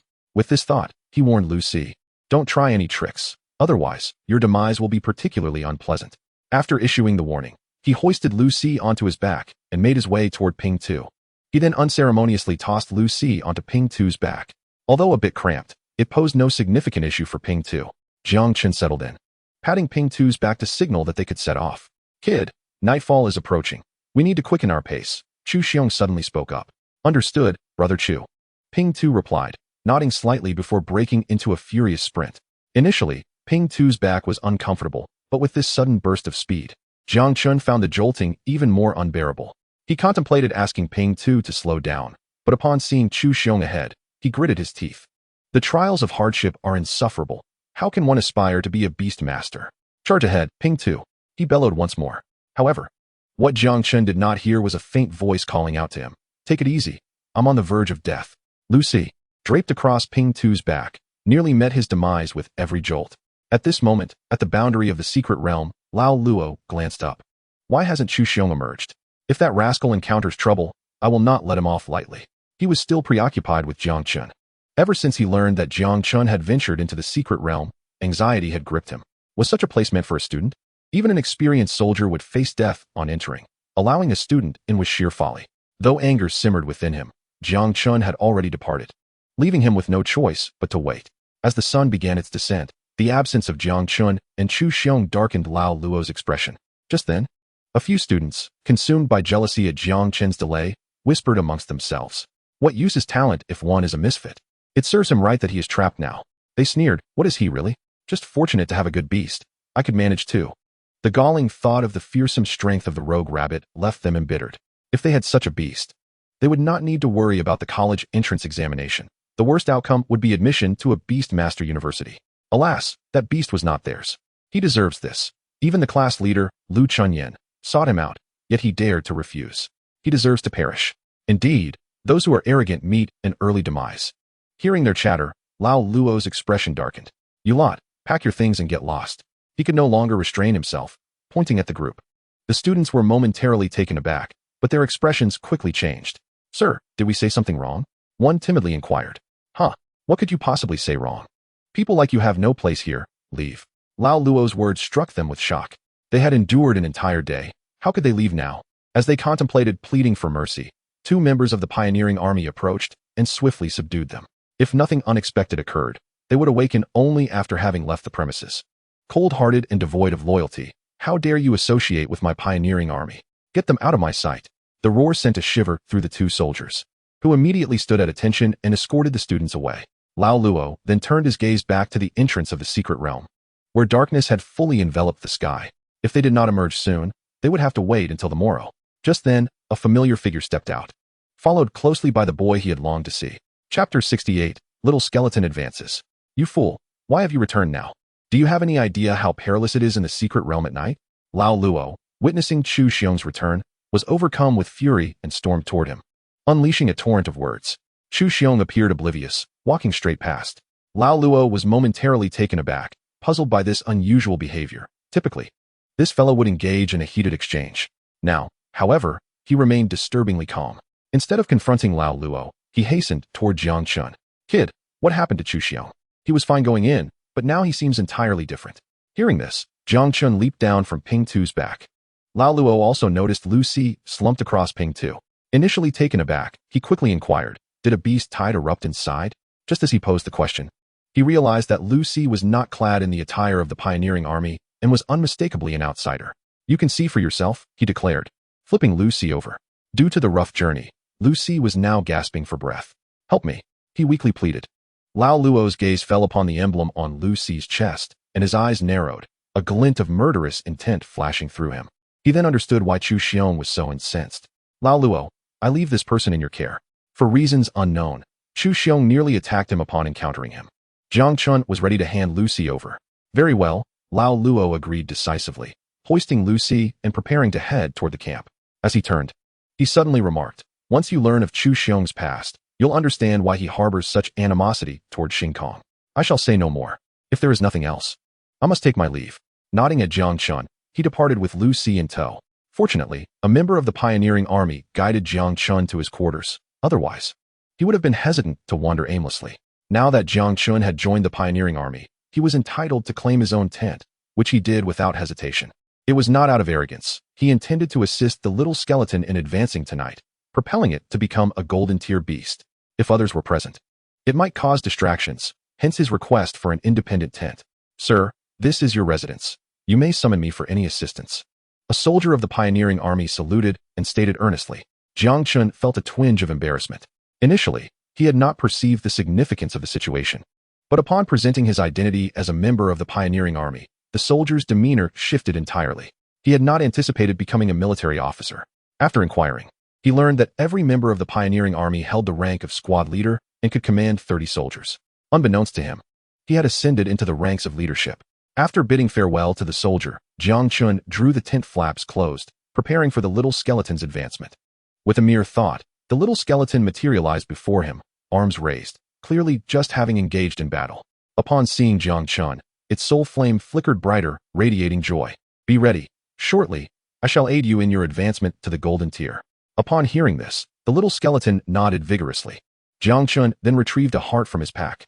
Strangely, the heart of the dark tiger had shrunk considerably upon removal, now no larger than an infant's fist, almost the size of a crystal core. As the little skeleton observed the dark heart and the dark elemental crystal core, it became invigorated, raising its blade-like arms high. Simultaneously, Jiang Chun sensed a wave of desire emanating from it. "Do not rush. All of this is yours," Jiang Chen remarked, slightly exasperated. Uncertain how to utilize the dark heart, he hesitated to act recklessly. He needed clarity before presenting it to the little skeleton. It needed to be successful in one attempt. Otherwise, to achieve golden advancement would require him to spend money he could ill afford. Moreover, the thrill of acquiring it for free brought him joy. System: how should the dark heart be used? It won't require the little skeleton to gnaw on it, will it? Ding. The host may entrust it to the little skeleton. It is capable of completing the advancement independently. Hearing this from the system, Jiang Chun felt entirely at ease. The little skeleton approached, gesturing for the stealthy one to come closer. Upon its arrival before him, Jiang Chun affectionately patted the little creature's head. Remarkably, it felt smooth, akin to the skin of a woman. "These two are for you. You must forge ahead and advance to the golden tier, otherwise I cannot afford to support you." Jiang Chun reiterated his instructions once more. It was uncertain if the little skeleton comprehended, yet it nodded in agreement. In the next moment, its arms plunged directly into the heart of darkness. This startled Jiang Chun, who instinctively wished to intervene, only to witness the heart of darkness shrink by a notch. In a daze, a flicker of black radiance passed over the little skeleton. When Jiang Chun looked again, the glow had vanished. Soon, the heart of darkness was left with nothing but shriveled skin. Immediately, the little skeleton raised its arms, pointing towards the dark crystal core of the golden tier. Without hesitation, Jiang Chun handed it over. Curious about how the little skeleton would absorb the core, he was abruptly interrupted by a sharp crack. The dark crystal core had been pierced. The little skeleton's arms penetrated it, and dark energy silently flowed into its body. As time passed, the dark crystal core gradually lost its luster. Suddenly, streams of black energy appeared around the little skeleton. There were few, but upon closer inspection, they were visible. After absorbing the dark crystal core, the little skeleton seemed to freeze, lowering its head suddenly. This left Jiang Chun momentarily perplexed. "Little skeleton? Little skeleton?" He called out twice, but there was no response. However, sensing the connection between them remained intact, he refrained from rashly approaching it. At this moment, it was likely undergoing a transformation. Just as Jiang Chen anticipated, the little skeleton's bones were slowly undergoing metamorphosis. The original pure white was gradually shifting to black, emanating a faint black mist. It seemed he could only wait. Jiang Chun felt that the little skeleton would not complete this transformation anytime soon, so he decided to release the rogue rabbit. "Your little brother is in the midst of a transformation. Do not disturb him." Initially somewhat dissatisfied, the rogue rabbit's eyes brightened upon seeing its little brother, glowing even more brightly. It could sense that the little skeleton was undergoing subtle changes, its power steadily increasing. The rogue rabbit suddenly perked its ears, instinctively wanting to stroke the little skeleton's head. This bewildered Jiang Chun, who then helplessly remarked, "You foolish creature, you must not disturb it." Upon hearing this, the rogue rabbit turned to look at Jiang Chun, blinking its eyes. Jiang Chun could not be bothered with it, and lay down on the bed to sleep. With the little skeleton's elder brother present, there should be no issues. Chapter 69, The Dark King. A night passed. Upon awakening, Jiang Chun sensed something in front of his bed. Almost instinctively, he sat up and saw a figure cloaked in black staring at him. Upon noticing the flickering soul fire within the black cloak, Jiang Chun paused for a moment. "Little skeleton, you have grown taller," he remarked in astonishment. Previously, the little skeleton was only about 50 centimeters tall, but now it was at least 80 centimeters. It had also gained numerous black markings. The little skeleton nodded, as if it understood. The green soul fire had brightened slightly. Very good. Jiang Chun reached out to stroke the little skeleton's head. It was surprisingly addictive. Much like a buzz cut that one loves to touch. Simultaneously, Jiang Chun summoned the little skeleton's status panel. Name, Little Skeleton, Proud Assassin. Quality, Epic. Tier, Mid-Golden Tier. Skills, Instant Kill Technique 2, Dark Power 1. Description, an exceptional assassin with the ability to conceal its presence and strike down the strong with the weak. Evolution direction, unknown. Please reach Golden Tier to view. The little skeleton had gained a new skill, and the instant kill technique had reached level 2. With a thought, Jiang Chen directly accessed the Dark Power panel. Dark Power, mastery over the forces of darkness allows for better concealment, providing a 200 increase in all attributes in the dark. After reading the description, Jiang Chen could not help but gasp. If the little skeleton could continue to grow, there was no doubt it would become the Dark King. A level 1 Dark Power could boost its strength by 200 at night. What would level 2 do? Jiang Chen could scarcely contemplate the possibilities. In the future, the little skeleton would undoubtedly be his primary beast of burden. At that moment, the rogue rabbit approached, gazing at the little skeleton in confusion, its eyes filled with bewilderment. It recalled that its little brother was not like this when it had fallen asleep. How could it wake up to find its little brother taller than itself? The rogue rabbit stood at about 60 centimeters, while the little skeleton now towered over it. Thankfully, its ears were long enough, otherwise, it might not have been able to reach the little skeleton's head. Jiang Chun could see the confusion in the rogue rabbit's eyes, its gaze fixated on the little skeleton. It emitted a series of cooing sounds, as if inquiring about something. Perhaps the little skeleton was too oblivious. The rogue rabbit was completely overlooked. Feeling somewhat dejected, it walked over to Jiang Chun, using its little paws to point at the little skeleton and then at itself, as if to say, "My little brother is taller than me. I feel so sad." Witnessing this scene, Jiang Chun offered a wry smile. He thought of the materials he had requested for this return trip. They should be arriving soon. At that point, the rogue rabbit would likely advance to the golden tier. Whether or not it would grow taller was beyond Jiang Chen's control. "Do not worry, you will grow taller." He offered a word of comfort before placing the two little creatures into his myriad nest. He then donned his clothing, stretched lazily, and exited the tent. "Awake, young master." At that moment, a voice laced with sarcasm echoed. Jiang Chun turned to see Zhou Xing looking at him with a hint of displeasure. "Brother Chu, I accidentally overslept." Feeling somewhat embarrassed, he scratched his head. He had not anticipated sleeping until 8 in the morning. If he were a part of a real expedition team, he would have faced punishment by now. However, Zhou Xing revealed a faint smile. It is normal to feel fatigue due to heightened concentration during your first venture into such a secret realm. You will become accustomed to it after a few more visits. He continued with a smile. "By the way, the captain wishes to see you. Come with me." With that, he led the way ahead. Although curious, Jiang Chun speculated on a few reasons, likely connected to the individual from the Xingkong organization yesterday. At this moment, Feilong was in his tent on the phone. "Boss, yesterday Jiang Chun caught a member of the Xingkong organization." As soon as he said this, the other party fell silent for a few moments before responding with a chuckle. "I did not misjudge that kid. He just joined us and has already brought me a meeting gift. Quite good." Noticing a reaction from the person on the other end of the line, Feilong spoke up. "Boss, yesterday I extracted some intelligence during the interrogation that could be detrimental to us. Those lunatics seek to open the portal to the world of the undead and unleash the undead upon the realm." Upon hearing this, the other party was clearly stunned. After a significant pause, they finally spoke. "Humph, just a group of clowns. Do they truly believe this world is as they perceive it? If that were the case, this world would have long been destroyed. These little insects are indeed quite bothersome. Find an opportunity to suppress them." Feilong promptly nodded in agreement. Good. He had long harbored a dislike for the Xingkong individuals. Had it not been for the recent frequent appearances of the Void Rifts, he would have insisted on teaching them a lesson. Now that the higher-ups had spoken, he had justification to act. "Boss, Jiang Chun is coming over." Upon hearing this, Feilong immediately addressed the other party respectfully. "Chief, Jiang Chun has arrived. I will hang up now. That lad has indeed contributed, so you should reward him a bit." However, before the conversation could finish, the call was abruptly disconnected. At this moment, the middle-aged man was taken aback for a moment, and then he couldn't help but curse. This reckless lad, after all these years, still cannot change his impulsive nature. After saying this, he also ended the call and raised his head to look ahead. "Humans, this is the territory of my sky dragon. You have crossed the line." A massive red dragon, easily 50 to 60 meters in length, barred the way. The expression on the middle-aged man's face changed. "I told you I'm in a hurry. Can you not be a little accommodating?" He directly confronted the dragon. As soon as the words left his mouth, the red dragon's pupils constricted slightly. With a hint of displeasure, it replied, "Do not provoke me further, or you will die a most gruesome death." Forget it. Why waste my breath? I will just kill you and pass through. The middle-aged man said somewhat irritably. He then issued a command to the giant rock beneath him. With a sharp cry, the Tianqi rock erupted in brilliant golden light.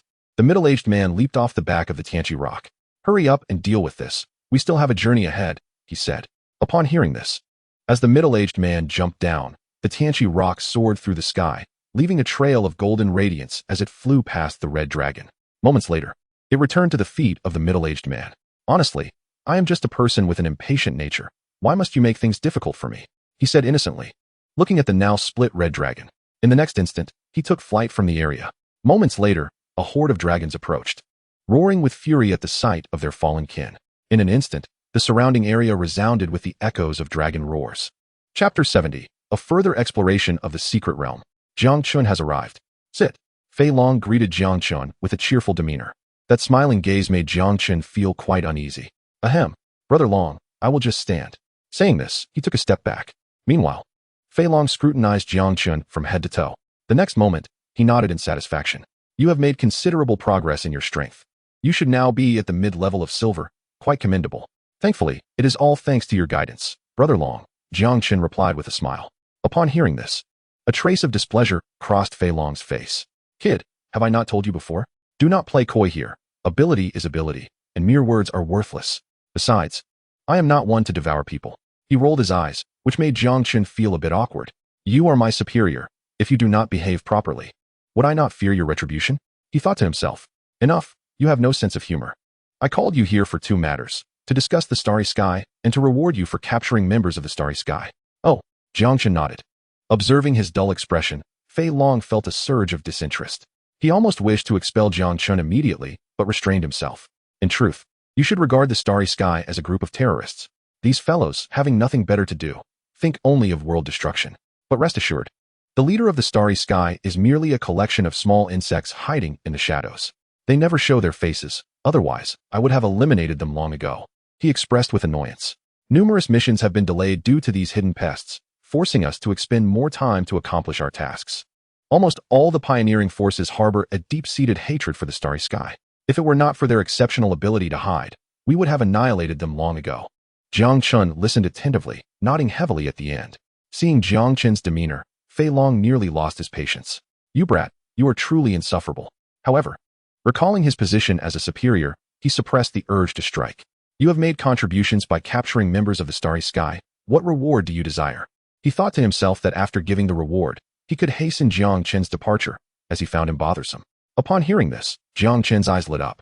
Without a moment's hesitation, he boldly stated, Brother Long, I would like you to allow Chu Gu to accompany me once more. I wish to further explore the secret realm.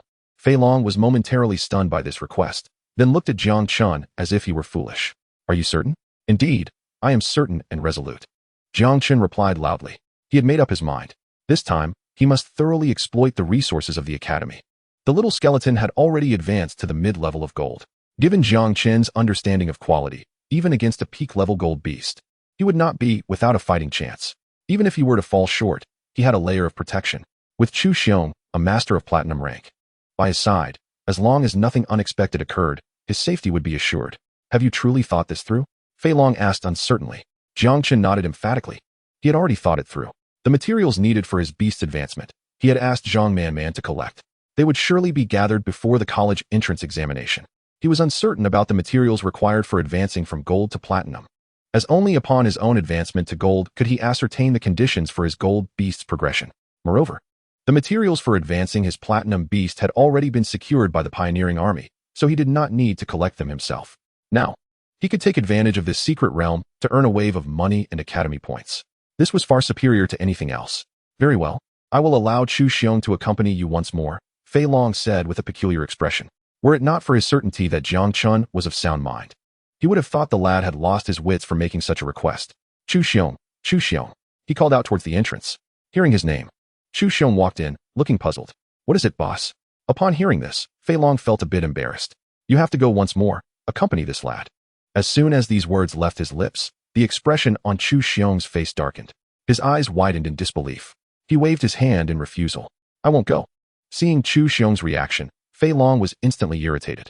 I have been so polite in addressing you, yet you dare to shout at me. You will go. or I will transfer you from the front lines to manage the warehouse." In an instant, Zhou Xing's body trembled. He looked at Fei Long in disbelief. Fei Long, equally unyielding, glared at Zhou Xing. "Will you go or not?" he shouted. Originally furious, Zhou Xing's expression softened in the next moment. A smile crept onto his face, and he said cheerfully, "I was just joking. This is a mission. Of course, I will go. Then get lost. Do not linger here and annoy me." Fei Long issued an eviction order, and Zhou Xing cheerfully exited the tent. However, as soon as he stepped out, his smile vanished. "You little longworm, just wait. I will one day grind you into the ground," he shouted back towards the tent. However, after saying this, he grabbed Jang Chun and began to run. Almost simultaneously, an enraged figure burst from the tent. "Zhou Xing, remember this. When you return, I will show you how to deal with you." Fei Long yelled after Zhou Xing's departing figure. Jang Chun was left speechless. How come this pioneering army feels less like a military force and more like a band of ruffians? He even suspected they were a group of thugs, quick to unleash their tempers at the slightest provocation. "Kid, I hope you are not the reason I have to go to that cursed place." As the formidable Fei Long did not pursue, Zhou Xing also came to a halt, his expression turning unfriendly as he addressed Jiang Chen. Upon hearing this, Jiang Chen's face stiffened, and he immediately responded in a serious tone. "Brother Chu, how could I possibly be that kind of person? I have already reported to the boss that I can handle it on my own, and you need not trouble yourself. However, the boss is concerned about my limited strength and insists that I bring along a senior. Initially, I intended to choose someone else, but Longa said he trusts you to get the job done, which is why you were assigned." Upon hearing this, Zhou Xing was momentarily taken aback before bursting into hearty laughter, clapping Jiang Chun on the shoulder. "That fellow has some discernment. Who in our squad does not know that I, Zhou Xing, am unparalleled in strength? Oh, is that so? How come I was unaware?" Zhou Xing's smile instantly froze, and he felt a chill creep up his neck. "Sister Xia, what are you doing here?" he awkwardly remarked. In response, the newcomer chuckled lightly. "I heard that you, Zhou Xing, aspire to be the best in the team?" Zhou Xing shivered, hastily waving his hands. "Which rascal said that? How could I ever be first? The title of the best in the team will forever belong to Sister Xia. She is eternally the goddess." At this moment, Jang Chun took the opportunity to observe the woman before him. She stood at around 1.8 meters tall, possessing a pair of long legs that matched her figure, and was currently smiling warmly at Zhou Xing. "Sister Xia, I have tasks to attend to. We can chat later," Jiang Chun said as he was directly pulled away by Zhou Xing. Chapter 71. The underground demon wolf. The two of them sprinted madly toward the entrance of the secret realm, only pausing once they had entered. Zhou Xing, feeling slightly tense, glanced back to ensure that the woman had not followed before exhaling in relief. "These past couple of days have been rather unlucky. Why do I keep encountering that crazy woman?" he muttered under his breath. Suddenly recalling that he was not alone, he swiftly turned to Jiang Chun. "Did you hear anything just now?" "Who is Jiang Chun?" "A seasoned individual from 2 lifetimes. Almost instantaneously, he shook his head. "No, I didn't hear anything." "That's good. If you had, you'd be in trouble," Zhou Xing said with a grin, his imposing stature imposing significant pressure on Jiang Chun. "All right. Since we've entered, let's get started. You may move freely." Zhou Xing waved his hand, allowing Jiang Chen the liberty to explore. "Then I shall take my leave, Brother Chu." Jiang Chen wasted no time summoning the rogue rabbit and the flat-headed beast, heading straight into the depths of the swamp. Today, his objective was to hunt 10 golden-tier demon beasts and casually eliminate 100 or so silver-tier ones. With that, he felt he would be adequately prepared for the upcoming exam. With this thought in mind, he mounted the flat-headed beast and plunged into the marshlands. "This kid is so eager. He can't possibly be aiming to hunt golden-tier demon beasts, can he?" Zhou Xing murmured in confusion as he watched Jiang Chen depart. He had witnessed the battle the previous day, and without going into details, the gigantic turtle had nearly platinum-level strength. As long as Jiang Chen's luck held and he did not encounter a horde of golden-tier demon beasts, this secret realm posed no real threat to Jiang Chen's summoned beasts. Forget it, I should follow him. If this kid encounters any mishaps, Big Brother would certainly not spare me, he decided, opting for caution as he entered stealth mode and trailed after Jang Chun. After running for over an hour, they finally reached the location where they had defeated the Shinkong organization the day before. Beyond this point lay uncharted territory. Taking a deep breath, Jang Chun summoned the little skeleton as well. "Time to get to work," he said, affectionately ruffling the little bald head. The little skeleton nodded earnestly, its soul fire glowing a little brighter. At that moment, a bird flew over Jiang Chen's head. Almost simultaneously, the little skeleton, utilizing the flat-headed beast's head as leverage, sprang into action with remarkable speed.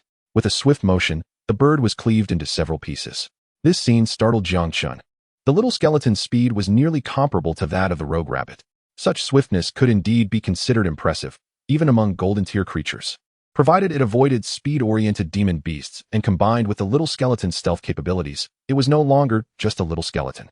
It had transformed into a formidable anomaly in its own right. Meanwhile, Zhou Xing, trailing behind, was utterly astonished, unable to believe his eyes as he gazed at the little skeleton. This is a golden tier summoned beast. Just yesterday, it was merely silver tier, wasn't it? He felt his head buzz with disbelief. If he recalled correctly, when it was tamed yesterday, the little skeleton had only been a silver tier summoned beast.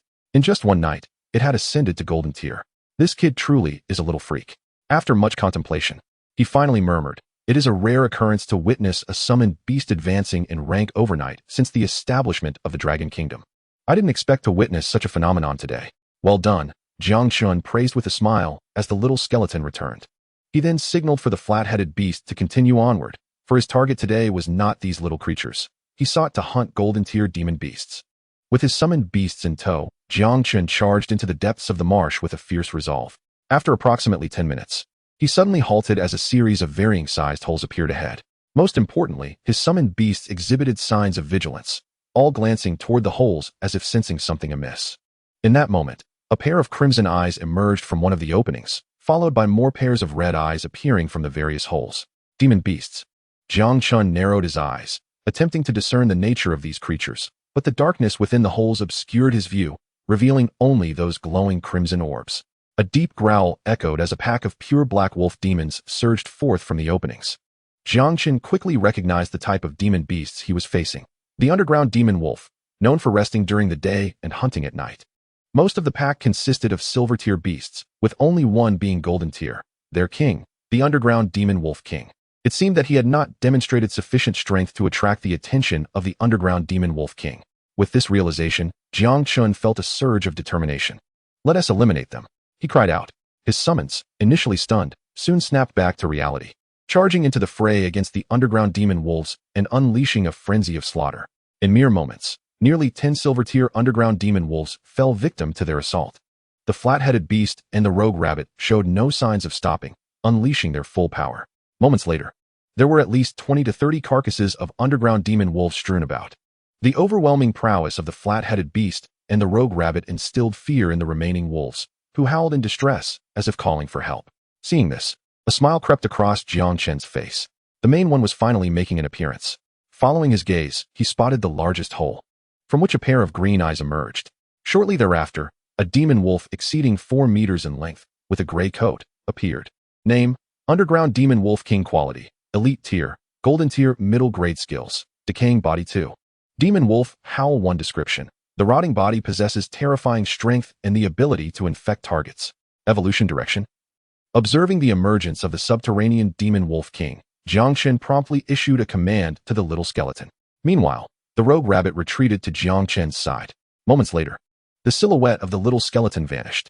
Jiang Chen, without the need to employ the Beastmaster's seed, was unable to detect the little skeleton. Howl. The subterranean demon wolf king exited the cave, but did not attack immediately. Instead, it howled at the sky.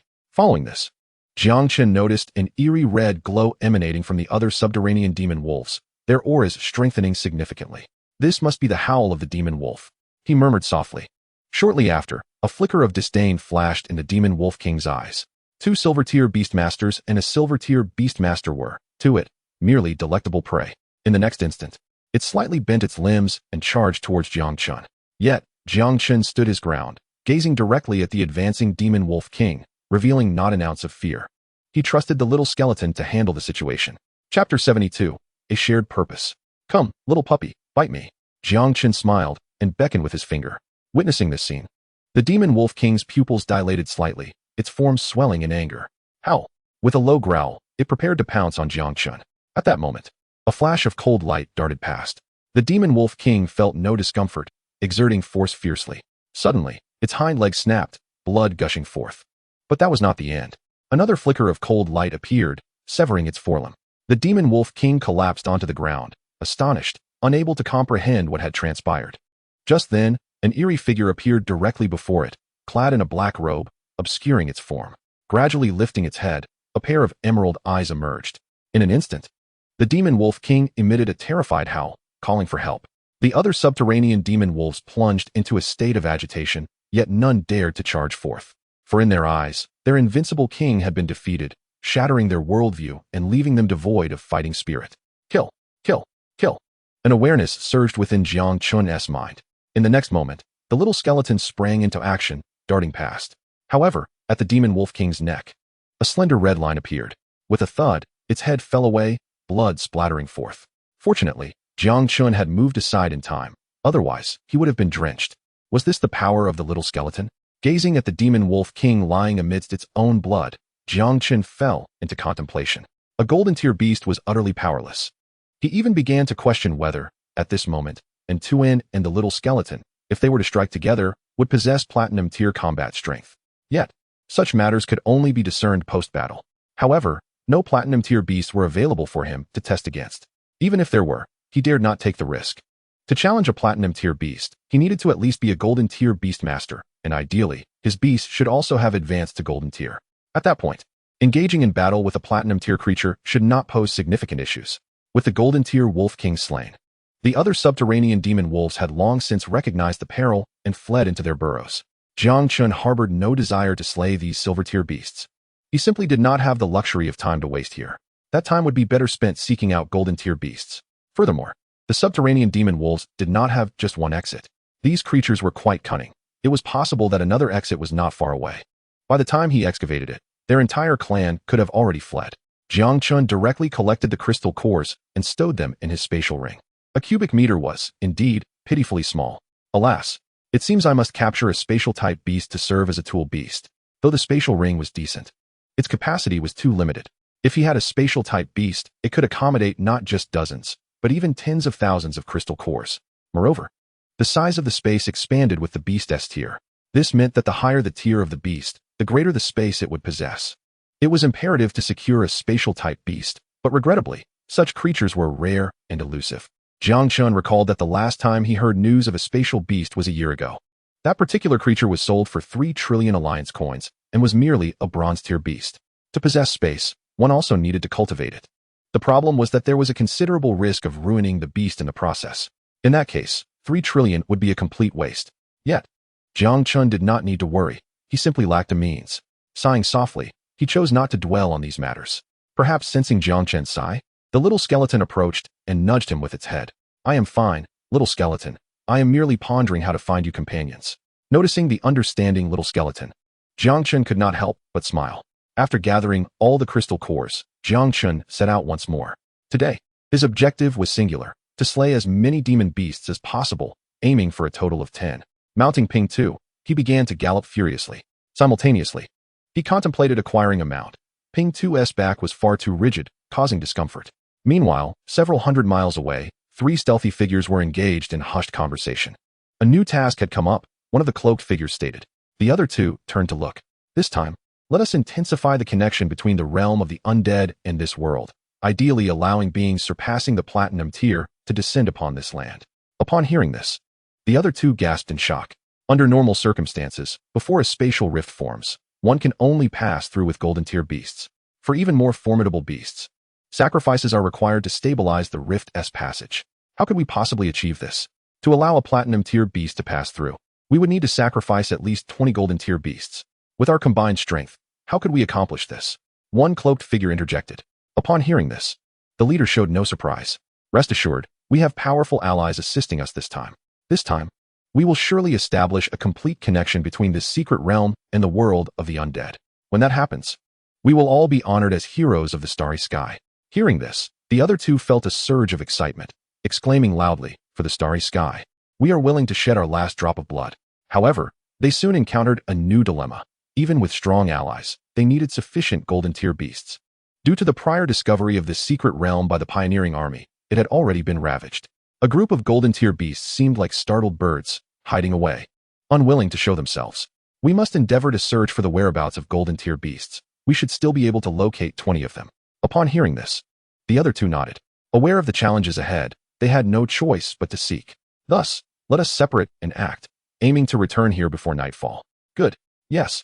The 3 figures set off in 3 different directions to seek the traces of golden tier beasts. Little did they know, at that very moment, A person akin to them was also in pursuit of demon beasts, planning to escape. Observing a python eager to flee, Jiang Chun let out a cold snort and summoned his little skeleton. In mere moments, a silver-tier large python was severed into multiple pieces. Jiang Chen skillfully extracted the crystal core. During this time, he felt fortunate about his earlier decision to allow the little skeleton to advance. Not to mention, the little skeleton had proven to be remarkably enduring. Throughout their journey, it had consistently engaged in combat without exhibiting any signs of energy depletion. Chapter 73. Military achievements delivered to one's doorstep. Ping 2. Block the black-maned lion. We cannot let this creature escape. Jang Chun roared in frustration as he watched the prize slip away. Upon hearing this, Ping 2 charged fiercely at the black-maned lion. The sound of pure physical collision echoed. Despite being a golden-tier beast, the black-maned lion found itself at a disadvantage, nearly stumbling. In this moment of vulnerability, the little skeleton seized the opportunity, crossing its arms to execute a cross slash. With a swift motion, it cleaved through the lion's resilient hide. Sensing the pain, the black-maned lion thrashed its neck in a frenzy, attempting to throw the little skeleton off. Yet, this very action inadvertently aided the little skeleton in gaining leverage. With a decisive strike, the arm blade sliced through the lion's neck, causing blood to erupt forth. The little skeleton did not shy away, bathing in the lion's blood. As the crimson liquid rapidly flowed away, the black-maned lion, measuring over 5 meters in length, finally succumbed, crashing heavily to the ground. Not far away, Zhou Xing's eyes widened in disbelief. A high-quality golden-tier black-maned lion had been dispatched just like that? He muttered to himself, realizing that within the realm of golden-tier beasts, this creature represented a formidable force. Calculating in his mind, Zhou Xing noted that Jiang Chun had annihilated such a beast in less than 30 seconds. This level of talent was astonishing. It felt as though Jiang Chun was challenging his perception of reality. Was this truly the capability of a high school senior? Defeating a golden-tier leader-level beast appeared as effortless as slaughtering a pig. Jiang Chun gazed at the fallen black-maned lion, finally allowing a smile to grace his face. Not bad.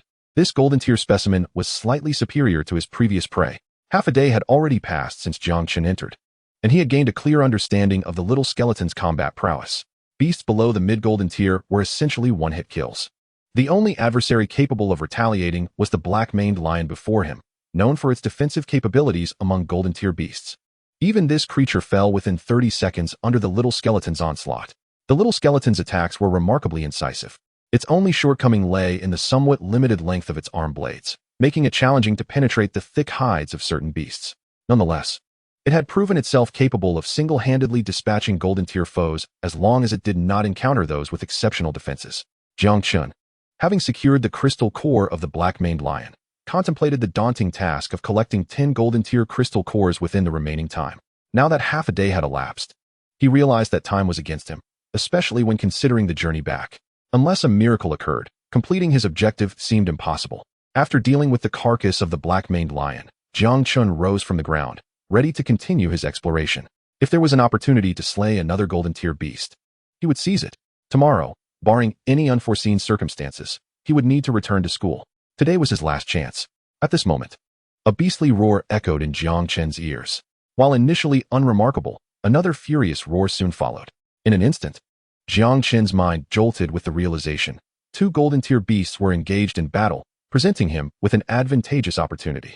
Ping 2, let us proceed in that direction, Jiang Chun exclaimed with delight, gesturing towards the source of the roars.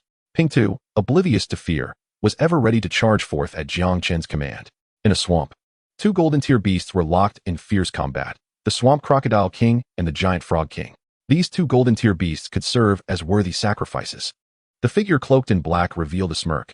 He had originally come to ascertain the area, but was now intrigued by the prospect of 2 beasts battling. He decided to remain, seeking a chance to reap the rewards.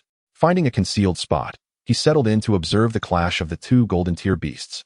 As the 2 creatures battled, the entire swamp was thrown into disarray, causing numerous lesser beasts to retreat.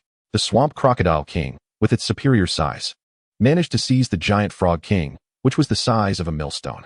At this sight, the black-clad figure's eyes gleamed. If the crocodile exerted enough force, it could kill the Giant Frog King. However, the Giant Frog King was preparing to unleash its venom, potentially turning the tide. Enthralled by the spectacle, the figure failed to notice several approaching shadows. From a distance, Jiang Chun observed the surging mud, indicating a fierce battle was underway. Initially intent on drawing closer to identify the beasts, The little skeleton suddenly communicated telepathically. There are others. It pointed in a specific direction, causing Jiang Chen to pause in surprise. Upon looking, he was taken aback. There, crouched low, was a figure clad in black, intently watching the two beasts fight. Jiang Chen thought to himself, if this person is part of the exploration army, I would not believe it. If not, then there was only one possibility. This individual hailed from the starry realm. Instantly, Jiang Chen's expression turned peculiar. Could this be the military achievement delivered to his doorstep? Just yesterday, he had captured one, and now another had appeared. Could military achievements be renewed? Quickly dismissing these chaotic thoughts, Jiang Chun refrained from immediately apprehending the individual. Acting too soon would undoubtedly alert the battling beasts, causing them to cease their conflict upon noticing him, an outcome he sought to avoid. Therefore, he resolved to act as a yellow sparrow, waiting until the two beasts had sufficiently weakened each other before making his move. Not only did he desire the crystal cores, but he also yearned for this military achievement that had come to him unbidden. With this in mind, he stowed Ping 2 away, as its large size might attract unwanted attention. With the presence of the rogue rabbit and the little skeleton by his side, he felt secure in his decision. As the swamp crocodile king exerted tremendous force, the body of the giant frog king was punctured, emitting mournful cries. Sensing its life nearing its end, the giant frog king secreted a milky white liquid that flowed directly into the mouth of the swamp crocodile king. Moments later, with a final croak, the giant frog king succumbed entirely. The victorious swamp crocodile king, though triumphant, had ingested a significant amount of toxic frog venom, leaving its survival uncertain. Witnessing this scene, the cloaked figure felt the emergence of an opportunity. Rising from the underbrush, he exclaimed, "Haha, I never expected to encounter such good fortune. This time, I shall undoubtedly be rewarded upon my return." With that, he strode towards the two golden tier beasts. Although the marsh crocodile king still clings to life, it is currently immobilized by the effects of frog venom coursing through its veins, helplessly watching as the figure in the black robe approaches. Chapter 74. Who is the Yellow Sparrow? The marsh crocodile king emits a low growl, attempting to intimidate the black-robed individual. However, the latter is of the golden tier. Had the marsh crocodile king been at its peak, it might have evoked some caution, yet now, it poses no threat at all. In just a few strides, the black-robed man stands before the marsh crocodile king, witnessing its futile attempt to snap at him. Silence. For today I shall teach you a lesson on the mantis stalking the cicada, while the yellow sparrow lies in wait. With that, he forcefully stomps down on the gaping jaws of the crocodile and follows up with a series of brutal kicks to its head. Already at its last gasp, the creature falls silent after a few blows. Is this how feeble a golden tier beast is? The black-robed man scoffs. Observing the scene, Jang Chun is utterly speechless. What kind of organization is Shinkong, allowing such characters to join? It's truly astonishing. Nevertheless, he restrains himself, choosing instead to wait until this individual has extracted the crystal cores before springing a surprise on him. At this moment, the black-robed man has crouched down, beginning to handle the corpses of the two beasts. Soon, he extracts two crystal cores, glancing back at the bodies with a hint of exasperation. He can only take one with him. Attempting to carry both would be challenging. Very well. I shall take the giant frog king and leave the marsh crocodile king for later.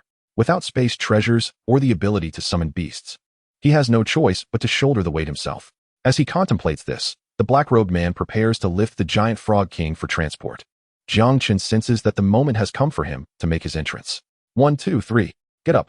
With the black-robed man's low growl, the giant frog king is hoisted into the air. Just then, a furious roar reverberates. How dare you trespass into the secret realm? The voice startles the black-robed man, causing him to lose his balance and topple into the muck. The sudden fall causes him to inadvertently gulp down mouthfuls of mud. Nevertheless, he quickly rises, brushing off the filth. Hey, big brother, don't be hasty. I'm a good person, he pleads, abandoning all semblance of dignity. At the same time, Jiang Chun releases his flat top, and the little skeleton stealthily follows close behind. As the black-robed man wipes the mud from his face, he spots Jiang Chun and is momentarily stunned. After a brief pause, realization dawns. Damn, I thought it was those madmen from the frontier army. But it turns out to be just a brat. How dare you disrupt my plans? This is truly courting death. Upon recognizing Jiang Chun as merely a silver tier beastmaster, the black-robed man's demeanor undergoes a complete transformation. He emerges from the mire, striding towards Jiang Chun. Perfect. I shall enjoy tormenting a flower of our nation. Haha. You must be a student, reaching silver tier at such a young age. You must be a prodigy. Haha. I delight in slaughtering prodigies. As he speaks, he draws a dagger from his belt, grinning as he approaches. Heh. Jiang Chen scoffs coldly. Almost simultaneously, the rogue rabbit comprehends its master's intent and launches an attack. Humph.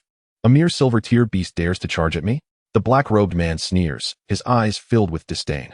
He is a mid-tier golden, not a novice just entering the realm. Dealing with a silver-tier beast would be child's play. Accelerating. He aims to dispatch the rabbit swiftly before turning his full attention to Jiang Chen. The two collide. Slap. With a sharp sound, the black-robed man performs a complete 360-degree spin in the air before crashing to the ground. As he opens his mouth, a handful of teeth clatter to the ground. A single blow leaves him bewildered. Who am I? Where am I? That rabbit is a silver tier? He fails to comprehend the speed of the attack. And by the time he regains his bearings, he finds himself sprawled on the ground. However, the rogue rabbit is not inclined to let him off easily. It leaps, landing on the black-robed man's chest, two glowing orbs appearing on its ears. The sight terrifies the black-robed man. Please, rabbit sir, don't. I understand my mistakes. Yet the rogue rabbit shows no sign of mercy. No, if that strike lands, survival would be impossible. The rogue rabbit pauses, considering. This guy might still be useful. Just then, a voice rings out. The rogue rabbit disperses its attack and turns to Jiang Chun, winking. Upon hearing this, the black-robed man breathes a sigh of relief. Thank goodness my life is spared. In that moment, Jiang Chen approaches. Who are you, and why are you here? Upon hearing this question, the black-robed man's eyes dart. Fully aware that claiming to be from Shinkong would lead to dire consequences. Cough, cough. I'm a mercenary. I accidentally stumbled into this place recently. Hearing this, Jiang Chun furrows his brow. It seems you're not being entirely honest. Rogue rabbit, break one of his legs. Almost simultaneously, the rogue rabbit nods earnestly and strides towards the black-robed man, delivering a crushing blow. Crack. The bone shatters, leaving little hope for him to stand again. The excruciating pain elicits a howl from the black-robed man, who cannot believe that Jiang Chun, merely a student, could be so ruthless. I'll report you to the Alliance. How dare you torment a citizen of the Alliance? He shouts, pointing at Jiang Chun. Heh, now break one of his arms. Bang. The rogue rabbit does not bother to ask questions, it simply obeys. Without hesitation, it shatters the black-robed man's arm. After 2 attacks, the black-robed man's nerves are frayed.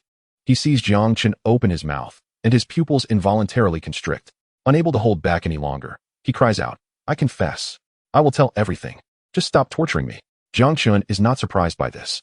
If he had a backbone, he wouldn't have joined Shinkong. While not every member of Shinkong is weak-willed, a significant portion certainly is. Then speak clearly. My name is Zhang Yuan, from Nandi City. I have a son, and my family is harmonious. A stream of black lines appears on Jiang Chun's forehead. If you utter any more nonsense, I will not hesitate to cripple all your limbs. The black-robed man trembles, realizing he cannot escape today. I am Zhang Yuan, a level 2-star apprentice of Shinkong. The purpose of my entry this time. Chapter 75, Separation. Stop. Jiang Chen interrupts directly. Zhang Yuan's face contorts into a mask of despair. Great man, I assure you, every word I say is true, without a hint of falsehood. He begins to explain. It's not that I'm lying. Rather, I simply don't understand what you're saying. Jiang Chen shrugs helplessly. What is a level 2-star apprentice? To put it plainly, you are merely a reserve member of the Frontier Army. How would you know such things?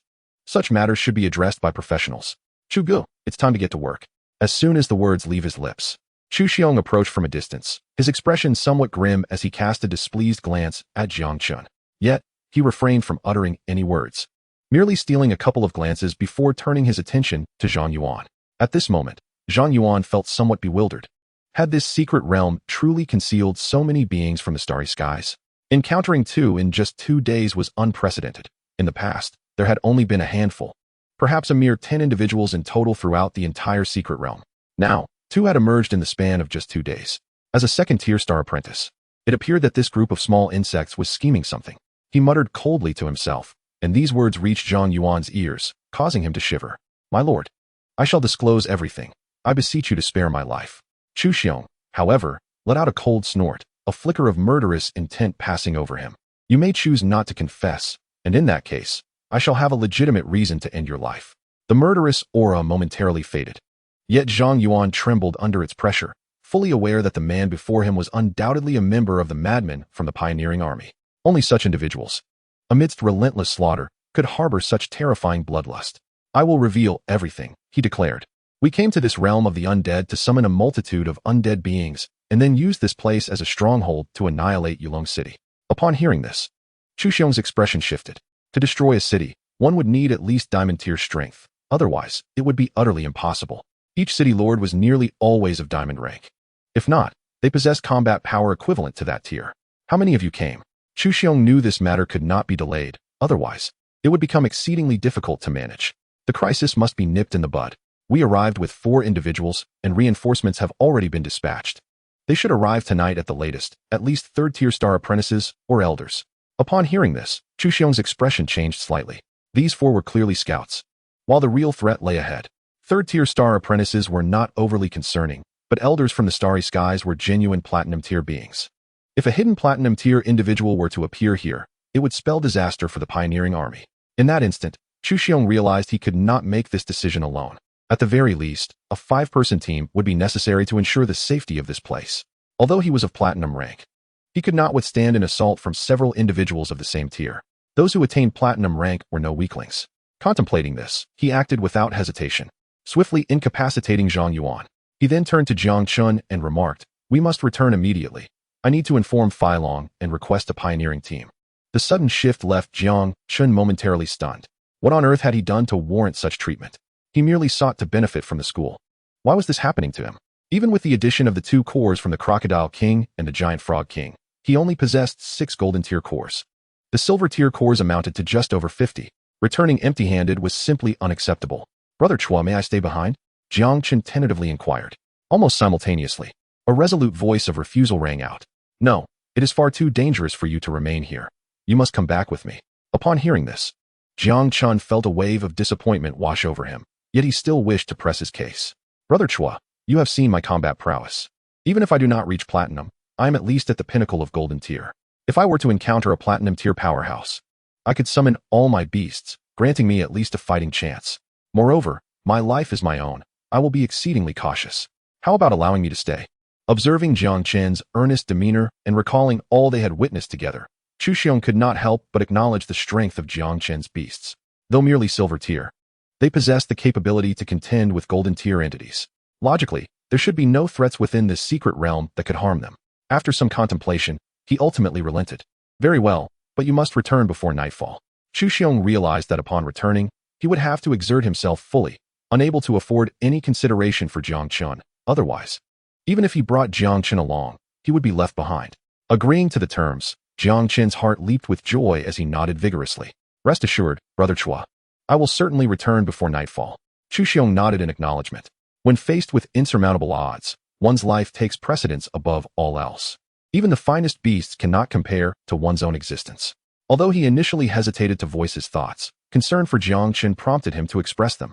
Hearing this, Jiang Chun trembled slightly as memories of his 6 beasts before awakening his system flooded back.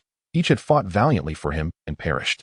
"This time, I shall not allow the same fate to befall us." A smile crept onto his face. "Fear not, Brother Chua. My greatest virtue is my appreciation for life. Even without your urging, should danger arise, I will not hesitate. Life is paramount." Zhou Xing felt reassured upon hearing this. "Then I shall take my leave. If things go awry, return swiftly." "Understood." After reiterating his instructions, Zhou Xing departed. Each step covered considerable distance, and in mere breaths, he had traversed over 100 meters. His speed was such that even a rogue rabbit would find it hard to keep up. Moments later, Jiang Chen suddenly froze in place. "Damn, my cores." A sudden realization struck him. He had yet to seize the cores from the Swamp Crocodile King and the Giant Frog King, which remained in the possession of that being from the starry skies. His heart sank at the thought. 2 golden tier cores were worth several 100,000 at the very least. And now they were lost. After the sorrow subsided, Jiang Chen's resolve only strengthened. He needed to acquire 10 golden tier cores, otherwise he would not return. With that thought, he mounted his flat-headed beast and ventured deeper into the realm. "Damn it, where is that useless Zhang Yuan?" grumbled one cloaked figure. The other shared his irritation. Who knows? He might have already been devoured by a beast. After waiting a while longer without sight of Zhang Yuan, the two knew they could wait no longer. The organization's powerful reinforcements would soon arrive. "Forget it. We won't wait for that fool any longer. Let us go to meet the powerful one." Agreed. Quickly, the cloaked figures made their way toward the swamp's outskirts. Chapter 76, Zhou Xing's Awakening. With a resounding crash, a peaked silver-tier demon bear finally collapsed to the ground, unable to endure any longer. Old Luo cast a glance and nodded gently. Over the past 2 days, there had been some progress. In this brief time, the group of students had developed a certain level of synergy and had made significant strides in their understanding of their own strengths. At the very least, they could now engage in battles beyond their tier when working together. This was indeed a commendable achievement for the group. Old Luo couldn't help but wonder how that young man was faring. Gifted and exceptionally powerful, had Flying Dragon not intervened, he would have done everything in his power to recruit Jiang Chun for the pioneering army. Regrettably, Flying Dragon had acted without regard for martial ethics and directly recruited him. Just then, a figure burst forth from the secret realm. Old Luo paid little heed at first, assuming it was merely another beast emerging. However, upon raising his gaze, he was taken aback. A burly man was charging towards him, carrying someone in his arms. Upon closer inspection, he recognized Zhou Xing and exclaimed, "What brings you back? Weren't you supposed to be guarding Jiang Chen?" However, Zhou Xing had no time to respond. Without hesitation, he charged into the camp, heading straight for Fei Long's tent. "Boss, something's wrong," he shouted almost the moment he entered the tent. Upon hearing this, Fei Long, who was diligently working, felt his pin snap in his hand. He abruptly looked up at Zhou Xing, his eyes narrowing slightly. "If you dare say Jiang Chun is in trouble, I will make you regret it," he spoke coolly. In that instant, Zhou Xing understood that his leader had misunderstood the situation. Jiang Chun was safe. Upon hearing this, Fei Long let out a sigh of relief, pushing his desk aside to recline in his chair, regarding Zhou Xing with a relaxed demeanor. As long as his prized possession was unharmed, everything else was trivial. Indeed, after Jiang Chun had showcased his talents, he had been honored with the title of prized possession, a title that belonged not just to Fei Long, but to the entire Kaiwang Jun. From Jiang Chun, he envisioned the future of Longhua. Given the urgency of the situation, Zhou Xing dared not delay. "There are individuals from the Xingkong faction active in the secret realm. We must provide reinforcement," he stated decisively. Yet, Fei Long appeared undisturbed. "Yes, I understand." His calmness was no surprise. Every time the secret realm was explored, these shadowy figures from the darkness invariably found precise methods to infiltrate. This was why nearly every newly explored secret realm bore the mark of Xingkong. If one day they ventured into a realm without encountering the Xingkong, it might mean that the group had been completely annihilated. Seeing Fei Long's unfazed demeanor, Zhou Xing exclaimed, "Boss, why are you so calm?" Fei Long rolled his eyes in response. When has the Xingkong faction ever stopped causing trouble? Yet, how often have they succeeded? Zhou Xing was momentarily taken aback, but soon realized the truth in Fei Long's words. Since joining the Kaiwang Jun, he had witnessed the Xingkong's attempts at disruption nearly 100 times, if not 80. Yet, each endeavor ended in failure. Even he had to admire the persistence of the Xingkong. Damn, they are incredibly resilient. After being thwarted so many times, they still refused to give up. As Zhou Xing regained his composure, Fei Long inquired, "Speak, what is the matter?" Although he had a general understanding of the situation, it was crucial to verify the details for accuracy. "It's nothing much. These little pests intend to conduct a blood sacrifice to summon the undead and flatten Yulong City." Fei Long's expression confirmed his suspicions, but he sighed in resignation. "Have Sister Xia go out for a while. You should join her as well." Upon hearing the mention of Sister Xia, Zhou Xing's expression soured noticeably.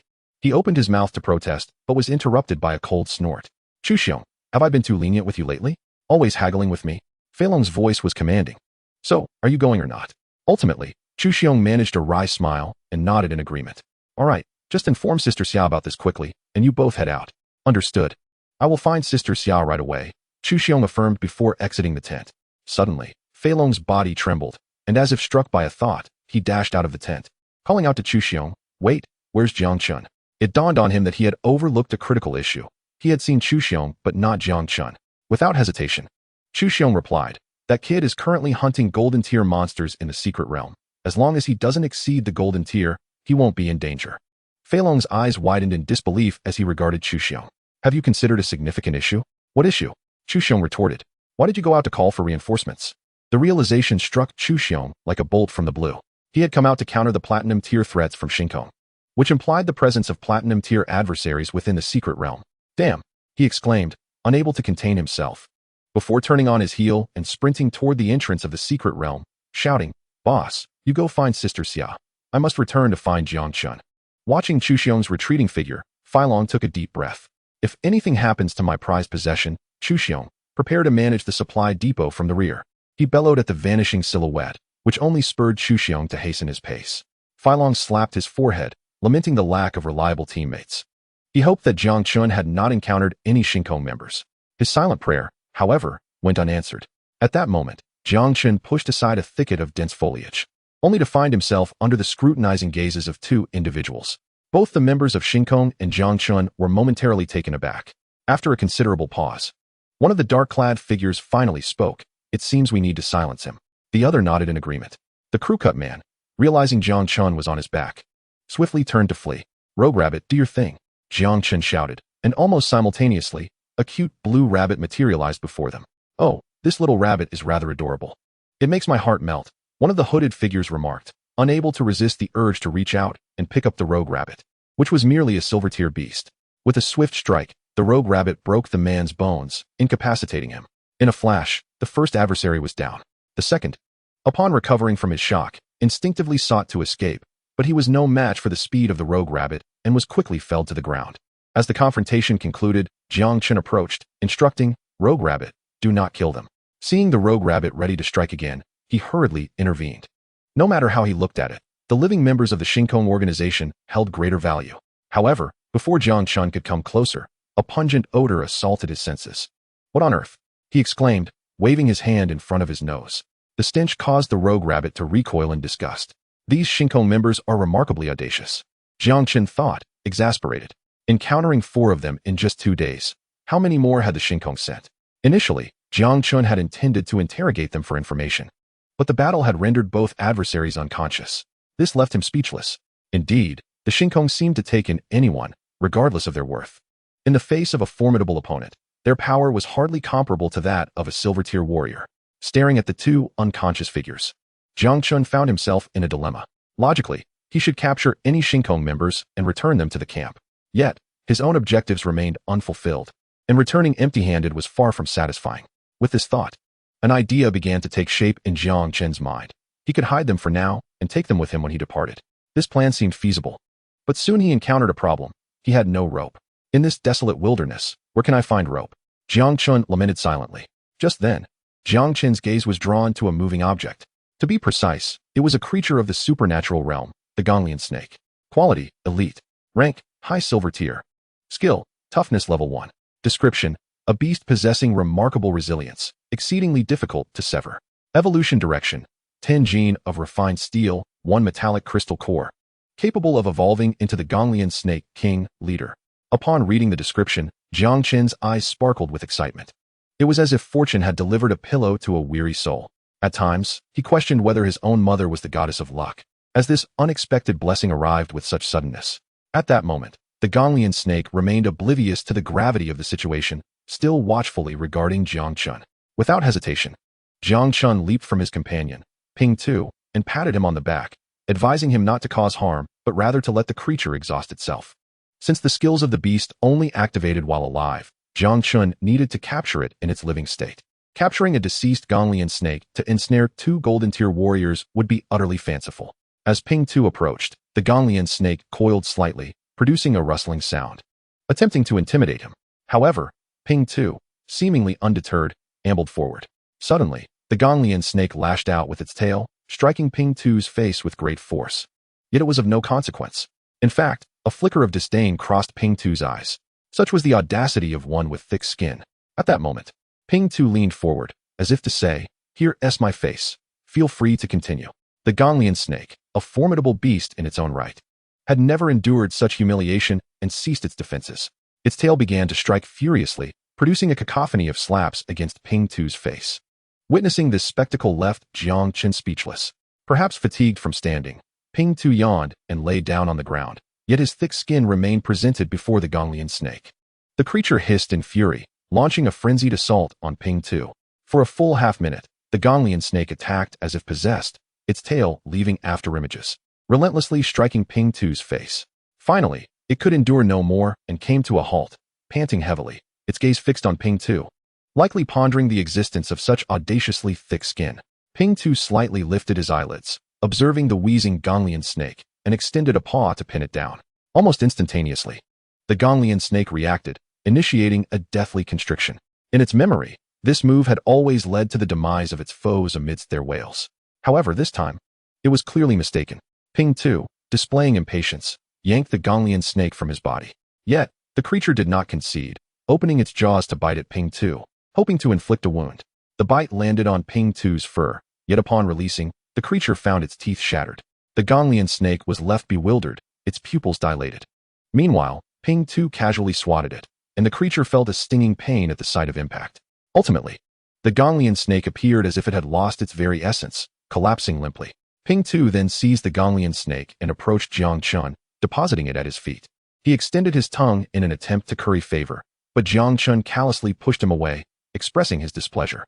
Jiang Chun had witnessed the previous events and now regarded the despondent Gonglian snake with some amusement. It seemed the creature was questioning the very essence of its existence. Jiang Chun, appreciating its lack of resistance, picked up the Gonglian snake, which did not react in the slightest, evidently overwhelmed by the encounter with Ping Tu. Such unconventional tactics, Jiang Chun mused, must be employed more frequently in the future. Observing the rope in hand, he wasted no time binding the two together. Their slender bodies, combined with the inherent toughness of the Gonglian snake, made for an almost natural binding. In no time, Jiang Chun secured them together. The method of binding was somewhat peculiar, reminiscent of certain romantic films, yet undeniably effective. Not long after, both creatures began to stir. Where am I? Just then, a rogue rabbit approached them, its large eyes blinking curiously.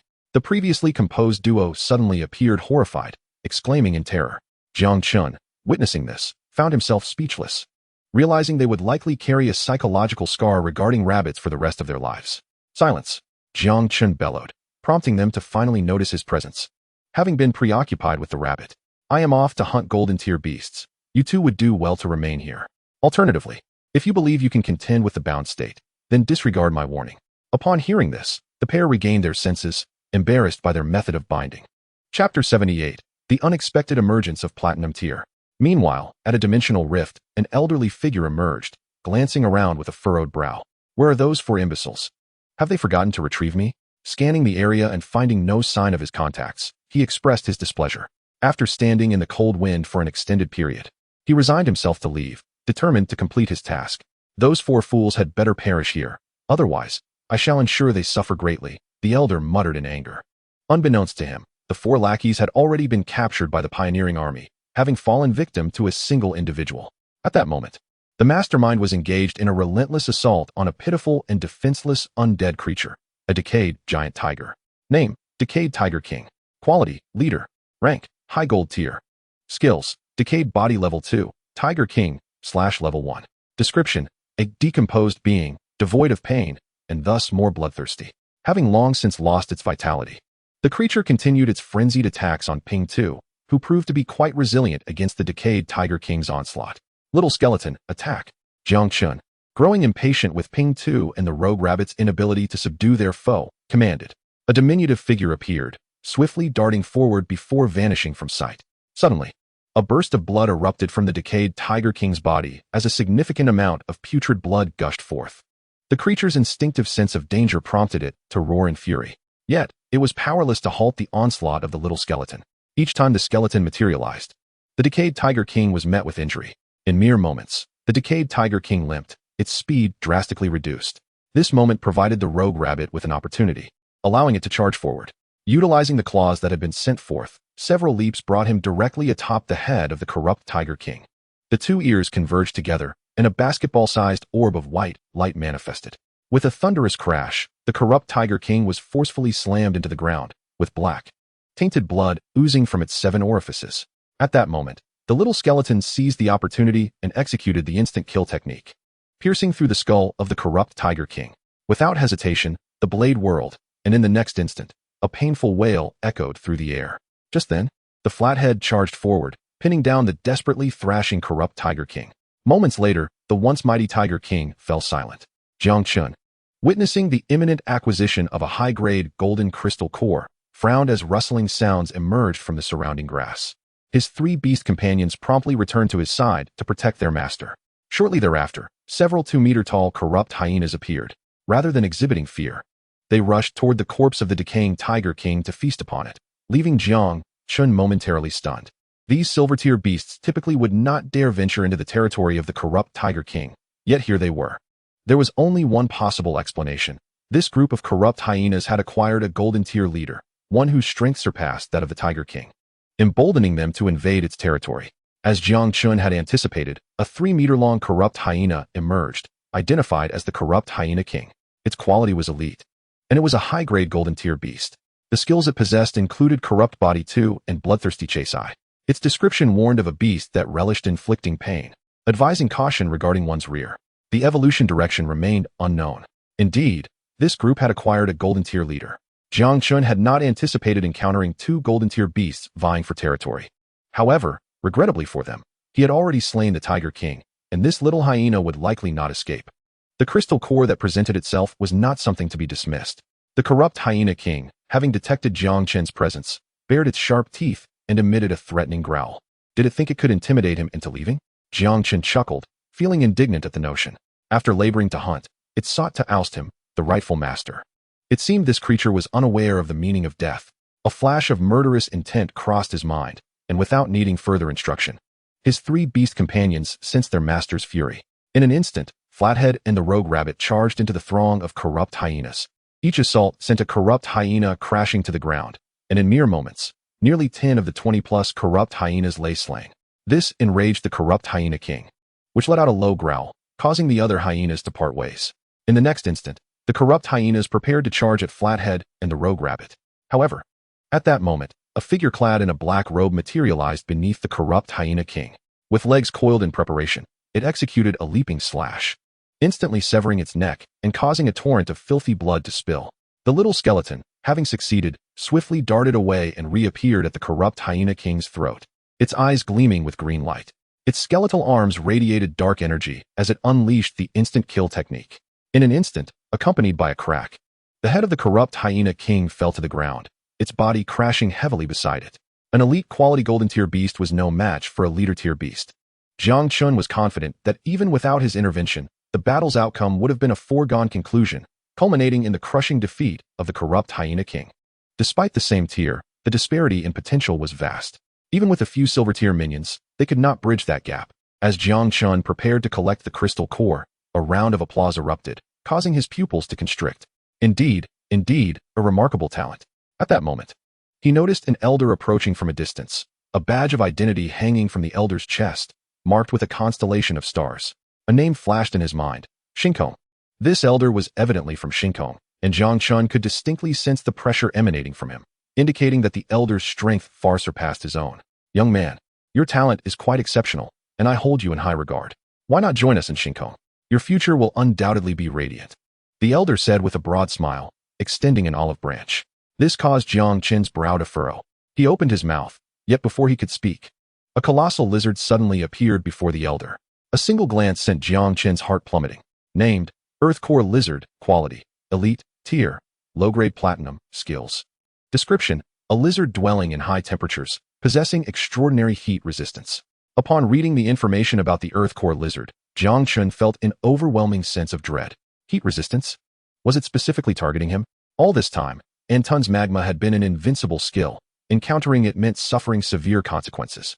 But now, it seemed he had encountered a natural enemy. Young man, what do you think? Are you not honored to embrace the warmth of Shinkong? The elder continued with a smile.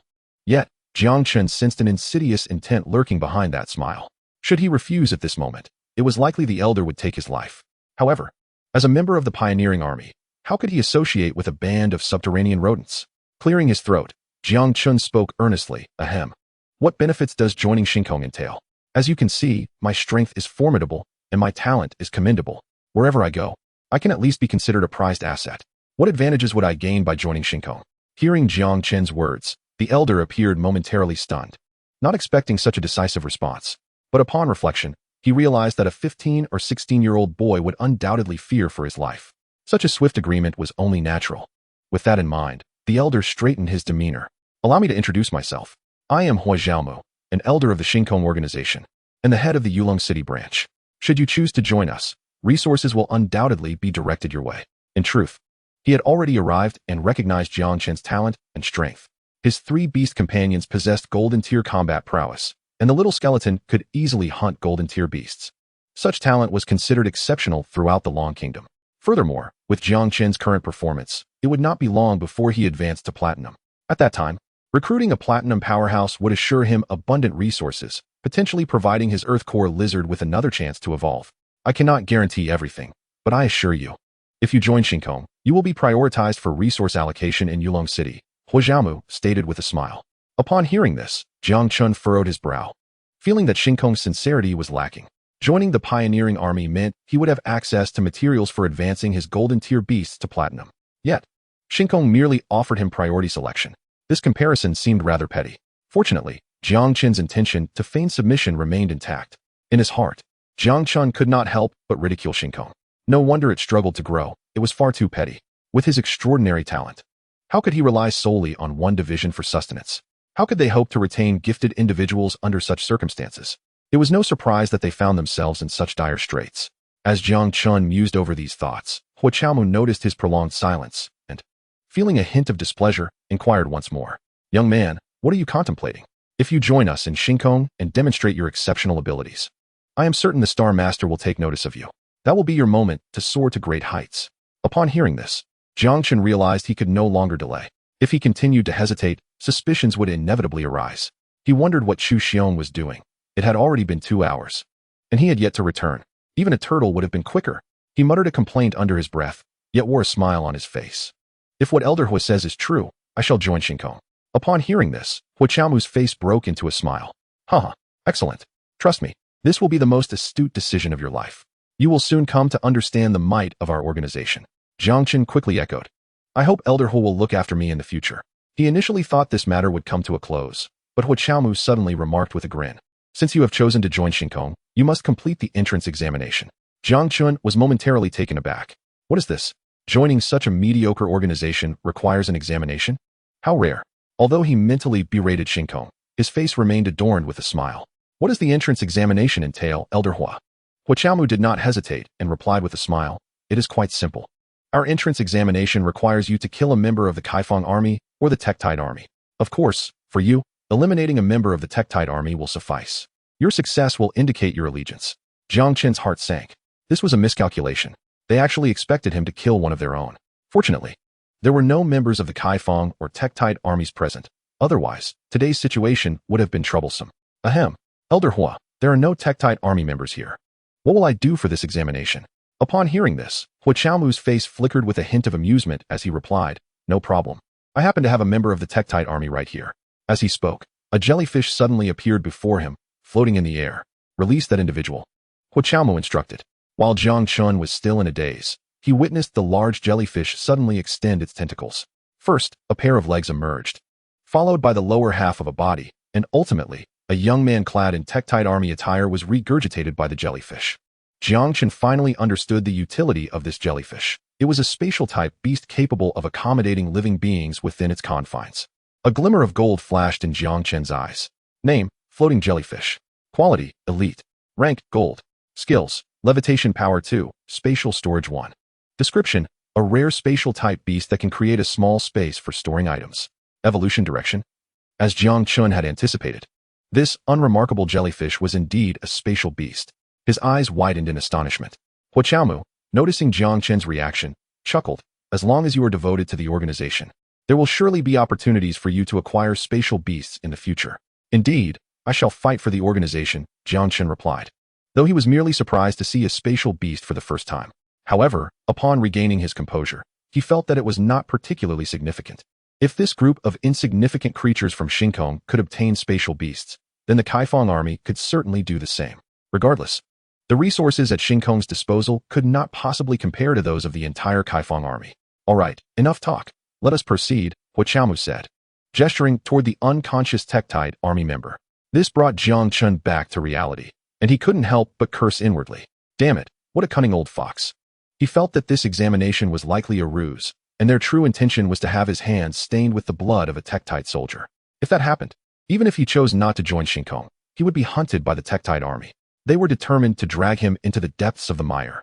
This tactic was truly ruthless. Hurry up, don't waste time. We have important matters to attend to, Hua Qiaomu urged impatiently, seeing that Jiang Chun was still unmoving. All right, I will do it, Jiang Chun said as he approached the unconscious Tektite soldier. Suddenly, he turned and asked, Elder Hua, do you have a knife? I can't possibly kill this person with my bare hands.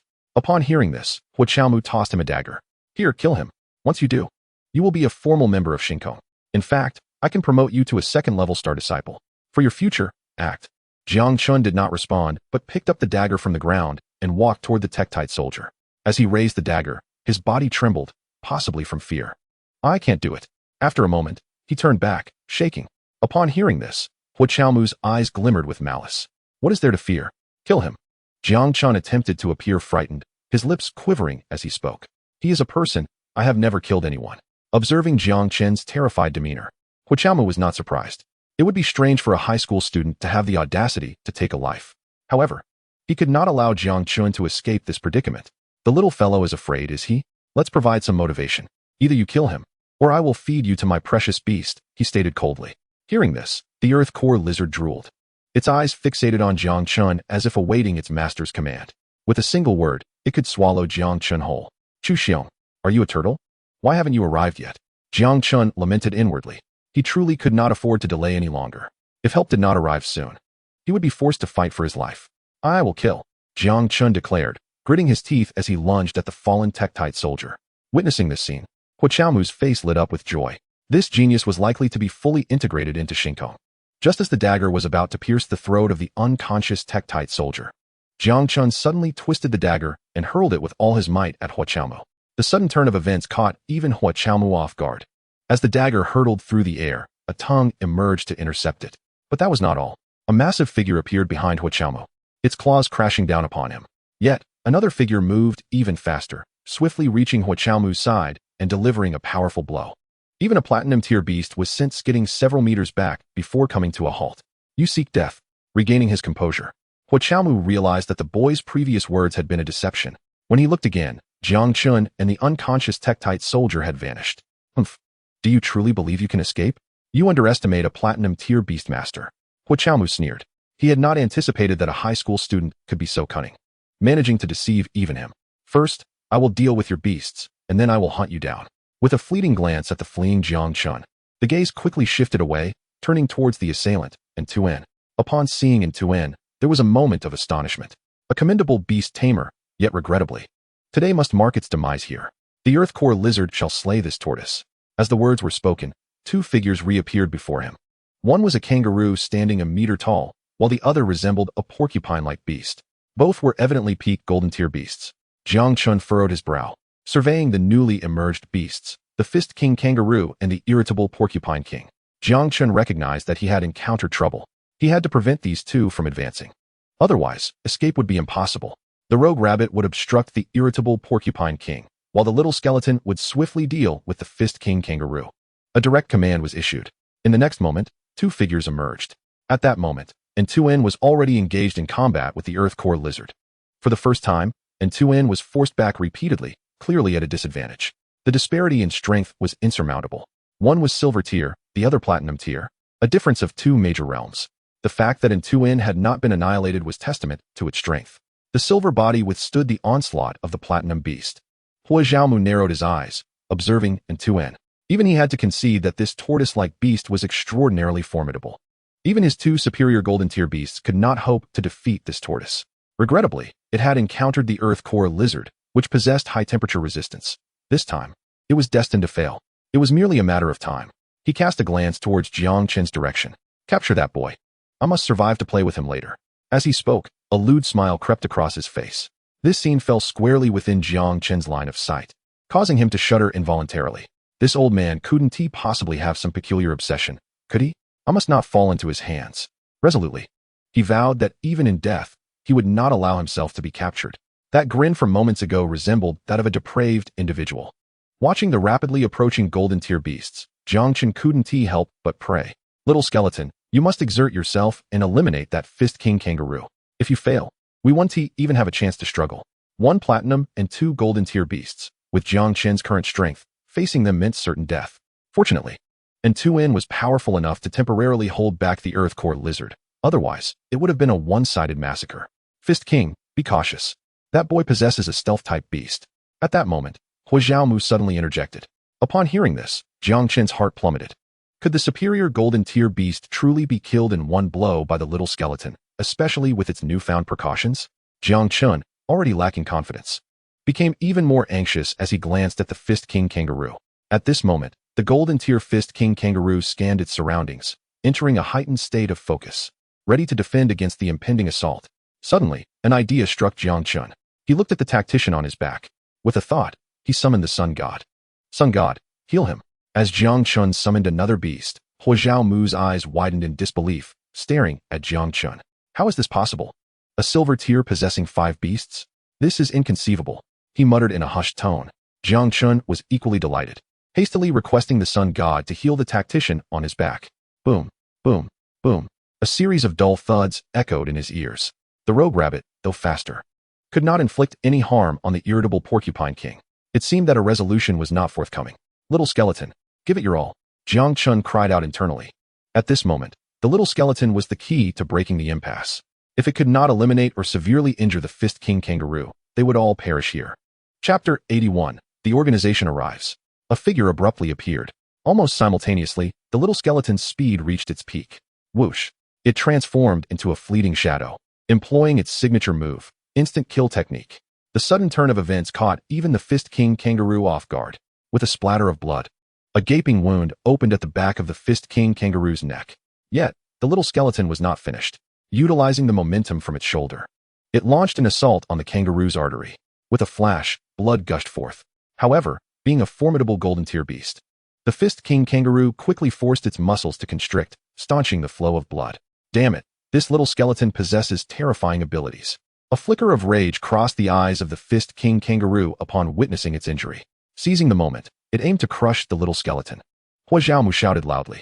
Hearing this, the Fist King kangaroo gritted its teeth against the excruciating pain in its neck and charged at the little skeleton. At that moment, Jiang Chen's face turned ashen, for he understood that the little skeleton's stealth was not an ability it could use at will. Each activation incurred a cooldown period.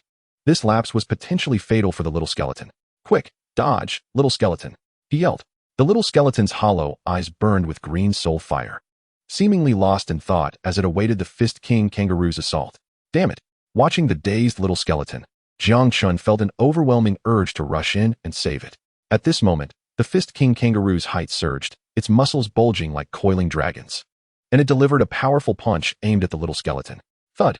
Witnessing this, Jiang Chun felt despair. The little skeleton might be lost to him. No! He shouted in fury. Just then, the little skeleton sprang into action, its form swaying slightly as it effortlessly evaded the Fist King kangaroo's strike. Immediately after, a surge of black mist enveloped it, coalescing into its arms in an instant. The little skeleton's soul fire transformed into a deep black. The sudden change startled the Fist King kangaroo momentarily. In that brief moment, the little skeleton shot forth like lightning.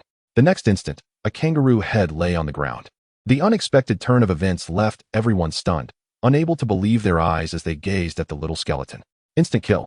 A peak golden tier beast had been slain in an instant. Was this the work of a mid-tier golden beast? Boom. With the Fist King kangaroo's collapse, the little skeleton also fell, clearly in need of recharging. Incredible. Little skeleton. Jiang Chen couldn't help but shout, rushing to retrieve the little skeleton and bring it close. You're dead. You're dead. My Fist King kangaroo. In an instant, Hua Xiaomu could no longer contain himself, his eyes bloodshot. A peak golden tier beast had been so easily slain. If it had been by a powerful adversary, he could have accepted it. But to fall to a mere silver beast master drove him to madness. Damn it. Damn it. Earth Core, finish that tortoise quickly. I want to torture that boy. Upon receiving his master's command, the Earth Core lizard's attack frequency significantly increased, and Tuan was barely holding on, teetering on the brink of collapse. A moment's inattention could lead to utter defeat. Meanwhile, the rogue rabbit gazed at the fallen kangaroo, blinking its large eyes before a flash of anger ignited within. The body seemed to have shattered some shackles, elevating its cultivation to a new level. Ding! Your Li Ming's rank has ascended to the pinnacle of the golden tier. Jiang Chen was taken aback.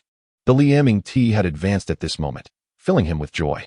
In the ensuing moments, the Li Ming unleashed its sharp attacks, each strike coalescing into shockwaves the size of a basketball, forcefully battering the frenzied wild boar king. After several assaults, a mouthful of fresh blood was expelled from the wild boar king's lips, its spirit visibly waning. Despite its high physical defenses, the Li Ming's magical strikes targeted the enemy's innards directly. It was evident that the wild boar king had sustained significant internal injuries. Witnessing this, the Li Ming's fighting spirit intensified, its speed quickening, and the shockwaves it conjured grew larger. Within 2 breaths, a shockwave comparable to the Li Ming's own size materialized. At this sight, a flicker of panic crossed the wild boar king's eyes, clearly having endured enough of the shockwave's torment. However, at that moment, Hu Zhom was preoccupied with the battle against the Earth Core lizard and remained oblivious to the peril facing his other beast. Eliminate it, Jiang Chen shouted.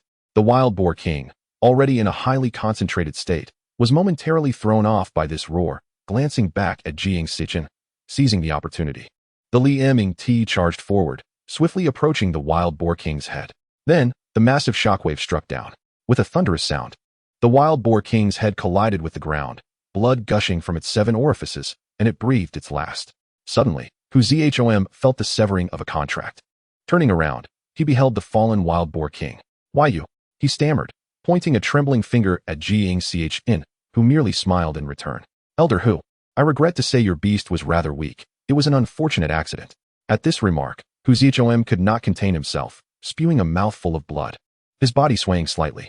Sensing his master's distress, the Earth Core lizard retreated, granting Ant in a breather. Hu Zhom steadied himself with the Earth Core lizard, visibly trembling. Clearly enraged. Observing this, Jiang Chen silently prayed. One more push, and he might just explode from rage. However, Jiang Chen's hopes were dashed moments later. Hu Zhom regained his composure, his bloodshot eyes fixed on Jiang Chen, filled with a wrath that could devour him whole. 2 golden tier beasts had perished, both of which had the potential to ascend to the rare platinum tier. Today, they had been slain. Yet, the most pressing concern was that he had originally possessed 4 beast seeds, and now 2 lay wasted. Attempting to ascend to diamond tier with merely 2 beasts was a fool's dream. It could be said that Jiang Chen had directly severed Hu Zhom's future. "Damn you, you will pay for this.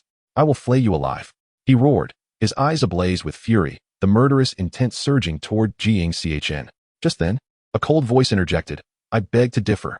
At this, a graceful woman descended from above, followed closely by Fling and Xing. Jiang Chen nearly wept with relief, lamenting, "You finally arrived. Had you delayed any longer, I might have turned to slaying platinum tier beasts. Is what you said true?" Xing inquired, turning to Jiang Chen. "If we had not come, would you truly have begun hunting platinum tier beasts? If you believe you can manage, we can refrain from intervening." Upon hearing this, Jiang Chen managed a wry smile. "I was merely jesting. Please, by all means. Without high-temperature resistant beasts, Jiang Chen might have leveraged Ant-N's magma for victory. However, the Earth Core lizard's resistance was a perfect counter to Ant-N. Continuing the battle would be a certain defeat, and Ant-N had already exhausted too much energy in the previous skirmish, risking injury in another encounter. Thus, Jiang Chen resolutely transitioned from main combatant to bystander. Go. Charge at it. Fling, do not hesitate, rush in. Subdue it. He even transformed into a cheerleader.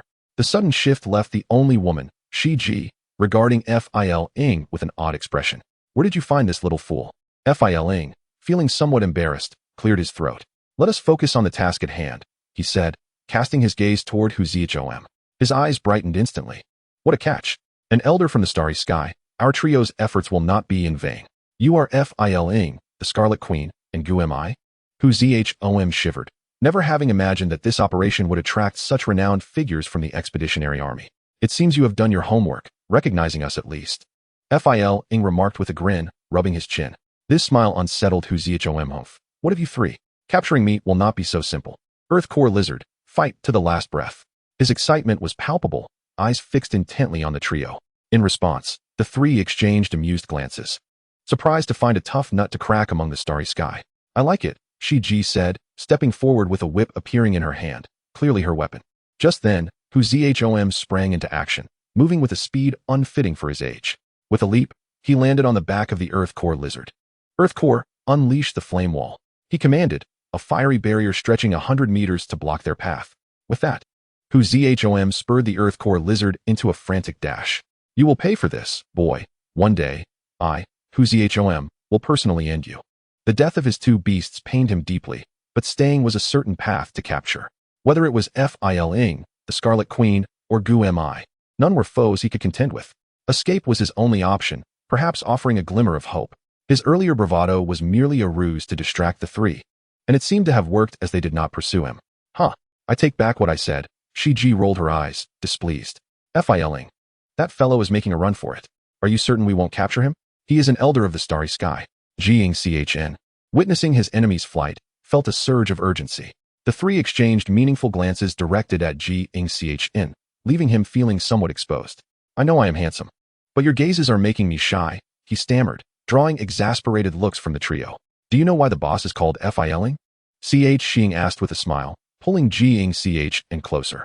Jiang Chen, clueless, simply shook his head. "I do not know. Perhaps it was a spontaneous choice?" he queried, puzzled. Xing did not respond, but instead pointed above. Following his gesture, Jiang beheld a figure, a pale blue western dragon soaring gracefully overhead. At this moment, I am flying towards Huajiaomu, with the voice of Zhou Xing resonating in my ears. The leader possesses a platinum-tier frost dragon, earning the moniker of Flying Dragon. Jang Chun initiated a scan, and almost instantly, a panel appeared before him. Name, Frost Dragon. Quality, Epic. Tier, Platinum Peak. Skills. Description. Evolution Direction. An epic quality beast tamer. It is astonishing that my seemingly unremarkable captain possesses an epic tier beast. Truly, one can see why he was chosen as captain. You might think we appointed this fellow as captain solely because of the might of his frost dragon. We simply cannot compete with him, otherwise the position would have changed hands long ago. Zhou Xing whispered to Jiang Chen, casting a glance at Sister Xia. After some contemplation, he finally spoke. The only one who might contend with this flying dragon is likely Sister Xia, yet they cannot engage in battle as her techniques are lethal and not suited for sparring. Zhou Xing elaborated tirelessly, while Jiang Chen listened with rapt attention. At this moment, however, Huajiaomu was in a state of despair, gazing at the pursuing frost dragon. He felt an overwhelming urge to weep. Youngsters these days lack martial ethics, allowing a dragon clan to hunt him down. A resounding dragon roar echoed, causing the previously sprinting Earth Core lizard to freeze in place, trembling in fear. Earth Core, muster your courage. Our escape hinges on you. Witnessing this scene, Huajiaomu hurriedly began to console the Earth Core lizard. However, this was a suppression stemming from its bloodline, rendering the creature incapable of harboring thoughts of combat or even fleeing. Damn it! Observing the paralyzed Earth Core lizard, Huajiaomu realized he was doomed. Capture was imminent. With this thought, he summoned his floating jellyfish. Floating, quickly swallow me into your space. He wished to hide. Remaining outside would surely bring endless torment. He did not want to fall into the hands of the pioneering army. The floating jellyfish ascended above Huajiaomu, its tentacles parting, preparing to engulf him. At that moment, a blue beam of light appeared, piercing through the floating jellyfish. Almost simultaneously, Huajiaomu felt the connection between himself and the floating jellyfish severed, signifying the demise of his beast. No, a spatial-type beast, even within the Dragon Kingdom, is considered a rare treasure. The two beasts that had just perished were incomparable to the floating jellyfish. To have it killed in one blow was unfathomable. The blue beam, infused with an extreme chill, instantly reduced the lifeless floating jellyfish to icy shards. I surrender. Glancing at the Earth Core lizard that lay prostrate on the ground, Huajiaomu sighed deeply and spoke. He understood that he had suffered a complete defeat. Chapter 83, The Credit Returns. Observing the retreating Huajiaomu, Sister Xia remarked with displeasure, "How dare he summon me? Do you think I am free, Flying Dragon?" Flying Dragon remained silent. The haul this time had been sufficient. At the very least, they had captured an elder from the starry sky. This expedition into the secret realm was not in vain. Most importantly, Jiang Chun, this precious gem, had emerged unscathed. That is more valuable than anything else. The lad performed admirably. Flying Dragon patted Jiang Chun on the shoulder. Were it not for Jiang Chun's beast delaying the enemy, they would not have had the opportunity to capture the elder. This time, it could be said that Jiang Chun had once again achieved merit. Kid, your assistance in capturing the elder from the starry sky is commendable, and you have also apprehended 2 second-tier star disciples. On our way back, think of what you desire and let me know. Even Flying Dragon found himself speechless. In just a few days, they had captured 2 second-tier star disciples and assisted in the apprehension of an elder. Although the merit may not be substantial, it is considerable nonetheless. Ahem. Perhaps it is 4 second-tier star disciples. Jiang Chen felt he could no longer remain low-key. Such achievements surely warranted recognition. Upon hearing this, the three of them exchanged glances, their expressions filled with incredulity. They had already grasped the general situation during their journey here. This time, there were 4 second-tier star disciples and 1 elder in the secret realm. Had their strength been sufficient, Jiang Chun could have captured them all single-handedly. Flying Dragon remained silent for several breaths before finally speaking. What about the other 2? They had yet to see them, and it was impossible to issue rewards without evidence. They should encounter them on the way back, Jiang Chen suggested, while internally fretting. In the absence of a chase, he had secured the 2 with the steel-chained serpent. Yet he could not ascertain if they had fled. Regardless, both were golden-tier warriors, while the steel-chained serpent, despite its resilience, was merely silver-tier. Now, he could only pray that his contributions remained intact. Very well, let us return. With 3 top-tier platinum warriors guarding him, Huajiaomu had yielded, obediently moving forward. Old Zhang, exert some force, haven't you eaten? Break this damned snake, and we can leave. The 2 second-tier star disciples, tightly bound, strained with all their might, but could not break free from the steel chain serpent. Just then, upon lifting their heads, they spotted an elderly figure. It was Elder Hua. We are saved. Damn it, that little brat dares to treat us this way. I will ensure he understands what cruelty means. The moment they saw the approaching elder from the starry sky, their spirits soared, believing they had found salvation. Without waiting for the group to approach, they called out eagerly, Elder Hua, we are here. Please save us. Their cries drew the attention of the others, and the next instant, everyone stood dumbfounded, gazing at Jiang Chun with expressions of incredulity. The manner in which the two were bound led to many assumptions. What on earth is going through your mind? Flying Dragon remarked, somewhat exasperated. Jiang Chun feigned ignorance. He had not intended to bind them this way, but for the sake of security, he had no choice but to do so.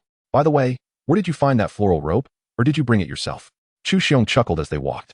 Soon, they arrived before the two second-tier star disciples, who began to sense that something was amiss. Why did it feel as though Elder Hua had been captured? Without needing their insight, Zhou Xing kicked Hua Xiaomu and coldly inquired, do you recognize these two? Stumbling from the kick, Hua Xiaomu nodded vigorously. Yes, yes. They are the contacts. Upon hearing this, the three understood that the matter was settled. The Starry Sky organization within this secret realm had been dismantled by a high school student. Truly remarkable. At this moment, Zhou Xing approached the two, preparing to untie them. He did not wish to carry them back. He squatted down, ready to loosen the ropes. However, as he lowered his head, he noticed a red core being expelled. What the hell? He looked up in astonishment at Jang Chun.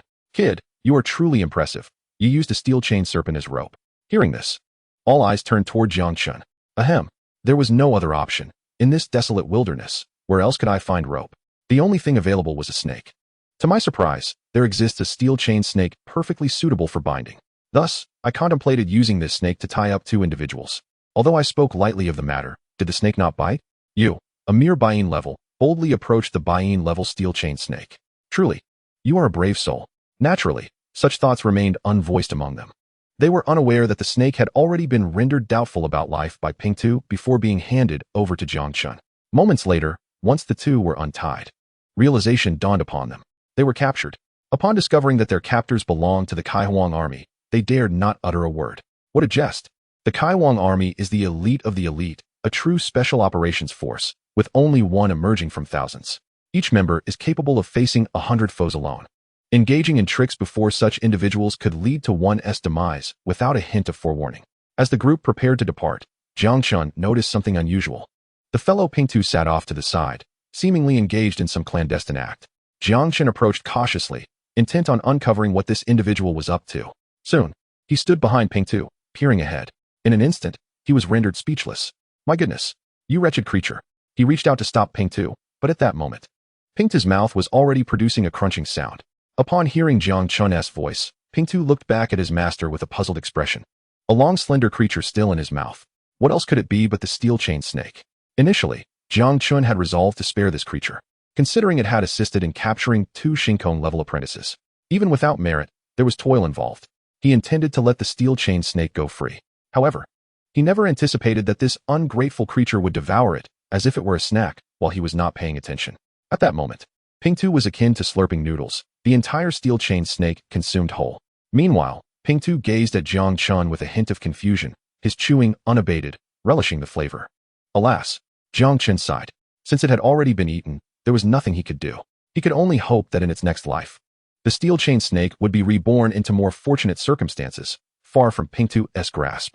Chapter 84. Crisis in the darkness. By the time the group returned, night had already fallen. As they emerged from the secret realm, several members of the Kaihuang army approached, taking Hua Xiaomu away. Du Lang also hurried over. Boss, you're back, he said, nodding lightly. What is going on? He inquired directly. Upon hearing this, Du Lang appeared somewhat troubled, glancing at Jiang Chun, which prompted Fai Long to immediately grasp the implication. He stated plainly that there was no need to shield this fellow. Du Lang nodded, then smiled as he spoke. It's already the next day, and the students should be heading back.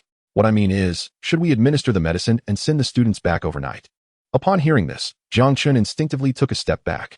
This fellow's capability to administer medicine was too ruthless. He could incapacitate one without a sound. Without antidotes for beast tamers, it would be wise to keep his distance. It was about time to send those fledgling apprentices away. Fai Long nodded in agreement. The 2 days of special training had concluded, and delaying until the next day would lead to complications. They decided to send them off tonight. Du Lang departed to prepare the medicine, intending to send the group of students away immediately. Long then turned to Jiang Chun. Have you thought about what reward you desire? He asked directly. Jiang Chun paused momentarily, then tentatively inquired, I would like a spatial beast, if that is possible. It is possible, but it will take time. This revelation made Jiang Chun's eyes brighten, and he quickly pressed for details. How long will it take? At least half a year, Long replied after consideration. This single statement caused Jiang Chun's heart to chill. Half a year? By then, even the yellow flower vegetables would have wilted. The duration was too long for Jiang Chen to bear. Recognizing Jiang Chen's apprehension, Long chuckled. Indeed, it is rather lengthy. But spatial beasts do not have fixed capture locations. To obtain one must venture into new realms or powerful secret places. In essence, securing a spatial beast relies heavily on luck. Jiang Chun understood that spatial beasts were rare, but he had not anticipated their scarcity to such an extent. It could take half a year to encounter one. Meanwhile, Hua Xiaomu had one. One couldn't help but admire the fellow's good fortune. Unfortunately, it had already been slain by Long's beast, the frost giant dragon. Very well, I shall ponder it further, Jiang Chun replied, falling into contemplation. He had another option, a flying beast. However, there were countless varieties of flying beasts, and he feared being at a disadvantage.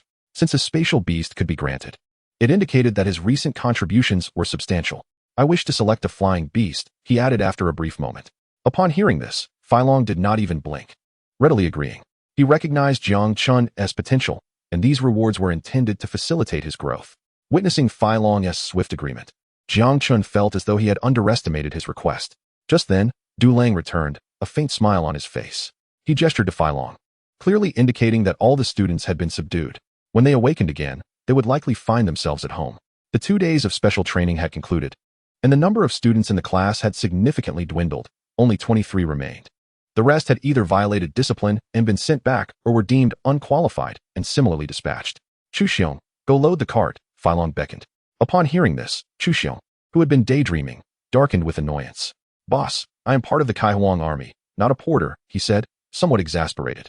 However, after receiving a stern glare, he could only sheepishly depart to fulfill the task. You should go as well, Long remarked to Du Lang. Eventually, only Jiang Chun and Long remained in the camp. In a few days, I will help you apply for a military secret realm where there are abundant flying beasts. At that time, you can venture in and capture one yourself. Jiang Chen's heart soared at Long's words. That would be splendid. Thank you, Brother Long. It was known that he possessed scanning abilities capable of discerning a beast's potential. As long as he could capture one himself, he couldn't guarantee he would secure the most formidable, but at the very least, he could ensure it wouldn't be a worthless beast. About a week later, once you return and prepare, we shall proceed, Long instructed. All right, Jiang Chun replied with a smile, then settled down to wait. He sensed that Long had more to convey, which was why he had not yet departed. What are you lingering for? Is this reward insufficient? No, Brother Long. Are you certain there is nothing you need to address? Upon hearing this, Long's expression shifted slightly, and his gaze towards Jiang Chun transformed. He indeed had matters to discuss, but had intended to keep them from Jiang Chun. However, he hadn't anticipated Jiang Chun's intuition. Very well, since you've asked, I shall speak plainly. In truth, when you encountered Hua Xiaomu, your identity was inadvertently revealed. If all goes according to plan, the entire starry sky is likely aware of a prodigious beast master within my exploration army. This will undoubtedly attract attention from the cosmos and may have repercussions for you. I intend to dispatch a few individuals to ensure your safety. Long will handle everything comprehensively. Initially, I intended to keep this matter discreet, but upon reflection, I decided to be forthright. Upon hearing this, Jiang Chen's expression shifted noticeably. He does not underestimate the starry organizations. Although Long and his fellow exploration army members refer to them as mere pests, any organization capable of fielding a platinum-tier beastmaster is certainly formidable. If they wish him harm, they undoubtedly possess the means to do so. To speak of the matter plainly, even a single platinum-tier beastmaster would likely overwhelm him. Boy, do you regret joining us? Long's voice snapped Jiang Chun back to reality. Since he has joined, what is there to regret? Even if he expressed remorse now, would Long permit his departure? Upon hearing this, Long merely smiled in silence. The truth is that it is utterly inconceivable. Jiang Chen's talent is too exceptional. It would be a tremendous waste for someone of his caliber to remain off the battlefield. Moreover, even if Jiang Chun chooses not to align with the military for the time being, it is inevitable that he will join within a few years. After all, the majority of top-tier resources are controlled by the military. Unless Jiang Chun intends to stagnate his beast's evolution indefinitely at the golden tier, He has no choice but to enlist with the military, engage in warfare, acquire resources, and elevate his beast. Enough, you should tidy up and return with us. The current battlefield is still too premature for you. You can go in 2 years. Filong directly urged him to leave. Coincidentally, Chu Xiong also arrived to summon Jiang Chun. Chapter 85, Jiang Chen's Enemies. The Jiang family. A mummy was carried in.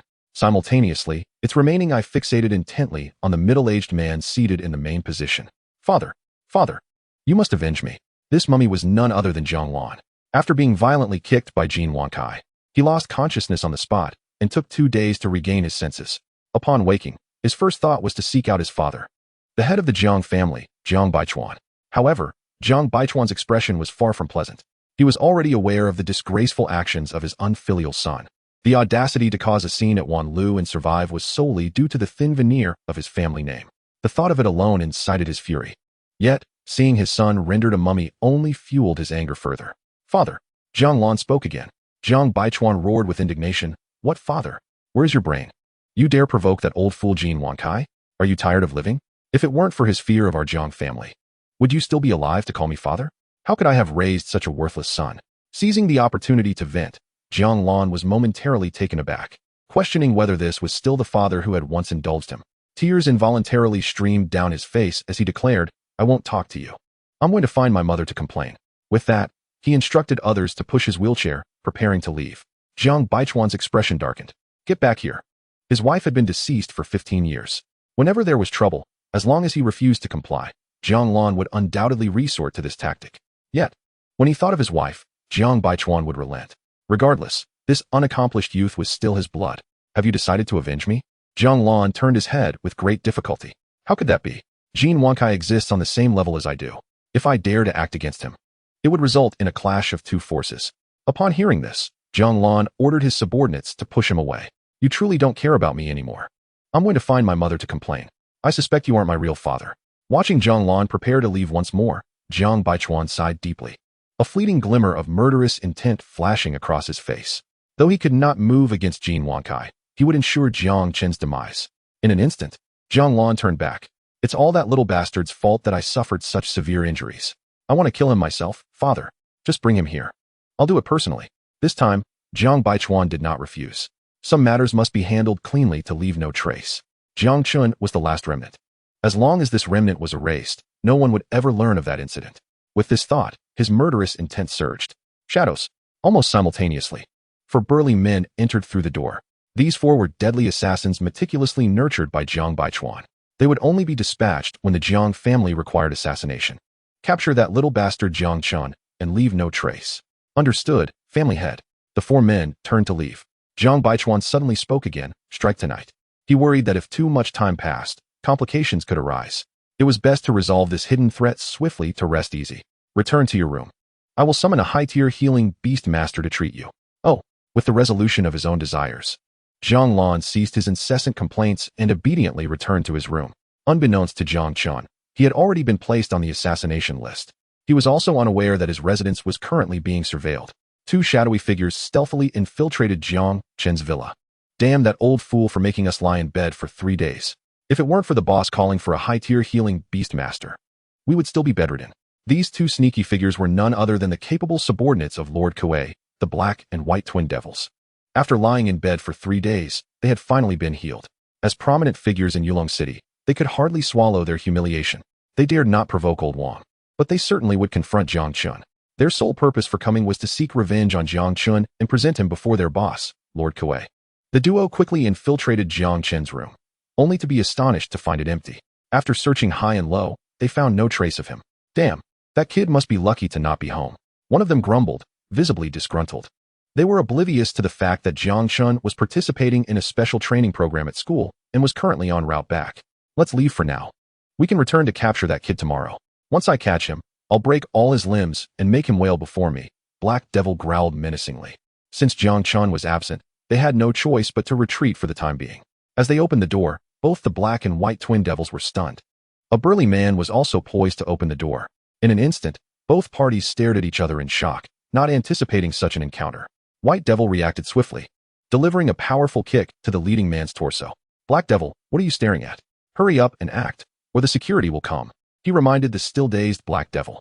Instantly, they engaged in combat, both believing the other to be security personnel from Wanlu. As a result, a fierce brawl ensued.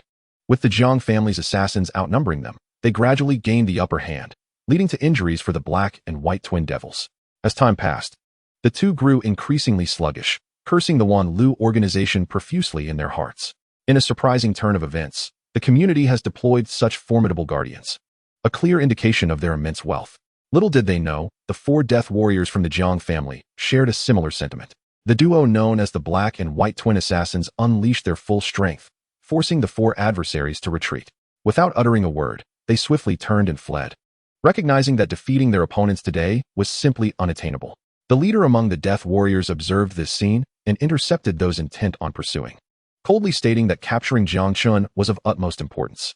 After conveying his orders, he prepared to enter the villa. Just then, a squadron of individuals rushed forward. Truly, the security personnel of Wanlu had arrived. Upon seeing the leading figure, a golden-tier beast tamer, the 4 warriors instantly understood that their plans would inevitably be delayed. It was best to retreat now and devise a strategy for the future. Remaining would only guarantee capture. Although they were death warriors, they would not willingly embrace a death devoid of value. In an instant, the 4 members of the Jiang family departed. Unbeknownst to Jiang Chun, his numerous enemies had inadvertently begun to clash with one another. Chapter 86. Has someone invaded my home? By the time Jiang Chun returned to his community, it was already late at night. However, he quickly sensed that something was amiss. Outside his villa, a considerable number of individuals appeared to be gathered. An unsettling premonition arose within him, prompting him to quicken his pace instinctively. Make way. This is my house, Jiang Chun called out in exasperation. Upon hearing his words, the crowd parted to allow him passage. Upon reaching his villa, he beheld the aftermath of a battle. The entire courtyard bore the scars of conflict, and the front door had a massive hole, evidently kicked in. What the hell has a thief struck? Jiang Chen's heart sank. His newly purchased home, which he had yet to inhabit, had already been vandalized, filling him with profound displeasure. The security personnel, upon spotting Jiang Chun, approached him with an air of embarrassment. Apologies, young Master Jiang. This was a failure on our part regarding security. Rest assured, we will make every effort to apprehend the thief, and Wanlu will cover your losses. Hearing this, Jiang Chun remained silent, walking directly towards his villa. After inspecting the premises, he breathed a sigh of relief. The expensive furniture he had purchased with tens of thousands of alliance coins remained intact. Only the courtyard had been attacked, and it appeared that no fighting had occurred inside the house. The losses were not particularly severe, and Wanlu's personnel were already prepared to compensate him for repairs. Much of his anger dissipated. However, Jiang Chun was acutely aware that this was likely no mere coincidence. Someone sought to eliminate him. The image of Jiang by Chuan flickered in his mind. Can't resist the temptation, can you? Very well, let us engage in this game. Although he had a considerable distance to traverse before achieving revenge, he felt no fear towards anyone except platinum-tier opponents. In fact, he was confident in his ability to turn the tables on any intruder. Jiang Chun eagerly awaited the next attempt by the Jiang family to send someone to kill him. He intended to surprise them and Jiang by Chuan. At that moment, a middle-aged man hurried over, bowing slightly to Jiang Chun, his countenance filled with regret. Young Master Jiang, our security was inadequate this time. Please grant me another opportunity. We will enhance our security system. Hu Tian recalled the events of that day, knowing his leader favored this individual. Therefore, he had to demonstrate sufficient sincerity. Otherwise, there would be dire consequences if their leader learned of any negligence. Take heed in the future. Dismissed, Jiang Chun instructed the onlookers. What is the meaning of blocking my doorway? Seeing that there was no entertainment left, the crowd dispersed to return to their slumber. You have my sincerest apologies for this incident. We will make every effort to capture the thieves, Hu Tian reiterated. Bowing his head, you need not blame yourselves. Those rascals targeted me from the outset. You should rest now. Then I shall not intrude further, young Master Jiang. Hu Tian replied, taking his leave without daring to linger. Jiang Chun, with a dark expression, returned to his room. He was reluctant to admit it, but he had to acknowledge that the Jiang family's methods exceeded his expectations. Although they were not openly provoking Wanlu, anyone of sound mind, upon learning his identity, could deduce that the Jiang family was behind this. Yet, lacking sufficient evidence, no one dared confront the Jiang family. Gazing at the door with its gaping hole, Jiang Chen sighed. He would have to summon his beast once more, otherwise, he would be unable to sleep peacefully. With a thought, the figure of the little skeleton appeared. After a lengthy period of charging, it had returned to its peak condition, and being night, its powers had been further enhanced. With the current strength of the little skeleton, unless Jiang by Chuan personally intervened, any intruder would meet their demise. He affectionately ruffled the little bald head and spoke, "From now on, any unauthorized intruder into our home shall find their legs severed." Whether the little skeleton understood was uncertain, but it merely nodded in a dazed manner. With the little skeleton guarding him, Jiang Chen peacefully drifted into slumber. If all went according to plan, the materials for the advancement of his beast would arrive the next day. At that point, he should be able to elevate it to the golden tier. As a high school student with 2 golden tier beasts, he would undoubtedly be positioned for success. Yet, Jiang Chen's ambition was to claim the title of the nation's best. Achieving this would allow him to request something reasonable from Longhua. Not to mention, by then, his spatial beast would surely find its place. Before long, Jiang Chen succumbed to a deep sleep. Moments later, an oblivious mosquito flew in. The little skeleton, previously lost in thought, slightly lifted its head, then with a swift motion, split the mosquito in two. After completing this task, the little skeleton returned to its dazed state, as if declaring, "I am an emotionless assassin." Meanwhile, in a lounge, a rotund man reclined on a sofa, surrounded by a bevy of beautiful women. Just then, the door swung open, and the black and white twin assassins entered. "Boss, we failed," they admitted, lowering their heads. The drunken Kuei Yi was momentarily stunned, his expression reflecting confusion as he stared at the duo. "What guarantees did you give me before you left? Now you return with tales of failure?" Upon hearing this, the two exchanged a bitter smile. "Boss, this time it truly isn't our fault. It was those rascals from Wanlu causing trouble." This revelation left Kuei Yi momentarily speechless, yet he felt perplexed. "We have no enmity with Wanlu. Why would they interfere with us? Have those ruffians lost their minds?" "No. That kid had somehow acquired funds to purchase a villa in Wanlu," the black and white twin assassins explained. Upon hearing this, Kuei Yi abruptly pushed aside the woman beside him, his gaze fixated intensely upon the duo. "You dared to stir trouble in Wanlu's territory?" When the two nodded in affirmation, Kuei Yi could no longer contain himself and erupted into a furious tirade. "Are you both fools? Is Jin Wankai so easy to deal with? Or do you wish to expedite your demise by seeking shortcuts? Jin Wankai could very well beat you to death." The black and white twin assassins kept their heads bowed, too fearful to retort. If outsiders were to witness this scene, they would undoubtedly be astounded. These two individuals are truly merciless when it comes to taking lives. Yet now, they dare not even breathe in front of others. "Humph." Taking a deep breath, Master Kuei coldly declared, "I care not what methods you employ. I demand to see that brat by tomorrow. Should you fail once more, you shall bring me his head. Now depart." Upon hearing these words, the two did not dare linger and hastily exited the room. Chapter 87. Seeking Solitude. Shutan. Jang Chun stretched lazily, noticing the little skeleton dutifully standing not far away, surrounded by numerous insect corpses at its feet. "Oh, little skeleton, did you spend yesterday catching bugs?" he asked, perplexed, as he affectionately ruffled its skull. Not paying it much mind, he prepared to head to school. If all went as planned, the materials for Ping 2's advancement should arrive today, so he needed to collect them from school, as well as exchange some points to see how many school credits he had earned. He could then purchase additional materials. As he made his way outside, Jiang Chun was momentarily stunned, gazing in astonishment at his yard. Despite the destruction, there lay a multitude of insect corpses on the ground, each one dispatched with a single blow. A quick glance revealed no fewer than several hundred. Jiang Chen couldn't help but chuckle at the little skeleton. In its mind, these insects were likely perceived as unlawful intruders, hence their grim fate. He had not anticipated the little creature would take its duties so seriously, sparing not a single bug. "Well done, little one," he praised, acknowledging that it had indeed thwarted numerous illegal invaders. Ruffling the little skeleton's bald head once more, he then tucked it away into his Wanzuji Chow. By the time Jiang Chen arrived at school, it was already afternoon.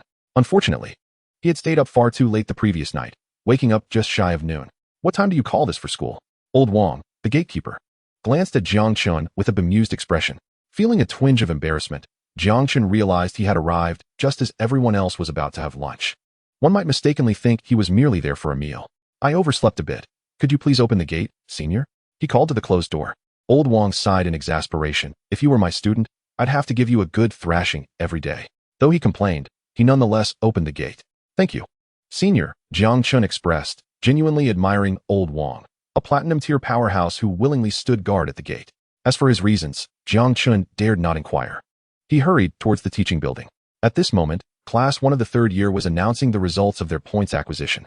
Zhou Yan, 1 silver-tier beast, 3 bronze-tier beasts, earned 13 school credits. Zhao Tianhu, 2 silver-tier beasts, 15 bronze-tier beasts, earned 35 points. Lu Chunyan, 13 silver-tier beasts, 10 bronze-tier beasts, earned 140 points. At this declaration, everyone gasped in astonishment. 140 school credits is no small feat. A bronze-tier beastmaster with such points could easily elevate their beasts to silver. Even a silver-tier beastmaster could use these points to enter a secret realm. Many cast envious glances at Lu Chunyan.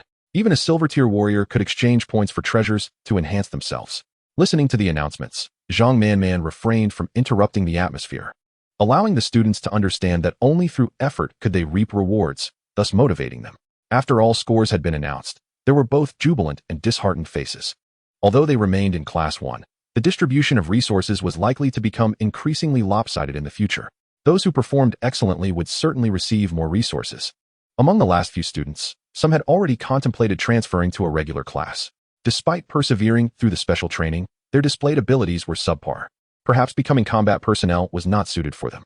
At that moment, Lu Chunyan displayed a troubled expression, biting her lip as she looked at Zhang Manman on the podium, opening her mouth but hesitating to speak. The previously announced information had not included Jiang Chen. She could not believe he had been eliminated.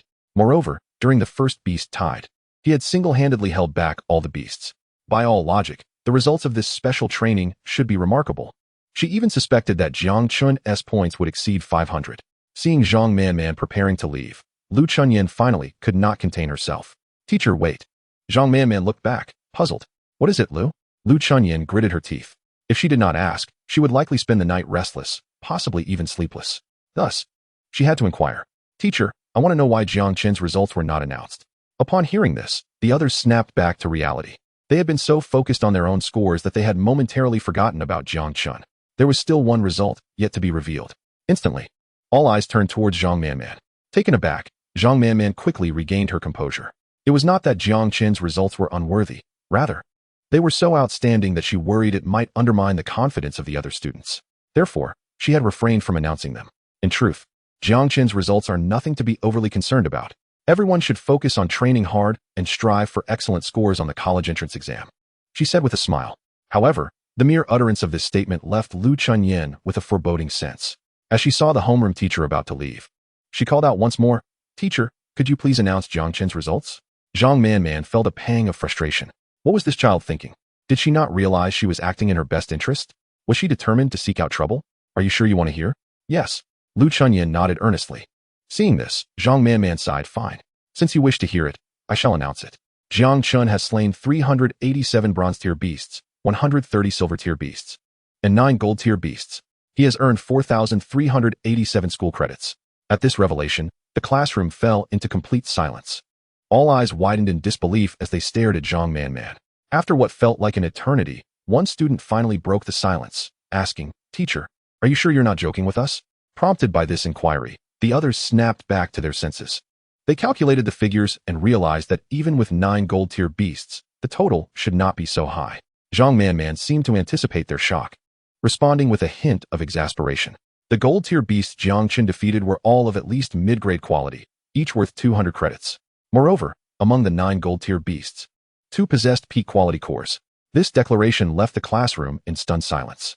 Everyone was utterly astonished. With over 4,000 credits, one could even aim for gold-tier advancement. Lu Chunyan, overwhelmed, sank back into her seat, her gaze vacant as she muttered softly, "Is it really that much? Is it really that much?" After this revelation, she knew she would not find a moment's peace for many nights to come. Chapter 88. Advance, Ping 2. Jiang Chen knocked on the door. Immediately, all eyes were drawn to a single point. In the eyes of the students, there was envy, jealousy, and even fervor. For a moment, Jiang Chun felt utterly uncomfortable under their gaze. "What? Is there something on my face?" Upon hearing this, the students could only respond with silence. "Did you not reflect on your own actions?" They now regretted inquiring about Jiang Chen's results. Over 4,000 points. Was this something a high school student should achieve? Jiang Chun had been late once before. Suddenly, Zhang Manman at the podium spoke up, causing Jiang Chun to look at her in surprise. "Please, teacher, I returned home late last night, which is why I woke up a bit late." "Huh. Other classmates also returned home late, didn't they?" Zhang Manman retorted, clearly annoyed. It was already noon, and only Jiang Chun could manage such tardiness. If he were any later, she would suspect him of skipping class. Suddenly, a thought struck her. However, they slept like logs, unlike us. As soon as these words were spoken, the gazes of everyone turned fierce. Listen, is that even a reasonable thing to say? If they could match Jiang Chun, he would not be standing before them, boasting. "Ahem, come with me." Zhang Manman awkwardly cleared her throat and quickly pulled Jiang Chen outside. If she said any more, he would surely become the class's public enemy. This brat, if I had such a beast to command, I could do the same. Exactly. It's merely luck. Upon seeing Jiang Chen leave, several individuals spoke with a hint of envy. At that moment, Zhang Manman had dragged Jiang Chun toward her office. This mischievous child, why can't he speak properly? At the same time, she wondered why the group of pioneers had targeted Jiang Chun. Logically, they should treat him equally. Zhang Manman would never have dreamed that Jiang Chun had already become a reserve member of the pioneering team. As long as he demonstrated the requisite strength, he would become a formal member.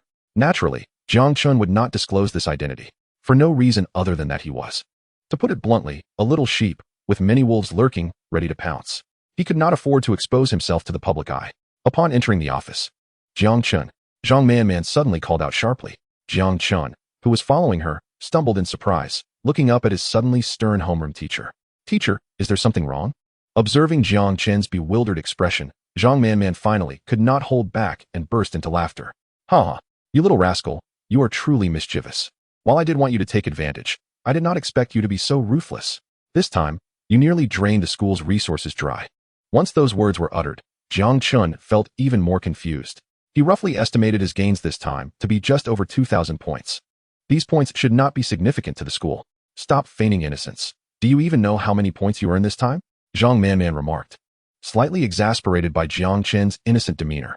I don't know. 4,387 points. Upon hearing this number, Jiang Chen's first reaction was disbelief. How could it possibly be so many? Zhang Manman seemed to perceive the doubt in his heart. In fact, the points earned vary with the rank of the golden tier beasts you defeated. The 2 pinnacle golden tier beasts you slain granted you 1,000 points. Calculating it this way, it seems about right. He only recalled defeating 9 golden tier beasts, while the remaining silver and bronze crystal cores were not counted. After all, it was just one backpack full. Do you know how many points the school allocates in a year? Jiang Chen shook his head. Such matters were beyond his knowledge. 10,000 points. You single-handedly claimed over 4,300 points. The principal is regretting it immensely. If he had known you possessed such strength, he would have never conducted this special training. Jiang Chun was dumbfounded.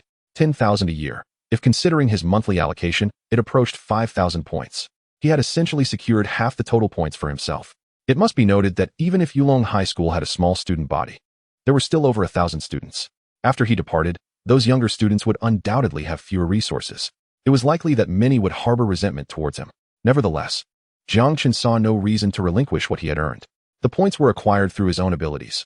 Why should he give them up? Not taking them would be foolish. Not only should he take them, but he also should not settle for less. Ahem, the materials you requested have arrived. The others may take a bit longer. Zhang Manman directly produced a package and handed it to Jiang Chun. Inside are the materials you need. If you wish to advance your beast now, you may head to the school's training room. Upon hearing this, Jiang Chun did not hesitate. Thank you, teacher. After all, he needed a place for Ping Tu to advance. Going to the Beastmaster Alliance would cost money. Surely the school wouldn't ask him for payment. Free of charge. What joy! Jiang Chen's eagerness surprised Zhang Manman, making her recall the principal's almost frantic expression earlier that day. That rascal, are you out of your mind? I asked you to take advantage, not to fleece the school. It seems next year we shall have to tighten our belts. Soon. Jiang Chun was brought to the school's training room. Here it is, go on in. All right, teacher. He stepped inside, finding it remarkably similar to the training room at the Beastmaster Alliance. He summoned Ping Tu without delay. In an instant, Ping Tu dashed towards Jiang Chun, extending its tongue as if to lick him. Get away, Jiang Chun exclaimed, dodging and scolding. Startled by his tone, Ping Tu quieted down, gazing at Jiang Chun with wide eyes. This displeased Jiang Chun. I am not sweet. Why do you keep licking me? Behave, today you shall advance. Upon hearing the word advance, Ping Tu's eyes lit up. In the next moment, it lunged to lick Jiang Chun again. Jiang Chun saw through this immediately. Sit down. If you move again, I won't let you advance, and will let that rogue rabbit bully you daily. Hearing this, Ping Tu obediently sat down. Jiang Chun opened the package, revealing only 2 items. One was a dark red heart. Name, Frenzied Heart. Rank, Golden Tier. Description, a material that allows a beast to advance. The other was a type of crystal core. Name, Xiantai Crystal Stone. Rank, Golden Tier. Description, a material that allows a beast to advance. As soon as these 2 items appeared, Ping Tu became agitated, its tail wagging incessantly with desire.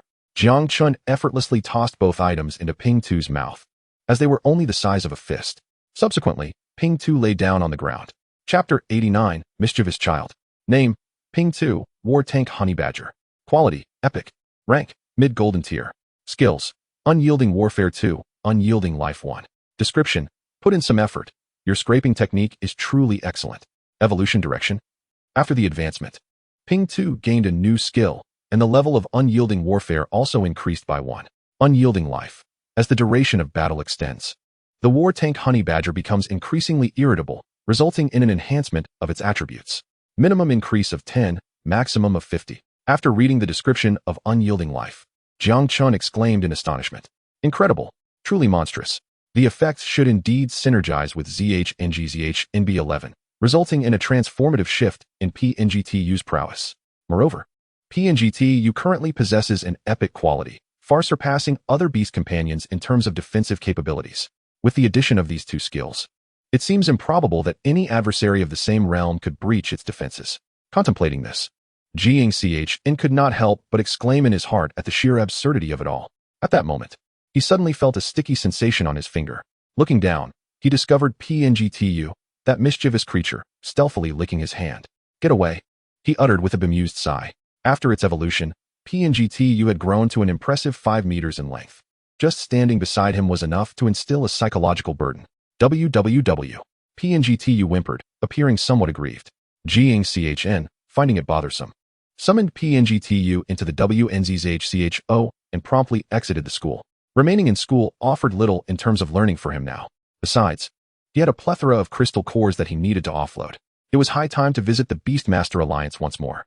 Jiang Chen exited the school with ease, setting his course towards the Beastmaster Alliance. Suddenly, he felt a light tap on his back, followed by the sound of someone sobbing. WWW. It hurts so much, my bottom hurts. Puzzled, he turned around to find a little girl in a dress with a ponytail, sitting on the ground in tears, one hand covering her small rear. Moments later, Jiang Chen deduced what had transpired. This little girl must have been distracted while walking and bumped into him. Although he was not a warrior, his status as a silver-tier beastmaster endowed him with strength akin to that of an average peak bronze-tier warrior. There was no way a small girl could knock him over. He crouched down and gently touched her hair. Perhaps it was due to the influence of the little skeleton. He had developed a habit of patting heads. Seeing Jiang Chen's amicable demeanor, the girl appeared somewhat embarrassed. Uncle, I'm sorry for bumping into you. But I didn't mean to. I apologize, she exclaimed, standing up and bowing slightly. However, Jiang Chen was momentarily stunned, questioning whether his ears had betrayed him. What did you just say, Uncle? Do I look that old? If he recalled correctly, he was merely 16 years old in this lifetime. 16. Was it appropriate for you to call me uncle? Cough, cough. It's good that you're all right, but there's one thing I must clarify, Jiang Chen said, suddenly adopting a serious tone. This caused tears to well up in the girl's eyes, threatening to spill over. Not wanting to provoke her further, Jiang Chen quickly added, Tuan, does your brother look old? Tuan, taking his words to heart, scrutinized him carefully before nodding earnestly. Jiang Chen was left speechless. He was still clad in his school uniform, and yet she called him old. Cough, cough. From now on, call me brother. I am not your uncle. All right, uncle, Tuan replied, and Jiang Chen saw her nodding seriously while simultaneously addressing him as uncle. In that instant, he was rendered speechless, pondering who this little rascal belonged to, as her words were utterly lacking in tact. Tuan, where is your home? He inquired, glancing around and noticing the absence of others, which left him perplexed. Upon hearing his question, Tuan turned and pointed in the distance while jogging slightly. Uncle, my home is over there. I have to go back now. Otherwise, my mom will worry, she said, already dashing away. Having inexplicably become an uncle, Jiang Chen shook his head in resignation, turning to leave. Suddenly, his gaze fell upon the direction Tuan had departed, and he froze. The sky in that area appeared distorted, resembling the surface of water, with ripples forming intermittently. This left Jiang Chen momentarily dazed. Before he could comprehend fully, a black spatial rift opened before him. Almost simultaneously, a hyena-like monster emerged from within. At that moment, Tuan remained blissfully unaware of the beast lurking ahead. Continuing to skip forward. This is bad. Jiang Chen's expression changed. Though Tuan had called him uncle, she appeared to be merely 3 or 4 years old, an age where one was blissfully ignorant of the complexities of adulthood. Despite his reluctance to involve himself, he could not bear the thought of such a lively and adorable child facing peril before his eyes. With a swift thought, Lieming Ti and the little skeleton were summoned. Attack, he commanded, pointing at the hyena-like creature. At that moment, the beast had also spotted Tuan, and drool began to drip from its mouth as it charged towards her. Tuan, upon noticing the ferocious creature, was so frightened that she plopped down on the ground. "Big doggy, don't come over, I'm very fierce," she exclaimed, wildly waving her small arms in an attempt to scare it away. However, in the eyes of the hyena beast, she appeared as a delectable morsel. It bore its fangs and lunged at her. "Don't bite me." In an instant, Tuan shut her eyes tightly, bracing for impact. A dull thud resonated, followed by a wail of agony. Lieming Ti was the first to arrive, sending the hyena flying. The little skeleton quickly followed up with a lethal strike, decapitating the beast. Seizing the opportunity, Jiang Chen rushed over, scooping Tuan into his arms while softly reassuring her. "Brother is here, Tuan, don't be afraid, and keep your eyes closed." Yet, a childish voice piped up. "You're lying, you're my uncle." Jiang Chen was left speechless. Why was this child so stubborn? What was wrong with calling him brother? He had no time to debate the semantics of titles with her, as crimson eyes began to emerge from the newly formed spatial rift. "Damn it! Why is there a spatial rift in Yulong City?" Jiang Chen's expression shifted dramatically. Chapter 90, The Invasion of the Alien Race. At that moment, one after another, hyenas began to emerge from the passage. Name, XNGH Li Jiu, Quality, Ordinary. Rank, Silver Tier Lower Grade. Skills, Bloodthirst 1. Description, a being regarded as cannon fodder by alien races. Evolution path, 1 blood type Golden Tier Crystal Core can evolve into XNGH Li Jiu Elite. A quick glance revealed that at least 20 of them had emerged. The street was now congested due to the presence of these 20+ XNGH Li Jiu. Adding to the peril was the presence of ordinary civilians. No one had anticipated the emergence of a spatial rift within the city. "Run! It's a monster!" "Ah, how could there be monsters in the city?" As the cries of alarm rang out, the dazed crowd snapped back to reality and began to flee. Witnessing this, Jiang Chen felt an urge to curse. Regardless of the type of monster, they exhibited a strong predatory instinct towards humans. Conversely, as long as humans did not provoke them, the beasts would not act recklessly. The chaos among the crowd had irrevocably stirred the primal instincts of these beasts. In an instant, the situation escalated. 7 or 8 monstrous beasts charged toward the crowd, leaving Jang Chun with no time for rescue. With a single thought, Ping Tu was summoned. Upon seeing Jang Chun, it extended its tongue in a foolish manner. However, upon sensing Jiang Chen's fury, it instantly transformed into a fierce creature, rushing forth to annihilate the pack of beasts. Pointing at a group of bloodthirsty crimson hyenas, Jiang Chun commanded without hesitation. Like a small tank, Ping Tu barreled towards the crimson hyenas. Moments later, with its formidable physique, it required no special techniques, only sheer forceful impacts. Bang! Bang! Each charge shattered the bones of several hyenas, killing them instantly. Lu Meng 2, go over there and block those beasts. Try to prevent them from attacking the crowd. Even as a reserve soldier, Jiang Chun was a man of iron and blood. How could he stand idly by in such a situation? Yet, despite his resolve, he was still a moment too late. A tragic scream pierced the air as an elderly man was tackled by a crimson hyena, which then proceeded to eviscerate him. The horror did not end there. Within mere breaths, 2 more individuals were downed, utterly defenseless against the ravenous hyenas. Jiang Chen's fists clenched tightly, feeling the trembling body in his arms. Taking a deep breath, he sought to regain his composure. Tuan, close your eyes, do not peek. At that moment, Lu Meng 2 had already dashed to the opposite side. With a series of agile maneuvers, it swiftly dispatched several attacking crimson hyenas, simultaneously blocking the remaining beasts that sought to rush forward. In just a few breaths, over 20 crimson hyenas lay slain. However, Jiang Chun could not find joy in the victory, for he understood that these hyenas were merely pawns sent to probe the defenses. The true peril loomed behind them, which was why he refrained from unleashing Xiao Gu. Currently, only Xiao Gu possessed the strength to pose a threat to the platinum tier. Jiang Chun needed to keep this trump card firmly in hand. If a platinum tier beast were to appear, it must not be allowed to emerge. Otherwise, it would be exceedingly difficult for him to hold the line.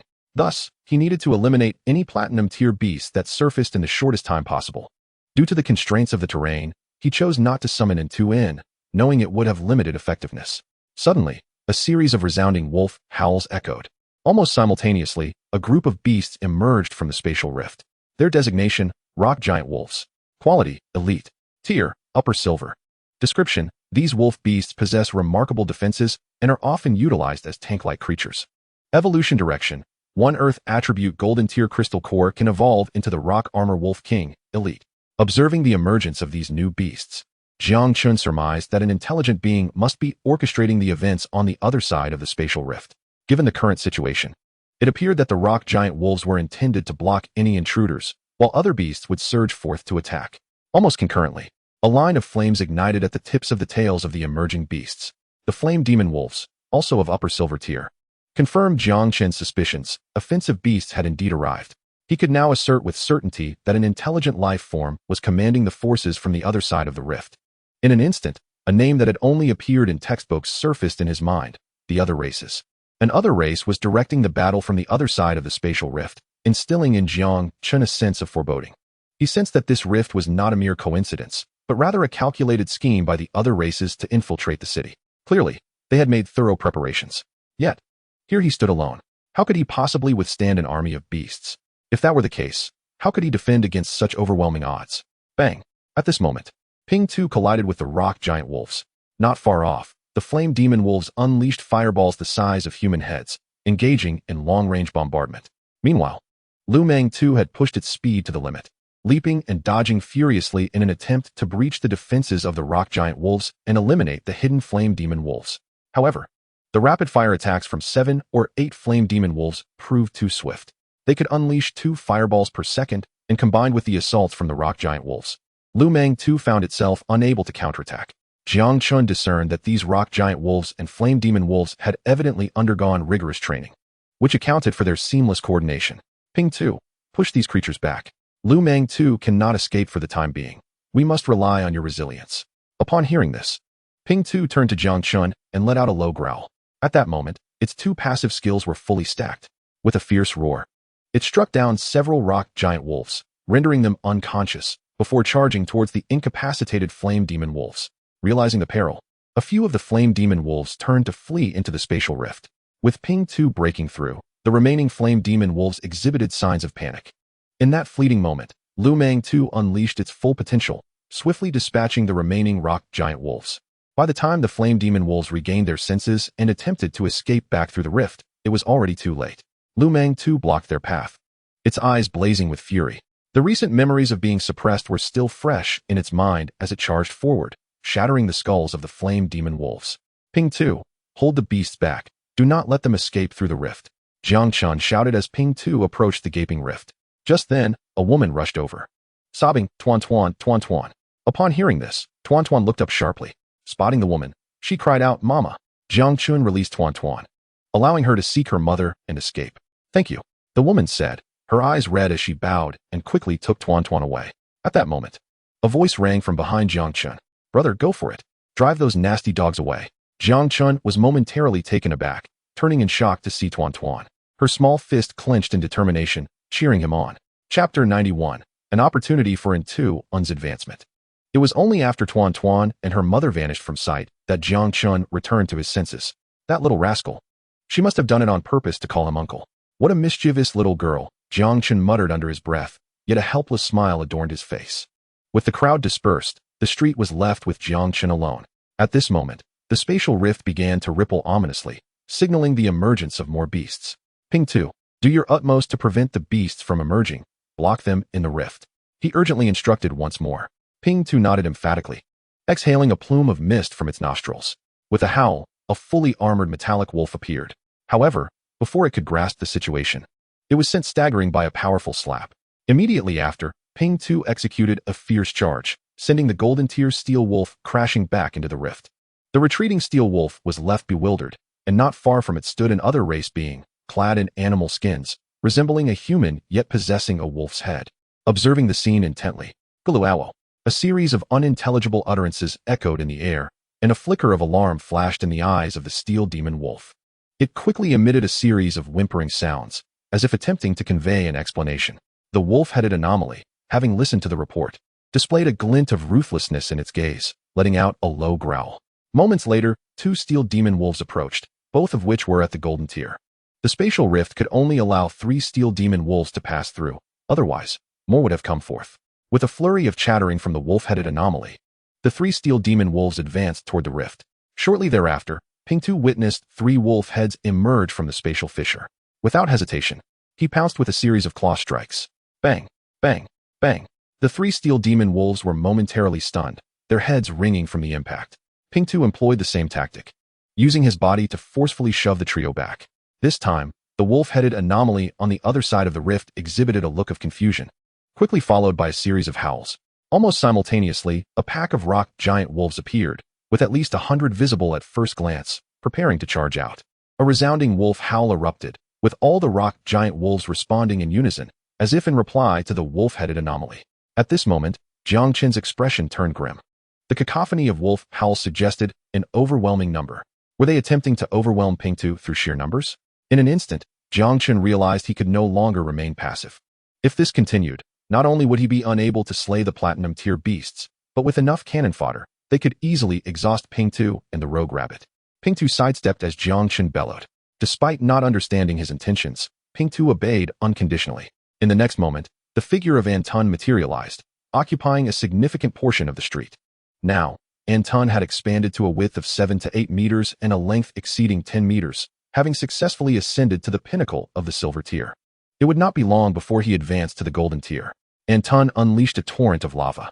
Observing the swarm of newly emerged rock giant wolves, the ground erupted with molten rock, engulfing a group of them. Despite their thick rock armor, their heads were still flesh. In an instant, the entire street emitted the aroma of roasted meat, albeit slightly charred. The front line of rock giant wolves attempted to retreat, but was unable due to the relentless charge of their comrades from behind, forcing them to advance instead. In a flash, 30 to 40 rock giant wolves charged forth, while more continued to emerge from the spatial rift. Jang Chun furrowed his brow at the sight of the towering 4-meter rock giant wolves. Gradually, over 50 more wolves joined the fray, leading to a total of over 100 rock giant wolves ahead. If this horde were to escape, it would spell cataclysmic disaster for the surrounding innocents. With this thought, Jiang Chun felt a surge of desperation. Gritting his teeth, he commanded Anton to unleash a full-scale eruption of lava targeting the pack of rock giant wolves. Upon hearing this, Anton's body exuded white mist, and the ground beneath the rock giant wolves suddenly cracked open. Scalding magma surged forth, enveloping dozens of the wolves in an instant. This was not the end. Columns of high-temperature magma erupted, consuming the rock giant wolves before they could react. Moments later, silence reigned. After a brief interval, the side of the spatial rift was covered in a thick layer of magma, causing the temperature in the vicinity to rise sharply. Following this exertion, a visible weariness crossed Anton's eyes. Although he possessed mythical quality, he was still a silver-tier beast. While his usual attacks posed no issue, sustained large-scale assaults were incredibly taxing. Even a creature of his caliber could not afford a second use of such power. Fortunately, this onslaught had proven effective. But for how long could it hold? Jiang Chun had no way of knowing how many beasts remained within, but he was certain there were not fewer than before. Perhaps even more. Why had the patrol not yet arrived? With such a commotion, could they not have heard? As he pondered this, 2 deep blue wolves emerged from the spatial rift.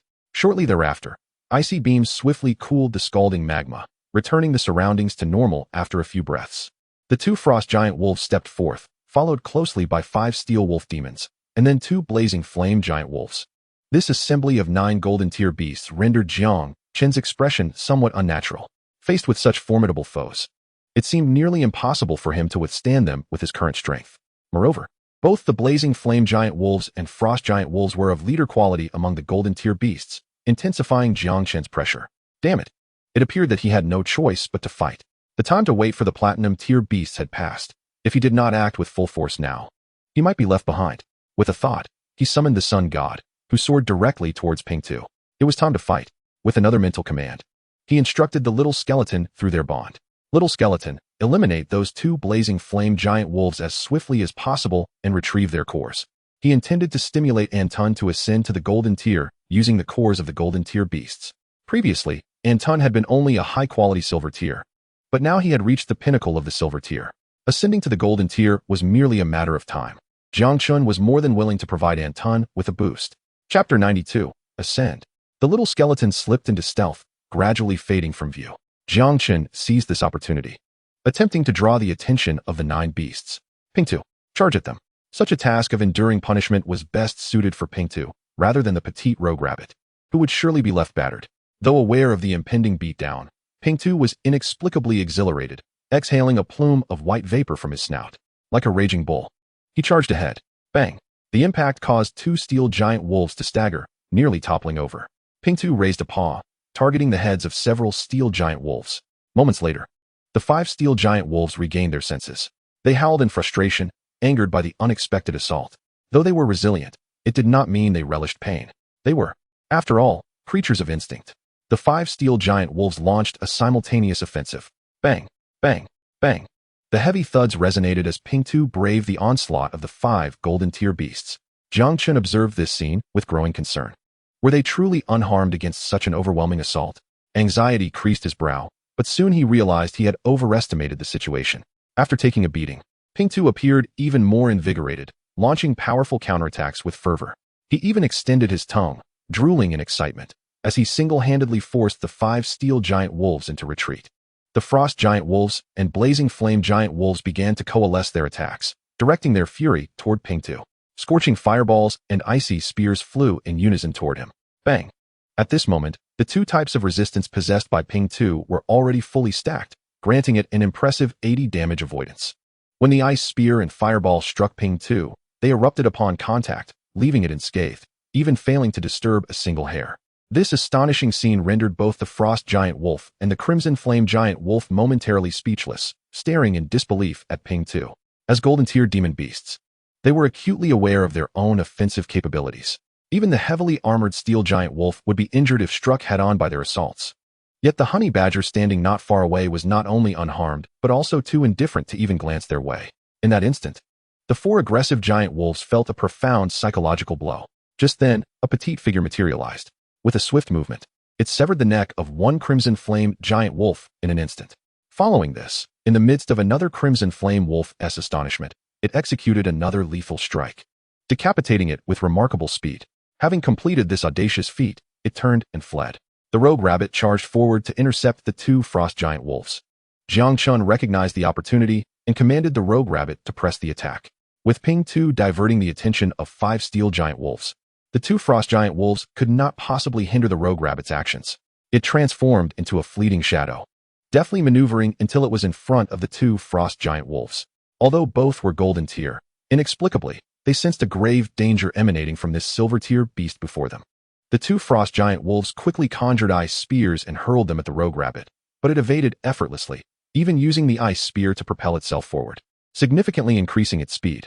One of its ears had already coalesced into a 1-meter-long shockwave ball. Even golden tier demon beasts would suffer grievously from a single hit. As the rogue rabbit approached, the 2 frost giant wolves, each over 4 meters long, were so intimidated that they took 2 steps back. Nevertheless, they could not escape the rogue rabbit's onslaught. The shockwave ball struck one frost giant wolf squarely on the head with a resounding thud, slamming it to the ground as blood gushed from its orifices, resulting in instant death.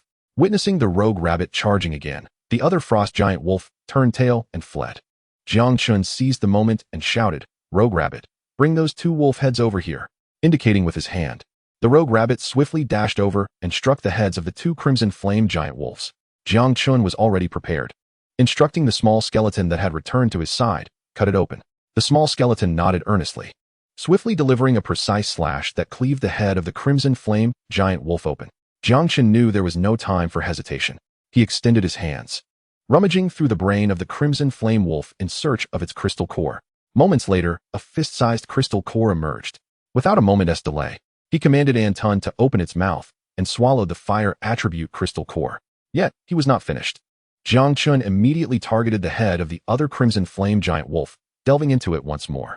Soon, he extracted another crystal core from within. With 2 golden tier crystal cores ingested, Anton's body temperature noticeably surged. In a matter of moments, its body grew at a visibly rapid pace, reaching a staggering length of 17 to 18 meters, compelling Jiang Chun to evade. Moments later, the wall was explosively shattered by Anton's expanding form. In an instant, Anton completed its evolution, achieving an astonishing length of 20 meters and a width of around 15 to 16 meters, its carapace appearing as if molten lava coursed beneath it. Unbeknownst to them, all the demon beasts ceased their combat, fixated on the imposing presence of Anton. Jiang Chun had already accessed Anton's panel. Name, Anton, Flame Devourer. Quality, Mythical. Tier, Low Golden. Skills, Lava Eruption 2, Lava Control 1. Description, as a powerful apostle, it possesses unparalleled strength. Evolution direction, none. Having successfully advanced to Golden Tier, Anton now exuded such an overwhelming aura that even claiming it was Platinum Tier would not be met with disbelief. Simply standing there, it intimidated a multitude of demon and beast alike, who refrained from engaging in battle, their eyes fixed warily upon Anton. Rogue Rabbit, Ping 2 return. Jiang Chun wished to test Antun's new skill, lava control. At first glance, the name did not inspire much confidence. It even sounded somewhat pedestrian, hardly befitting a mythical quality beast. Yet, he was eager to witness its effectiveness in battle. Upon hearing Jiang Chun's call, both creatures did not hesitate to return. Ping 2, even while dodging the offensive from 5 steel giant wolves, turned to cast a disdainful glance at them, as if to say that their attacks were utterly inconsequential. Moments later, the two returned to Jiang Chun's side. Observing this, Jiang Chen wasted no time in issuing his command. Antun, use lava control. With this command, Antun's temperature soared dramatically. Almost immediately, the ground erupted with searing lava. Initially, Jiang Chun stood in astonishment, only to be met with a wave of disappointment. Wishing to exclaim, "Is this it?" It appeared to be merely an amplified version of lava eruption. However, he soon realized that perhaps his expectations had been too high. Yet, the current power displayed was not something a low golden tier beast should possess. Just as he thought it would end there, the spewing lava did not disperse. Instead, it coalesced. To Jiang Chun's astonishment, all the lava converged into a spherical mass, enveloping the 5 steel giant wolves. Almost simultaneously, anguished howls erupted. Even their iron-clad bodies could not withstand the searing heat of the lava. Moments later, the molten rock receded, leaving behind only hardened bones. Jiang Chun, now emerging from his shock, pondered whether this was indeed lava control. With this skill, it was akin to possessing a homing feature. How could other demon beasts contend with that? Even if they attempted to evade, they would be relentlessly pursued, unless they possessed high-temperature resistance. Escaping unscathed before Antun was nearly impossible. In summary, it was utterly monstrous. Even more so than before, the remaining frost giant wolf, thoroughly frightened, fled without looking back into the spatial rift. Excellent work, Jiang Chun exclaimed excitedly. With Antun's lava control, its strength had undergone a remarkable leap. Even when faced with platinum-tier demon beasts, it undoubtedly possessed the capability to fight. With this thought in mind, Jiang Chun's gaze drifted toward the spatial rift, where, following the retreat of the frost giant wolf, a glint of murderous intent flickered in the eyes of the wolf-head alien as it strode forth from the wolf pack. Hastening toward the spatial rift, evidently preparing to confront the one who had decimated its subordinates. Ripples formed in the spatial rift as Jiang Chun steadied his emotions. "Is it coming?" he murmured softly. As his words fell, a figure emerged. Soon after, a colossal wolf with 2 heads stepped into view. Upon seeing the wolf-headed humanoid, Jiang Chun realized that the alien race had indeed arrived, and it was clearly a formidable one, at least a platinum-tier beastmaster. A fleeting glance revealed the formidable double-headed giant wolf emerging from the shadows. Name, Being Gushu Ngt Yuling. Quality, Leader. Rank, Platinum Intermediate. Skills. Introduction, a magical wolf wielding the powers of ice and fire, possessing terrifying destructive capabilities. Evolution direction. Upon witnessing this beast, Jiang Chen's brow furrowed tightly. As anticipated, it was indeed a platinum-tier beastmaster. However, its leader quality caught him off guard. Moreover, the constraints of the terrain were particularly disadvantageous for NTN. Not far away, 2 figures appeared, a young man and a middle-aged gentleman. Upon seeing the Being Gushu Ngt Yuling, the youth prepared to take action. "What are you doing?" the other interjected. The youth paused momentarily, then replied with exasperation, "WG, you aren't still planning to watch the show, are you? That kid is merely a silver tier, and now a platinum tier beast has emerged. If we don't act soon, we'll be left to pick up the pieces. Stay calm. The young man is impulsive. He hasn't reached his limit yet. Let us wait a bit longer," the middle-aged man replied with a smile. "Very well," the youth shrugged in resignation, continuing to observe the battlefield from a distance. The moment the otherworldly being stepped through the spatial rift, he surveyed his surroundings. His gaze landed on Jiang Chen, and he was momentarily taken aback. According to his expectations, a considerable number of individuals should have gathered to thwart his advance. Yet, the reality was starkly different. There was a significant discrepancy. The only combatant present was merely a silver-tier beastmaster, leading him to suspect a possible ambush. How could 2 golden-tier beasts possibly withstand the onslaught of 9 golden-tier monsters? This was beyond his comprehension. His mouth slightly agape, he uttered a string of incomprehensible words, leaving Jiang Chen bewildered. "Speak plainly, none of that beastly babble," Jiang Chen retorted, his irritation palpable. Whether the other understood was of no concern to him. Upon hearing this, the otherworldly being was visibly startled, a flash of murderous intent crossing his eyes. Nevertheless, he cleared his throat and spoke. "Those who besieged my subordinates, let them come forth. This celestial talent shall meet them. Concealment is utterly futile." Jiang Chen's expression turned peculiar, pondering, Has this being lost his mind? If I had reinforcements, would I be wasting time here? I would have sent someone through the rift already. Who would linger in this predicament? A mere outsider dares to wreak havoc in my Yulong City. Having resided in this city for 16 years, Jiang Chen had developed a certain attachment and was determined not to tarnish its reputation. Huh. A mere insect like you will be extinguished. The otherworldly being's eyes narrowed coldly, and he spoke more incomprehensible phrases. Simultaneously, the being Gushu and Yulong advanced toward Jiang Chen. Almost instantly, both heads opened wide, one exhaling flames and the other icy breath, launching a direct assault on NTN. It was evident that the only threat it perceived here was the large turtle. Thus, the being Gushu and Yulong initiated its attack on NTN. NTN utilized lava eruption, then control the lava to block these attacks. Almost simultaneously, a surge of lava appeared, forming a massive shield to deflect the incoming flames and icy breath. Subsequently, it transformed into sharp spears, targeting the being Gushu and Yulong. The being Gushu and Yulong unleashed a torrent of icy breath, rapidly forming a wall of ice before it. The fiery wolf head condensed a high-pressure fireball, launching it toward NTN. Upon seeing the high-pressure fireball, NTN hesitated for a moment, then without hesitation, swallowed the fireball whole right in front of the being Gushu and Yulong. Afterward, it even let out a satisfied burp, casting a grateful glance toward the direction of the being Gushu and Yulong. It was perfectly timed. Having grown weary, it was pleasantly surprised that food had come to it. Truly a good being. The sudden turn of events left the otherworldly being stunned. He was well aware of the potency of his high-pressure fireball. It could easily pierce through a tree that two men could embrace. Yet, it had been consumed. After the initial shock, a more intense murderous intent surged within him. A genius, a talent among humanity. Despite the aura of merely a silver tier, he had managed to withstand a wave of attacks from the being Gushu and Yulong. He must be eliminated. Otherwise, he could become a future threat. Jiang Chen had once again entered the kill list, but this time, he was under the gaze of the otherworldly being. A cacophony of unintelligible words followed. Jiang Chen couldn't comprehend what was being said, but he noticed the being Gushu and Yulong's aura had intensified. Its form approached 6 meters in length, emitting a deep, rumbling growl. Chapter 94. Slaying the being Gushu and Yulong. Observing the transformed being Gushu and Yulong, Jiang Chen's brow furrowed. If he wasn't mistaken, this seemed to indicate a special skill, frenzy. Yet, such a skill typically manifested only when a beast was on the brink of death. The being Gushu and Yulong, however, appeared to have activated it voluntarily. In an instant, Jiang Chen's eyes brightened, as if he had discovered a new world. He surmised that these otherworldly beings concealed considerable secrets. At the very least, it seemed that they had mastered the ability to trigger their beast frenzy at will. Human, I will command my being Gushu and Yulong to shatter your skull and then slaughter this city, turning it into a desolate wasteland. The wolf-headed otherworldly being laughed menacingly, drool dripping from its mouth. You, a mere beast, think you can annihilate a city? Allow me to eliminate you first. Jiang Chen declared, promptly issuing commands for NTN to attack. Despite the presence of walls, under NTN's formidable physique, they crumbled like paper at the slightest touch. Both wolf heads howled in unison, and their bodies underwent a transformation.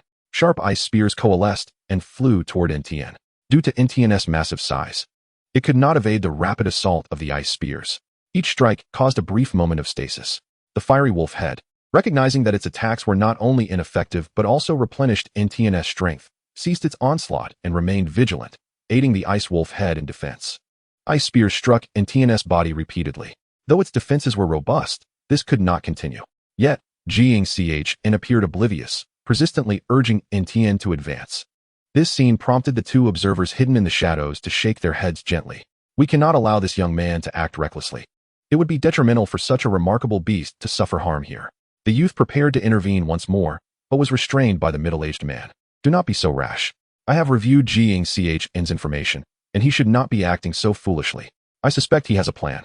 If we act now, we will undoubtedly disrupt his strategy. Upon hearing this, the youth had no choice but to halt once more, observing from a distance. Meanwhile, a hint of madness flickered in the eyes of the wolf-headed otherworldly being. Unable to suppress a cringeworthy laugh, he declared, "Humanity, surrender. If you yield, I will command my precious to cease its assault. Otherwise, this turtle shall be mercilessly crushed by my beast." A howl of excitement escaped him, revealing his exhilaration. Meanwhile, Jang Chun gritted his teeth, determined to endure. "Anton, hold on a little longer. We shall retaliate and vanquish this pack of wolves. His gaze shifted towards the direction of the ice and fire two-headed wolf. At that moment, the figure of the little skeleton suddenly materialized, causing Jiang Chun to hold his breath in anxiety. Little skeleton, sever that dog's head, he bellowed. The little skeleton, sensing its master's fervor, began to emanate a faint black mist. Subsequently, intricate black patterns emerged along its arm blade. Instant kill technique. Almost simultaneously, the little skeleton unleashed its ultimate skill, appearing like a bolt of lightning above the ice wolf's head. With a fierce swing of its arms, it struck down. With a crack, the ice wolf, which had been gathering its ice spear, abruptly halted. Blood gushed forth from its head, and a tiny fissure formed within the crystal core of the wolf's head. In the astonished gaze of the wolf-headed mutant, the ice wolf's head gradually drooped, devoid of life. This unexpected turn of events left the wolf-headed mutant in a state of shock, while Jang Chun awaited this very moment. Anton, unleash lava eruption, command the lava. With the ice attribute defenses now nullified, he had no doubt that a mere fire wolf head could not withstand Anton's molten fury. It is worth noting that even flames are categorized by levels. Although the fireballs emitted by the fire wolf head are hotter than ordinary flames, they paled in comparison to magma. At Jiang Chen's command, Anton's pent-up fury erupted forth. Just then, the figure of the mischievous rabbit appeared, swiftly maneuvering to the side of the little skeleton, lifting it away from the battlefield with its ears. Witnessing this, Anton's high-temperature lava surged forth, instantly transforming into a colossal hand that grasped the ice and fire two-headed wolf. Perhaps stunned by the previous attack, the ice and fire two-headed wolf did not evade and was caught in the grip. Instantly, a hissing sound filled the air, accompanied by a faint odor of burning flesh. The ice and fire two-headed wolf let out a mournful howl, jolted awake by the excruciating pain, casting a desperate glance at the wolf-headed mutant for help. However, the wolf-headed mutant, witnessing the ice and fire two-headed wolf engulfed in lava, was consumed by overwhelming hatred. Damn human, I shall remember this. One day, you shall pay for this. With that, he turned to flee. Just then, a figure lunged at the wolf-headed mutant. Although the mutant's physique was significantly stronger than that of an ordinary human, it was still no match for Jiang Chen's golden-tier beast. The mutant was swiftly brought down. Jiang Chun's voice rang out. Do you truly believe you can escape? Observing the wolf-headed mutant pinned beneath him, Jiang Chun smiled slyly. In truth, the moment the wolf-headed mutant appeared, Jiang Chun had devised a strategy. The little skeleton was tasked with eliminating the ice wolf head, without the frost's aid. Even a platinum-tier beast would struggle to withstand the scorching magma. This was precisely why it was imperative for the little skeleton to expend all its strength to slay the ice wolf head. Without it, under Anton's terrifying control, the lava could easily dispatch the remaining fire wolf head. As Jiang Chun had anticipated, the battle ended with remarkable ease. Had the wolf-headed mutant not been careless, Jiang Chun would not have achieved such a swift victory. Anton, finish that one off, he urged again. Anton nodded in agreement, unleashing lava eruption once more, directing a torrent of searing lava toward the ice and fire two-headed wolf.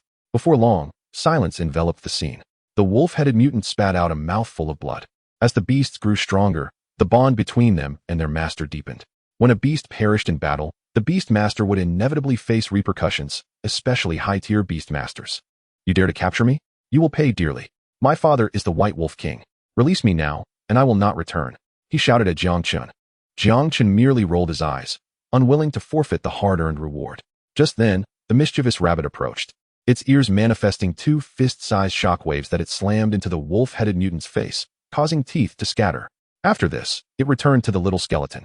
Witnessing this, Jiang Chun felt somewhat exasperated, as if the mischievous rabbit were venting its frustration on the little skeleton.